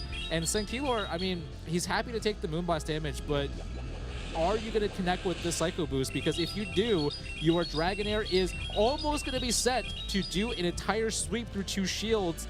And here comes the switch in. Here it is. We're off to the races, and here comes the Whiscash. Now, unfortunately for the Whiscash, I think you have to continue to go for Mud Bombs because there is no time to throw a Scald. There really isn't that much time, but one thing that could, and here comes the Protect Shield into the Mud Bomb, but one thing that could give you more time is a debuff. So maybe he will throw the Scald at some point. He's going to bank up to this Mud Bomb. Does he go for the same trick as he did in game number 1 that secured the victory, where he threw the Mud Bomb and then threw the Scald and got the Protect Shield? Does he try it once again to try to get that debuff? No, just going straight Mud Bomb here and getting both Protect Shields from this Whiscash, and suddenly he's going to be Mud Bomb away from knocking out the Dragonair, but the Dragonair is not that bulky, but should be able to soak up a Mud Bomb. And he has to throw energy now. Okay, he at least gets rid of the Protect Shield. This actually sets up Deoxys to counter down and have a Psycho Boost ready if this is a charge attack priority, and it is. Oh, well, it was an offset one. But now the Whiscash will have no energy. I think Sankhaler can see the light at the end of the tunnel. It depends on if the switch timers are up yet. But it's a Dragon Breath off, and can you save that energy? You do save that energy, but you can't counter down, so you have to get to the Psycho Boost. Can you get the Psycho Boost in time? Oh, he counters down. He counters down and gets the Psycho Boost, and the Psycho Boost is enough. What an ending right there. I thought for sure both players almost at their respective charge moves here. Sankhaler able to get the Psycho Boost here, and it turns out to be the game winner against the Whiscash. I think Deoxys only absorbed energy and threw Psycho Boost that game. Yeah, he didn't do anything else. He just pivots and he throws Psycho Boost, and that's what he's there for. And he did a fantastic job at doing so, because he was slowly whittling down Chen Yu's team and getting it in range of those Dragon Breaths, and the adjustment from Sankhaler to keep that Shadow Dragonair in the back, expecting that Whiscash in the back from Chen Yu, was able to secure that ticket to top cut day number 2, Championship Sunday. And remember, Chen Yu is not out of it yet. He moves on into the losers finals of his group. Yeah, we'll take a look at some highlights from this group here. I love that Game 3 and Sankhaler's strategy here. Let's take a revisit here. I believe, yeah, this is going to be the first game, and we are going to see this tragic situation with Azumarill here towards the very end of the game, where Chain is up 2 shields, and he's going to be able to completely crush Sankhaler. But Sankhaler coming back very strong in the subsequent matches. Yeah, I mean, he does reverse sweep, and he has redemption for one Pokemon in particular. You see that game number 1, the Azumarill comes down, but Azumarill was the absolute hero in this game number 2. But this is a matchup that was very familiar. It actually happened all 3 battles. Lickitung versus Registeel happened all 3 battles, but this was the crazy part. You're gonna throw the Scald into the Azumarill and get the shield and the debuff. The best case, the trifecta. And this is the craziest thing I've ever seen, is somebody coming back from being down double debuff, no chance to clear it, still able to sweep both Pokemon in the backline. This was also the Game Butters, where we saw a technical mistake from Chang, right? He undercharged too much, and that actually ended up costing him this match, because, I mean, who knows, that energy could have been invested somewhere else, and he ended up getting punished for it. But we see Sankhaler making an incredible comeback. And then in the third game, this is how you're supposed to set up your Dragonair for victory, right? Dragon Breathers play for health, and they care a lot more about it. And he did a great job of using this Deoxys in a way that I wouldn't expect, just throwing Psycho Boost and dipping, setting up the health difference so that his Dragonair could make all the difference. And you see at the very end there, kind of poetic justice here. Deoxys coming in, countering down an Altaria, throwing a Psycho Boost into the Whiscash for the win right there. That was a heck of a match. It really was. It was a heck of a series. That was exciting Whiscash play from both trainers, and the slight adjustments that caused it. And you were talking about that game number 2. If that did go to timeout, that undercharge would have cost them the game because of that undercharge. 2 more charge attacks. That means 20 seconds at least off the timer. So that is the best buzzer beater I have ever seen in the championship series. And that buzzer beater was the ticket for Sankhaler to get into the top cut for day number 2. And we have 2 more trainers, and I believe we are now in the losers finals side of the bracket. So all of the winners finals have been completed. We have our top 8 on the winner side. Now we are going to be going into the losers side of the bracket, and we have Evan versus Blugo. Yeah, Evan is somebody some trainer that we have featured before. He is running that one very spicy pick that I really like, and bringing it against the meta here. We do see it being punishing towards both Charjabug and Poliwrath Core. On the other end here, we see Blugo. Blugo is one of the few trainers that are actually playing the Wigglytuff here. We've seen it a couple times, Butters, and how strong it has been, or how weak it has been based on the alignment. So let's go over the teams a little bit. Blugo is going to be running Azumarill, Charjabug, Serperior, Galarian Stunfisk, Lickitung, and Wigglytuff. Yeah, and a quick correction, I was actually seeing the next matchup ahead, which is going to be Losers Finals, our first Losers Finals. This is actually going to be Winners Finals Group H. So this is the last group. This is going to be the decider. The last Winners Finals. So either Blugo or Evan is going to have a chance to be going in on the winners side of the bracket, which is a huge advantage. And I see on Blugo's side already, Blugo's side, that Wigglytuff that I thought might make a slight impact in this tournament is now available for Blugo. But on the other side, maybe the one trainer running Poison Steel. The one pick right here that I'm really, really liking. And I think Evan alluded to it this morning when we were chatting with the other trainers. Evan's got a Toxapex, and this is one of the teams that has a double fairy configuration. Not to mention that there is, as a small bonus, there is going to be a Serperior on the other side, which is not a terrible situation for Toxapex either. So, but Evan's going to be running. I mean, Butters, if you want to go over the remainder of the team, still relatively spicy, but does have some of the current meta picks in it. Yeah, I mean, you have the new, which is that Shadow Poliwrath and Charjabug, but I think we're going to go on Blugo's side first and just go ahead and look at the team sheets that he is going to be having, because there isn't probably going to be much of a variation from his team, but the only thing you really want to look at eventually is the Azumarill. Does it have the Hydro Pump, which is a rare occurrence? You really never see the Hydro Pump anymore. You see the Play Rough, Ice Beam. There's not a ton of shocks, but we have seen a lot of Leaf Tornado Serperior. Is it another Leaf Tornado Serperior, or is it going to be the Aerial Ace? Because I mean, Aerial Ace was just the classic attack set for so long, but now a lot of traders have actually had success with the Leaf Tornado in San Antonio. Yeah, and I think in this tournament, we're starting to realize that sometimes the debuff, or the heavy debuff, Leaf Tornado is a 2-stager. If you're able to get a 2-stage debuff on the opponent, maybe sometimes that Aerial Ace coverage doesn't really matter.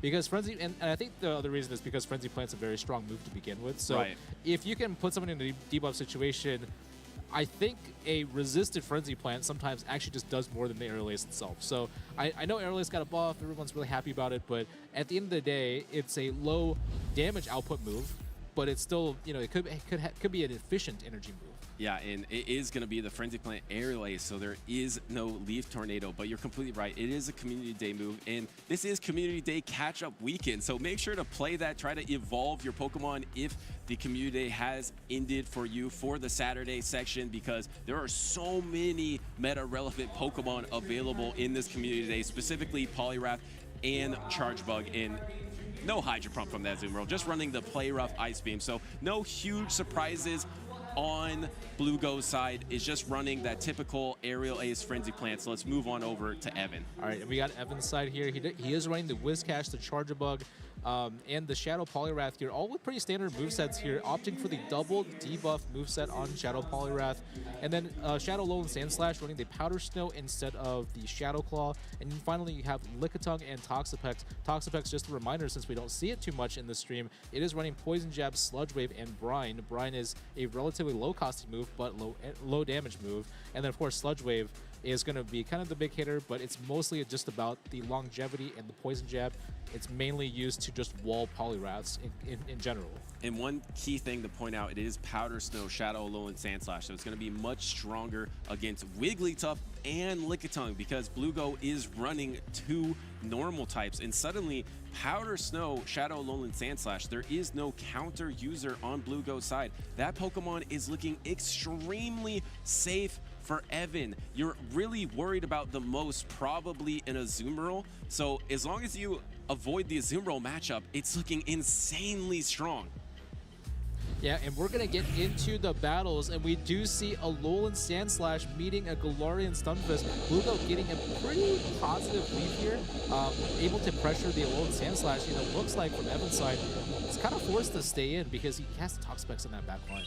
Yeah, and I would say this is also a decent matchup for the Galarian Stunfisk too. So you really have two available options, that Galarian Stunfisk and the Azumarill, but you're actually running a team ABA weak the Shadow Poliwrath if you're Blue Go, but there is no Shadow Poliwrath in the back there for Evan. So that was actually a fantastic call, but you're also kind of ABA weak the Whiscash. Evan feels like he has a lot of answers to Blue Go's team.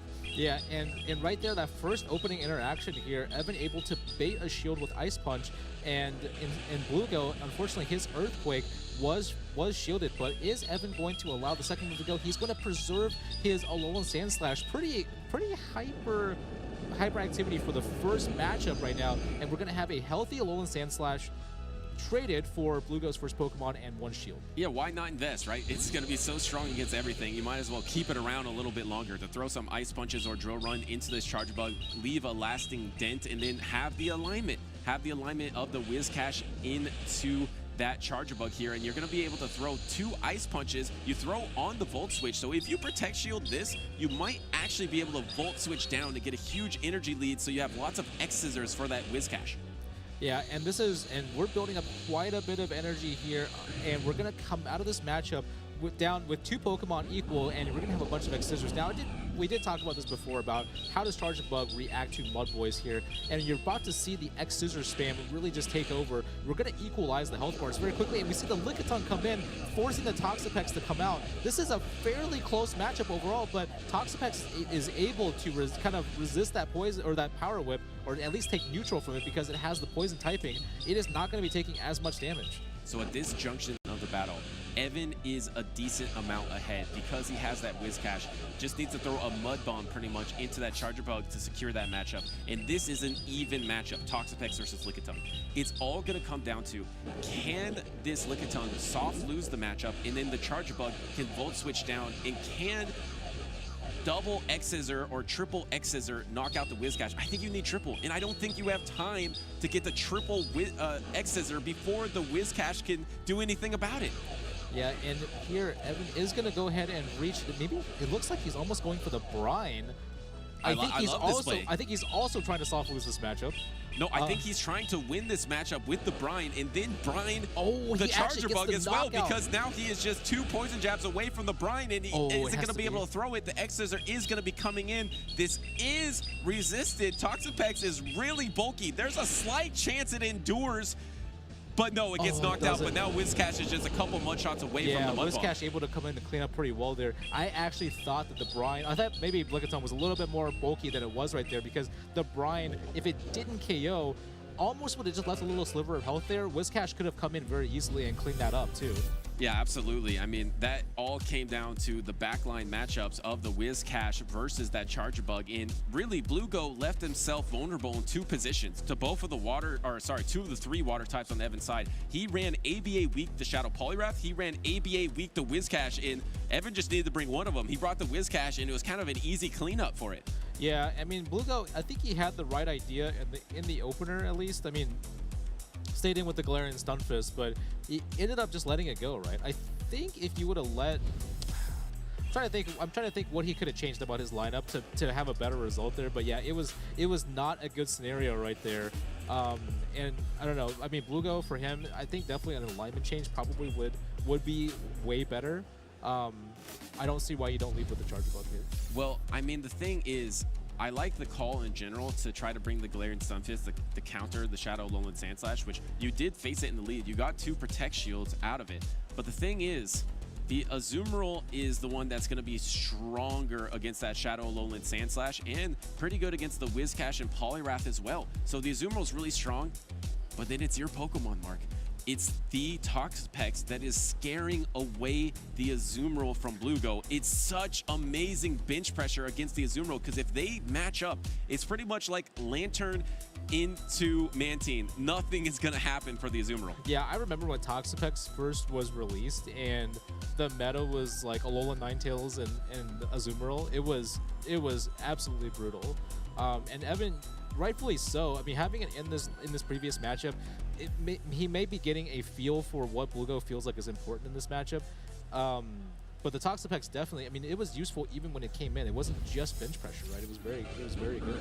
And here comes the Charge Bug into the Lickitung. Lickitung can win this one Protect Shield situation at neutral energy, which always happens in the lead here. So we're going to see if Evan does decide to use the Protect Shield and try to win this matchup in the one Protect Shield situation to just maintain alignment. And if you maintain alignment, match up that Whiscash into Galarian Stunfisk in the back, once again, you're going to be having a great time, just like game number 1. Yeah, and Evan here, and we see a switch in here, and I think this is still a good opportunity. You're going to retain your Whiscash because you're not going to be bringing it in against an opposing Lickitung. I think we might see the Alolan Sandslash coming now. Alolan Sandslash with the Powder Snow has a much easier time being able to defeat Lickitung, and we are going to see the Power Whip come here, and this Power Whip is going to be resisted by the Steel typing from the Alolan Sandslash, and this is going to be, I mean, you're going to come out with a ton of energy here. There's a lot of chance for Evan here to punish. But the problem is now you just have the 2 Pokemon that are so weak to Whiscash. Your last 2 Pokemon are Charjabug and Galarian Stunfisk, and Whiscash is in the back for Evan. So I don't really see how you're going to get out of this if you're Blugo. You're going to have to play out of your mind to win this game to try to reverse sweep the series. He does. I actually agree with this Protect Shield because if you leave that much health on the Alolan Sandslash, you're gonna have to come in and take it anyways on the Charjabug. And now we see a shield in return from Evan because he is gonna commit to this. Now this is a problem because Blugo has forecasted. Oh, it's actually gonna be okay. It's actually gonna be an offset charge attack priority. I thought Evan was going to commit to the Powder Snow down, seeing as the Power Whip was just used and no energy was left on Blugo's side. So, and it looks like we're going to be switching right away. Charjabug coming back in. We see a Body Slam, switch, and snipe here. I mean, I don't know which Butters. Does this change anything? I mean, Evan doesn't love it because you kind of let an entire Volt Switch through. Yes, you swap and Body Slam, but then now you let all that energy happen, and the X-Scissor is going to be really close to knocking out the Lickitung, but I don't think it can knock out the Lickitung, and it doesn't. So this Lickitung is going to be able to stay around, but if you can get a huge Mud Shot down here, this might be your only chance to come back in this series. Yeah, and you can see it on Evan's face. I think he's kind of feeling it because as soon as that Galarian Stunfisk came in, I think he recognized that this is going to be a lot of energy on this Galarian Stunfisk. And Butters, you mentioned something about timeless classics inside of the regional meta. We're about to see how timeless Galarian Stunfisk can be because there's a lot of energy here, and you have to make a lot of decisions on how you want to protect this Whiscash. And you don't use the Protect Shield straight away, and Double Earthquake is going to be enough. You're actually almost at the Double Earthquake. You need to probably bait the Rock Slide. Here is the bait on the Rock Slide, and it is into a charge attack priority on the Mud Bomb. You do Protect Shield here, and this is Blugo's only chance. You have to bait this Rock Slide. Does Evan call it? Does he think that his opponent only has one win condition? That is the bait. And no, he does Protect Shield. And that is huge because now you have your timer available. Maybe you can swap. Here comes the Charjabug trying to swap on a Mud Bomb, but look, the Shadow Alolan Sandslash with the catch to absorb that X-Scissor is going to be resisted into the Shadow Alolan Sandslash. It doesn't quite knock out, a little bit of but HP, can you get the Volt Switch down? You do get the Volt Switch down before the Ice Punch is available, and now you're just one Volt Switch away. No, you're at the X-Scissor already, and this X-Scissor, is it going to put the Whiscash in range of the Rock Slide? There's no way. It's really low here. You have the Mud Shot down, but you have energy. You have energy, Mark. Throw so the Scald. Charge attack priority with the Scald. Oh my goodness, and Whiscash able to take it. And it actually wasn't even at the Rock Slide yet. It was 2 Mud Shots away. And once again, Evan with Whiscash in the back was just pretty unstoppable in this matchup because Blugo was running that team composition ABA weak to it. And that means Evan is going to be moving on to Top Cut, I believe his first time since in a North American International Championships in Ohio in the first season of the championship series for Pokemon Go. And what an ending right there. Again, another risky kind of scenario to light things up, but Whiscash, of course, able to do a lot of work right there. Bluego, I think just the team composition, it looks like, he obviously had a very good day coming to the winners finals, but again, if you're weak to Whiscash and Poliwrath and you're bringing ABA teams, it's going to be a very tough mountain to climb over. Let's take a look at some of the replays here. Of course, Evan wrapping things up in game 1 with the great play of that Toxapex. I even underestimated the damage on it, but had the brine ready, kind of baited out the Charge Bug move, and then had a Mud Bomb to finish everything off. And then, of course, inside of game 2, we are going to see kind of the same scenario right here. I mean, of course, Lickitung going to go down, but you always have this farm down from Galarian Stunfisk that you have to be very careful for. We almost thought it was going to be a runaway situation with another Timeless Classic, but as always, Evan having the right defenses up against his Pokemon. Yeah, it was really close in the end, and it kind of came down to that swap onto the Shadow Alolan Sandslash as well that really helped to soak that energy so that X-Scissor wasn't landing into the Whiscash, because if both of those X-Scissors did land into the Whiscash, that might have been a wrap for that Whiscash in the back. And I was saying at the beginning of this game, if Bluego was able to come back and win this game, it would be absolutely amazing.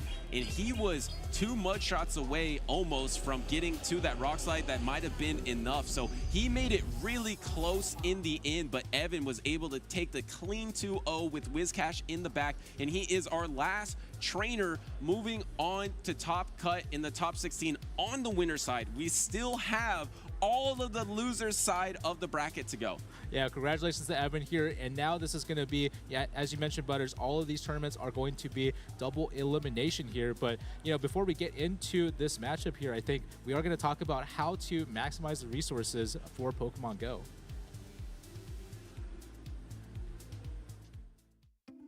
Hey there, Pokemon trainers. Gabby Snyder here to help you get prepared for your next Pokemon Go Championship Series event. Whether it's your 10th time entering or your first time, here are some tips you can use to maximize the resources available to you when building Pokemon to be used in the Go Battle League. There are 3 main things you need in order to build your team: Stardust, TMs, and Candy. You will encounter most of these in your normal day-to-day gameplay, but with a couple of small changes, you can earn these a lot quicker. Stardust is used to both level up your Pokemon and unlock secondary moves to use in battle. You typically earn 100 Stardust per catch, with bonuses given out for weather-boosted Pokemon and the first catch of the day. You also can earn Stardust from most tasks in-game, such as opening gifts or playing in the Go Battle League. Pay special attention to the end-of-season bonuses for the Go Battle League in particular.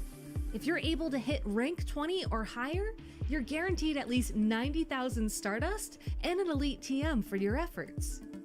By using a Star Piece item, you get a 50% boost in any Stardust that you earn in the next 30 minutes. By stacking this with your first catch of the day, eggs hatching, or the end-of-season Go Battle League rewards, you can multiply how much dust you earn very quickly. TMs are used within Pokemon Go to teach your Pokemon a new attack.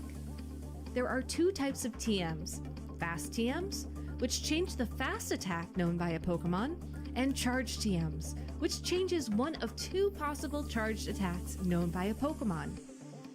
You have a chance to obtain TMs from playing in the Go Battle League and obtaining at least 2 wins. There are also elite variants of each TM that let you choose an attack to teach a Pokemon, including those only available during community days. You should save elite TMs until you have the perfect Pokemon to use on, such as teaching a Shadow Swampert Hydro Cannon. Candy is the final resource you'll need to gather in Pokemon Go, and like Stardust, it can be best obtained while catching Pokemon or hatching eggs on your daily adventures. For every basic Pokemon you catch, you are rewarded 3 candy. For every Stage 1 evolution, 5 candy, and for every Stage 2 evolution, 10 candy. You can double the candy rewarded by feeding that Pokemon a Pineapple or a Silver Pineapple Berry. You also get bonus candy when catching a Pokemon that shares a type with any Pokemon you currently have Mega Evolved or has currently undergone Primal Reversion. After you reach Trainer Level 31, when walking your buddy Pokemon or occasionally when you catch a Pokemon, it'll drop a Candy XL, which can be used to level up that Pokemon beyond level 40. You can also earn 1 guaranteed Candy XL per trade when trading Pokemon with a distance of at least 100 kilometers between them. Rare Candy and Rare Candy XL are special variants of candy that can be transformed into candy of any Pokemon type. You can find these rare items as rewards from raids, field research tasks, or by playing in the Go Battle League. One thing to keep in mind as you're adventuring in Pokemon Go is to keep an eye out for any special in-game events that'll increase the amount of Stardust or candy rewarded. You can find out more info on these events either within the app under the Today tab or by checking out the Pokemon Go live blog. Let's look at the April 2023 Community Day Classic event for Swinub as an example. Under the event bonuses section, you'll see that there will be a 3x bonus in Stardust awarded for catching Pokemon. Stack this with a star piece and you'll be seeing a 450% boost in Stardust earned per catch. Some in-person events also award special bonuses, like the double Stardust awarded when present at a Pokemon Go Championship Series event. Before you spend your resources leveling up a Pokemon, you should have a plan, especially if you plan on leveling up popular Great League format Pokemon such as Medicham, Lickitung, Azumarill, Bastiodon, or Sableye, as these Pokemon require extra Candy XL and Stardust to get close to the 1500 CP limit. Make sure you pick the Pokemon with ideal stats of low attack and high HP and defense if you can. Looking for inspiration on what Pokemon to put on your team? Check out past Pokemon Go Championship Series broadcasts or hit the Go Battle League ladder in-game to see what other trainers are running. That's all for now. Make sure to stay up to date on upcoming events by following Pokemon Go on your social media of choice, and best of luck adventuring out there, trainers.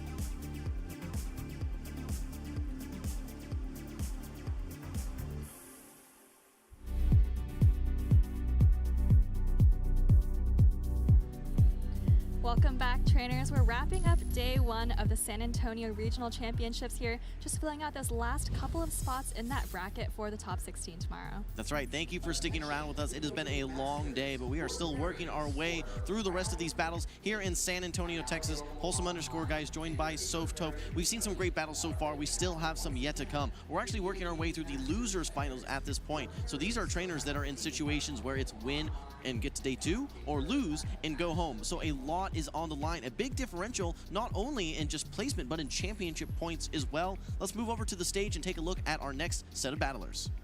Yeah, these battlers are already ready on the stage, and we've seen both of them today already. Ramberto on the left, of course, that San Diego regional champion from last season, and then Abhinav as well, who has had success in that Indian circuit. If I'm not mistaken, I think that they actually faced off and that we casted this battle earlier in the day. It's been a long day, guys. We're doing our very best here. But if I'm not mistaken, I think that they did face off earlier.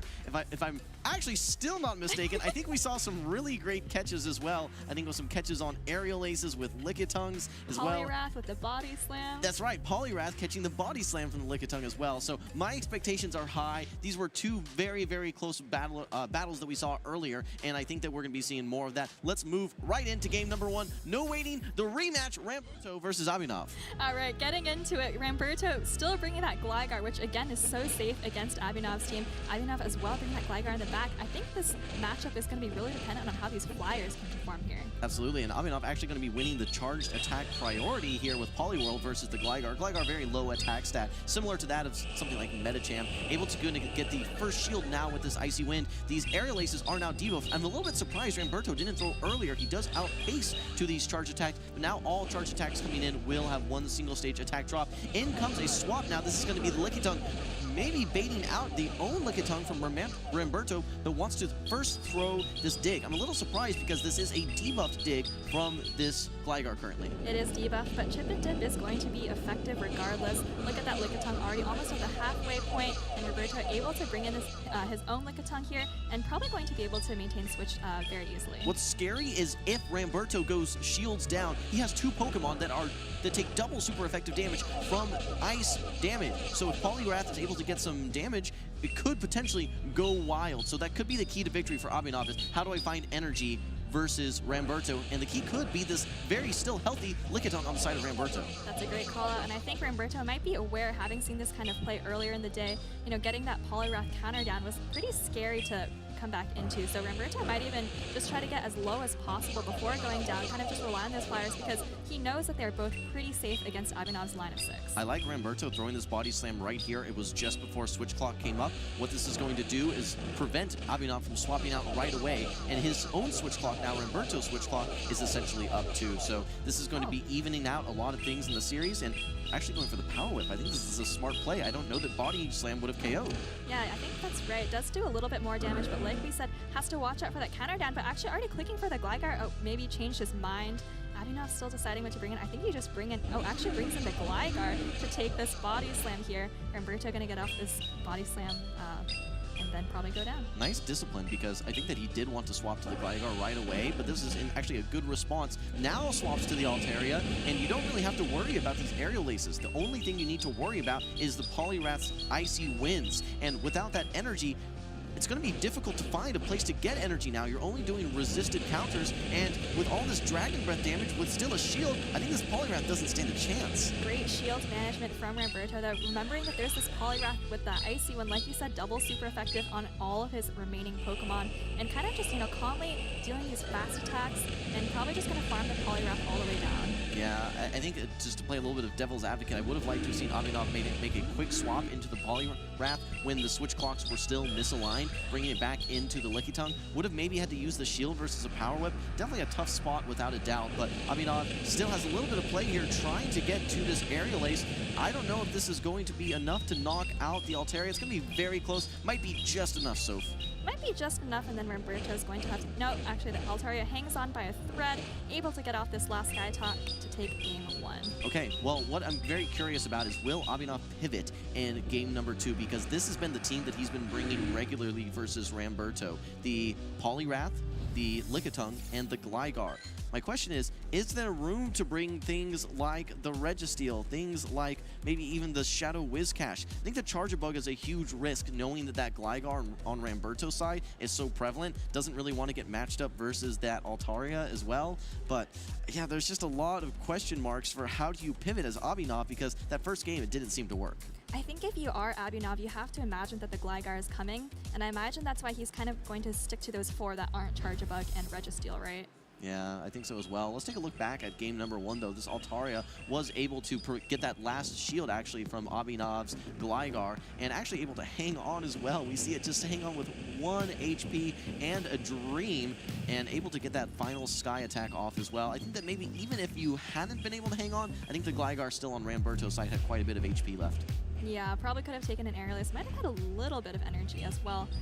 But Ramberto able to just take this with the Altaria, and like we said, looking ahead to game 2, thinking about how Abinov is going to pivot, I think has already made some adjustments. I think we saw earlier was bringing that Charjabug, you know, and kind of just ran into this Gligar every game. So potentially, I would like to see maybe a Whiscash come out from Abinov. I think that's the only real response, because like we mentioned, Charjabug, that's difficult to bring, that's impossible to bring into that Gligar. Let's take a look at these achievements, though. Actually, Ramberto, if you guys remember back to 2023, was our San Diego regional champion. I think faced off versus Caleb Peng in the finals. Had a lot of success, I believe, with the Shadow Alolan Sandslash at the time, if I'm not mistaken. Now, that said, Ramberto is running a much different team here, so let's see how he's able to respond. He's had a lot of success, of course, including against Abinov earlier in this tournament. Yeah, Ramberto definitely pivoted his strategy a little bit. Like we saw, actually managed that Lickitung mirror in the mid-game very, very well, right? Always had energy banked in case Abinov were to kind of take advantage of that misaligned switch clock.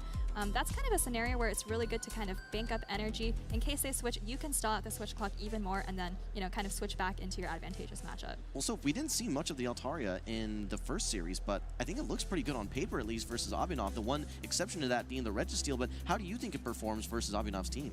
I think it's actually really good. Like you said, good against almost everything except Registeel, and Abinov probably kind of afraid to bring the Registeel because of the Gligar. And this is kind of the reverse of what we saw game 1. Ramberto leading Poliwrath into the Gligar and forced to swap out into his own Lickitung. Yeah, we saw this play out earlier in the first series. In the reverse, right? Yeah, in reverse. We saw actually Abinov in a little bit of a tougher spot here. But yes, this is going to be a mirror team, however, different alignment. We're going to see the chip and dip strategy most likely. Yep, here comes the Lickitung. So no surprises here whatsoever. And in fact, I think that this is going to turn out very nicely for Abinov. Abhinav, you have to, it's so tempting to just swap into, oh, I'm going to, they brought in a Pokemon, I'm going to react and swap as well. I don't want to get too far behind. But it is critical to get that first aerial ace off so that you can come in ahead on HP and still maintain the switch. You really need to have your Gligar lined up versus that Poliwrath. But I think what's going to be most impactful is the play of Abhinav's Poliwrath and how it's potentially able to farm down here as well.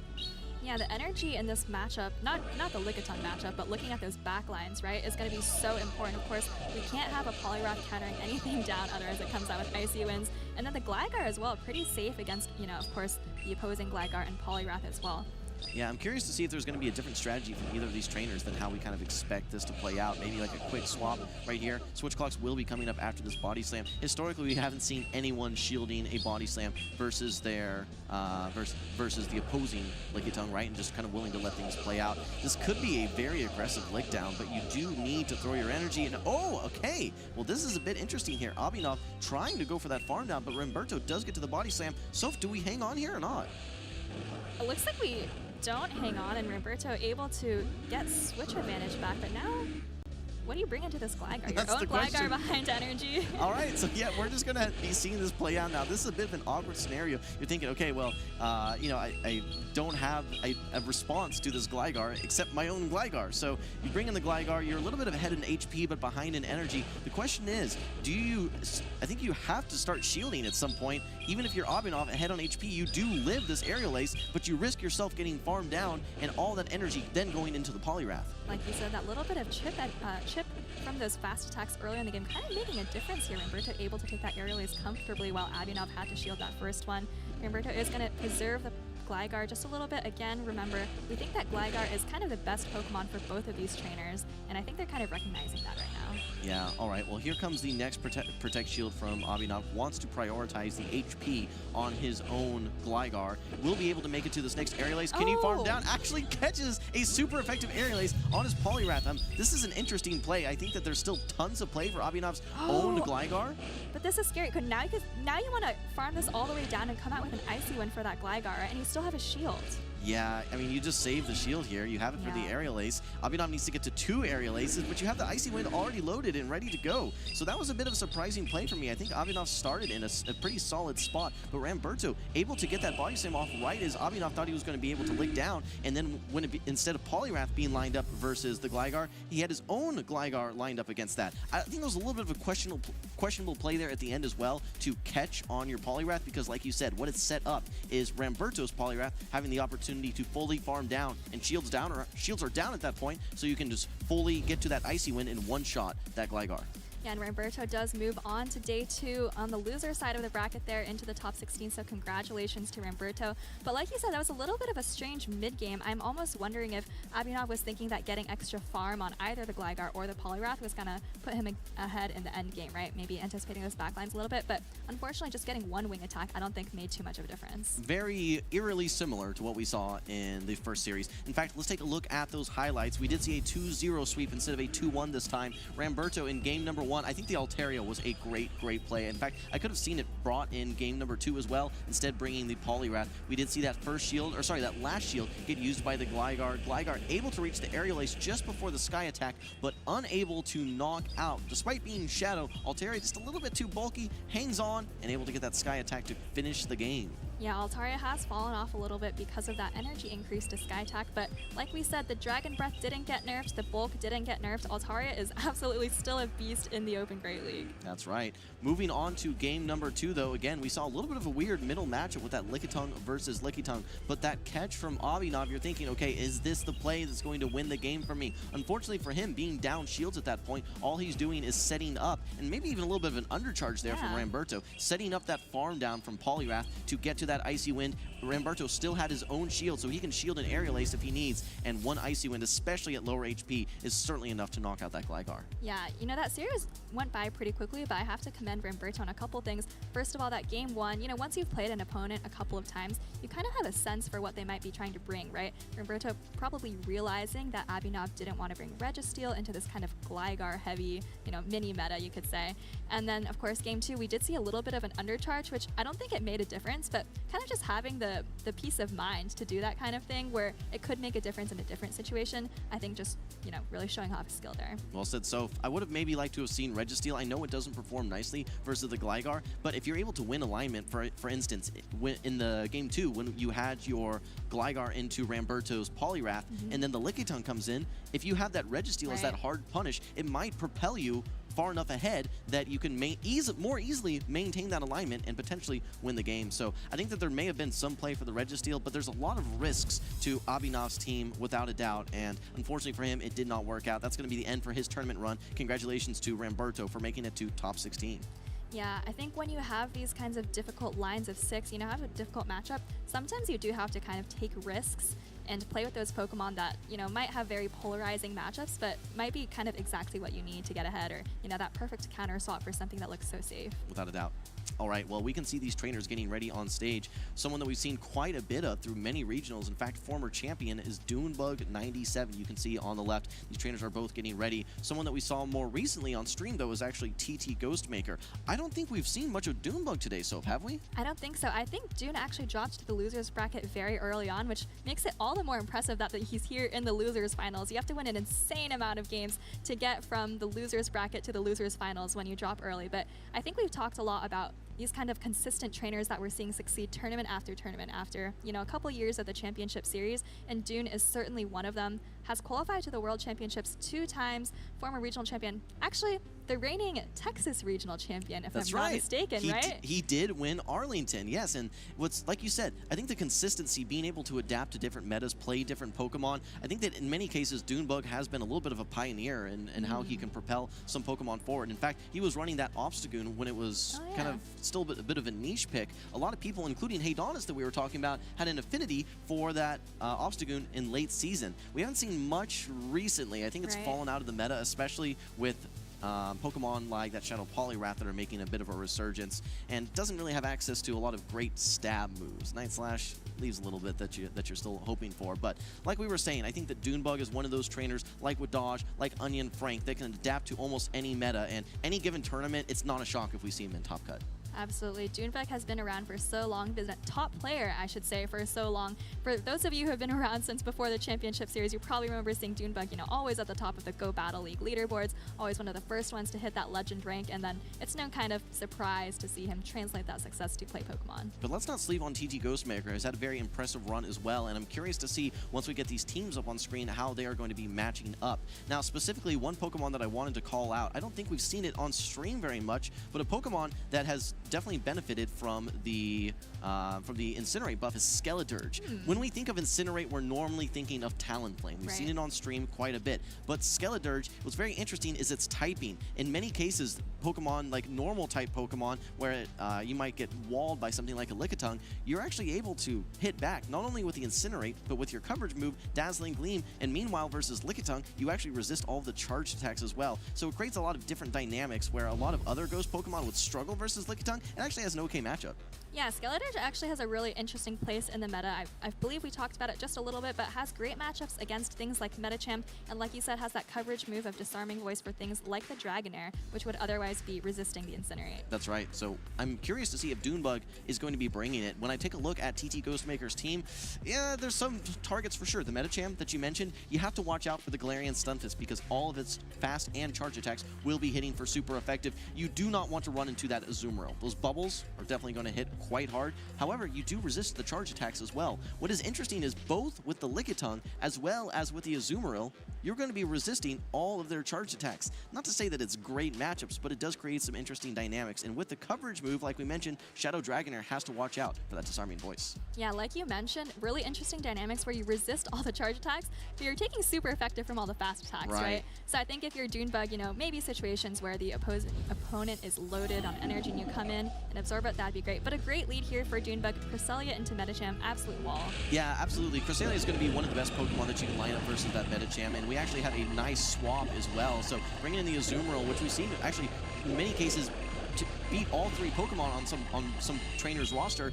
One of the main answers that we don't see too often is this Registeel. It's going to be resisting the charge attacks, and it has access to Zap Cannon, which has a chance to drop the opponent's attack. Not this time, but this is just a really, really clean, safe matchup. With no Hydro Pump, what can this Azumarill really do? Yeah, Dunebug kind of famous for that Registeel, not afraid to bring it in here even when there might be hard counters like that Dynamic Punch Metacham. Probably going to look to maybe come out of this matchup with a little bit of energy. You know, I've seen some trainers even get cheeky and kind of focus blast and then lock on all the way down in this matchup. Yeah, that could be a potential to get this Registeel ahead even more. What you have to like for TT Ghostmaker is with this Registeel potentially out of the way, we could, so very nice call out by the way, I'm seeing this happen in real time. What's nice potentially is getting this Registeel out of the way will free up this Lickitung in the back line, and it does have nice matchups versus both Whiscash as well as Cresselia, but yeah, what a play there by Dunebug. You don't really care if you're taking another charged attack or not. In fact, this is less farm for the Metacham, so you're going to come out with a charged attack, and you're going to be providing less energy to that Metacham as well. A very high level play as predicted by our caster, Softov. Masterclass by Dunebug on how to play the switch and come out with a heavy-hitting charged attack and minimal farm for the opponent. Looks like he's waiting to the last second to throw the Zap Cannon. Even more high level, you know what that means? He's seeing if he gets the debuff, he doesn't want the Metacham to get extra counters because the counters are debuffed. That's right. If you had maybe landed that debuff right away, you would have gotten one extra counter, which would be more energy. So yes, an absolute masterclass. Well said. We're going to now have the Lickitung into the Whiscash. In the 2 shield, this really isn't as bad for the Whiscash. You're going to be able to slowly chip this. And what's really unique about the Whiscash now here in this current season, Timeless Travels, you have access to Scald, which has that 50% attack drop chance. Let's see if you hit it right away. Yes, indeed you do. One Power Whip still would be devastating. I would not be shocked to see Dunebug investing shields, knowing this could spell disaster for his entire lineup.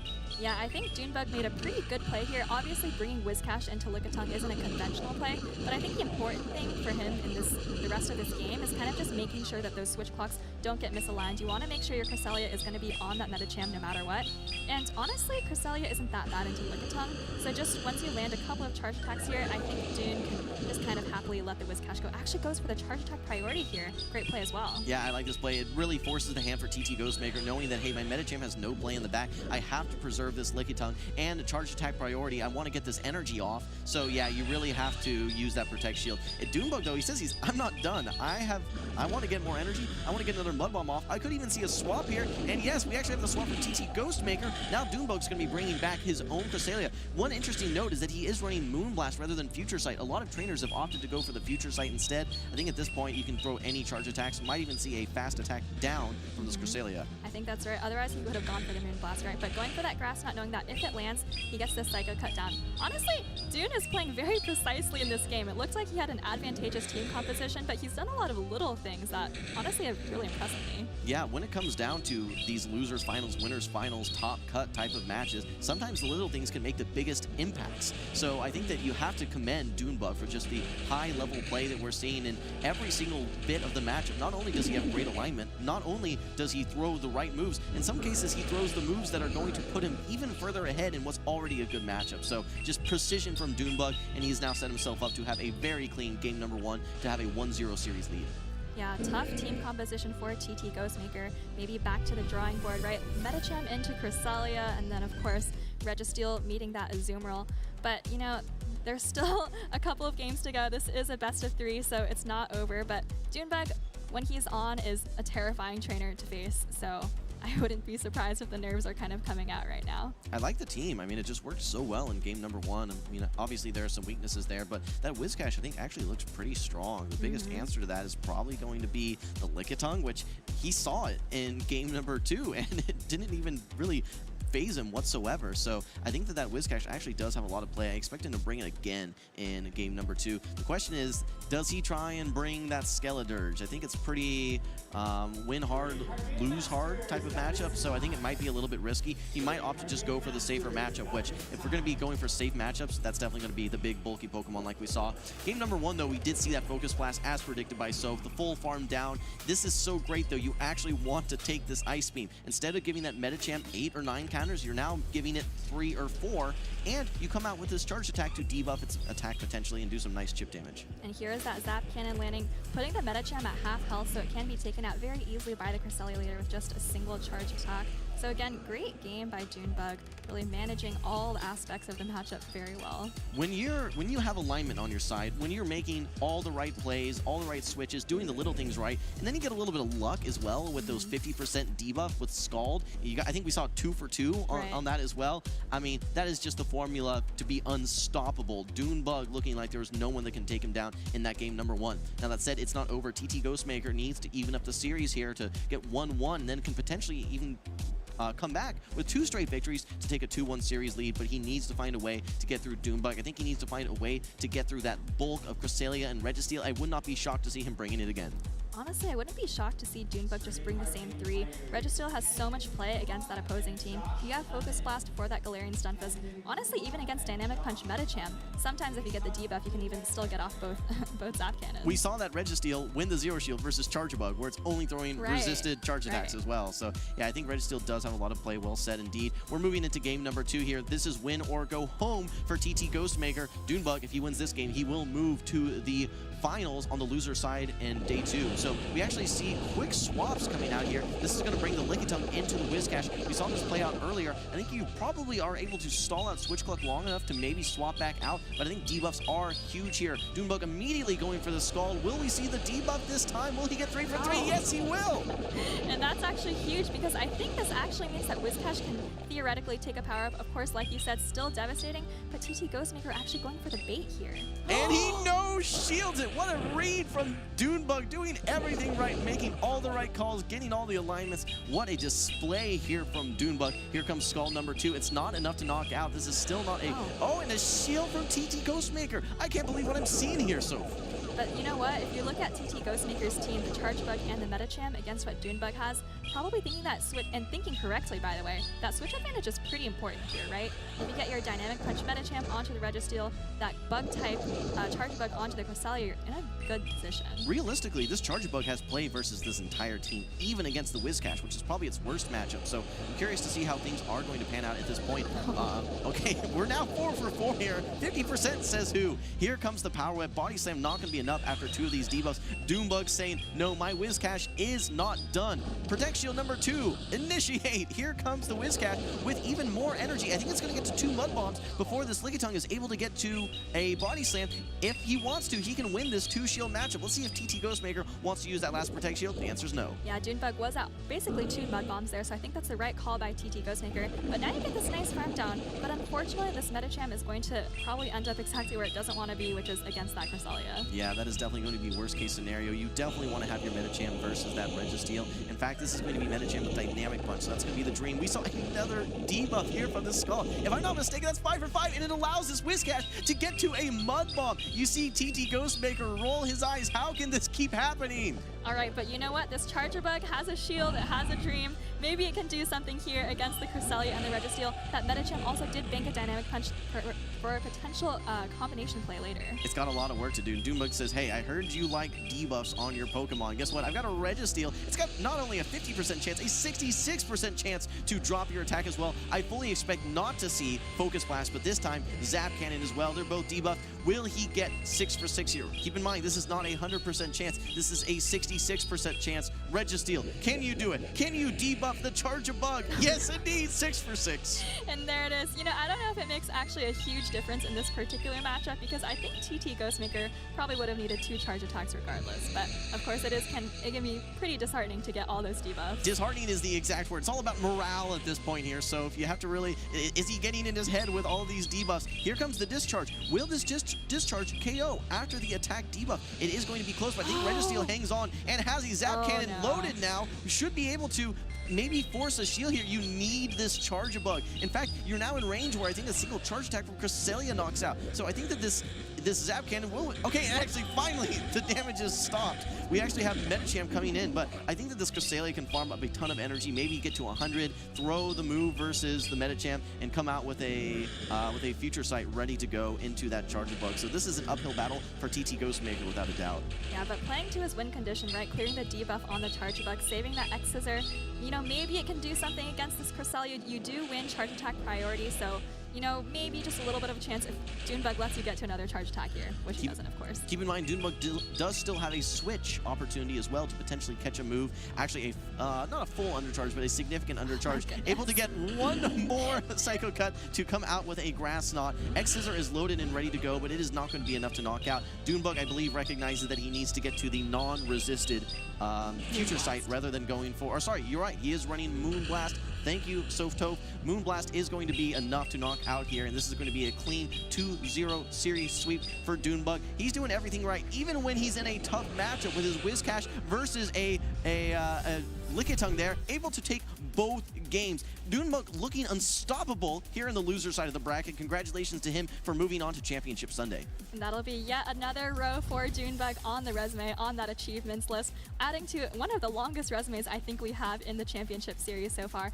Unfortunately, a pretty difficult team composition, not just in the lines of 3, but in those lines of 6 for TT Ghostmaker. But nevertheless, a great tournament run and probably a lot of championship points added to that collection as well. Without a doubt. We're going to have to get a scroll bar for all of his achievements so we can scroll down when we bring him on screen. All right, well, that said, Sophie made a great point. I think that Registeel had a lot of play, and we saw it on full display, getting those debuffs. But what really, I think, stood out to me the most was the Whiscash versus the Lickitung matchups that we saw in both games. It was at the end of the game, in game number 1, getting those Scald debuffs, able to hang on. But in game number 2, that no shield on the body slam when the power whip was loaded. Just what a call by Junebug. He's recognizing, okay, I need to make a play here. I don't win this 2 shield unless I make a call. And guess what? He made that call in the proper time. He got the debuffs when he needed it. And I just gotta say, Junebug looked as strong as anyone that I've seen all tournament. So take us through the highlights here.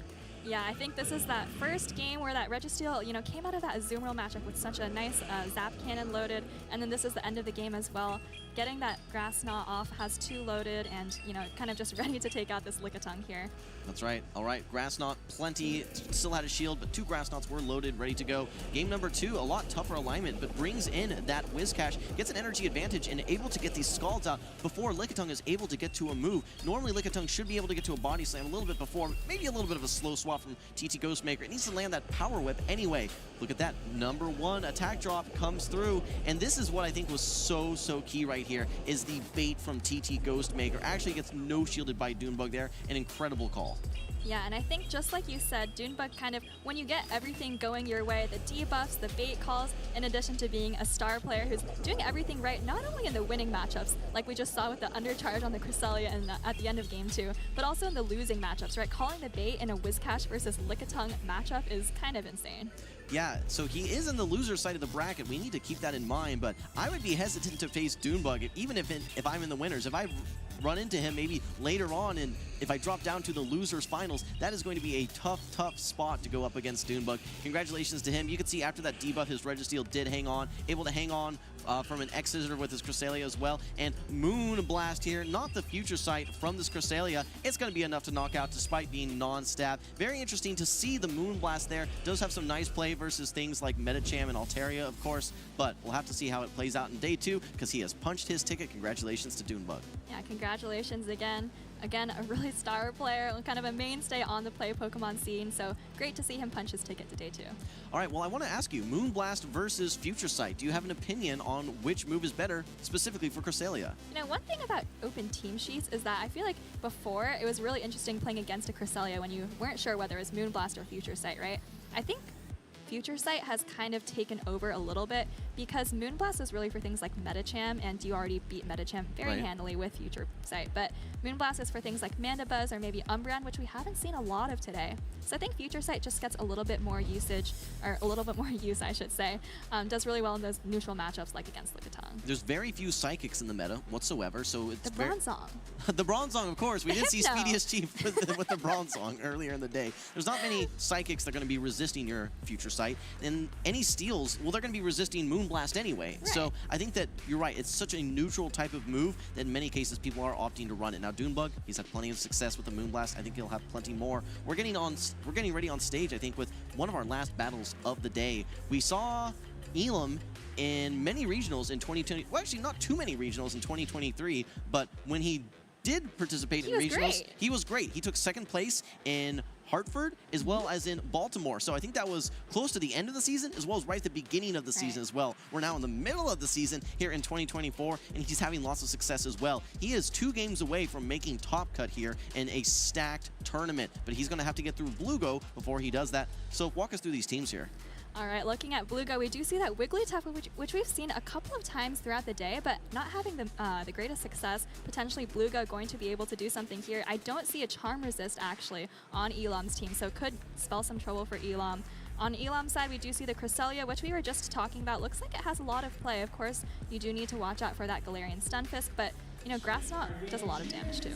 Well, what's interesting is there's no flyers on the side of Blugo's team, which is relatively strange. Normally, we're going to be seeing Gligar, maybe an Altaria, even a Skarmory in some cases. But on the same thread, Elam doesn't have a Steel type that would normally be countering that. So I think that does provide a lot of flexibility here with some of these teams. I do think one of the key Pokemon will be that Wigglytuff and how it lines up. There's really no huge targets for that Wigglytuff, though. When you look at it, yes, that Lickitung is probably the best matchup simply due to its normal typing, double resisting the licks, but still, Lickitung plenty bulky to get off a lot of those body slams. So let's not forget, though, the Wigglytuff now has access to Icy Wind as well. For the Gligar. Yeah, you know, not a lot of huge targets like you were saying for the Wigglytuff, but it does pretty neutrally against everything on Elam's team. So potentially, if you're in an end game where you can permanently debuff the Pokemon with Icy Wind, I think that's a kind of a great place for Wigglytuff to potentially shine, especially if you give it 2 shields. I'm expecting a lot of the Charge Bug on the side of Blugo. If it can navigate around that Gligar, I think it has quite a bit of play. Does need to watch out for the Rock Slide from Vigoroth as well, so I could see Elam bringing that, as it has relatively neutral matchups across the board. Great matchups versus that Lickitung especially. A little bit awkward versus Galarian Stunfisk though, right? Bulldoze yeah, without Bulldoze. You're having to only throw resisted body slams, but hey, if you have to throw a resisted move, body slam is going to be one of the best because it is same type attack bonus, and it is it's low energy and has a very nice kind of damage to energy type of ratio, so you really love to see that. I want to call out this Vigoroth pick from Elam as well. I think we saw earlier in the day kind of paired with a Deoxys defense, but it's actually the only counter user or only thing operating as a fighter on Elam's team, and like you said, has a lot of neutral play versus Blugo's team. You have the Rock Slide for things like that Charge Bug, and it looks like we're actually getting into our first game here. Blugo leading the Superior into the Cresselia. Okay, well this is going to be an interesting matchup to watch play out because you do outpace as the Superior to these Frenzy Plants. These Frenzy Plants being a community day move, typically those are going to be some of the hardest hitting in the game. You really don't want to take 1 Future Sight. 2 certainly is going to be enough to knock out. 1 you can probably tank relatively safe. Now, the one thing you have to be keeping in mind is this Charge Bug on the side of Blugo. Is there going to be something hanging out in the back that's going to be countering that? I think actually 2. Oh, and actually a quick swap out into the Vigoroth here by Elam. Yeah, actually, taking a Frenzy Plant, which is going to do a lot of damage, but Blugo is already almost at 2 Frenzy Plants. Elam potentially realizing that the Cresselia might be pretty valuable and trying to save that, but is met by the Wigglytuff here. Well, this is going to realign the Charge Bug now versus the Cresselia, which is not nearly as nice for Elam. Still going to be able to hit back, able to tank no problem with those X-Scissors, but I don't know what Elam was maybe trying to draw out here. He does get to the Body Slam, though. This is, I don't know that it's enough to knock out, but it is going to absolutely put this Wigglytuff very, very low. This is extremely meaningful chip damage. Like you said, not quite enough to knock out, but enough to put it low enough to be comfortably farmed down by something like that Cresselia. But this Gligar in the back for Elam is also incredibly strong against Blugo's remaining team. Yeah, I think you are going to be getting to an Icy Wind here, which will drop the attack. It is a 100% debuff chance versus your opponents to drop their attack 1 stage. And I think we're going to see the Charge Bug come in, but with all of this energy on the side of this Cresselia, 1 Future Sight's going to do some nice chip damage. I could even see a shield coming from Blugo here. Yeah, Elam throwing this Future Sight, letting that entire Volt switch through, but I think he's in an okay position. Does have that Gligar, which is going to wall all the energy he just gave this Charge Bug. And remember that Superior, I believe, did leave with a Frenzy Plant, so Elam has to be mindful of that. You know, you don't want to use your shields on things like these X-Scissors. Well, if you have a Superior and a Charge Bug, the last thing that you want to see is this Gligar. So Elam, I think, has a great opportunity to sweep, and he got a lot of help from that Cresselia. Landing that Future Sight is going to put both of these Pokemon in a decent range where these wing attacks will add up in a meaningful way here. Here comes the Dig. Does not want to actually go for the Aerial Ace. A little surprised to see that, knowing that there's 2 shields still in play, but here comes the Superior. It does not have the Leaf Torn Tornado, so no debuff potential, but actually going for the Aerial Ace. Nice bait from Blugo there. Yeah, but I think you just unfortunately get wing attacked down by this Gligar here. Elam throwing the Aerial Ace, maybe trying to get the last shield, but I think unfortunately the writing is on the wall for Blugo. Serperior and Charjabug both so low health now. Yeah, and you've actually used your last Protect Shield, so and throwing the Aerial Ace, a little bit surprising here. Could have gone for that Frenzy Plant. Aerial Ace not even enough to knock out, but this will use the last Protect Shield from Elam. Elam's got some energy though, and he resists all of the charge attacks versus this Charjabug. I think Elam is in firm position to take game number 1 here, so. Yeah, he's going to land this Aerial Ace right after this X-Scissor lands, and of course does still have a lot of Cresselia left if he needs it, but he doesn't here. Great play from Elam here to take this first game with a 1-0 victory. Yeah, I could sense a little bit of trepidation from you there when Elam threw that Future Body Sight. slam? Well, I don't think he thought he was going to get to the Body Slam, and I think that when he threw that Future Sight into the Charjabug, you're saying, Elam, why are you not throwing one fast attack first? You know these things. So despite a couple miscues and maybe plays that we would not deem as fully optimal, Elam ability to draw out the main counter to his Gligar would really put himself in a great position there in that end game to sweep with the Gligar, and you love to see it. Yeah, the Vigoroth put in a lot of work there, right? I was a little bit surprised to see him switch it into a fully loaded Serperior like that, but he did get off 2 body slams with it, put the Wigglytuff very low, and like you said, kind of freeing up that Gligar for the end game. Well, the thing is that he had 2 answers for that Charjabug. Not only did he have the Gligar, which is the great answer, the good answer is also that Vigoroth as well. Those Rock Slides do add up. Even though counters resisted, it's still such a great fast attack, and you're able to tank those X-Scissors no problem. So the one thing that he really has going for him as well is that Cresselia, despite having not a great matchup versus that Charjabug, if you can land that Future Sight, it puts it low enough that your rest of your team, maybe even it's via committee, is able to pretty much knock out in one charge attack at that point, whether it's a Body Slam, whether it's going to be an Aerial Ace, Rock Slide. It just chips it low enough that it then has to shield pretty much everything from then on out. Absolutely, and let's see what adjustments, if any, Blugo decides to make. Maybe you want to bring that Azumarill for things like that Vigoroth and that Gligar, which put in so much work during Game 1. All right, well, what's the answer to the Gligar, actually, for Blugo? That's my main question. Is it the Azumarill? Is it the Lickitung? I don't know what the answer is going to be, and Elam actually brings the Gligar. I think one of the best answers you can have is Blugo is going to be this Lickitung. So we could even maybe see some energy thrown from Elam and swap it into his own Lickitung. There is that Wigglytuff waiting in the back, though. I think that's absolutely right. Oh, actually brings in the Azumarill here. Elam able to bank a lot of energy before bringing in that Cresselia, and this is a great matchup. You do have those super effective Grass Knots. 2's not quite enough to take out, but you did get a couple of wing attacks, which could come in handy down the line. Well, this is interesting to see Blugo's team because he has 3 Pokemon weak to Gligar, and he said, I'm not going to bring any of them. I'll bring all my Pokemon that have solid play versus this Gligar. But I'm a little surprised to see a swap out because now you're putting this Azumarill in a position where it doesn't want to see. You're taking these super effective Grass Knots. I think this next Grass Knot after some Psycho Cuts is going to be very close to knocking out and maybe even put this Cresselia in range to farm down and come out with energy into the next matchup for Elam. Cresselia is going to come out of this with some energy. I think that's right. This Grass Knot isn't quite going to take out, but maybe you can get a couple of more Psycho Cuts off, and then you're going to be loaded with energy for whatever comes in. Maybe that's another Future Sight for something like that Wigglytuff or that Lickitung. All right. Well, here comes the Grass Knot with those beautiful bubbles, and actually an undercharge as well. I think that it actually would have knocked out if it was fully excellent. But look at that play from Elam coming out with loads of energy, also minimizing his HP for a potential farm down from either Lickitung or the Wigglytuff here. I think you might even be able to get to 2 charge attacks if you bring in that Lickitung.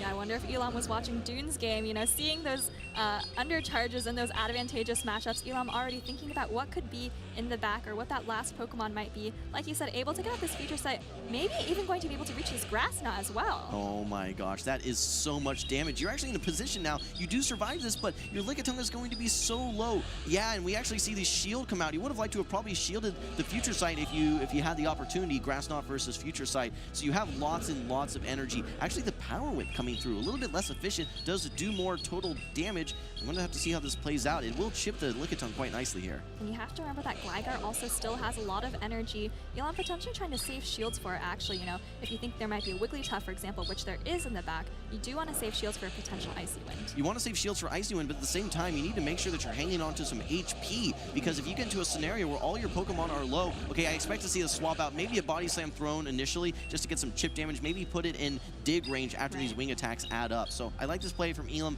without a doubt, and I think that he's still, if I'm not mistaken, still has 2 protect shields. Yeah, and look how much energy this Gligar has, Soph. And that's exactly what happened, just like you said.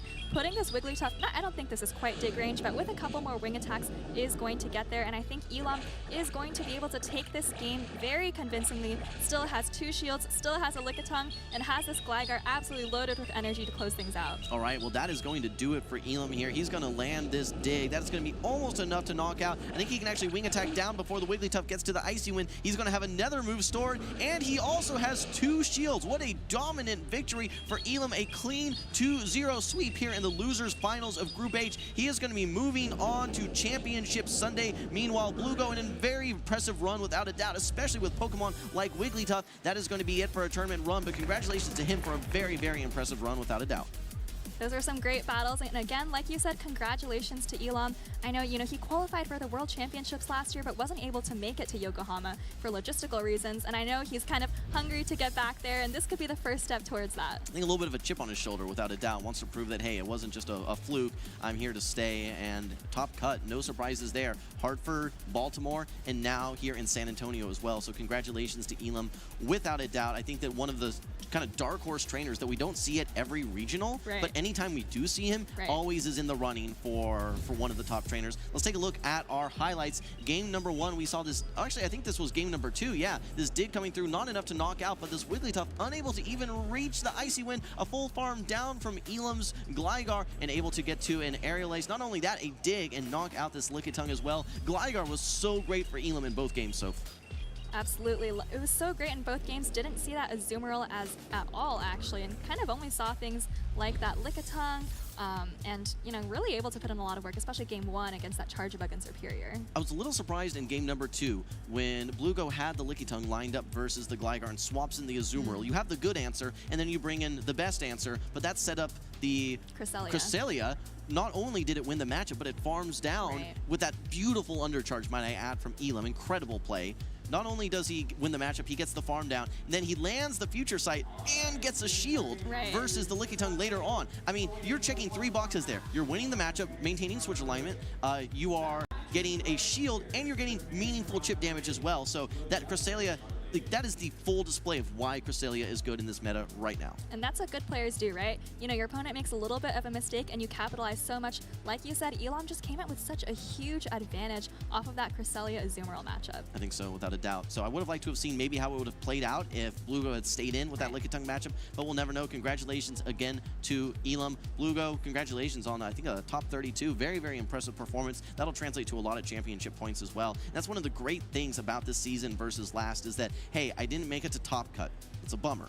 But hey, I made top 32. I got a ton of championship points that'll get me that much closer to Worlds. And for these trainers that we see regularly at these tournaments, I mean, they add up over time, especially in tandem with things like ICs and locals. There's definitely a path to Worlds for a lot of folks that maybe didn't exist last year. Right, and speaking of those championship points, we saw Dune make that top cut, and I believe Dune was one of those trainers very close to the 500 mark. Would not be surprised to see him surpass that after tomorrow. Okay. All right, well, guys, we have seen a lot of best practices as we've been talking. Some of those undercharges, some of those waiting to throw your charge attack to diminish your opponent's energy that they're able to obtain. Let's take a look at some other trainer tips here as well in San Antonio.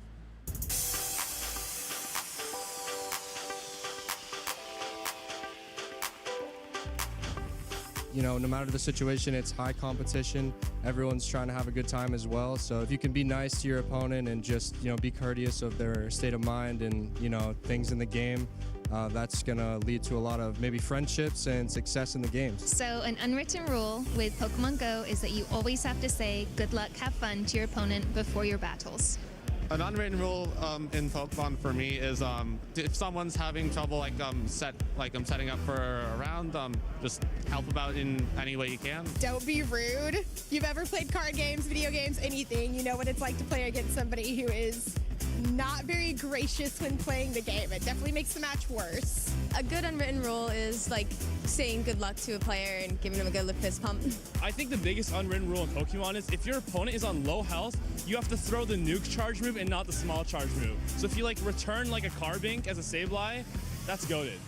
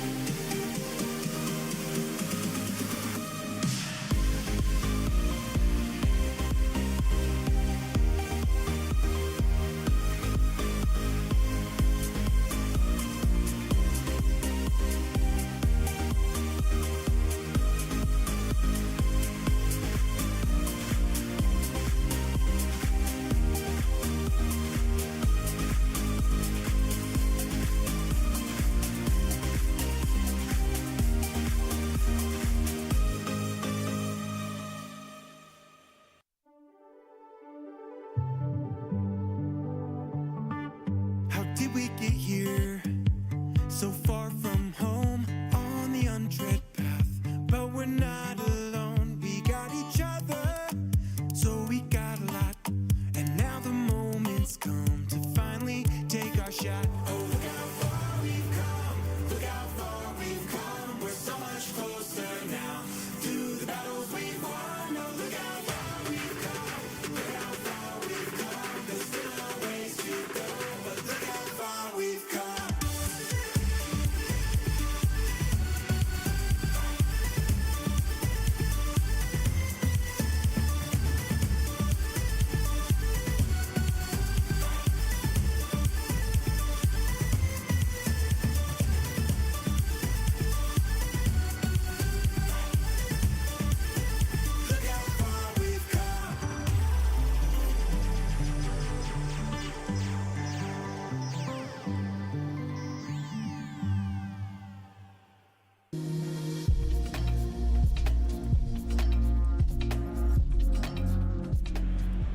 Welcome back to the end of day number 1 in San Antonio, Texas. And this was the first update in Timeless Travels. Softo, what was your biggest takeaway from the North American meta?